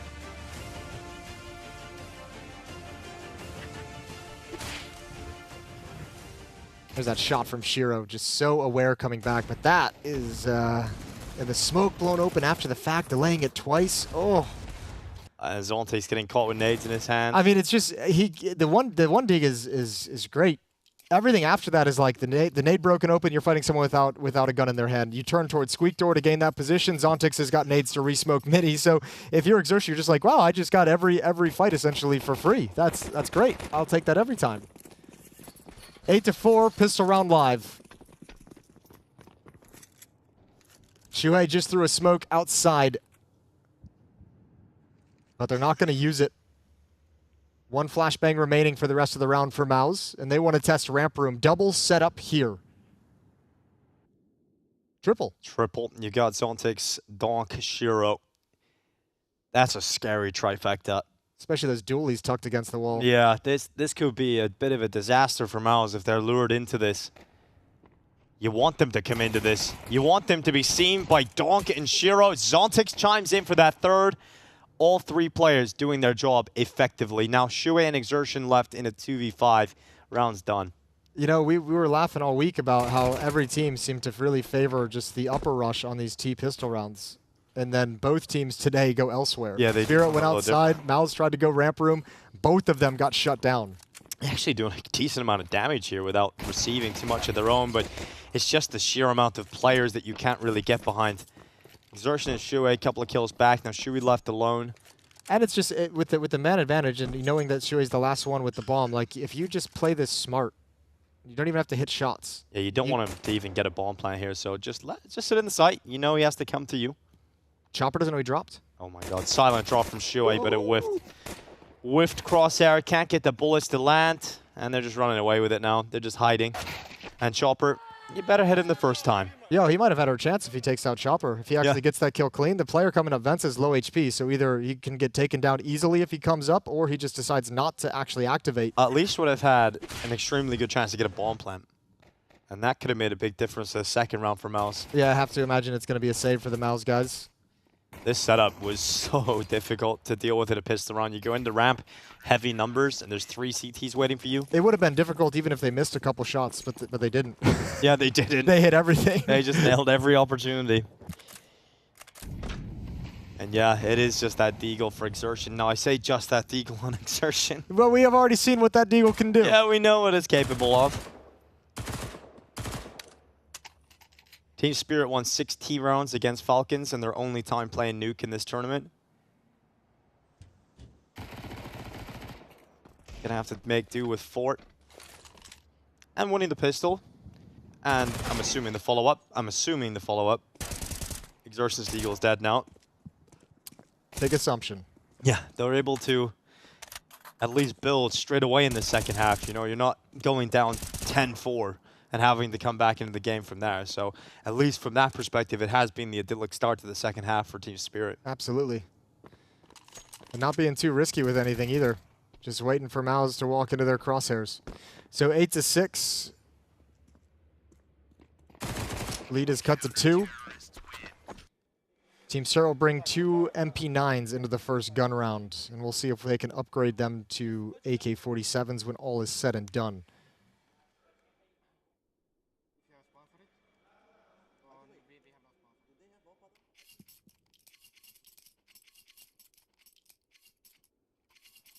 A lot of upper bursts where the game plan of MOUZ in the previous game. Can't imagine we're going to see a similar game plan today. Eternal Fire just couldn't handle what MOUZ are throwing at them. But Spirit will be able to. Likely to see more of a tactical T side today.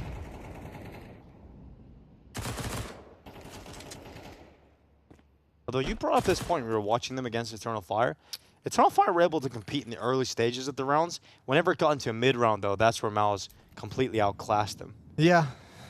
They're very good in the mid-rounds and very coordinated. We've seen that a couple of times in the first half as well. They were able to put up 9 rounds on their T side yesterday against Pain Gaming also.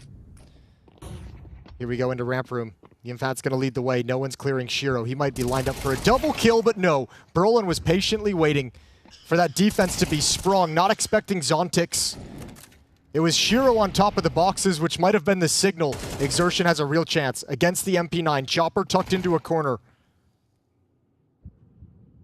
Zontix low in the control room. Exertion about to take out this low HP player with ease. Oh, good reposition from Chopper, Yeah, that's though. huge. That's actually sick. Yeah. Exertion has no idea. Torji's going to come in through ramp room late. 35 seconds, time to work with for MOUZ. He's sprinting now. Torji making noise as he trundles his way down into the lower bomb site. Smoke out towards Decon. Chopper's hearing everything. Chopper, such a sick play. There's the reposition coming into full effect. Now Torzy's in panic mode, getting damaged elsewhere. He will hand out a haircut to Donk, but Torzy's left alone. Magix is coming to join his in-game leader, and Chopper has played this one so disciplined. He keeps the attention drawn towards him and allows Magix to come down that ramp and close out the round in favor of Spirit. Yeah, such a sick reposition, and just plays it so well. Happy at the end to just be like, I'll just park myself here this whole time. There's 15 seconds left. You want me? Come and get me. It was a grind, though. MOUZ does a good job trading these kills all along the pathway to get into the lower bomb site, just never able to find a way to secure it. Chopper does fine work in the lower site, and that lead is now just 1. It's likely to be none in just a few moments. Tech9's here for MOUZ. Maybe this is where we get to see that upper bust. They're going to charge out straight in towards Magix. Chopper and Donk also chiming in with kills, and this is completely stalled out for MOUZ. They get nowhere with it, and we're looking at this tied scoreline again. Okay, let's see what they're going to have in the next round when the AKs return to the field of play. Struggled in the first gun round. Zontix going to be holding the ramp room. 2 players coming in his direction, and content to just play on the ramp. Same position as last round. Yeah, generally very good. Not making too many mistakes in situations like this. Zontix cleans up the last 2 players. And a very scary prospect is that Donk now has an AK-47 in his hands on the CT side. Can be a real menace with that.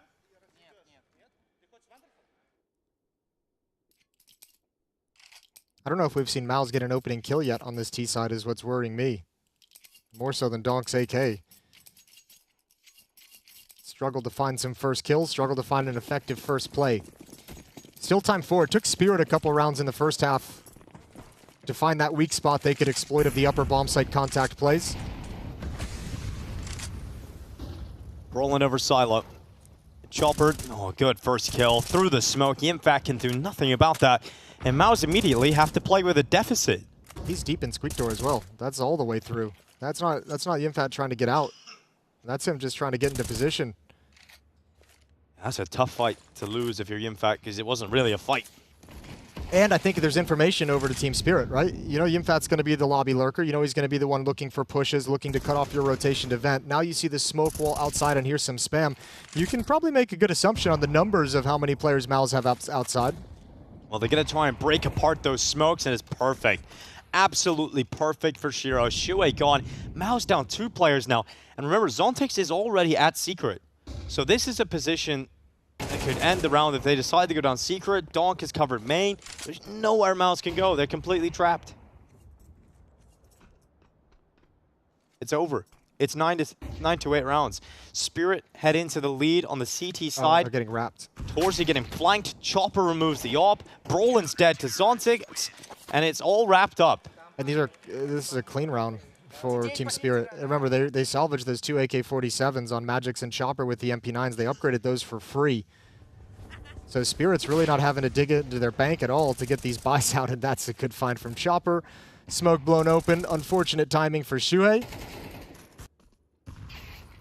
And this is what I mean when I say like MOUZ not getting any opening kills and their opening plays aren't being effective is we haven't even really seen a round where they've created the space for themselves to do something. Even the round where they actually get to lower and make some progress is like it's so contested that it doesn't feel clean. But we'll see what kind of adjustments Cyclone's been able to make in his 30-second timeout. Let's see if this T-side can shape up a little better. You look at this round again, you don't feel like MOUZ have the wares to compete. But they're going to throw what they can together. No, but one more loss where you don't do economic damage is going to turn this into a nightmare. Then you're playing this half on expert. I mean, mode. look at the money already on yeah, it's players. huge. If like 4 players survive again, Spirit's like got money for the rest of the game.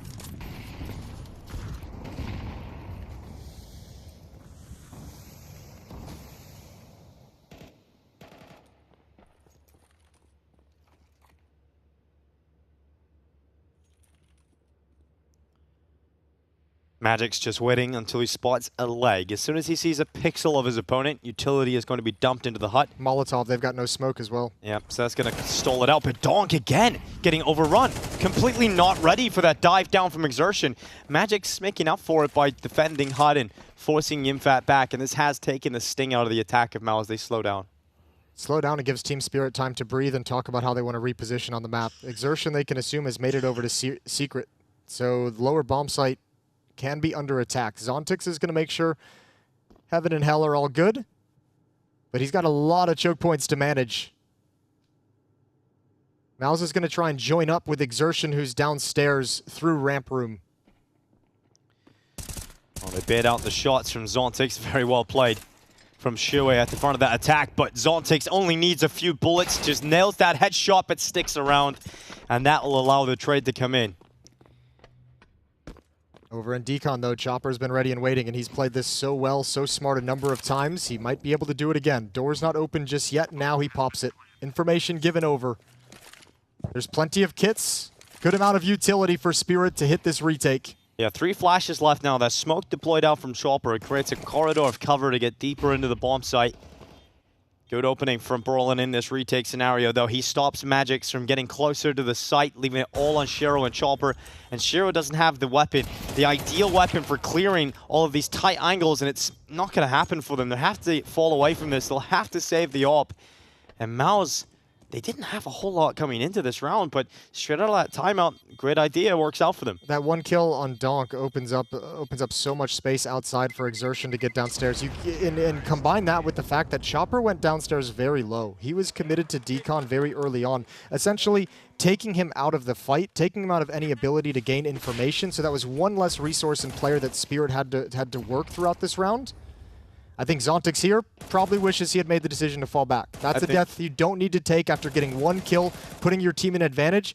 Going for that little repeat gets punished.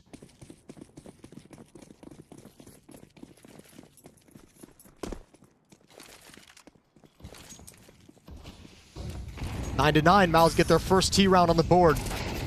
And they open up the second one, I should say. I mean Yimfat. Old Jimmy, double kill towards ramp. But Donk wants some of that action. He wants to start disrupting this round for MOUZ, and that's the bomb. He can't join Yimfat inside of ramp because Magix and Donk have actually severed off these teammates, and Donk isn't stopping. He just climbed up onto the T-roof, killed Shua, and came right back down again. So it may have been a sick double opener from Yimfat, but hasn't really done anything thanks to Donk's reply. Yeah, and I mean, it's all well and good that Exertion has gotten down to secret, but how does the bomb join up with anyone? The lobby crunch from Team Spirit means the bomb had to sit back outside T-spawn on Torji's back. Yimfat couldn't actually come back from radio room. So how do they link up? And all this time they don't know. There could still be someone in lobby. Shiro's going to have a look down at the lower bomb side. Now Exertion's just at the stairs close to control room. I feel like this ends with Exertion throwing a fake. And that fake is not really faking anyone. That is so fast from Shiro. He opens the doors and he just goes down, but Yimfat's been able to come back in the lobby. They see that Team Spirit have relinquished control, and this is giving them a chance. This is giving them a fight. And Magix goes down. Now it's Donk to swing. He's confident to take it on his own, but he's traded out by Torzi. Now it's Shiro to close out this clutch. A battle of the AWPers. Only one has that primary weapon, and goes to the P250 instead. Shiro getting close and hits the headshot. Torzi hits the deck.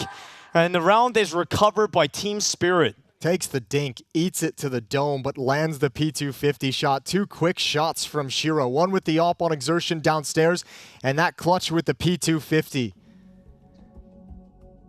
Well, Magix has a tech issue. Headsets off straight away, chatting with the admin. At least they can communicate in the native language to get that problem solved very quickly. As quick as humanly possible. Yeah. Cheering too loud, the computer broke. Cyclone having a look back into the notes. Feels like he's looking at his notes and not really absorbing the information. He's just leafing through them, folding the paper. Well, actually, he's taking a limitless pill today, and he's read in everything. He's just absorbed it all so quickly. Well, the Spirit don't let that one round win from MOUZ dissuade them or knock them off their game. They come right back with a victory of their own. And again, with the money situation the way it is for Spirit, even though it comes down to a 1v1, that doesn't hurt at all. They had so much cash built up, they can rebuy and still have money left over. They've set themselves up so nicely to close down Nuke. Not liking what I'm seeing here, Jason. More admins taking to the stage. Yeah, that one, you don't get that one every day. A second admin being called to the point of the problem. It's not my department of expertise. We got to bring in the big gun. He's like, I can only really do, changing keyboard language. I can't really do any of the other stuff. Could be a struggle, actually, changing the keyboard language. I had some issues with it the other day. That's kind of what I was getting at, Jason. Okay. I didn't want to throw you under the bus. But You could throw me under the bus. If you do it yourself, you know, that's fine. Yeah. But you got it in the end, right? Yeah, I changed it and it didn't remap the keys. It was weird. I had to change another setting. I had to change two different selections to an English keyboard. Otherwise, I'm typing in Swedish. Why are you doing that? Swedish. Serbian, you mean?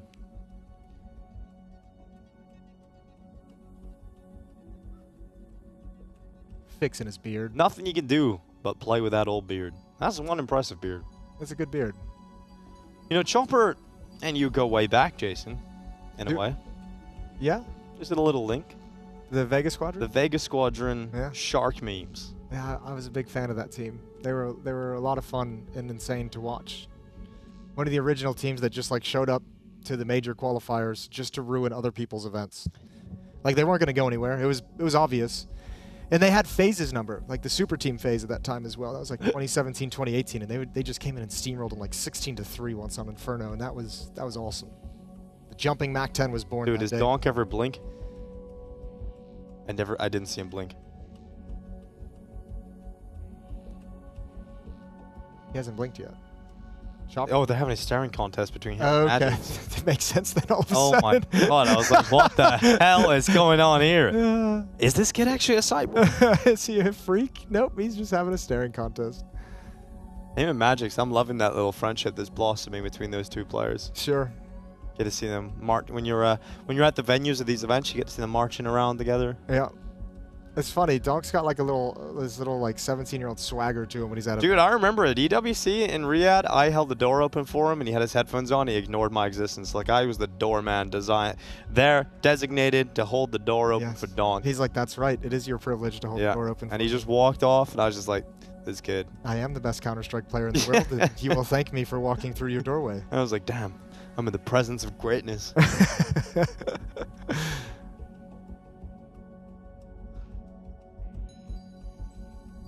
So an extended tech break. You were correct. That second admin being called out to the stage Not a good sign. Was indeed a very bad sign.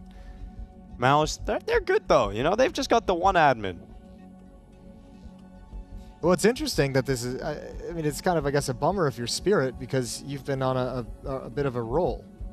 And you don't want anything to mess with the flow of the game. This is a chance for MOUZ to kind of calm themselves down, think about what they've seen and what they've played against. Yeah. Have a couple ideas prepared for freeze time coming back. Sometimes these tech issues, you have to get the admin has to come over with the phone so you can log back into your Steam guard. Right. I don't think we've got that. It looks like fist bumps are going out. Yeah, we're all good. Players were typing. Magic's headset is back on. All right, we're going to get the thumbs up. The referee team, the admin team, they're all good to go. All right, MOUZ, running out of opportunities. 8-4 in the first half on the CT side. They've only gotten one round so far on their offensive half. I mean, Striker was making notes all the way through that tech issue, so you can understand he wants to go for a timeout straight away here. Quickly put down the point that he had written down and get straight into the action again. So you got AKs on everybody from MOUZ. Money's not a problem to get a good buy here, but like you said, they're running out of opportunities to actually stay in the map. This is Spirit's map pick. Up next is Mirage, and if we need it, the Decider of Ancient. Ooh, I wouldn't mind seeing an Ancient. Little Donk, Zontix, and middle action. That's one of my favorite maps to watch Spirit play. Yeah, it can be really fun. Shiro's outside with the ult. Yimfat scored a double opening in Radio Room last round, and MOUZ still lost the round. Exertions found Donk to open things up. Stalemate here as the smoke is still deployed. Oh, barrel spotted. He in fact caught. Now they're coming towards Zontix. Multiple players. He does well. He gets 2 kills out of this. Yeah, that's so legit. That's actually amazing that he gets that second kill. Huge for Spirit as well. They've already dropped Chopper downstairs. In a number of rounds, he's been effective. Exertion throughout this entire half, though, has found so much space outside. I would be almost surprised in a way if they don't just go to the upper bomb site through Heaven. I think maybe because Exertion came underneath, they don't want to climb the ladder. They need someone to wrap around outside to help them secure Heaven. So they're going to go downstairs. This time there's utility. Smoke on Exertion, Molotov on Exertion and Torji. They have the utility to block these doors and get a safe plant.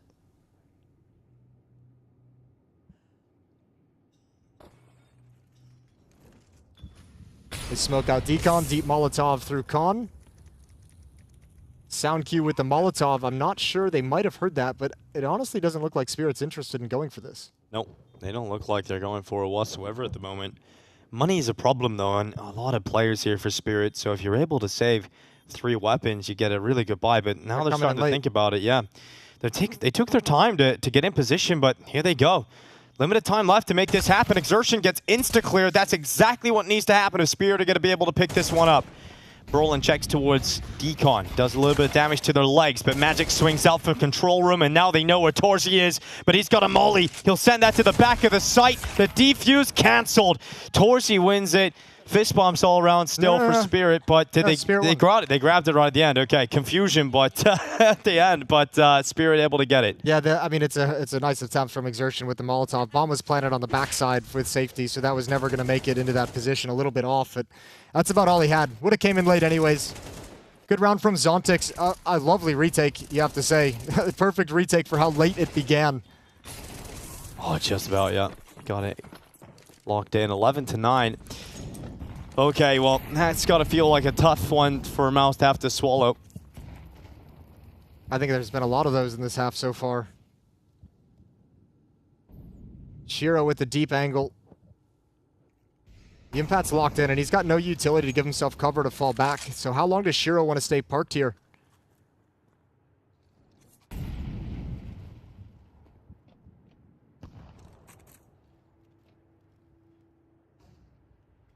Towards the upper bomb site we go. I think MOUZ feel it's their only option remaining. Brolin's going to give it a shot, grab an angle for his teammates to follow up into the bomb site. Nobody peeking from behind silos.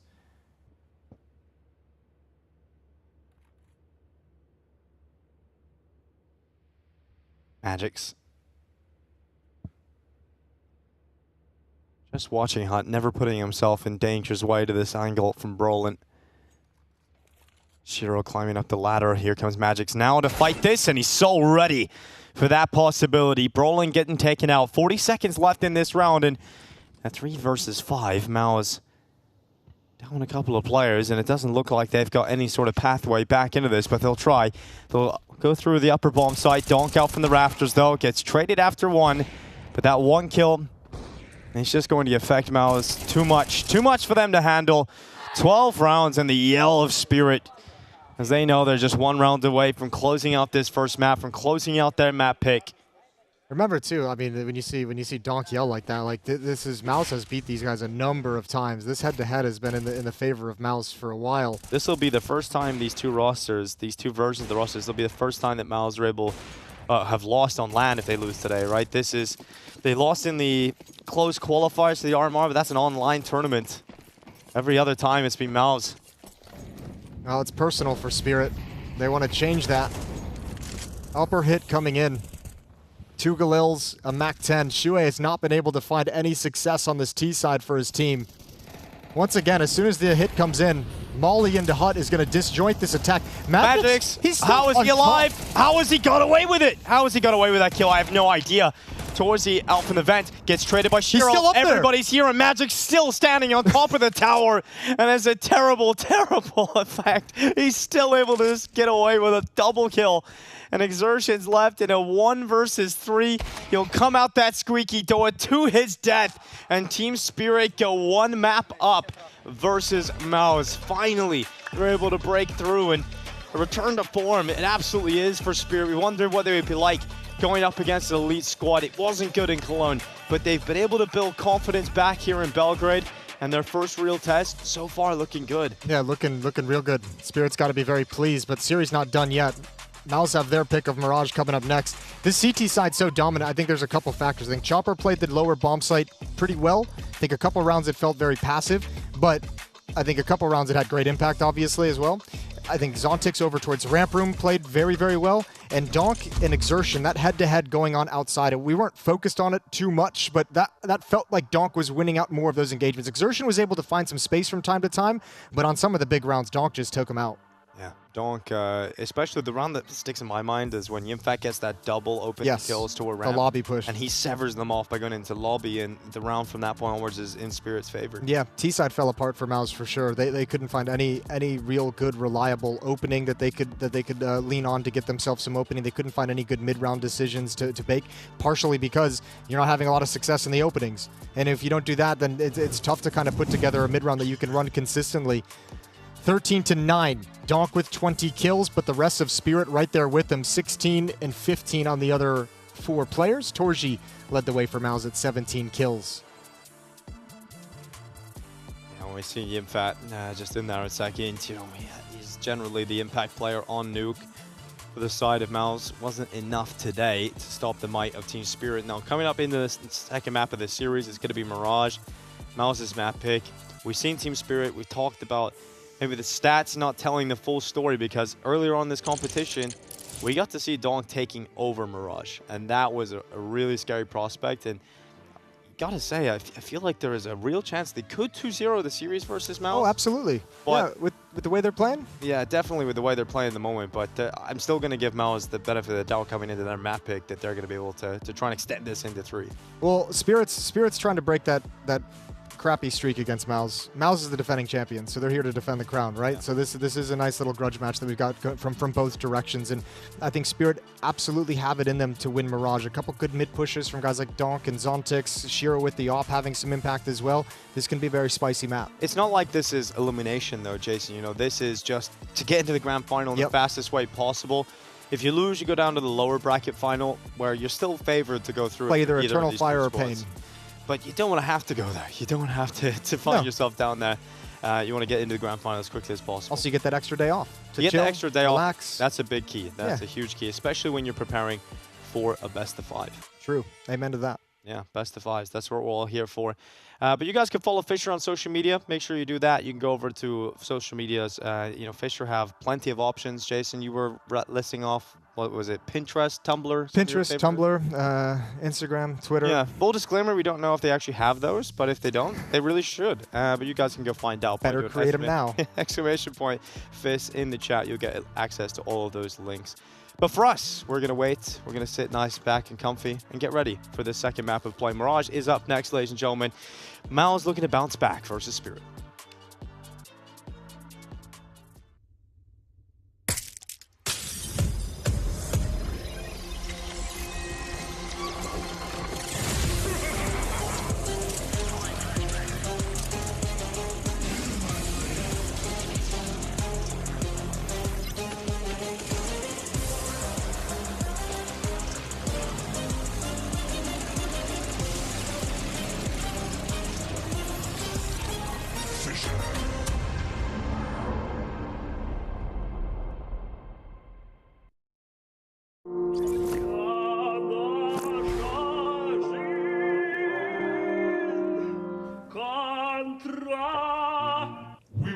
Team MOUZ to the series of intellectual and esports games black box quiz.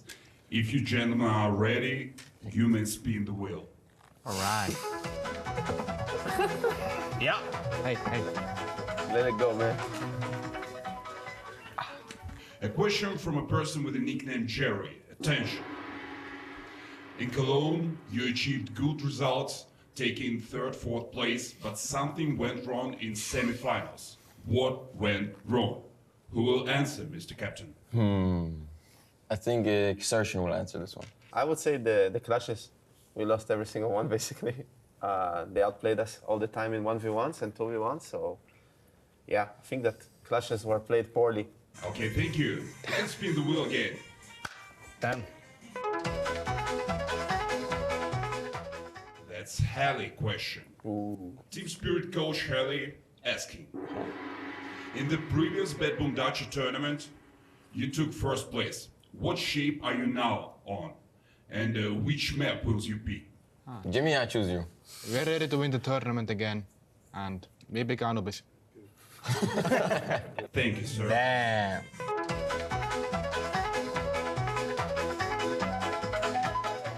That's a question from Stuart Little.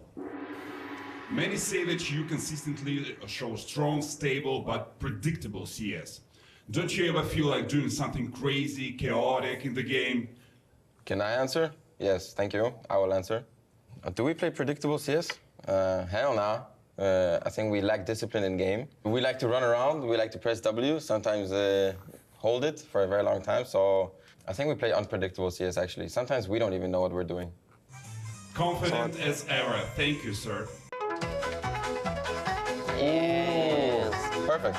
That's a BBQ. Black box question. All right. All right. This item was invented in the 1890s by James Henry Atkinson. Since then, there was only a few minimal changes. It performs very well in homes. However, it seems that it can be dangerous not only for individual animals, but also for your entire organization. I know. What? It's a mouse trap. Yeah, I was thinking the same, no? Yeah, it Mouse trap. Yeah. Is this your final answer? Lock it in. Mouse trap. Okay, let's see what's in the black box. No. Yes, it's a mouse trap. Brilliant.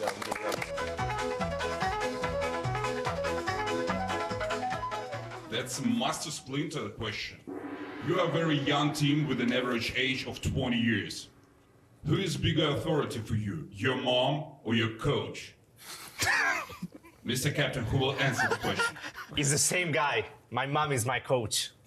Or my coach is my mom. Hey, did I let you answer? Oh, sorry. Yeah, discipline. Okay, that was a good one. And the final question.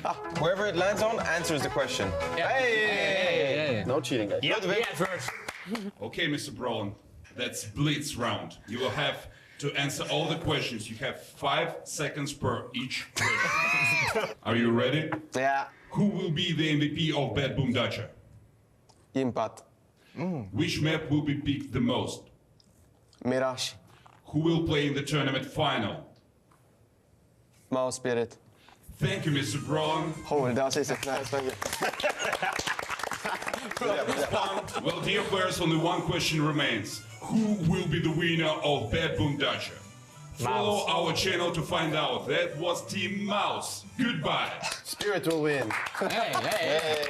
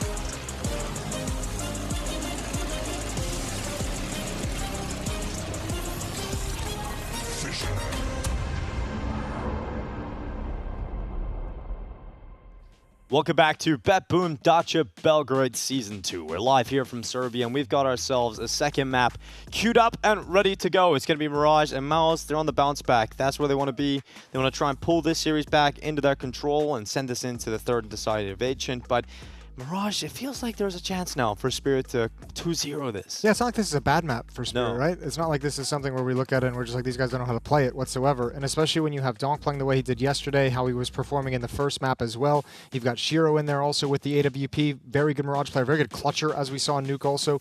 There's some huge factors to this that Spirit can actually very much take this map away from MOUZ. Yeah, absolutely. And if we think back to their Mirage performance that we got to see just yesterday or the day before, Donk was just on another level on the CT side. Yeah, and as we said, it's his impact is going to feel much different because he's not going to be that same kind of dominant. Like Furia, he was just running around deathmatching and killing 3 people whenever he wanted. MOUZ, it's going to be much more muted. It's going to be much more targeted impact in terms of which part who he's taking out with his attack, with his space taking. But I think more than anything, I think if you look back to Nuke, the T side that MOUZ struggled with, not able to really find a whole lot of success, not able to get into those mid rounds where they've been so strong.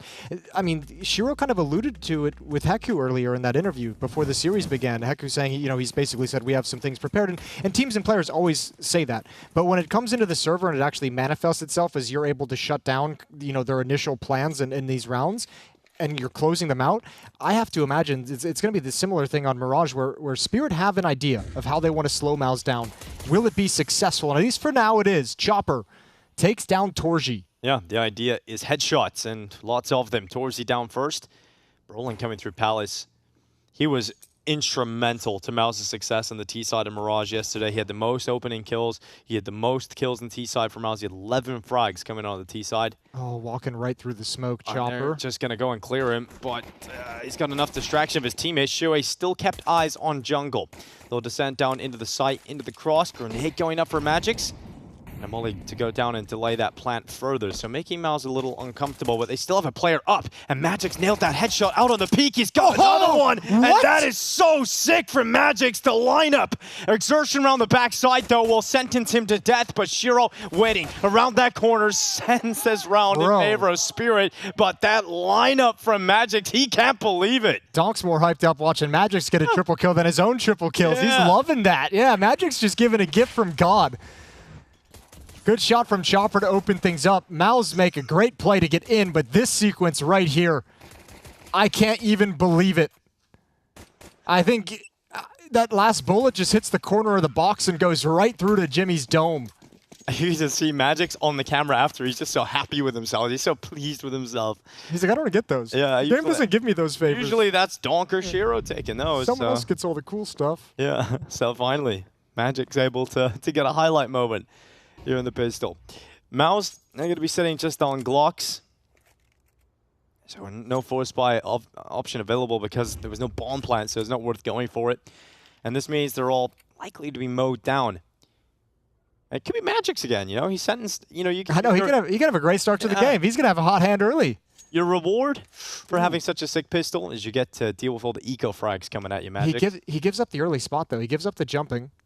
Backs away in towards the jail corner, so they're going to get some free space. He's got some information. Smoke is going to be deployed. Yeah, if anything, though, this position makes sure that he doesn't get overrun. And so he can play with his own smoke, get behind that bench. So many different pieces of cover that he can use. And it's back-to-back 3Ks from Magix. He's had one great start here in Mirage. Yeah, start that you envision when you go to sleep at night. A little bit of conversation going on for Team Spirit. Yeah, Shiro super loud there off camera. 2-0 lead, buy out for MOUZ. AK-47s, time to see what their T-side looks like on Mirage. I briefly mentioned it in the pistol just before Magix had a miraculous moment. Brolin was just clearly the standout on the T-side for me yesterday for MOUZ over towards A. Just watch how he was getting so many great timings and just realizing there's space to be taken on A, and he was confident enough to take it. I just wonder if he's going to be able to keep that level up against Spirit. I don't think he's going to play the same style against Spirit. I don't think I think you have to have more respect for Spirit than that. That's something you can bust out maybe once if you really get a hard read. Donk towards top mid. He's assuming that sandbags are clear. He never checked. And Shuhei never peeked. Yeah, well, they threw a molly in there, so I'm assuming they thought that spread entirely around the back, but it didn't. I'm just surprised Shuai didn't peek at all with those footsteps so close up. Yeah, he could have had a chance to take Donk out of the round straight away. Yeah, both playing, Shuai at least opening this round pretty tentative on an individual basis. Zontic's going to slowly creep out, doesn't want to peek too deep, but sees top mid is clear. However, if he calls mid clear, huge problem, as MOUZ have 3 players on location. Oh, big problem. His Donk and connector, dealing with him can often be an impossible task. Well, he's smoked out for the moment. 45 seconds remain in this round. And MOUZ are sending multiple players into Con. Donk has to be aware of this. Shiro's beside him.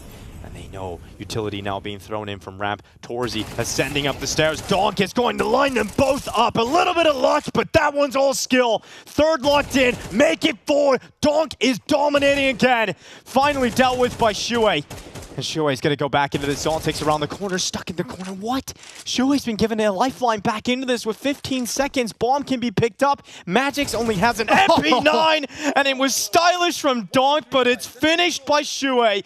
That is so sick. That round had everything. Zontic's never thought in a million years that Shuai would come through the murder hole, but some good, clever play from Shuai, tapping as he crouches into the slide to make Zontic's feel like he's just hoping for a timing shot, hoping for Zontic's to swing, keeping him pinned against the wall.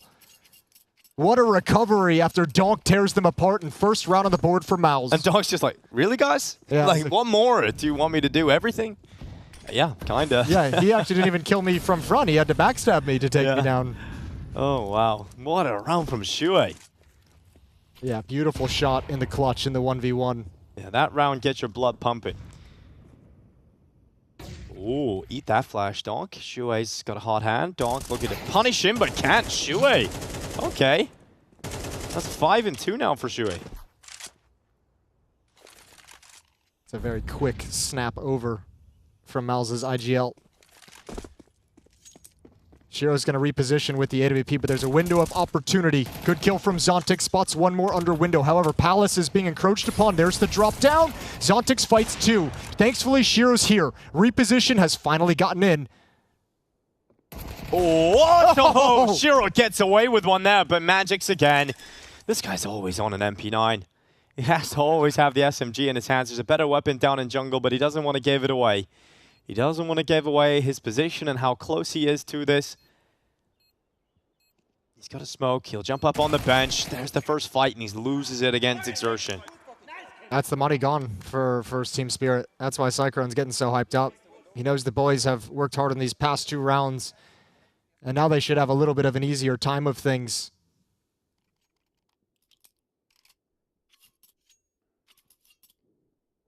Shuai's had a pretty decent tournament. You know, he's not rocking anybody's socks off. He's not one of the top-rated players of the event in terms of being in the top 5, but he's definitely been a very strong Frye in-game leader.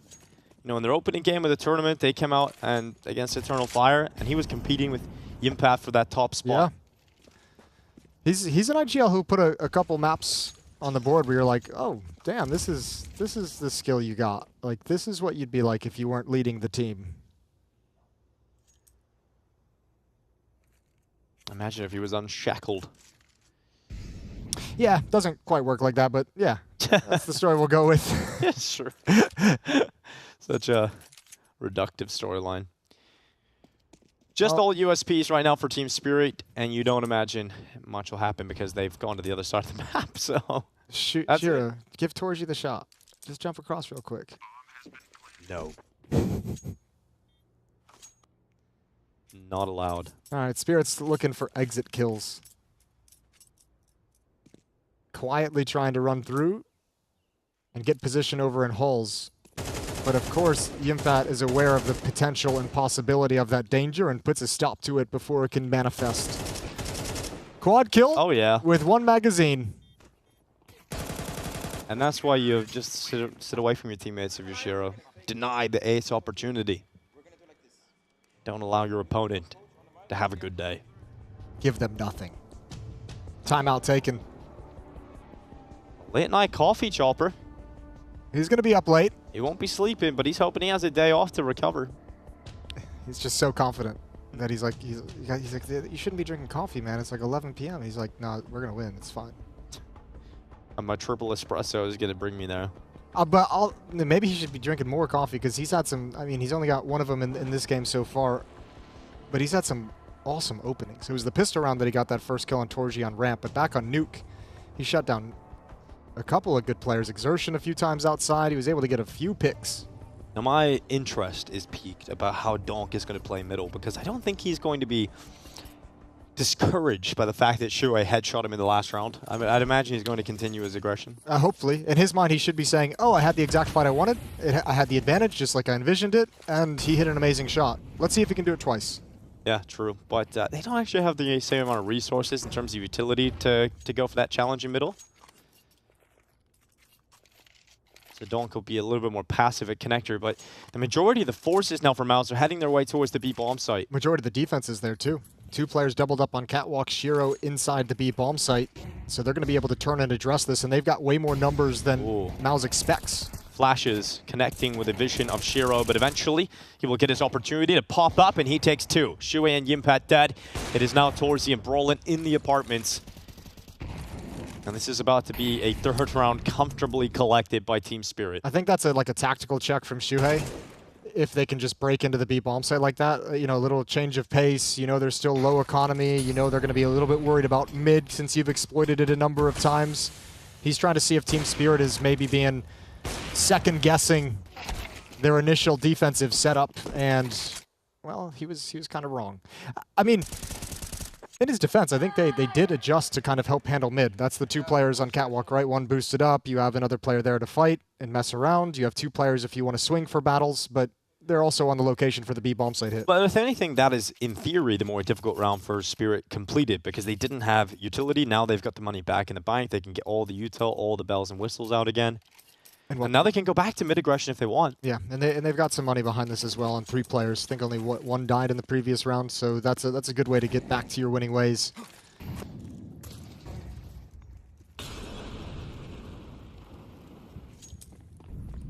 Sees nothing in middle. Shiro once again going to reposition. Palace is smoked out. Oh, someone messed their smoke up. Look at that in T-spawn. So you're going to have to send one more out to the window. Those darn jump binds. Yeah. So eventually window is smoked. It just takes some time. Well, the question is what's missing later on when you want to actually go into the bomb site. Chopper, tagged down to 31 HP. He'll throw his grenade into the ramp. Doesn't do a whole lot. But an A split being primed. MOUZ trying to get through connector. Now, getting through Donk is difficult. We know that. Shiro's got plenty of utility, but he hasn't deployed any of it yet. Oh, now he's dead. That's smoke, Molotov, nade, and flashbang that hit the ground. And there goes Donk. Great way to clear him out. Smoking connector to cover off their backsides as well from those short players. Fight for Chopper doesn't go his way, but Magix and Zontix both fighting forward. Shuai and Exertion both down. And this looked like it was all over, and it is, but at least they got a couple of kills back. I think that would be something they'd test and see if they wanted to go for it, if their money wasn't so bad on 2 players. But they know, I mean, they know Donk is going to need to drop over. So why not back away? Magix has low money as well, but he's still got his M4 in hand. So MOUZ keep that lead, 3-4. T-side looking like they're able to find many more openings. And you kind of wondered about what Donk and the mid-aggression from Team Spirit would look like on the CT side moving forward. It almost feels like they need to mix some of that in, even though it didn't work. Let's see if they make that decision in these next couple rounds. That was something against Furia in the little bit of resistance that Furia applied. They had like a stretch of 2 or 3 T-side rounds that they won in a row on Mirage. And what kind of stopped that was Team Spirit willing to be more aggressive in middle. At the moment, MOUZ is pretty much having their way. Timeout before the 8th round. Second used as well. Yeah, having a lot of issues on the CT side. And that's where they were doing unspeakable things yesterday. Unspeakable, dirty, filthy things. Not going to plant. That's just a wide swing. Faith in the I like how they dealt with Donk. How'd they deal with Donk? What'd you like about it? I liked how Exertion just straight up fought him, you know? Just had the confidence. Fight Donk. Yeah. That's Exertion in a nutshell, I feel like, whenever I talk to him. Yeah, he's willing to fight. He's willing to get into these duels. Backs himself for good reason. Ooh, a dangerous game for Magix. You wondered about, you know, how's Donk going to look at those mid pushes. I mean, you have to have that same mentality across Donk and Exertion. One, a ton of confidence in your ability, and also two, a very short memory. So you forget the fact that you forget the times that you get deleted. You don't want those weighing on you as you make decisions.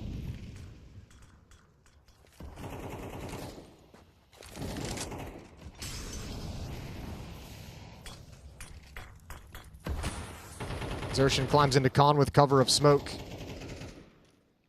Ooh, Chopper. It's an interesting maneuver, but you might just walk past your opponent. Donk in with him. Exertion, oh, he's going to clear it again. Exertion has Donk's number. He's traded position with Chopper, but they might just think it's clear, and that will allow Chopper a chance. He goes straight away. He goes straight away, and he actually manages that second kill on Torzy. Exertion being pulled back into this fight, and he might be able to win it for MOUZ still. Exertion has a double kill locked in. It's 3K in the round, and he knows where his next victim is. He knows that Zontix is close out to that left. Flash doesn't go far enough. If that flash had connected, it would have been a confirmed kill on Zontix. Now Shiro's wrapping around the backside, but Exertion's long gone. He's got out a connector. He's hunting. Smoke is blown open. Exertion gonna go for the spam. He needs help from Shiro right now. Zontix has nothing he can possibly do. The bomb is coming to the site. Shiro's out of position and hasn't been able to have impact. Now he's looking to cut off the cat play. Can he hit this shot? Must have, and he's got it. It's all an Exertion net. Playing for all 5 kills, playing for the ace to keep his team in this fight for 5. He'll stand in the site. Shiro's coming in through market. Zontix has made a quick reposition up to the apartments. And they've stalled out. They're going quiet. Taking their time, trying to work their way closer and closer to Exertion. Looking to use the ability of the team play and the timing for Exertion to check the apartments. Reveals Shiro's opportunity. Spirit will ran it back in despite Exertion's best effort. Yeah, that round got real sketchy with Donk, Chopper, and Exertion in Con. So hard to deal with. The extended battle against Zontix later on. Yeah, good job from Exertion. But the fact that Chopper gets 2 kills from this mass. By the way, they ran that same double Con play, Chopper and Donk, against Furia. Whenever Furia had that smoked and they still had the base of Con smoked, they made that same play where they both kind of walk through it and get on each side and wait for the fade. So anyone hiding inside there has got 2 targets simultaneously. Worked out this time as well, just in a little bit of a different fashion. All tied up at 4.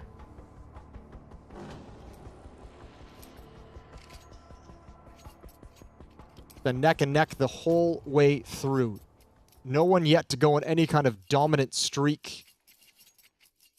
The impact with the Deagle, everybody else with a rifle in hands. Galil for Brolin and Shuei.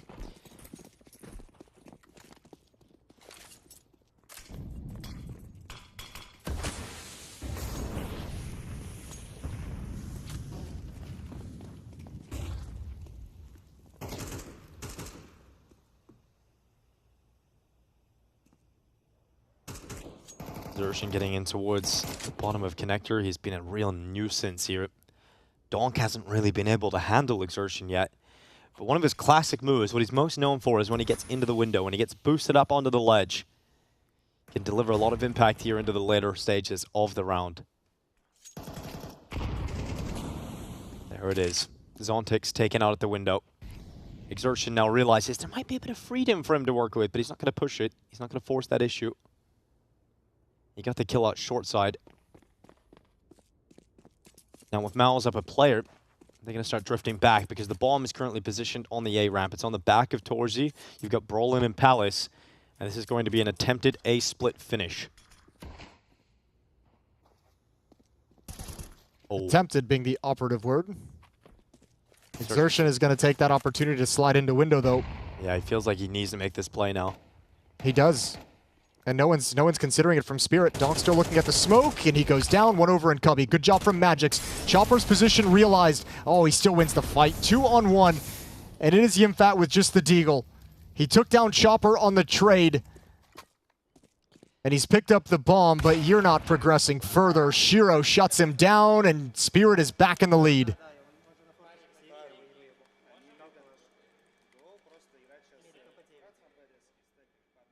Took them 2 timeouts, but it feels like they're starting to get their feet beneath them. They've stabilized. Yeah, they've planted their feet. Exertion's still doing a great job. You know, he put them ahead for MOUZ in terms of getting that kill on Zontex. He had the play that could have saved the round. Great trade from Magix. Otherwise, Exertion really was back into that play for MOUZ. This match has so much more fighting than the previous series we just watched. If you think like Pain and Virtus.pro, a lot of 4-1s, a lot of kind of waiting out for 40 seconds, the first round of utility, second round of utility, and kind of making an execution of play. This is more of individual players testing and pressuring different points in the map at similar timing, seeing if you can open up an opportunity for your teammates. And everyone's constantly challenged. There's definitely a difference in tempo, that's for sure. And quality. Just in general. In a positive way. Don't make me laugh when I'm taking a drink of water. God bless. It can burn. I got no argument. Because it's facts. 6-4 scoreline. Team Spirit looking to build on this CT half. And for MOUZ, it's getting a little scary now. You've lost the first map, you're on your map pick, and your T side, despite having opportunities, is not exactly going as planned. No, but after losing the pistol, I think you're going to be, you're not pleased, but you're okay. And now you've come through the ramp smoke quiet. This is good. This is fantastic, in fact. Torji's all the way out. Chopper's at triple. He's getting a little worried. He actually peeks in towards Torji. Unable to deal with the threat, but at least it's information picked up. It'll draw over the big guns, and Donk manages one extra. Shiro 2, and Shuei? Okay, that is one sick transfer. We didn't get to see it from his POV, but the fact that he's able to pick up those 2 kills must have been absolutely nasty. So he's going to get out of that. If you're Spirit at the moment, you're like, where the hell's Exertion? He's normally involved in the openings. He's normally aggressive in middle. Look at Zontex. Look at Zontex. Shuei's looking at Palace, but Zontex sprinting towards him. Oh, they know each other. They know that they're here, but Shuei's going to win it. He comes out on top. Zontex was sprinting, and the sound cue given away gives just enough time for Shuei to recover it. And Magix is asked to clutch, and Exertion's coming in through short. You might get the answer as to where is Exertion, and there he is, coming from short. I thought Zontex had won the round. I thought he had won the round there, Jason. I don't know. Sometimes in those situations, when I feel like when we're on Zontex POV, he just like seems so afraid to take the fight. Like I feel like Zontex plays more of like a mental game of like where he's trying to outposition and win with utility. I think sometimes in the heads-up fights he feels like a little bit shy to take them. Like this one right here, gun out, and then you're just kind of hiding and crouching, and you give Shuhei the opportunity to have the initiative and kind of push forward and close the gap and be the aggressor. Shiro gonna drop Yimpat. 5-on-4 quickly in middle, deep Molotov.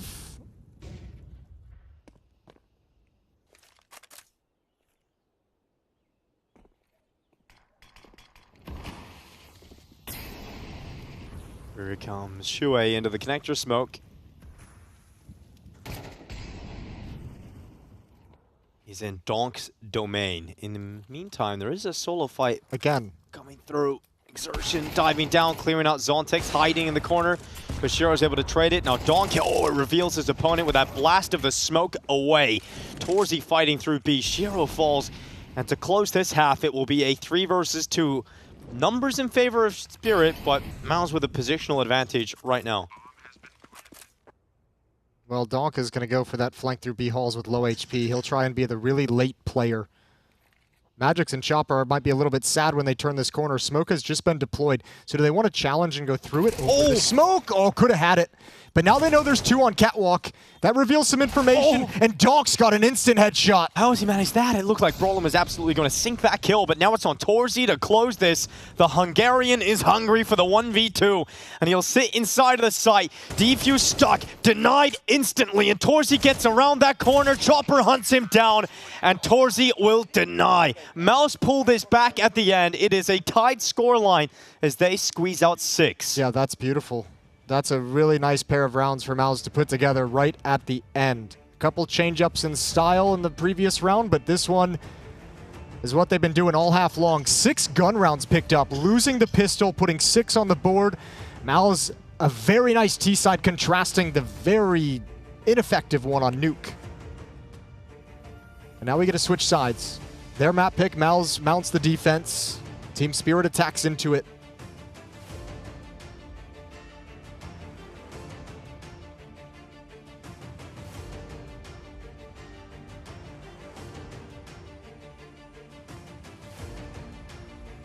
We were talking about 4 rounds tonight being workable, not going to be too happy, but it really looked like it was only going to be 4 rounds. How things change in just 2 rounds. Yeah, how things change so quickly. Really nice half from MOUZ.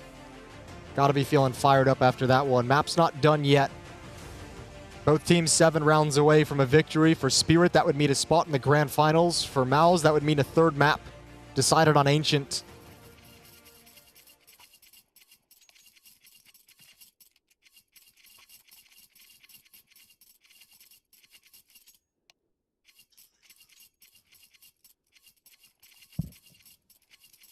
Here we go, dualies on Torji. Smoke flash on Chopper and Magix.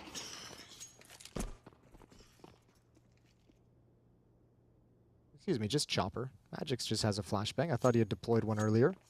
Looks like he dropped a P250 over to Shiro.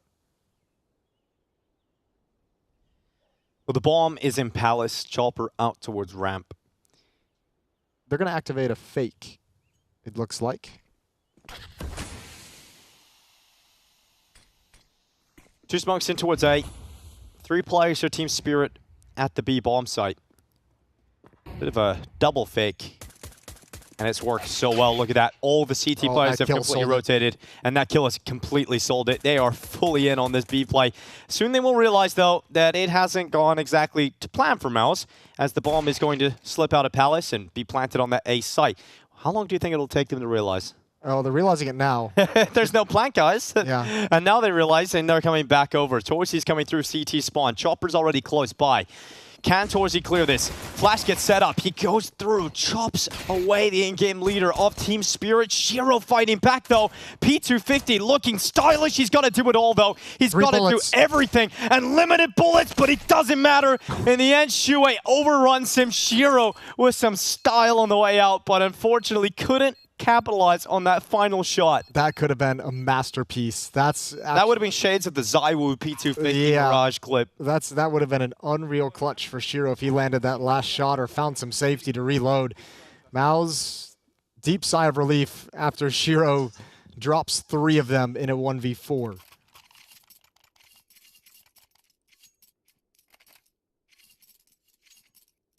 Well, 7-6. It's even. Both teams have won their CT side pistol. And Spirit going to go for a 2nd round buy. AK-47 on Donk and Shiro. Pistol's utility elsewhere.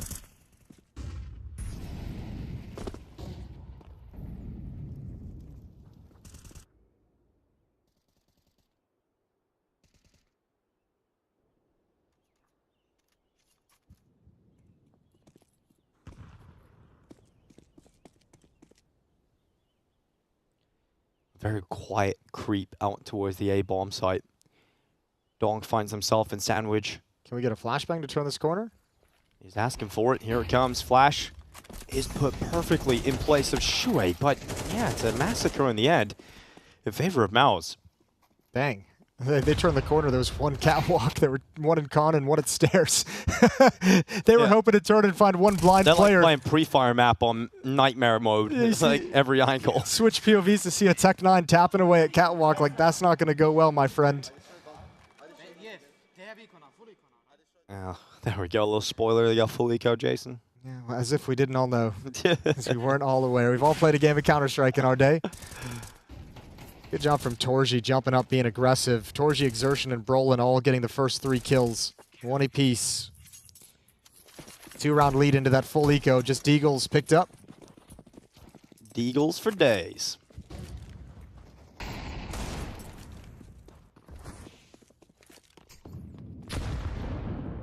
You more of a Deagle man, Jason, or are you more of a 5'7"? Hell no, I'm P250. P250, that makes sense. P250. That makes sense. That fits you pretty well. I've never been good with the Deagle, not in any version of Counter-Strike except for Source, where the Deagle was kind of, you know, geared to be, for anyone to be good at it. Yeah, so you're more used to handling something a little smaller. Yeah. Is what we're saying. Okay. A little bit smaller, fits in your hand nice, cheap. Easier to control. Sure. But boy, does it do damage. Yep, it does. Pound for pound, absolutely. But everyone is lying if they say they don't prefer the Deag. Because Donk just comes in with that kill on Shuei.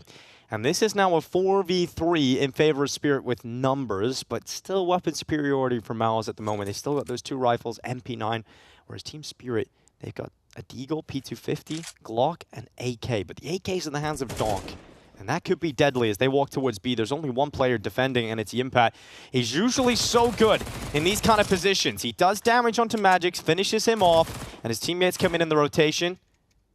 But where's the fights for Donk? Give him some chances. The answer to that is no. They're not going to give him any opportunity to get involved in that round, and Exertion annihilates him. Yeah, really well done from Yimpat and Exertion coming over. Just never being exposed to that AK-47. Perfect play. And MOUZ with a very nice start in this second half. 3-0 run, actually 5-0 if you go back to the end of the first half. Got a little bit dicey. Sitting at that 3 and 4 and you're like, oh god, this can go horribly wrong, but Yimpat does such a good job of taking a fight while isolating himself from the other players up in halls. And they outlast. 5 AK-47s for Team Spirit. First full buy round for them.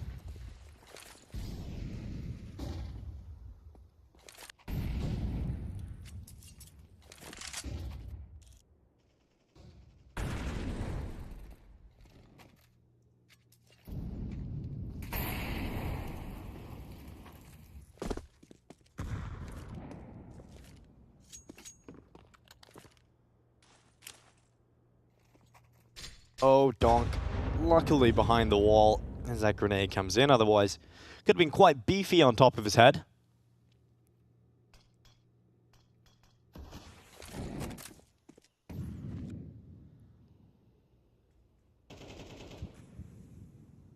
Tentative start to this round. It's a little different than what you were mentioning earlier, where we see a lot of fighting, a lot of very early on in these rounds.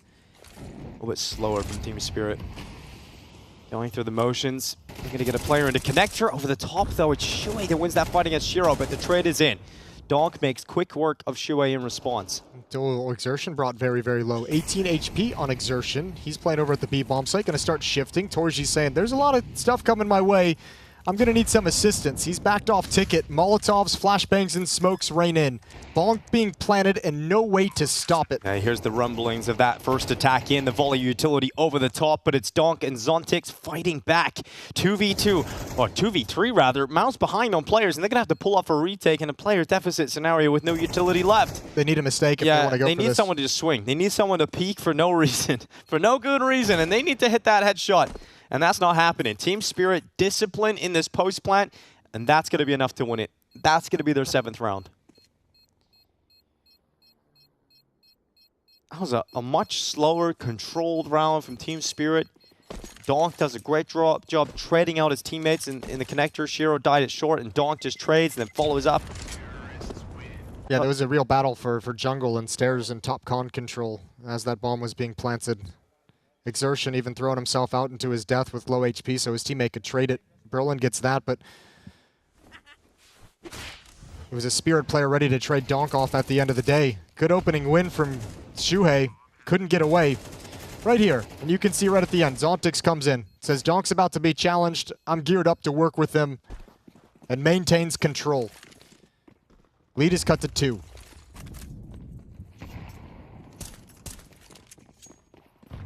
A little bit of speed behind the apartments. Take Magix at the front of it, deploying his utility, but he's held back by the flames. That's great, though. I mean, he's just applying pressure, right? No one's even rotated from MOUZ. They're not super concerned about any kind of a B rush. That's just a presence that forces the counter Molotov out of Yimpat. So in the future of this round, they might second guess leaving him alone without all the utility. They're good for it now. 1 on catwalk, 1 inside the B bomb site.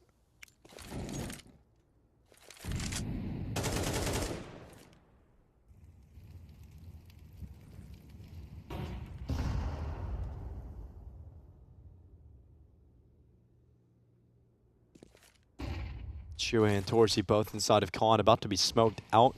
But it's all about the pack. And that's where Team Spirit gather outside of B. This is a bummer. They were trying to make their move right now. Good timing on the smoke from Yimpat.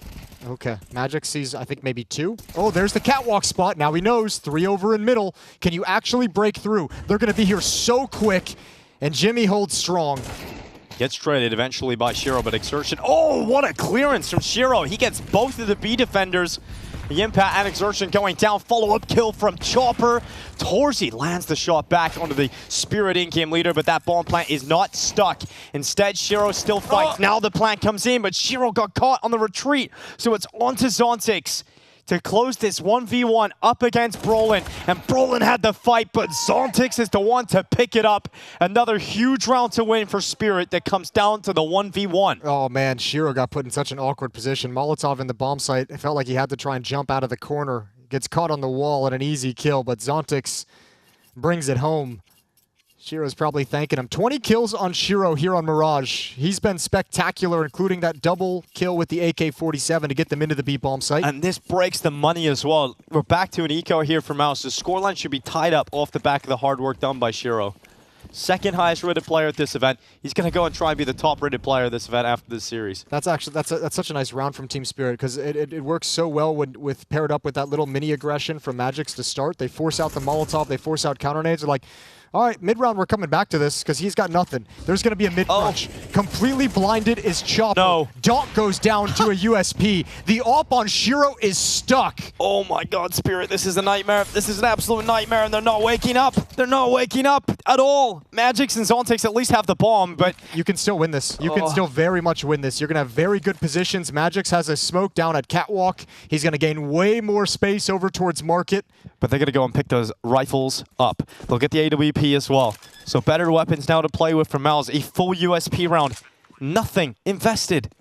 And they can win this. The boost over the top is a great idea, but Zontix, aware of it, unable to take Torzi off the top. Although a player just got past Shuei steps, being heard. Magix dealing with that threat, but worry about Market. Exertion coming through on that USP. Magix is preoccupied. He turns. He gets a tingling sense as he turns around the back. And you've got too many good weapons to save on over.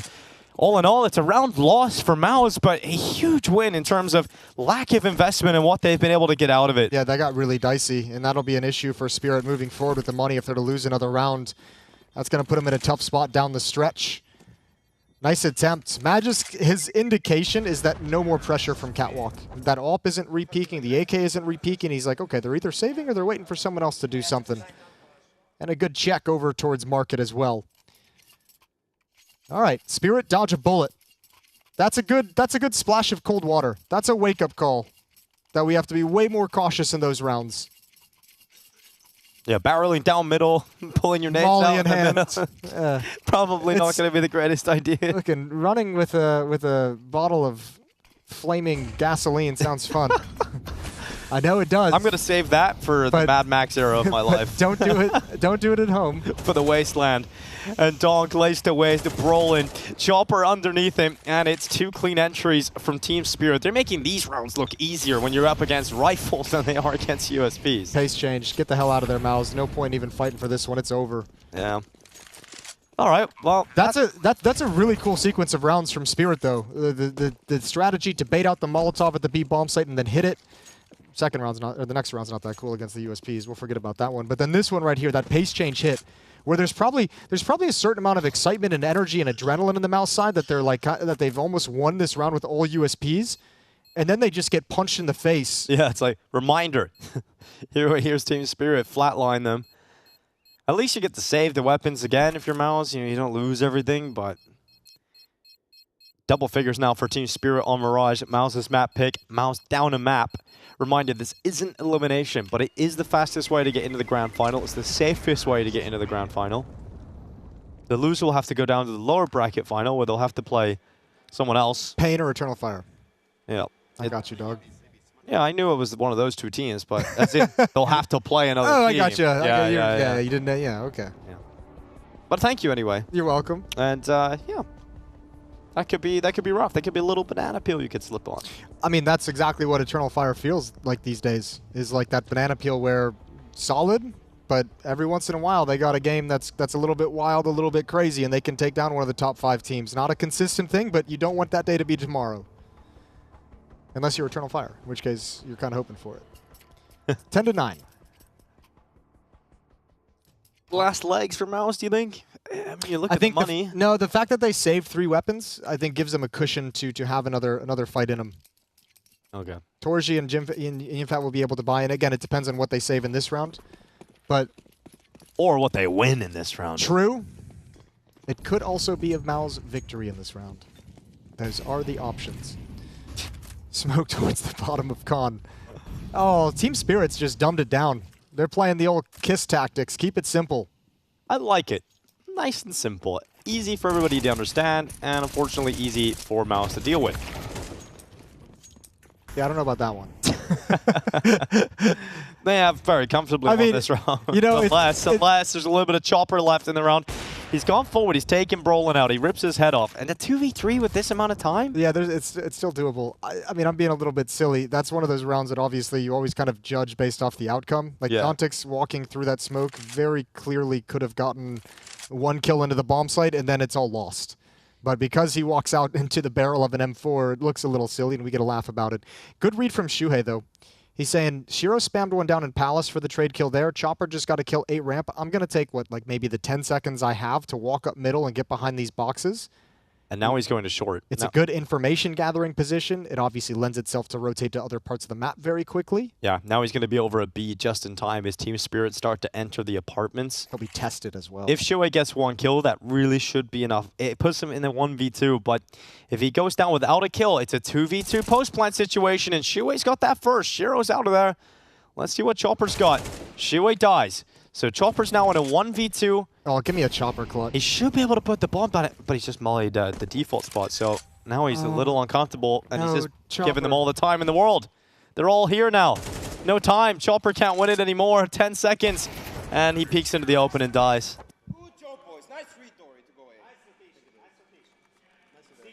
Nice read to go A. Giving his teammates some credit. Cyclone just leans in for a quick timeout. Sounded like he was giving that props to Exertion. Yeah.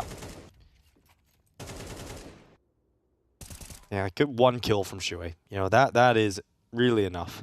And he was feeling it. He wanted to try and catch Chopper on the swing.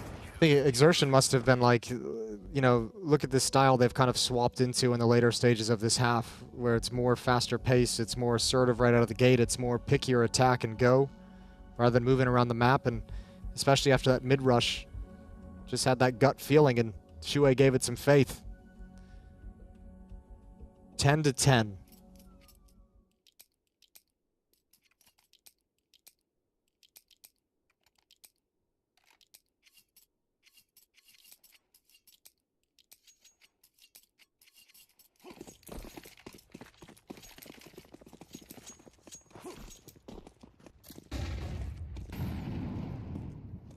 Well, a reminder that this version of Spirit have never beaten MOUZ on LAN. That is what they're trying to do today. They're 1 map up, score is 10-10, and they're setting up for an A play again, Jason. Very simple, smokes down mid, but an attack into this A bomb site. Yeah, but Brolin's got the X factor. That Molotov buys time for rotation, so does the smoke on top, and Spirit just dumped a ton of utility that they don't get to utilize. Unless you choose to come through this. Oh, Brolin turns. Oh, he's got the first kill. So blind. Traded by Donk, but up top, it's Exertion. And there's a crossfire at bench. So nasty. It's all down to Shiro 1v3. He's going to clutch. Oh, he's chasing. But this is surely too much to ask. Well, the bomb's not in his possession. He gets into connector. They're all going CT. Problem. Oh, he hears so many people. They're all going towards CT. If he had the bomb, man. If he had the bomb. If he had an AK-47. Yeah, if he had an AK. What's he supposed to do with the op? Yeah, that's true. I mean, there's a lot of what ifs for Shiro, and he's found himself in the least optimal reality. They've just continued to push forward all the way through the bomb site. So yeah, he can get 1. Good spacing. Now they know where he is. That's going to go down. Now they know. Don't peek. Oh my God, Shuhei nearly loses his life. That could have been the way into the round for Shiro. That would have been a 1v1. And now smoked out, 29 seconds.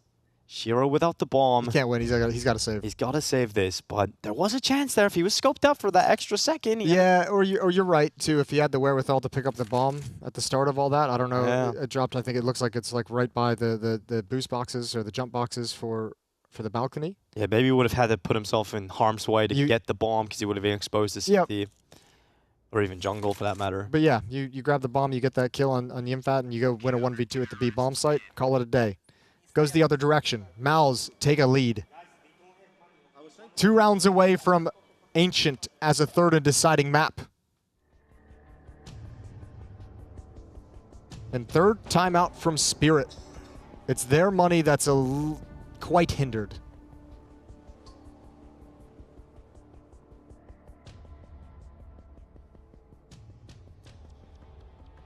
Looks like Exertion's call to stack out that A bomb site and be ready for the attack a few rounds ago is one that might just win MOUZ this map.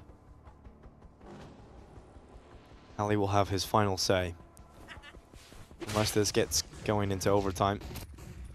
Brolin, good job. It was an awkward fight for him. He manages to get away with one. Exertion off the wood, gets his one kill too. Everybody just stepping up, having their moment. That swap into the more simplistic ideas from Spirit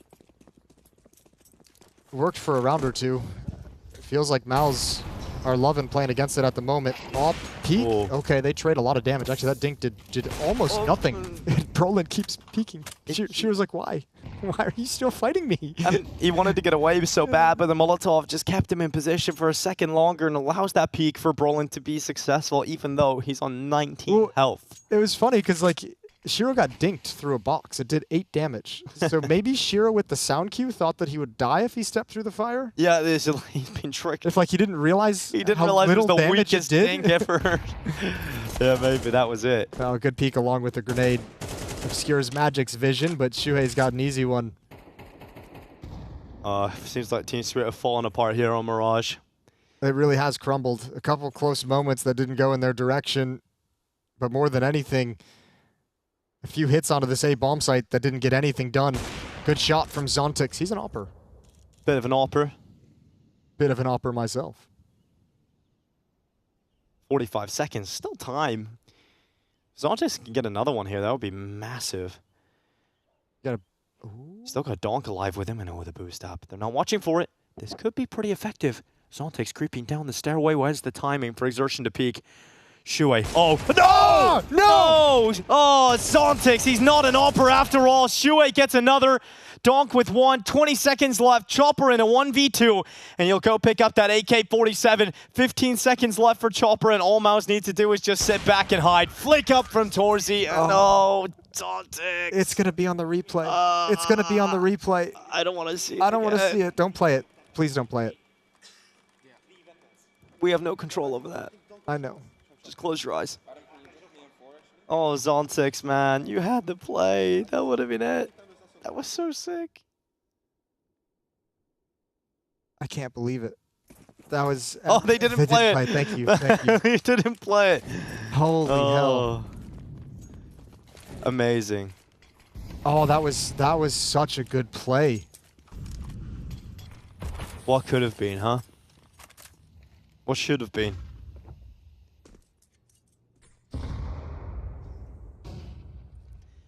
No time to dwell on the past, though, if you're Team Spirit. 2 rounds in a row and you're in overtime. Easier said than done, though.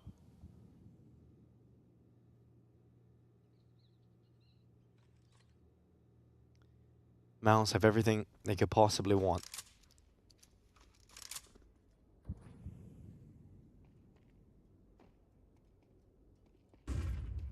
Yimpat. Just jumping. Yimpat, yumping? Yumping Yimpat. Sounds like a... Swedes everywhere rejoicing. Yeah, sounds like a little card character, you know? You're playing a fantasy game, the Yumping Yimpat.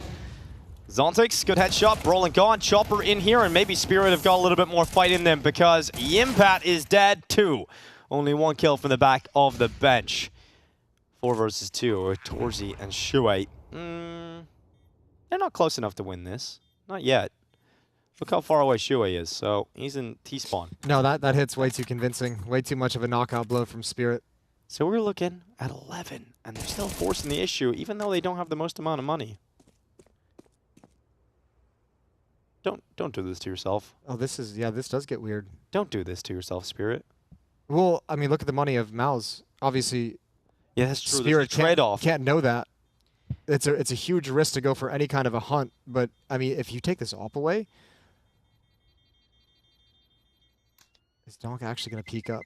Yes, he is. Oh my God! Oh my God! Oh my God! Oh my God! He's no. Donk couldn't get it. Oh, Donk hardly ever whips.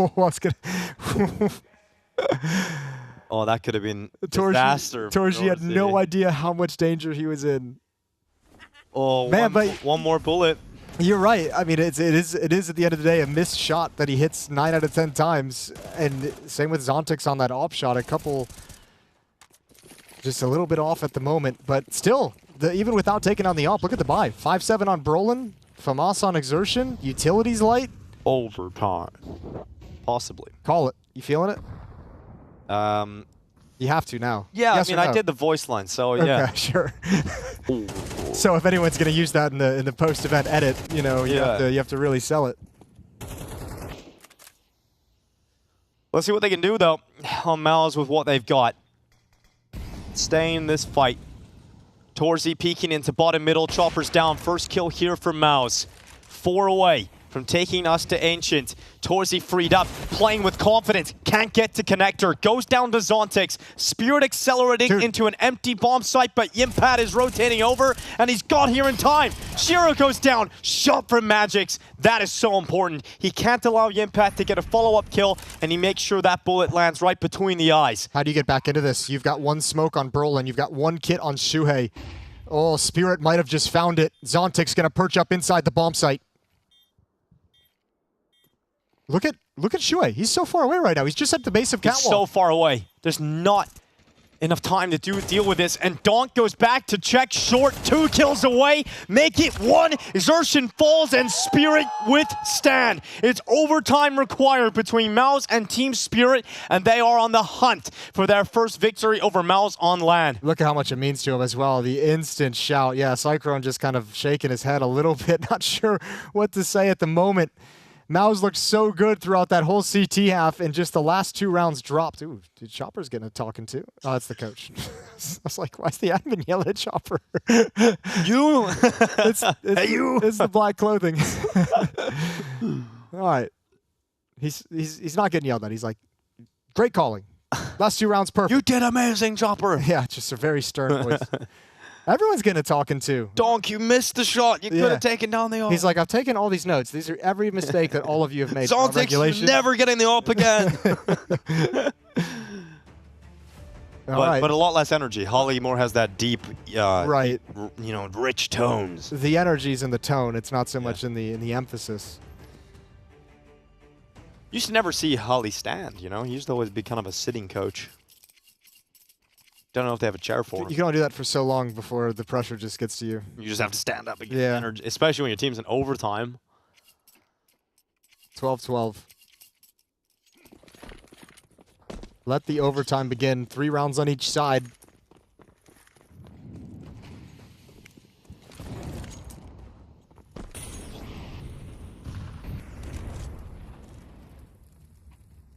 The return of the yumping Yimpat. Careful. Might be going extinct. He's careful. Don't you worry. Weep. Last of his kind. They survived this long. No opportunity given to Shiro.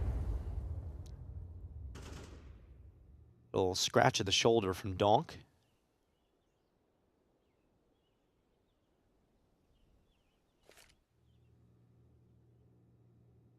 Donk is still 19-19, despite what I feel has been a pretty quiet game from him. He's still second on the board for his squad as we head under 1 minute in this round. Peek from Shiro going into connector. Waiting for the peek of Shuhei. Ooh, close, but no cigar. And Shiro switches, or Shuhei switches sides during the reload. Exertion at short to try and help him out. This is the round where Donk starts to get freed up. Shuhei's going back over towards ramp. Just missed out on the timing to spot the player slightly peeking. Smoke is blown open. Magix has got that first kill. Shuhei in connector, removing Chopper. Donk still fighting against Brolin. Loses his jewel, loses his life. 4v3, Spirit down a player, 15 seconds left as that bomb goes down. It is planted, but Shiro's removed shortly after, and Zontix with 1 health. 1 single health point for this clutch. And you'll go to the sandwich, but you've got to say there's so much time that MOUZ should clear this with ease. They should be able to deal with him without a problem. Zontix peeks out. Yimfat just needs to land 1 bullet. Does so. very effectively, and MOUZ recovered this round. Yeah, nice first round of overtime for MOUZ. Zontic's doing everything he can to bring that back, but that got really chaotic. Spirit, when they had 3 players alive inside the bomb site, I don't think anyone really knew where to go, getting pressured from multiple different points. And a timeout from Spirit. Is their overtime timeout being used straight away? Yeah, I had that conversation before overtime even began. We talked to Chopper and Donk. Yeah, they were given some freeze time, like a halftime break kind of thing between overtime that he was allowed to speak in. And yeah, he must have seen something in that round he didn't really like. a fight for Brolin in middle when he wins the duel against Donk is massive. Well, I mean, you just mentioned Donk like maybe being a little... He's still got some numbers, second highest fragger on his team behind Shiro, but maybe not having the kind of impact that we normally see or expect out of him. I think with the way MOUZ is playing, he's been putting some awkward fights that he had. Like that one's really uncomfortable. Like you're looking to turn it towards Khan. Yeah, and you just spot a pixel and you're trying to adjust where the like that's a tough fight in the moment.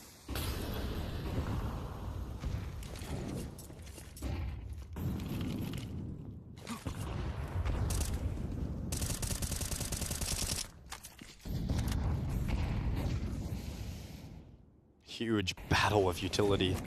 Volley after volley of utility in mid. And it continues. The barrage is endless. But if Team Spirit won the fight, have they taken mid control safely? They'll find out in a moment. That was a ton of utility, you're right. That just kept coming. Everyone's nerves a little fried. Torchy surely is going to get that as a new look. Having the upper and connector so close to that flick up. Donk activates with the AK. Okay, Shiro straight through that box. Fighting is Zontix, and Yimpat falls at short side. It's chaos. It's pandemonium inside the middle. And here comes that double peek. Good luck dealing with that. Zontix, bomb goes down. Exertion chases after it. And it's Magic's now in a 1v2. Smoke is up. He can actually use that CT smoke to grab the bomb back. How did Spirit let this slip away? They were in such a strong, commanding position. Magic's... Oh. Your clutch begins right now. Oh, he's actually turned it into a 1v1, and he knows exactly where Exertion is. Magic's took damage. He's down to 37, and because of that smoke in the site, he could have gone anywhere. He could have gone anywhere, and Exertion has to worry about so many different positions, whereas Magic's can track him, but now they see one another, and he goes for the swing. Magic saves the round for Spirit. That round was all theirs all day long, but Magic's had to pick it up right at the end. He had to bail them out of a really tough place. I don't know how that round got so close. They got so obsessed with that fight towards Khan, losing players constantly after they got 3 kills. Opener goes to Torji with the op, but everything after this, Shuei's gone, Torji's gone, Exertion eventually, they just stuck around a little bit too long in that fight at Khan, I think. The fact that MOUZ almost recovers that seems crazy. Either way, good clutch from Magix. Zontix, oh, you don't want this smoke.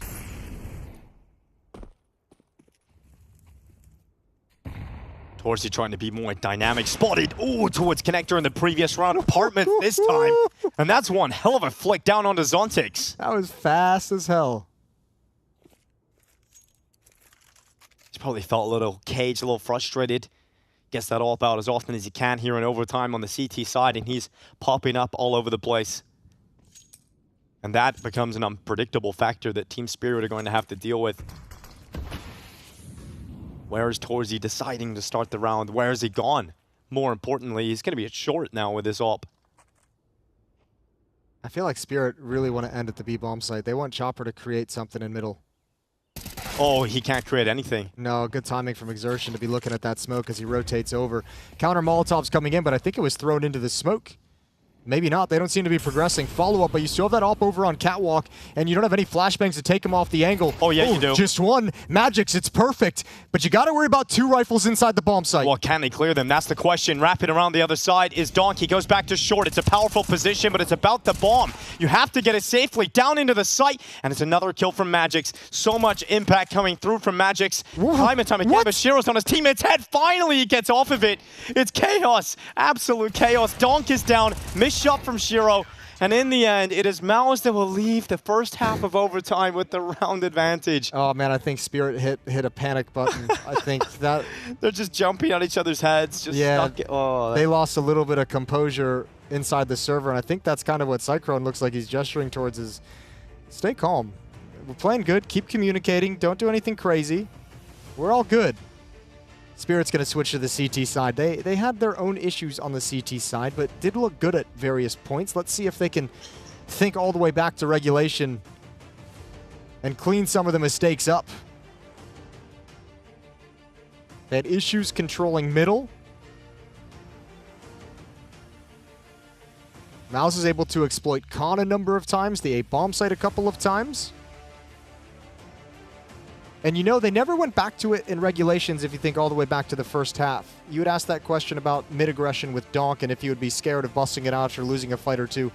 They didn't really go to that at all towards the end of their CT half. Maybe overtime's the time to do it. Catch him with a surprise. 28 kills on Exertion, 25 on Shiro.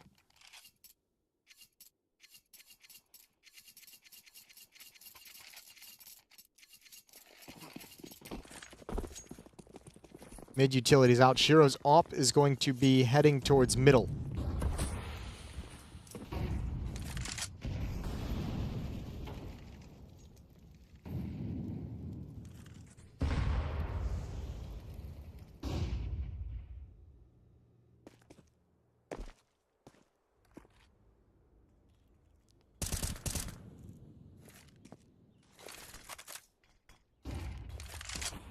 Oh. That smoke hit a pixel that Donk didn't expect it to. No, he wanted to play around that smoke. But, what did that land on, is the question that caused it to bounce so awkwardly. A little ledge. I have no idea. Well, not going to be happy about that, I'm sure, as Donk. I'll be happy that Zontix has given them a 5-on-4. Late catwalk play from Exertion. Zontix is going to have to be careful, especially because he might try and hustle to get over to help Magix at the B bomb site. Flashbang into the site. Magix playing inside the site. He's gotten past catwalk. He's gotten past catwalk. Oh no! Oh, and Exertion no. is ready for this play through the smoke. Oh, he gets the opening, kills Zontix, but he's let one slip the net. And now there's no coming back. There's no recovery. From hero to 0 for Zontix. And there's not many opportunities to get back into this retake. They're poking. They're seeing if there's an opportunity given over, maybe a mistake being found, but they're honed in here, MOUZ. They want to close this map out. They want to get 15 locked in, and aggression from Brolin right at the end. The cash register is keeping Shiro alive, but eventually Brolin will finish that off. Great headshot on Donk, who was the rotator in, but the disaster is definitely down on short. Magic's not going to be happy about that happening. No, I mean, it's poor timing as Zontix, I think, is looking through towards window room down in mid. I think also that's a pretty, I mean, I don't know how much communication there is between those two in terms of where each one's playing, but being that susceptible to catwalk is kind of dicey from the get-go with that kind of a position. You know, you even if calm like you're open to cat. Even if Zontix gets one and he's traded, then Magix is still exposed to the catwalk play while a B hit is being executed. So. Still, you're exactly right. Magix would be like, why didn't he get stopped? They've been in this position before, Jason. They were 12-10 down on regulation, Team Spirit. They had to win 2 rounds back to get overtime. They have to do the same to get another overtime. How many times can you really expect that to happen, though, before MOUZ eventually get the victory?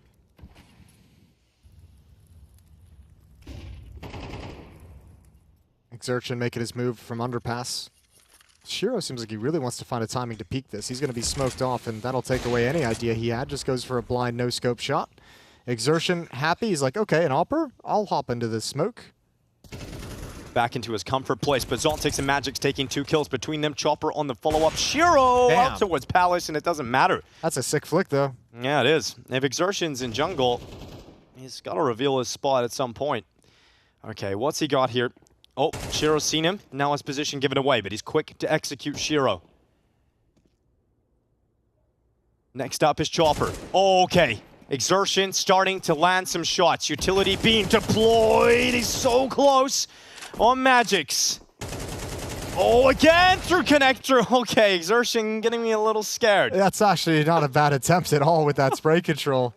And I even appreciate that he commits to that long-range spray towards Catwalk, because it's just like that might be the next, I need this fight win. 1v5. A really sick, aggressive collapse on middle. 1 round away from another overtime. From bonus rounds. Overtime 2. just getting the sound cue in there. All right. Shuhei in middle. Torchi's joined up. Oh, big win from Chopper. Yeah, that's Brolin goes down. Yeah, he didn't like that fight, Brolin. You can see how frustrated he was. His head flipped back in anger. Donk. Ooh. Getting in towards connector. Exertion's under the window. Oh, there was a little timing there for Zontic. There was a moment. Oh, this battle. Donk, Exertion. That's been a brawl going all the way back to the previous map, Nuke. And Exertion just slides away. Team Spirit look like they want to control the middle portion of the map in the mid-round. Oh, Shuhei. They see Shuhei. They don't want to aggress on his position, though. Deep nade. Over to the A bomb site is going to be the main thrust of this attack, too, but there is a lurker at B. Bomb is coming, Palace. MOUZ looking to finish on the A site, and Spirit have 3 defenders here. Yeah, but the timing is weird. It's a little bit scuffed. There's only 2 players making this. They have to go before their teammates join up with them. It's really on Yimpat. Chopper's got eyes on Palace as well. It just looks so good for Team Spirit to force another overtime. This would be one incredible recovery and a turnaround for MOUZ if they're able to get the win here, but that is one huge kill through the sandwich. Chopper, he looked like he was destined to get one. Forced out from underneath the wood. Donk is not landing anything. Not a single kill from Donk. And MOUZ have turned this back in their favor. They are going to close it out. Zontix and Magix in a 2v4. They know exactly where they're coming from. Spirit had every opportunity to force another overtime, but it's not to be. MOUZ will close this one out. They'll close Mirage, and this best of 3 will be closed out on Ancient. It will be decided on the jungle. What a hell of a second map this was. Magic's giving it his best go, but eventually he is silenced by the AWP of Torzi. What a game of Counter-Strike MOUZ and Spirit are giving us here. Yeah, but that last round, man, that hurts. I mean, look, MOUZ plays an incredible game. So does Spirit to be fighting back through all that adversity, but Spirit felt like such a good position that last round. Good crossfire setups, 3 players at the A bomb site against essentially 2 coming Palace, 1 coming ramp. That felt like it was all going to be Spirit and double overtime on the cards, and they just rip it all away. MOUZ with an impressive performance. Man, Exertion had a great game. Shuhei was right up there with him. Yeah, Donk looked a little off mechanically. Certainly that last round was not... look, if you're going to show someone Donk highlights, that's not the round. That's not the one you're going to show, that's for sure. But yeah, I mean, it was just a great game of Counter-Strike, really. MOUZ, I'm happy that it's going to 3. Yeah. I'm excited that it's going to 3. That was fun. That was sick. I mean, there was some weird moments in there, too. Like, just a lot of strange happenings towards the end of that game when the pressure gets a little bit escalated due to overtime, when everyone's got a little bit more nervous about being the one making the mistake. 16-14 win in the favor of MOUZ. You can see Exertion. 32 kills he logs. Shuhei went toe-to-toe with Shiro on the other side. Almost matching the top fragger of Team Shuhei's Spirit. keeping the fragging performance up in this tournament. It's not just against some of the weaker opposition. It's against the top teams like Team Spirit. He's still able to be up there with those numbers. Yep, 6 and 6 halves, so both teams going pretty even, CT and T side as well. Yeah, this is just a crazy grinded out battle that MOUZ and Team Spirit have. So Ancient, and I kind of said this at the start of the series, I would love to see Ancient. This is like for me the stereotypical Donk map. But the reason you wanted to see it is Donk, right? But he isn't hitting the form that you usually see. So maybe hey, he's coming back with a vengeance. You think it's gonna happen? Yeah, he's coming back with a vengeance on this map. Okay. Map 3 is the return to Donk. And I think too, like the mid aggression on Mirage from the CT side always feels like it feels like a little risky. On Ancient, it feels like something you have to be able to do, right? Like you have to be able to push down mid, jump up, harass lane, take B control, make sure they can't get out and control mid. You have to do it or else your CT side's going to be in a ton of trouble. Yeah, and I mean, they actually just you're given the mid control if you have the instant smoke, the molly, the nade combos, and you mentioned this. It's the Zontic's Donk combo that's just so deadly. They kind of they're like a little living organism. They work really, they're really well hyperactive. together. They're like bees. Yeah, they pollinate in the hive. They've got such a good feel for what each other want to do on the map, so that's going to be a lot of fun. Still, I mean, on that note, I am very surprised we didn't see Spirit go back to any mid aggression at any point during the Mirage CT side. That seemed a little odd to me. Yeah, it did. Maybe they were knocked off their game. Maybe they were. I mean, there was a couple of moments, I think, towards the end where you brought up that maybe it looked a little panicky from Spirit, that round in particular, where they jump out of the apartments, they land on each other's head. And it's just it was just, yeah, it got chaotic in terms of like how people were reacting in situations, and everyone's just played a game of Counter-Strike can imagine like the calms and like the change when you sense that like there's a panic spreading throughout the team. You know, for 10 rounds everything's great, and then all of a sudden there's a crazy moment and everyone's shouting different ideas and no one's really absorbing the information, so everything like just remains chaotic and confused. So yeah, maybe a couple of that mental fortitude slips a little bit at different stretches, but that's what this break is for, so they can reset it and come right back ready for Ancient. Well, lots to be excited about for that third map. MOUZ have defeated Spirit every single time they played on land. They're looking to try and change that, though, Spirit, on that third map. If you think they can do it, have your say over on Fisher's social media platforms, !FIST in the chat. Get those links. We're going to a break. When we come back, we've got this third and deciding map of Ancient.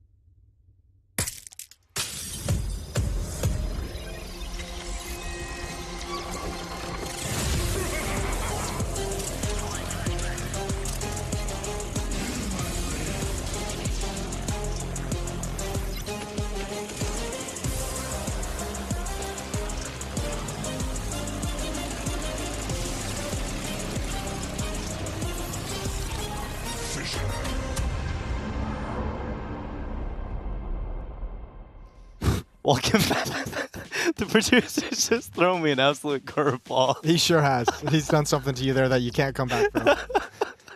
Yo, he's called Anders weird, man. He's not wrong. He's not wrong. He's not wrong. Just for reference, everybody at home, as we get late into the night, Anders he just sent us a picture. He got off early and he went to the dollar store today. He always we were wondering, like, what is he doing at the dollar store today? And he sent us a picture of a Halloween mask of a wolf. So I don't really know what he's going to do with that. Took a little afternoon trip to the dollar store and came back with a wolf mask. There's no explanation. Nobody knows why. It's the charm of Anders. Charm of a third map, Dinko, in this series. Ancient, MOUZ, and Spirit.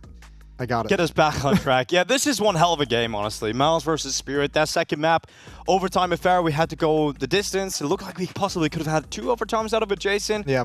But Spirit just couldn't withstand the power of MOUZ and exertion, really. It felt like they crumbled like right at the end. A couple of situations where, you know, it seemed like they had an advantage or at least a good setup to be able to fight for it and just couldn't manage things. So yeah, we find ourselves here on the third and deciding map. But this has been an awesome series between these two teams. Like for an event that we came into, and it's like, what level Spirit going to be at? Is MOUZ going to be ready for this? Like they're going to be flying high off that playoff win in Cologne.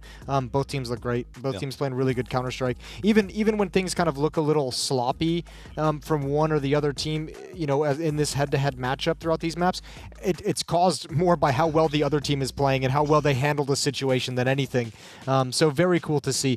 Choppers put together some good rounds individually. He's called a good game. I think Shuhei, that map number 2 for him was absolutely insane, that he was able to match the production of Shiro, who was the top fragger for Spirit. And now we come down to Ancient, where it feels like the CT side for Spirit especially, the talking point is going to be how Zontix and Donk work together in the middle of the map, how they control the middle of the map, how aggressive they like to be, how much damage they can do.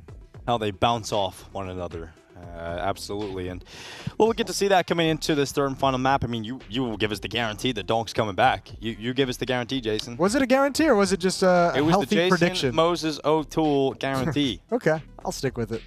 Yeah. And we got to believe in the return of Donk for Ancient. Getting back to his fighting fitness for map 3. And you can see where we're going to decide this one in terms of who is going to start in which half. I'm sure we'll get a knife round. We've had that every time. And here we go. That's a unique feature, Jason. We don't get knife rounds anymore. No, we don't get to see them. We still have them. We don't get to witness them with our own eyes. We just kind of show up in the server and they've already picked sides. Oh, nice form. Flying V. We love to see it. Oh, 2-on-1. Brolin, you're done, brother.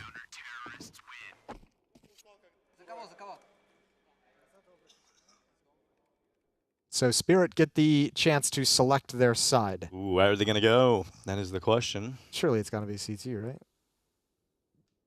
Surely they ain't picking T side. Now they're going to pick T side.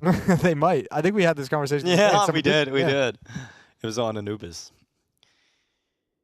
This is a map, I mean, that MOUZ haven't played a whole lot. In the last 3 months, they've played it twice against Falcons and against Sashi. So they haven't really tested themselves against top-tier opposition on Ancient in quite some time. Oh, better be hoping they've had some practice games. Yeah, you'd imagine they would warm it up a little bit, but facing off against Team Spirit, where this map always feels strong for them, in a deciding map seems like a pretty crappy place to have Ancient. So we're about to find out. They're about to get a very true test of their performance on this map.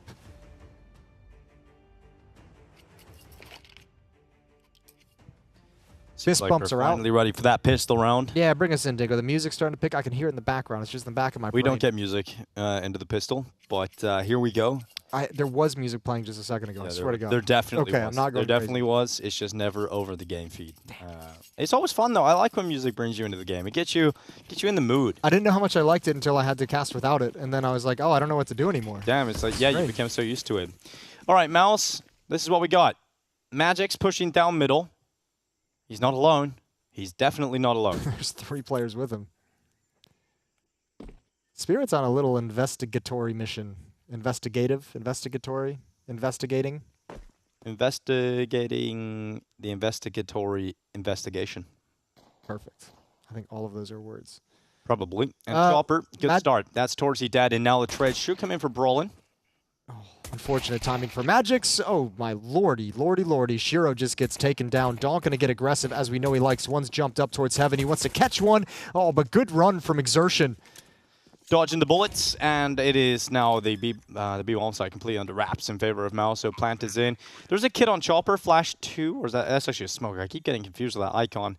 Well, smoke available for Chopper, and they're gonna all come in from Speedway all together into Brolin. Oh, what a headshot! Zontic's getting rid of Brolin. Shui trying to fight it, but realized it's probably ill-advised. Don't give away your life. Don't give them away back into this. Draw that time down. Go for a different position. Good trade from Donk. Remember, it is still the kid alive on Chopper, and now it's a 1v1. Donk got another headshot out on that, and he could stick it. He's going to hold it. Oh, Jimmy, though. He's not going to allow that to happen. I think Chopper's a little bit bummed that he probably was as soon as he ran up to defuse the bomb and realized there was a gap in that smoke. It didn't go quite bounce off the wall hard enough, so you could see the wires coming out of the smoke and do some GPS geolocation. GeoGuessr. GeoGuess the location of the diffuser.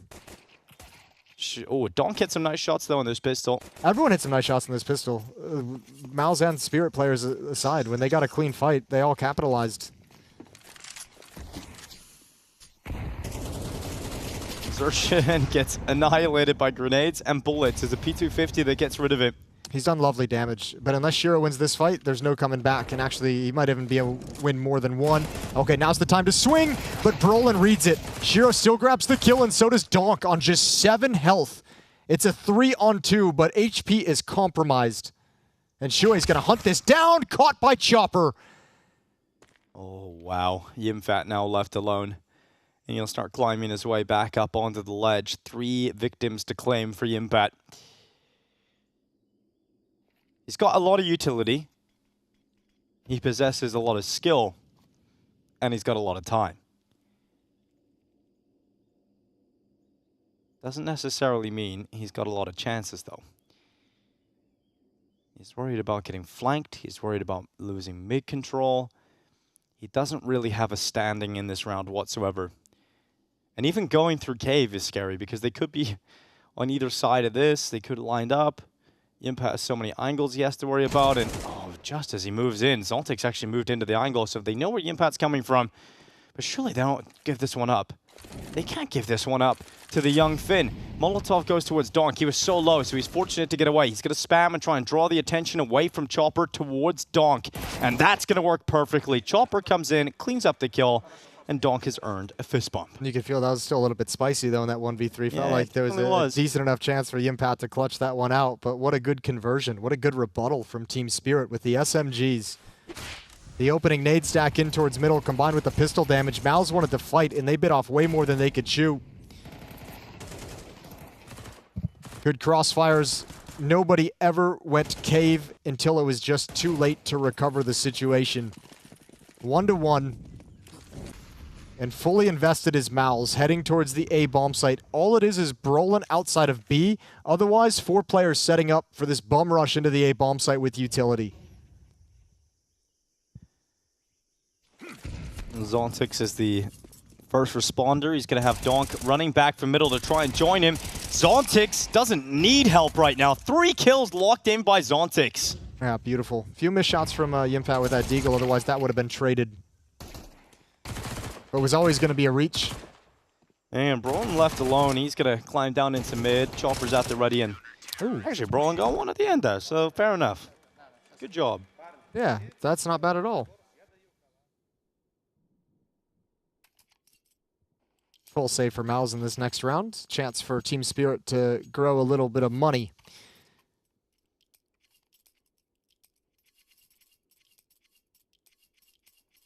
MP9 on Chopper, so look to see him being hyper-aggressive if the situation calls for it.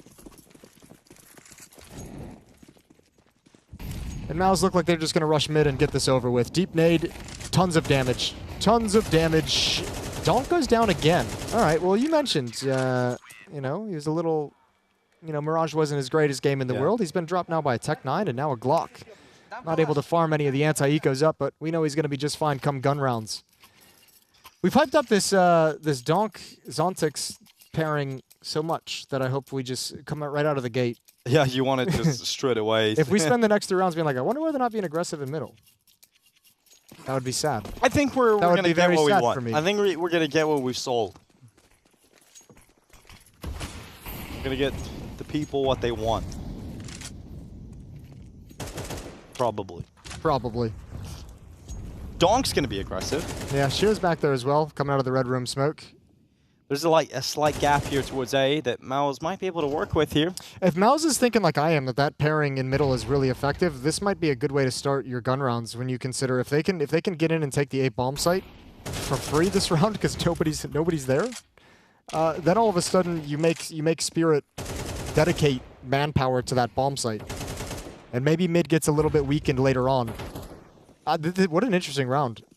I don't know if Spirit's going to commit for any kind of a retake. Obviously, they're going to want to harass and try and stop things. Donk gets an opening kill on Torji, and that will probably prompt them to eventually go for this with the man advantage. Oh, what a snap over from Zontix. There's the flank out in middle. They know Donk is still in Donut. But this means only 2 players inside the bomb site for MOUZ, and make it 1. Donk and Donuts. Let's see what he's got for us. Magic's taking Exertion out, and Brolin Shadow spotted, and it's recovered. I don't think they're very happy with that. What was that face for Magic's? He's like, did I just hit that shot? All right. That was me? All right. Hell yeah, we got that round back. Cool. They all just went into A. It was empty. We didn't even have anybody there, and we still won the round. Yeah, really well done from Spirit.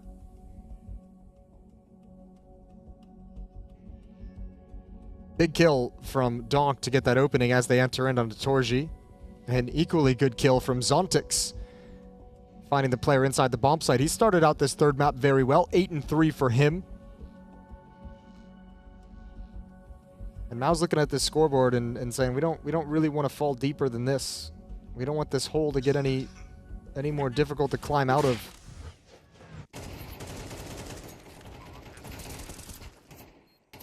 That's a wild little snap from Zontix.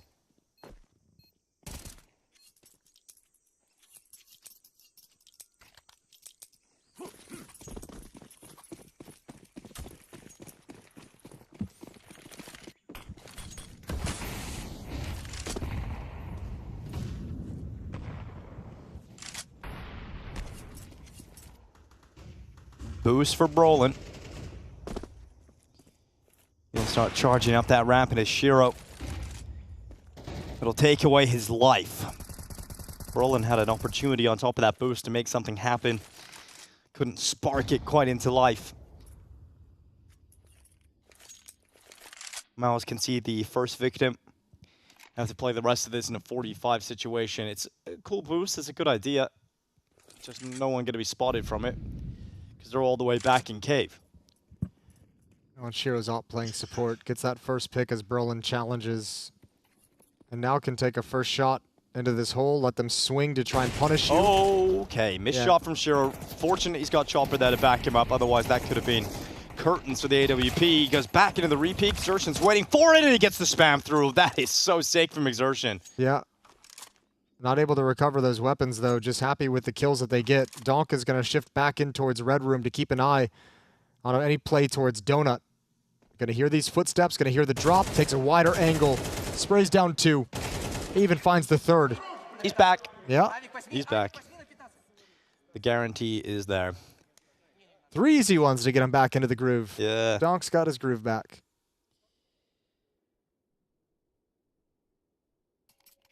Another conversation going on down the line for Team Spirit. This round feels pretty important in the sense of Team Spirit go up 6-1. You got to start feeling a little nervous for MOUZ.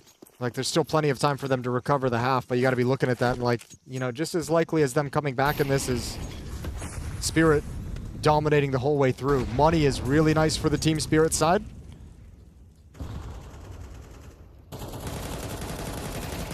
Oh, Donk rips apart Brolin, who goes down in back-to-back rounds first.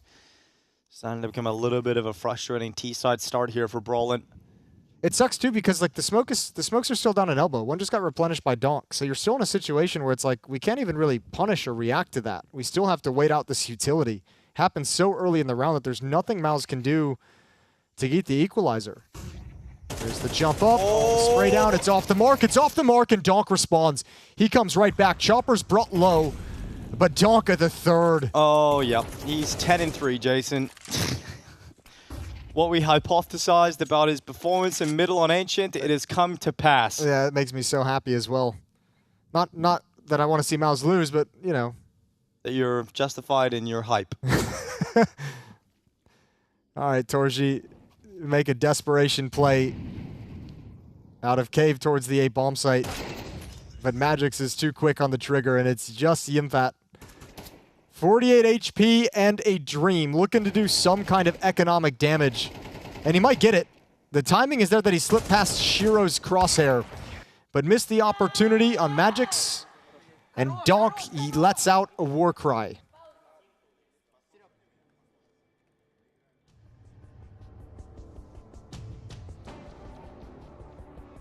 Second timeout for MOUZ. First one netted them nothing. Remember, they won the pistol. That's the only round they got. Spirit responded immediately.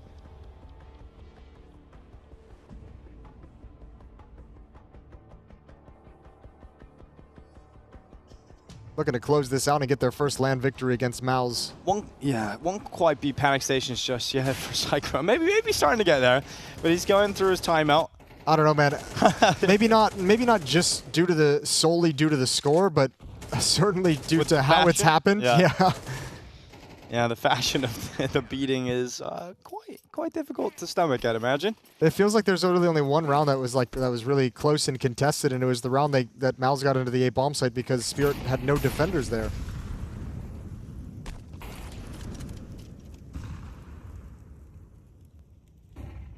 Just Tech-9s for MOUZ. Brolin leading the charge. Yimfat beside him.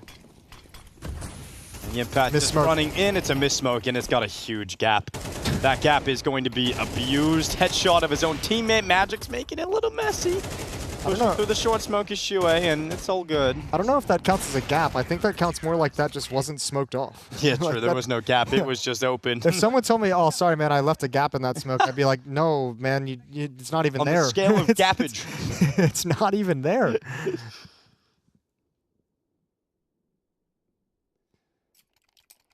Seven to 1, 6-round lead. $10,000 plus on 4 Spirit players. That's wild. Fragging has dropped off a cliff for MOUZ. Topped by Brolin and Exertion at 4 kills. Torji has nothing.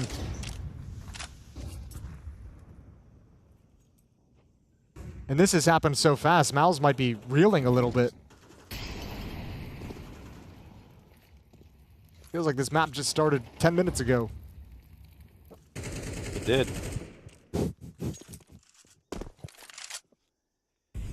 Slipping through MOUZ's fingers rapidly. And it was a really interesting point you brought up, Jason. You know the Spirit game, or not the Spirit Furia game that we casted a couple days back? Yeah. That I didn't know this at the time. That series lasted less than an hour and a half. 2 maps of Counter-Strike in less than an hour and a half. It's never been done before. That's crazy. I mean, it might have been done before. That's an exaggeration. I mean, imagine it's very, very fast for 2 maps of Counter-Strike. Probably a Spirit game. But anyway, your interesting point, Jason. It was the fact that MOUZ haven't played any good opposition on this lately, right? They haven't tested their Ancient, and right now, kind of seeing that. Right, and I mean, there's you even kind of said it after the fact of like, well, hopefully they got some practice games on it. And there, I don't know what there's some weird factor in it where like the practice games, no matter how good or like they don't feel like they're the same in any way. Yeah. Like the decisions are different. Players make more aggressive decisions in practice. Zontix gets a nice double. They can play this passively from here. Magix is going to add on top. 3-on-2. Shiro does make the cross, but Long is open. And Donk's back. Back over here to try and deal with this threat, but Yimpat headshot in. Second kill as he chases down Shiro, and suddenly just Chopper as MOUZ looking to try and get their second round. Oh, he knows Yimpat's close. Because that's Torsi that goes down, and Yimpat had to realize that, so realize there's a little time, and he has to peek. He has to take that fight, and he wins it against Chopper. I think Shiro might be a little bit frustrated in that round. Not on anyone specifically, but he's kind of playing to try and support Donk, who's being hyper-aggressive around that long angle. And when Donk goes down and loses that fight, Shiro's out in the open with an AWP, and it's like, oh, I've actually, in my attempt to try and support my teammate, I've put myself in the worst possible scenario. 7-2. They lose a round, immediately timeout from Holly. Yeah, you got some to spare, and I mean it's a nice luxury to have. 3 rounds remaining in this half, and Spirit's just saying we can turn this right back. We can win the next round and just go right back on our streak. Money's busted for MOUZ. Only 1 player survived. Yimfat in that 1v1 clutch against Chopper. Hard fought round for MOUZ. where they needed it desperately.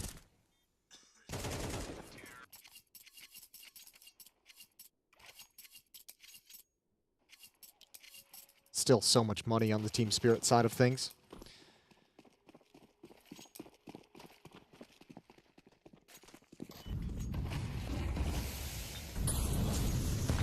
They look like they want to come right through this. Oh, they are. They're challenging down through middle. They've got Exertion out towards bottom boxes. He'll climb up heaven and join with his teammates and try and split on this cave entrance. All quiet in middle right now from Team Spirit. No challenge was presented to them this time. They just got back into Donut straight away. But they've got to be very aware that they've lost mid control. The smoke's about to fade. Shuei is going to realize it's comfortable. He can join up with Exertion. Oh, Torshi has a small chance to hit this jiggle shot. Zontix. Shot missed. Oh, that's the arm. Oh, Shuei never knew he was exposed. Yeah, he stopped moving, and that gives Shiro all the time in the world. Just land that shot right on the arm and blast Shuei away. So opening kill. And it's going to go in favor of Spirit. Magic still has a Molotov if they end up trying to hit this B bomb site. If he sees nades raining over, although there won't be, it should be contact from MOUZ. They've got a Molotov and a flashbang. You could pass that molly over to Brolov and have him toss one out to the default plant spot, to the plant boxes, to force someone out into the open. But you're mostly going to want to start and initiate this attack without any indication it's coming. Magic's waiting. This B ramp push finally coming in towards him. Magic's on the first. Chopper's got him covered. Bomb is down and loose as Magic's doesn't stop. It's Torzi having to run away. Can't win this round. Limited time. Bring that all back to safety. And they're very happy about that. So they lose a round, timeout immediately. And Holly calling the timeout. It obviously has worked. It's worked very well. And Shiro's just killed his own teammate. He's like, sorry, bro, but it had to be done. It had to be done. Right back to it. Oh, that's sad. Shiro just turned for that fist bump. And Holly's I was already walking away back turned. Yeah. Like, that ain't, you ain't getting saved on that one, my man. Third timeout from MOUZ. If you wanted to know how much of a calamity this is and how worrying this is to the MOUZ side of things, they're burning all three in this first half. And it makes sense. I'm not even saying it's a bad idea or a bad thing. MOUZ need more rounds. You ain't going to beat Spirit with a 2-10 first half. But they're playing this round. Oh, poor guys. 3 Tech 9s, a PT50, and a Glil. It's not looking good for MOUZ. I mean, it's obviously rough here for MOUZ, but it's damn good to see Spirit back to this level again. Yeah. We're all worried after Cologne. We were wondering what's happening here, but whatever work they've been able to do between this tournament and Cologne has obviously worked. A lot of tough conversations. Zontix gun out. Smoke went deep. Oh, his teammate wants to come out with him. Donk was ready to fight everything. Well, this has worked pretty nicely. But that might be one of the rare miscues from Donk and Zontix. Neither one of them with eyes on middle. Both of them Donk trying to come through the smoke. Zontix trying to fall back into the smoke. So a miscommunication of how to handle the situation. But you can't let it go. You cannot let it go if you're MOUZ. 2 kills back, Shiro and Magic. Still a 3v2. Still MOUZ in a powerful position. Brolin standing on default. Shiro misses his shot at Donut. And those Tech 9s get a little closer. Oh, what a shot from Exertion in the end. That closes it. Yeah, that was just pre-fire as well. He was just tapping it on timing and hoping that it was going to swing back into it. Shiro obliges. Nice round win from MOUZ out of the third timeout. Third round on the board. And they win with lower weapons. I think get 4 out of this half because of that. Dude, Half's off. Yeah, if they get 4 out of this half, I almost feel like, I don't know, it'd be a little bit crazy considering how dominant this has been. I feel like it feels like it's been like a 10-2 half kind of dominance. Yeah, I mean, it was about to be. If that previous round didn't really work out for MOUZ, it was about to be 10-2. Until those pesky Tech 9s got involved in the action. Yeah, they're really good. All right, final fist bumps as we come to a close. Final round of the first half. Look at Donk and Zontix just lost inside the smoke, not knowing which way the other one's headed, and it ends up being a disaster. But again, the money's been so good. Spirit's never had to be concerned about that. So another full buy. Everyone has kits. Everyone's got full utility.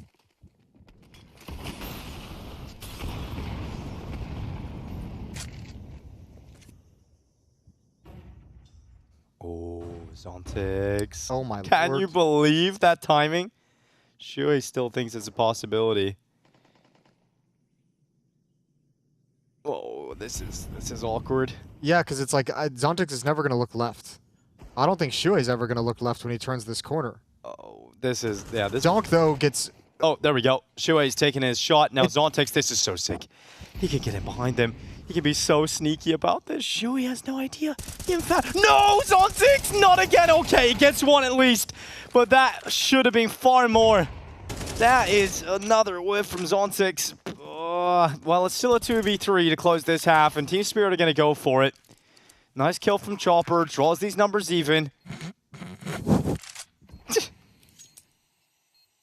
It's all good, Jason. Round's still on. And Shui down in the site. He's alone now up against Magix, who comes back in and recovers it. Zontix wipes the sweat off his brow because Magix got him covered. Don't show it. And Hallie just gives him a little, it's all good, buddy. It's all good, man. You made the right play. You made a sick play. It's just, it happens every now and then. I'm sorry, I couldn't hold that back. Because I was just thinking in my head, I'm like, Donk's probably angry. And the way you make up for it is the exact play that Zontix did, where you wait, you let Shui walk in, you get one free kill on like a teammate that comes out, and you double up, and then you still maintained a main. Like, it's just like the op play in Mirage, where it's like, you made the right play. You did everything correct up until it came to firing the weapon. But he got one this time. Yeah, he did get one this time. That makes the difference, actually. Oh, I hate seeing those things on stream. It happens to the best of us. Let that be a lesson. If you ever feel bad for doing that kind of shit at home, like, it happens to the pros as well. Don't beat yourself up. Shake it off. You got another round coming. 9-3 at the end of the first half. They're going to switch sides. Cyclone trying to keep the boys calm down. And, I mean, think of it this way. It's the last conversation he can have with them of his own choosing, right? He can capitalize on some Spirit timeouts, but if they don't call any ever, he never has a chance to have any impact again. Or overtime. Or overtime, yes, true. Thank you for correcting me. We could get that again.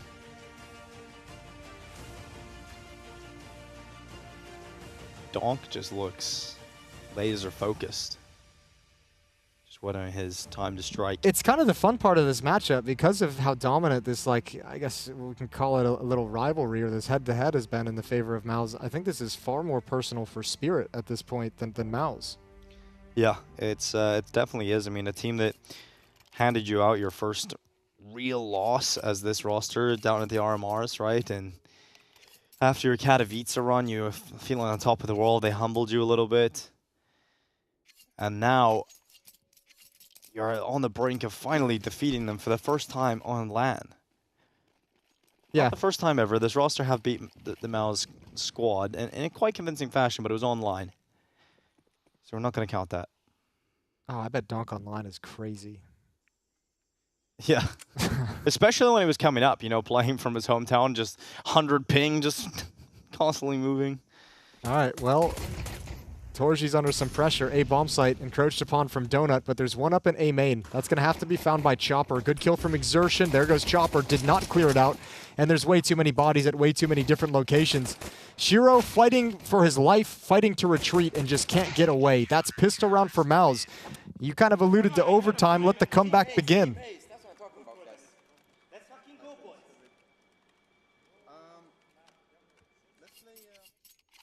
All journeys start with a first step, Jason, as they say. Just a lot of steps in this journey.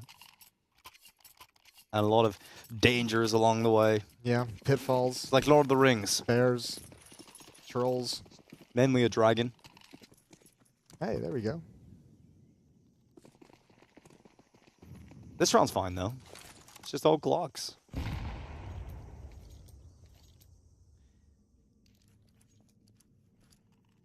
They sprint A, and they walk away. Pull out some nades. They're hoping it causes a significant rotation, but the time for them to get all the way back to anywhere else is Also, MOUZ don't seem all that perturbed. It'd be funny if Team Spirit just like baited out that nade and then just went right back to it. Do it. See, look how funny this is. This is hilarious. Yeah, it's making me laugh so much. Oh, but if they do it again, then we're talking. Then we're talking, Jason. Then we've got peak comedy. No, come on. One more, Spirit. Go test it. And go back A. Nope. No. Yeah, it's going to be... Journey starts with the first... Oh, they're going to do a 4-1. Starts with the first step. They're going to do a 4-1, Jason. It's not going to work. They're going to go 4B, bomb A. Oh, this is going to be so sick. If it works, I'm never saying anything positive about Jimmy ever again. Oh, it's going to be so sick. It's not going to work. Jimmy is not budging from this bomb site. Even Exertion probably ain't going to move.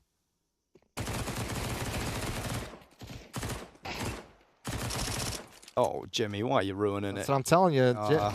Jimmy's got my back. 4-1 never works. 4-1 never works. Apart from when it does. It's been ran too much. It's been ran for 20 years now. It cannot work. Oh, I would have loved for that to have worked. But Jimmy's got you, man. 9-5, another step back in the right direction for MOUZ. AK's out for Team Spirit. Time to see what their T side looks like.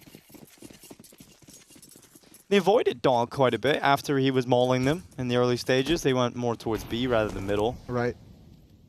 The only round they really went back mid is when they had the Tech 9, so he's been able to cool down a little bit. Chopper taking damage as he crosses out towards Heaven. Pretty close to one of these bullets landing for Shuei, but Chopper very lucky to get away with his life, and now we're thinking about this B pump from Spirit up the ramp. Yeah, but I think they got dissuaded by a little bit of utility. Nade went deep and chunked down Shiro as well. Now you've got Chopper at very low health. Spirit don't have a whole lot of control. That's a good way to get things started. Donk finds Exertion trying to disappear into the smoke. Does great Oh, what? That's unreasonable. That's so unreasonable. I found a way to fight Donk. that's okay. Shuei, good job with the spam. Now, Yimfat's been brought down low as well.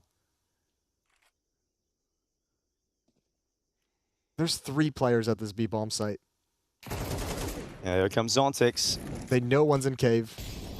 Ooh, they swing, and Shiro not able to get the second. He's down. Magic's through the smoke, also receiving damage. Chopper's already low. You don't want to walk into that. The laser gun. Oh my god. Oh god, Chopper has just been avoiding bullets this entire round. No. Oh. No, surely not. Chopper now 1v2. He's going to catch them. Oh, they're switching. Oh, Chopper not clean on it, and they win it on the MP9s. Oh, bro, the other player was so low. He gets that kill. Chopper's got a nice clutch ahead of him.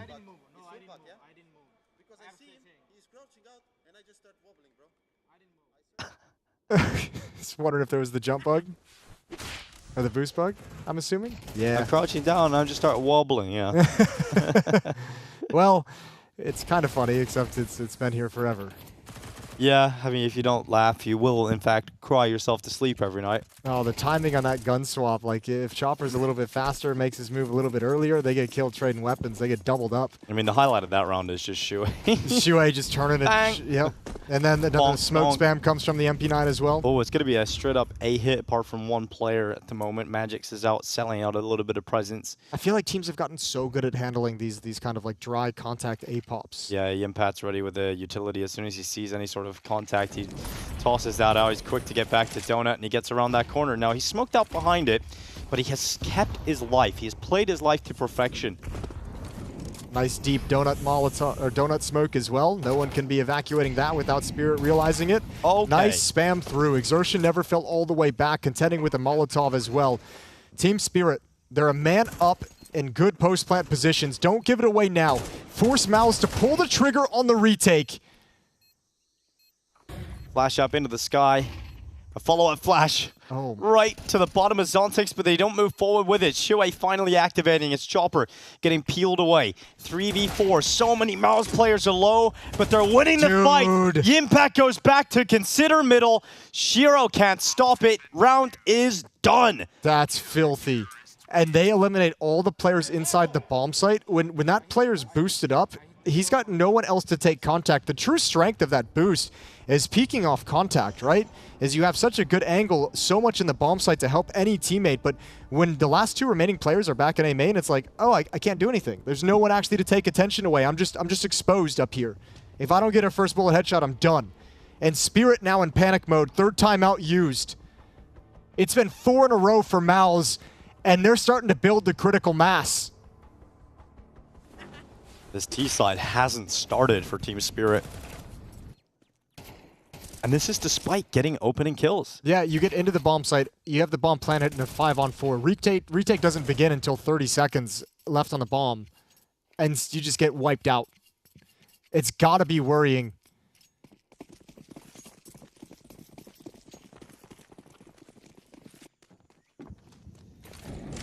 Chopper has to go to the Tech 9. It'll be 8Ks for most other players apart from Shiro.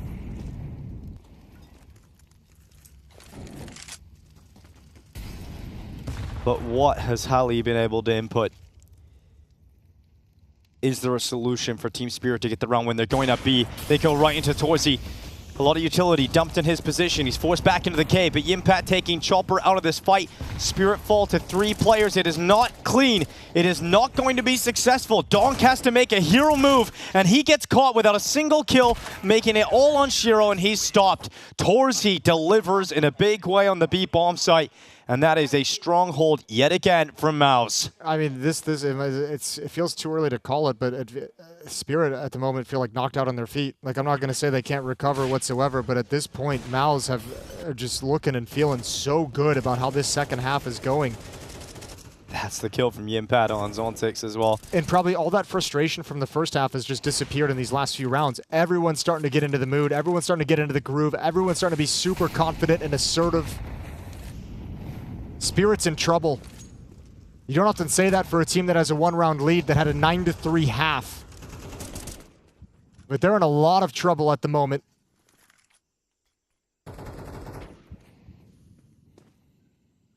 By virtue of the loss bonus continuing to buy, they'll have Shiro onto the AWP.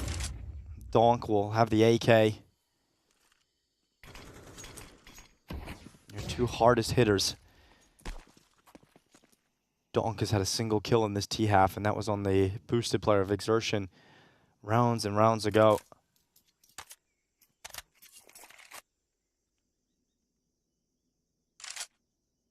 He was like 10-3 at one point as well, right? He's 13 kills now. Stalled out. MOUZ may be behind, but they're in control. Drifting back over to B, our Team Spirit. 2 players in the B bomb site, 1 with a quick rotation. That's going to be Exertion back from red. Look at the position of Shuhei. He's not concerned about anyone coming up from heaven because he's got teammates looking at middle. Exertion's got a deep angle, so he can actually just... Okay, I was going to say he can hide and actually let them fully commit to the B bomb site. Going to grab 1, do damage to 2, but he's got all the information. Now Brolin rapidly moving. His lips is he's the only player here. He's calling for Exertion to come over. He has made a quick rotation. Brolin makes a wild play, a wild maneuver, and it hasn't worked out for him, but Exertion denied moving forward. Team Spirit finally on the T side, able to break through. Yeah, that's such an important victory for them to get. They've got a lot of money they got to burn through on the MOUZ side of things. Just like Spirit in the first half, MOUZ have built up a very strong economy.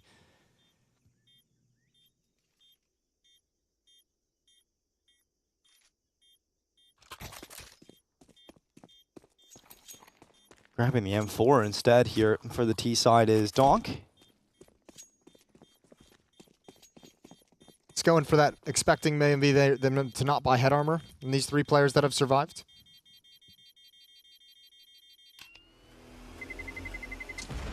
Save some money. CTs usually go for the no head armor. And Donk looking to exploit that. Getting the M4 with a 1-bullet headshot. Chopper trying to build off that round victory. They stopped the momentum finally. They stopped the bleeding.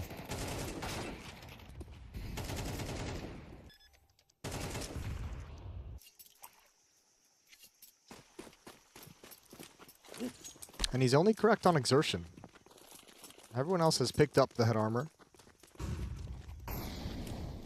Oh, they're going over towards A quite quickly. Yimfat, oh, the trigger is so quick. Yimfat removing Zontix and Donk in one foul swoop, and this play has not worked out for Team Spirit. God, why is he so good? That snap to the left, immediate. And no opportunity for a trade. Shadow shows, so Shiro's able to adjust the crosshair before the peak. Brolin's gone down. First step to claw this back for Spirit. B feels uncomfortable because of that kill, so you're going to have to bring Exertion away from middle over towards the B bomb site. Another kill from Shiro, this time on Shuei. He's pulled this round back to a 3v3 and a lot of time to play with for Team Spirit. Yeah, and he's watching for Exertion. Oh, let's scope the timing. Oh, but he's still alive, and Magic swings to save him. Exertion was focused on getting that kill, ends up going down, and Team Spirit have flipped this round back from a 5 versus 3 that Yimpat started into a 3v2 that he must now close. Closed with only 46 HP. Utility being spent over, smoke going to be broken, AWP is going to get clear vision, but everyone's tucked into cover, hunkered down. Yimfat towards long, sees the planter, little jiggle, and now he makes his move. Goes into the open. Magic stands on default. There's still so many angles that Yimpat has to worry about. One of them not cave.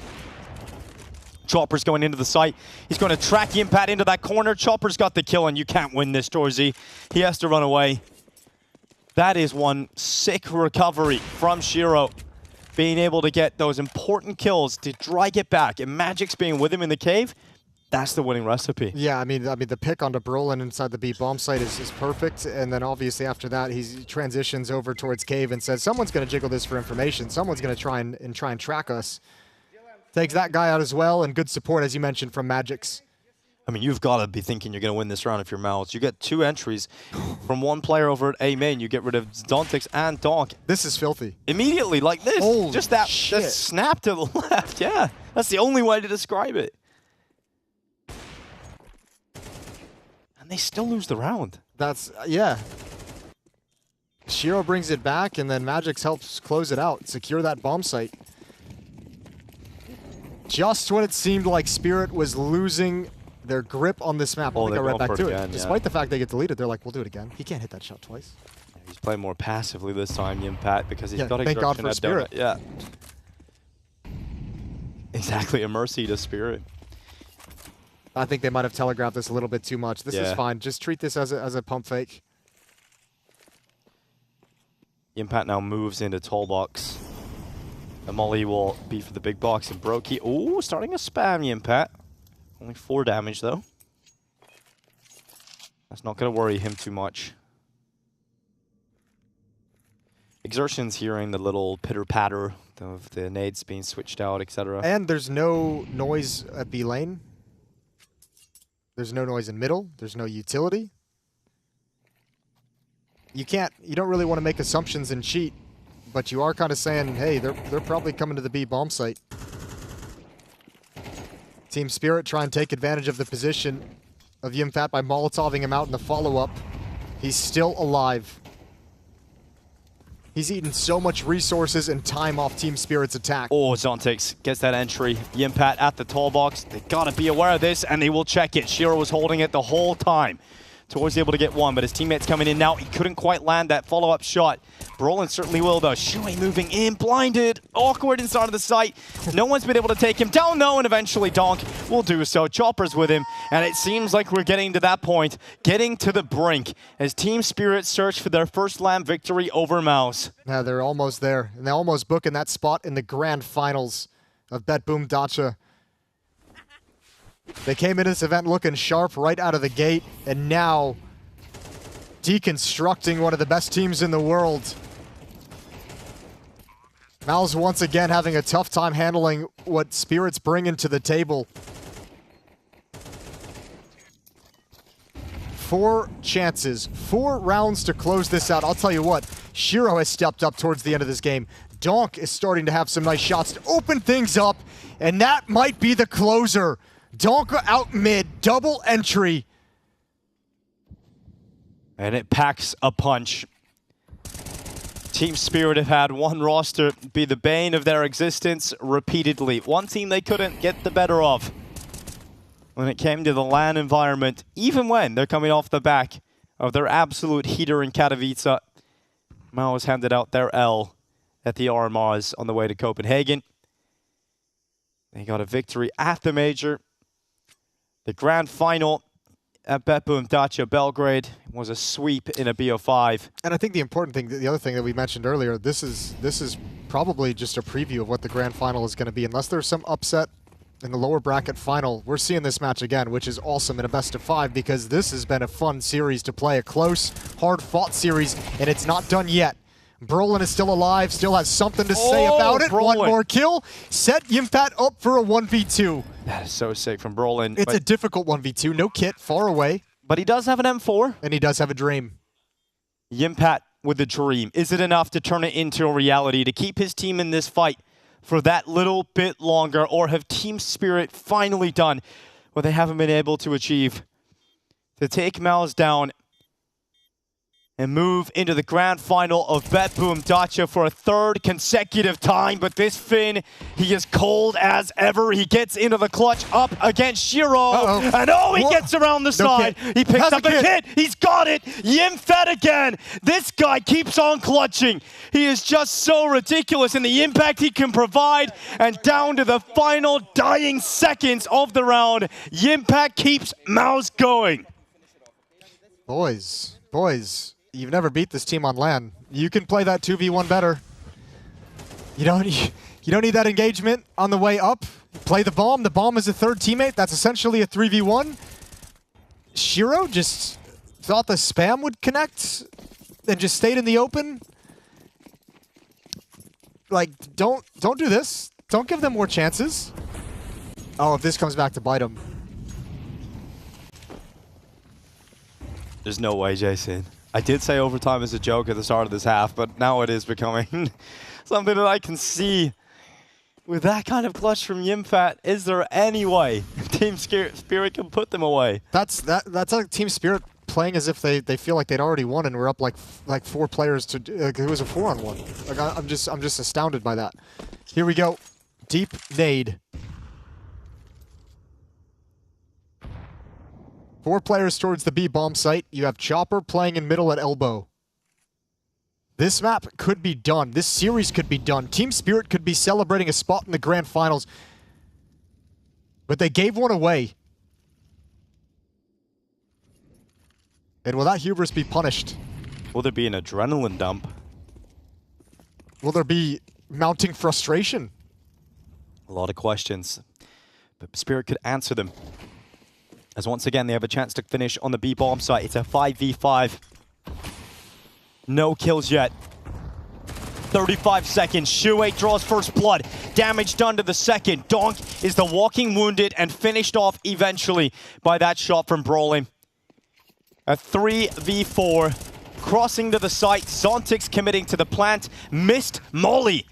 That piece of utility not landing in behind default could cost MOUZ a crucial kill. Exertion moves into the open. Shiro silences him. And Team Spirit have another chance. There's a flank, and Shiro's not considering it. Oh, it's Yimpat again! Yimpat again! Another kill that could unravel this all for the side of Spirit. Zontix in the clutch alone. Can't stop Yimpat. This guy is going to be in the nightmares of Team Spirit tonight. He is not stopping. He is unrelenting, and he is cold as fuck. That's unreal. Spirit deserve all of this for letting that 2v1 slip away. The fact that this round has just played out in this fashion, another flank from Yimfat, this can be the start of a collapse. 10-12, and MOUZ are getting hyped up every single round, no matter how close it is, because they know they've been given a second lease on life. Missed instant smoke.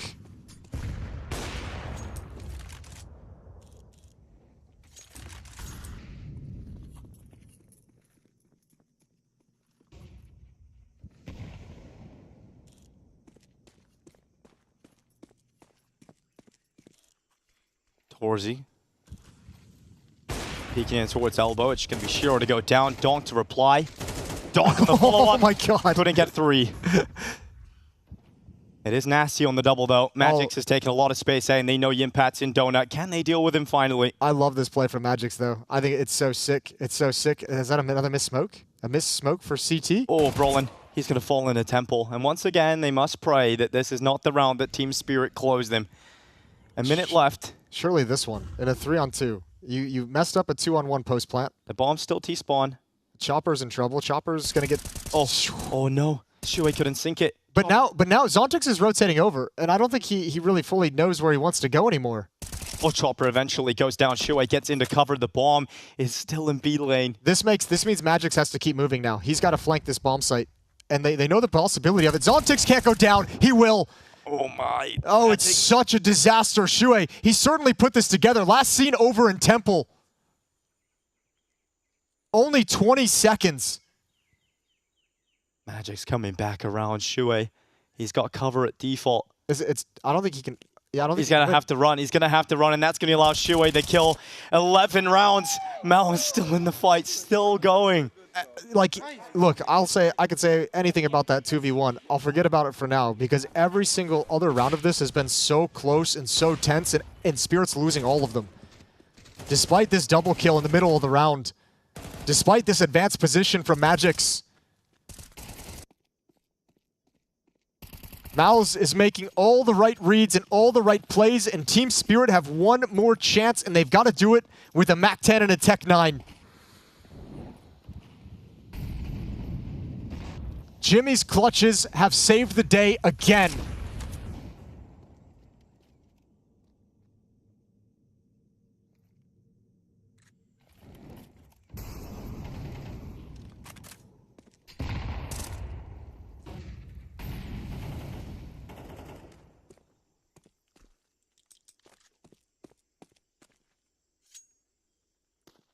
It's got to be so frustrating for Spirit. There's got to be some creeping doubt in the back of their head saying this could be over. We could have won already a number of times. And we've messed up 3 post plants.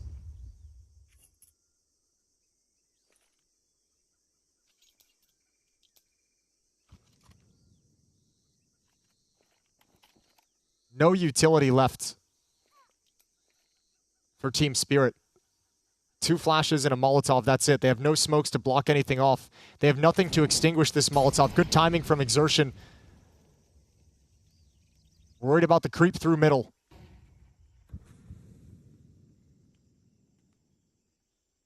This is all about Magic's hard baiting Chopper. 25 seconds left on the clock.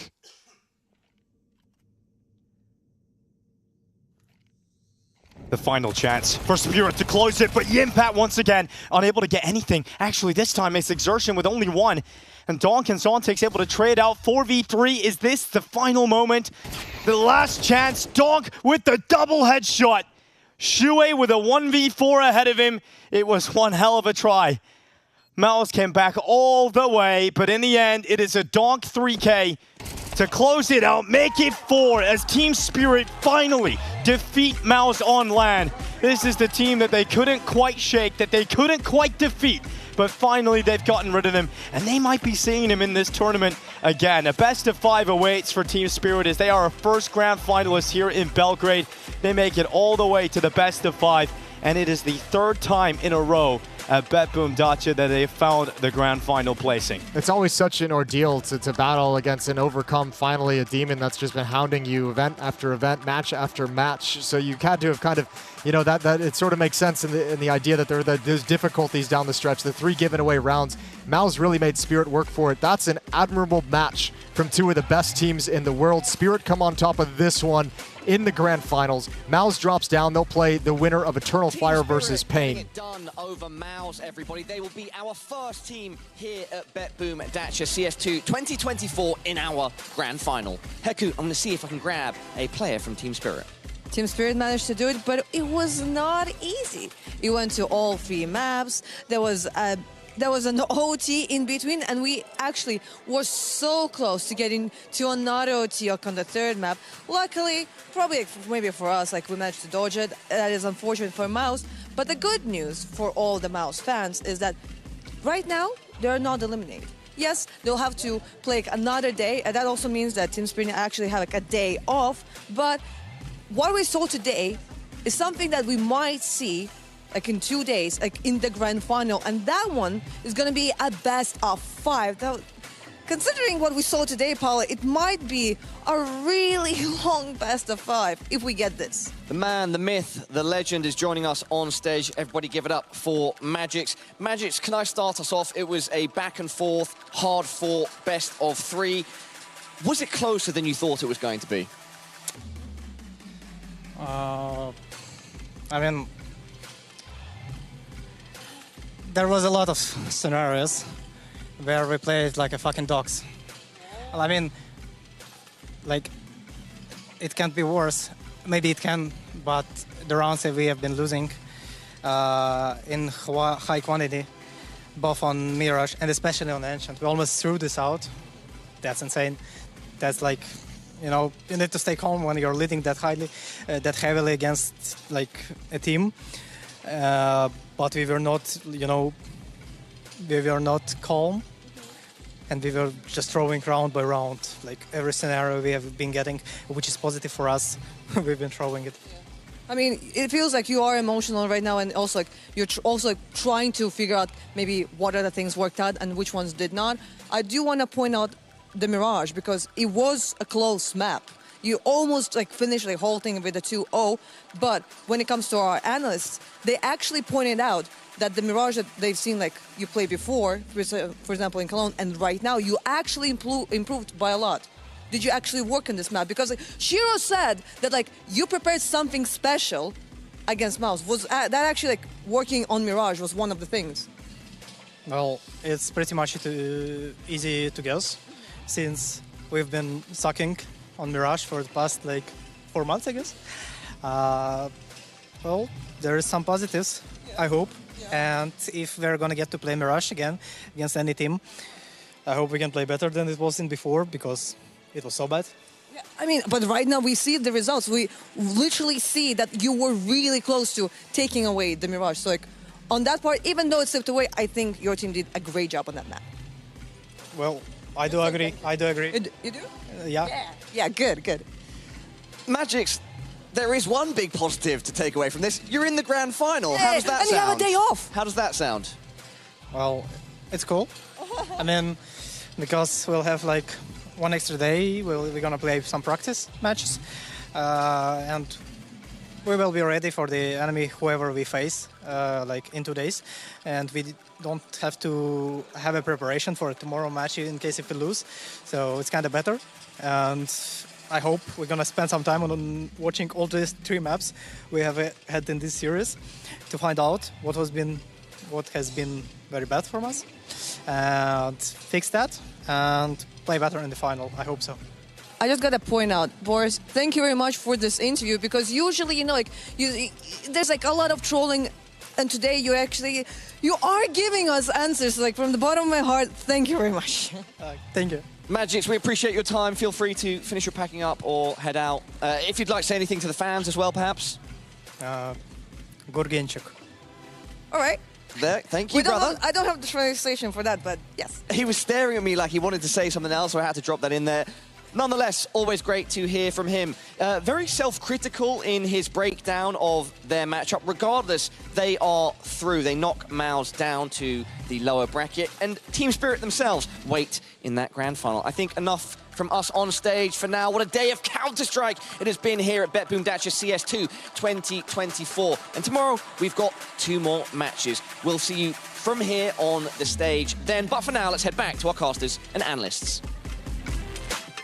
Thank you very much, Paula. Great to hear from Magix, and it was great to have him on the stage doing the interview with the raw emotions out of just coming off the back of finally just getting through that and nearly throwing the game away. Yeah, the raw emotions, and you can tell like he wasn't even necessarily elated or excited with the win or kind of finally beating MOUZ at all. His thoughts were on the fact that they should have won this 13-8 or 13-9, whatever it was, and obviously very frustrated even in victory with the way that they're losing some of the rounds they did throughout the series. And I think for me personally, I think it's awesome seeing a player with that level of frustration and showing it publicly, because, yeah, those are issues you can't have as this team in this kind of a series. You should have won the 2v1, probably should have won the 3v3 in the next round. You know, like you had plenty of opportunities to close it out, and the great teams know when it's time to close out, they step up to the plate. That's what Donk did in the final round, but Team Spirit overall as a unit have to get better at that. Yeah, he was saying, you know, they weren't staying calm in a lot of situations. Every time they found advantages, they were throwing them away. They were finding some kind of way to lose the round. But also, like it's also a good indication of this match meant. I mean, obviously the grand final. This match is going to mean a lot regardless. But I think this meant a lot personally to Team Spirit about getting over the hump of not being able to beat MOUZ whatsoever. They finally done it, and you can see on the bracket here, they make it into that first grand final spot against TBD. MOUZ is in the lower grid final against TBD. And then Eternal Fire Pain Gaming is going to be the first match tomorrow. Dude, Winner TBD of that has a lot of moves on. matchups tomorrow. Yeah, TBD is going to have a long day. Yeah, they got a long, long day. Actually, they have a pretty short day tomorrow. Only one series. Oh, one game. Yeah, you're right. Well, that grand final, that's going to be exciting. Team Spirit already in there, and we'll see if MOUZ can make it back for that rematch, or will we have a different squad heading into that bracket. Eternal Fire and Pain are those two challengers. We'll see what they can do. That'll be the opening game tomorrow. Best of 3, 1 p.m. CEST. And we've got MOUZ waiting in the wings for the winner of that matchup to decide who is going to the grand final, who's going to that best of 5. Yeah, and I mean, I feel like we saw what MOUZ versus Pain just last night, and we could tell that MOUZ was a step ahead. Yes. So it's going to be interesting to see whoever they face. I think Eternal Fire maybe has a bit more upset chance if they're the ones to play MOUZ, but I mean, getting past Pain is no easy feat. We saw them today play a very good series as well. Yeah, well, you guys can follow Fisher to stay up to date to all the highlights, fun moments that have happened throughout today and throughout this entire event. But from Jason and I, we'll see you guys tomorrow afternoon. The Counter-Strike will continue. Thank you for joining us, as always, here in Belgrade.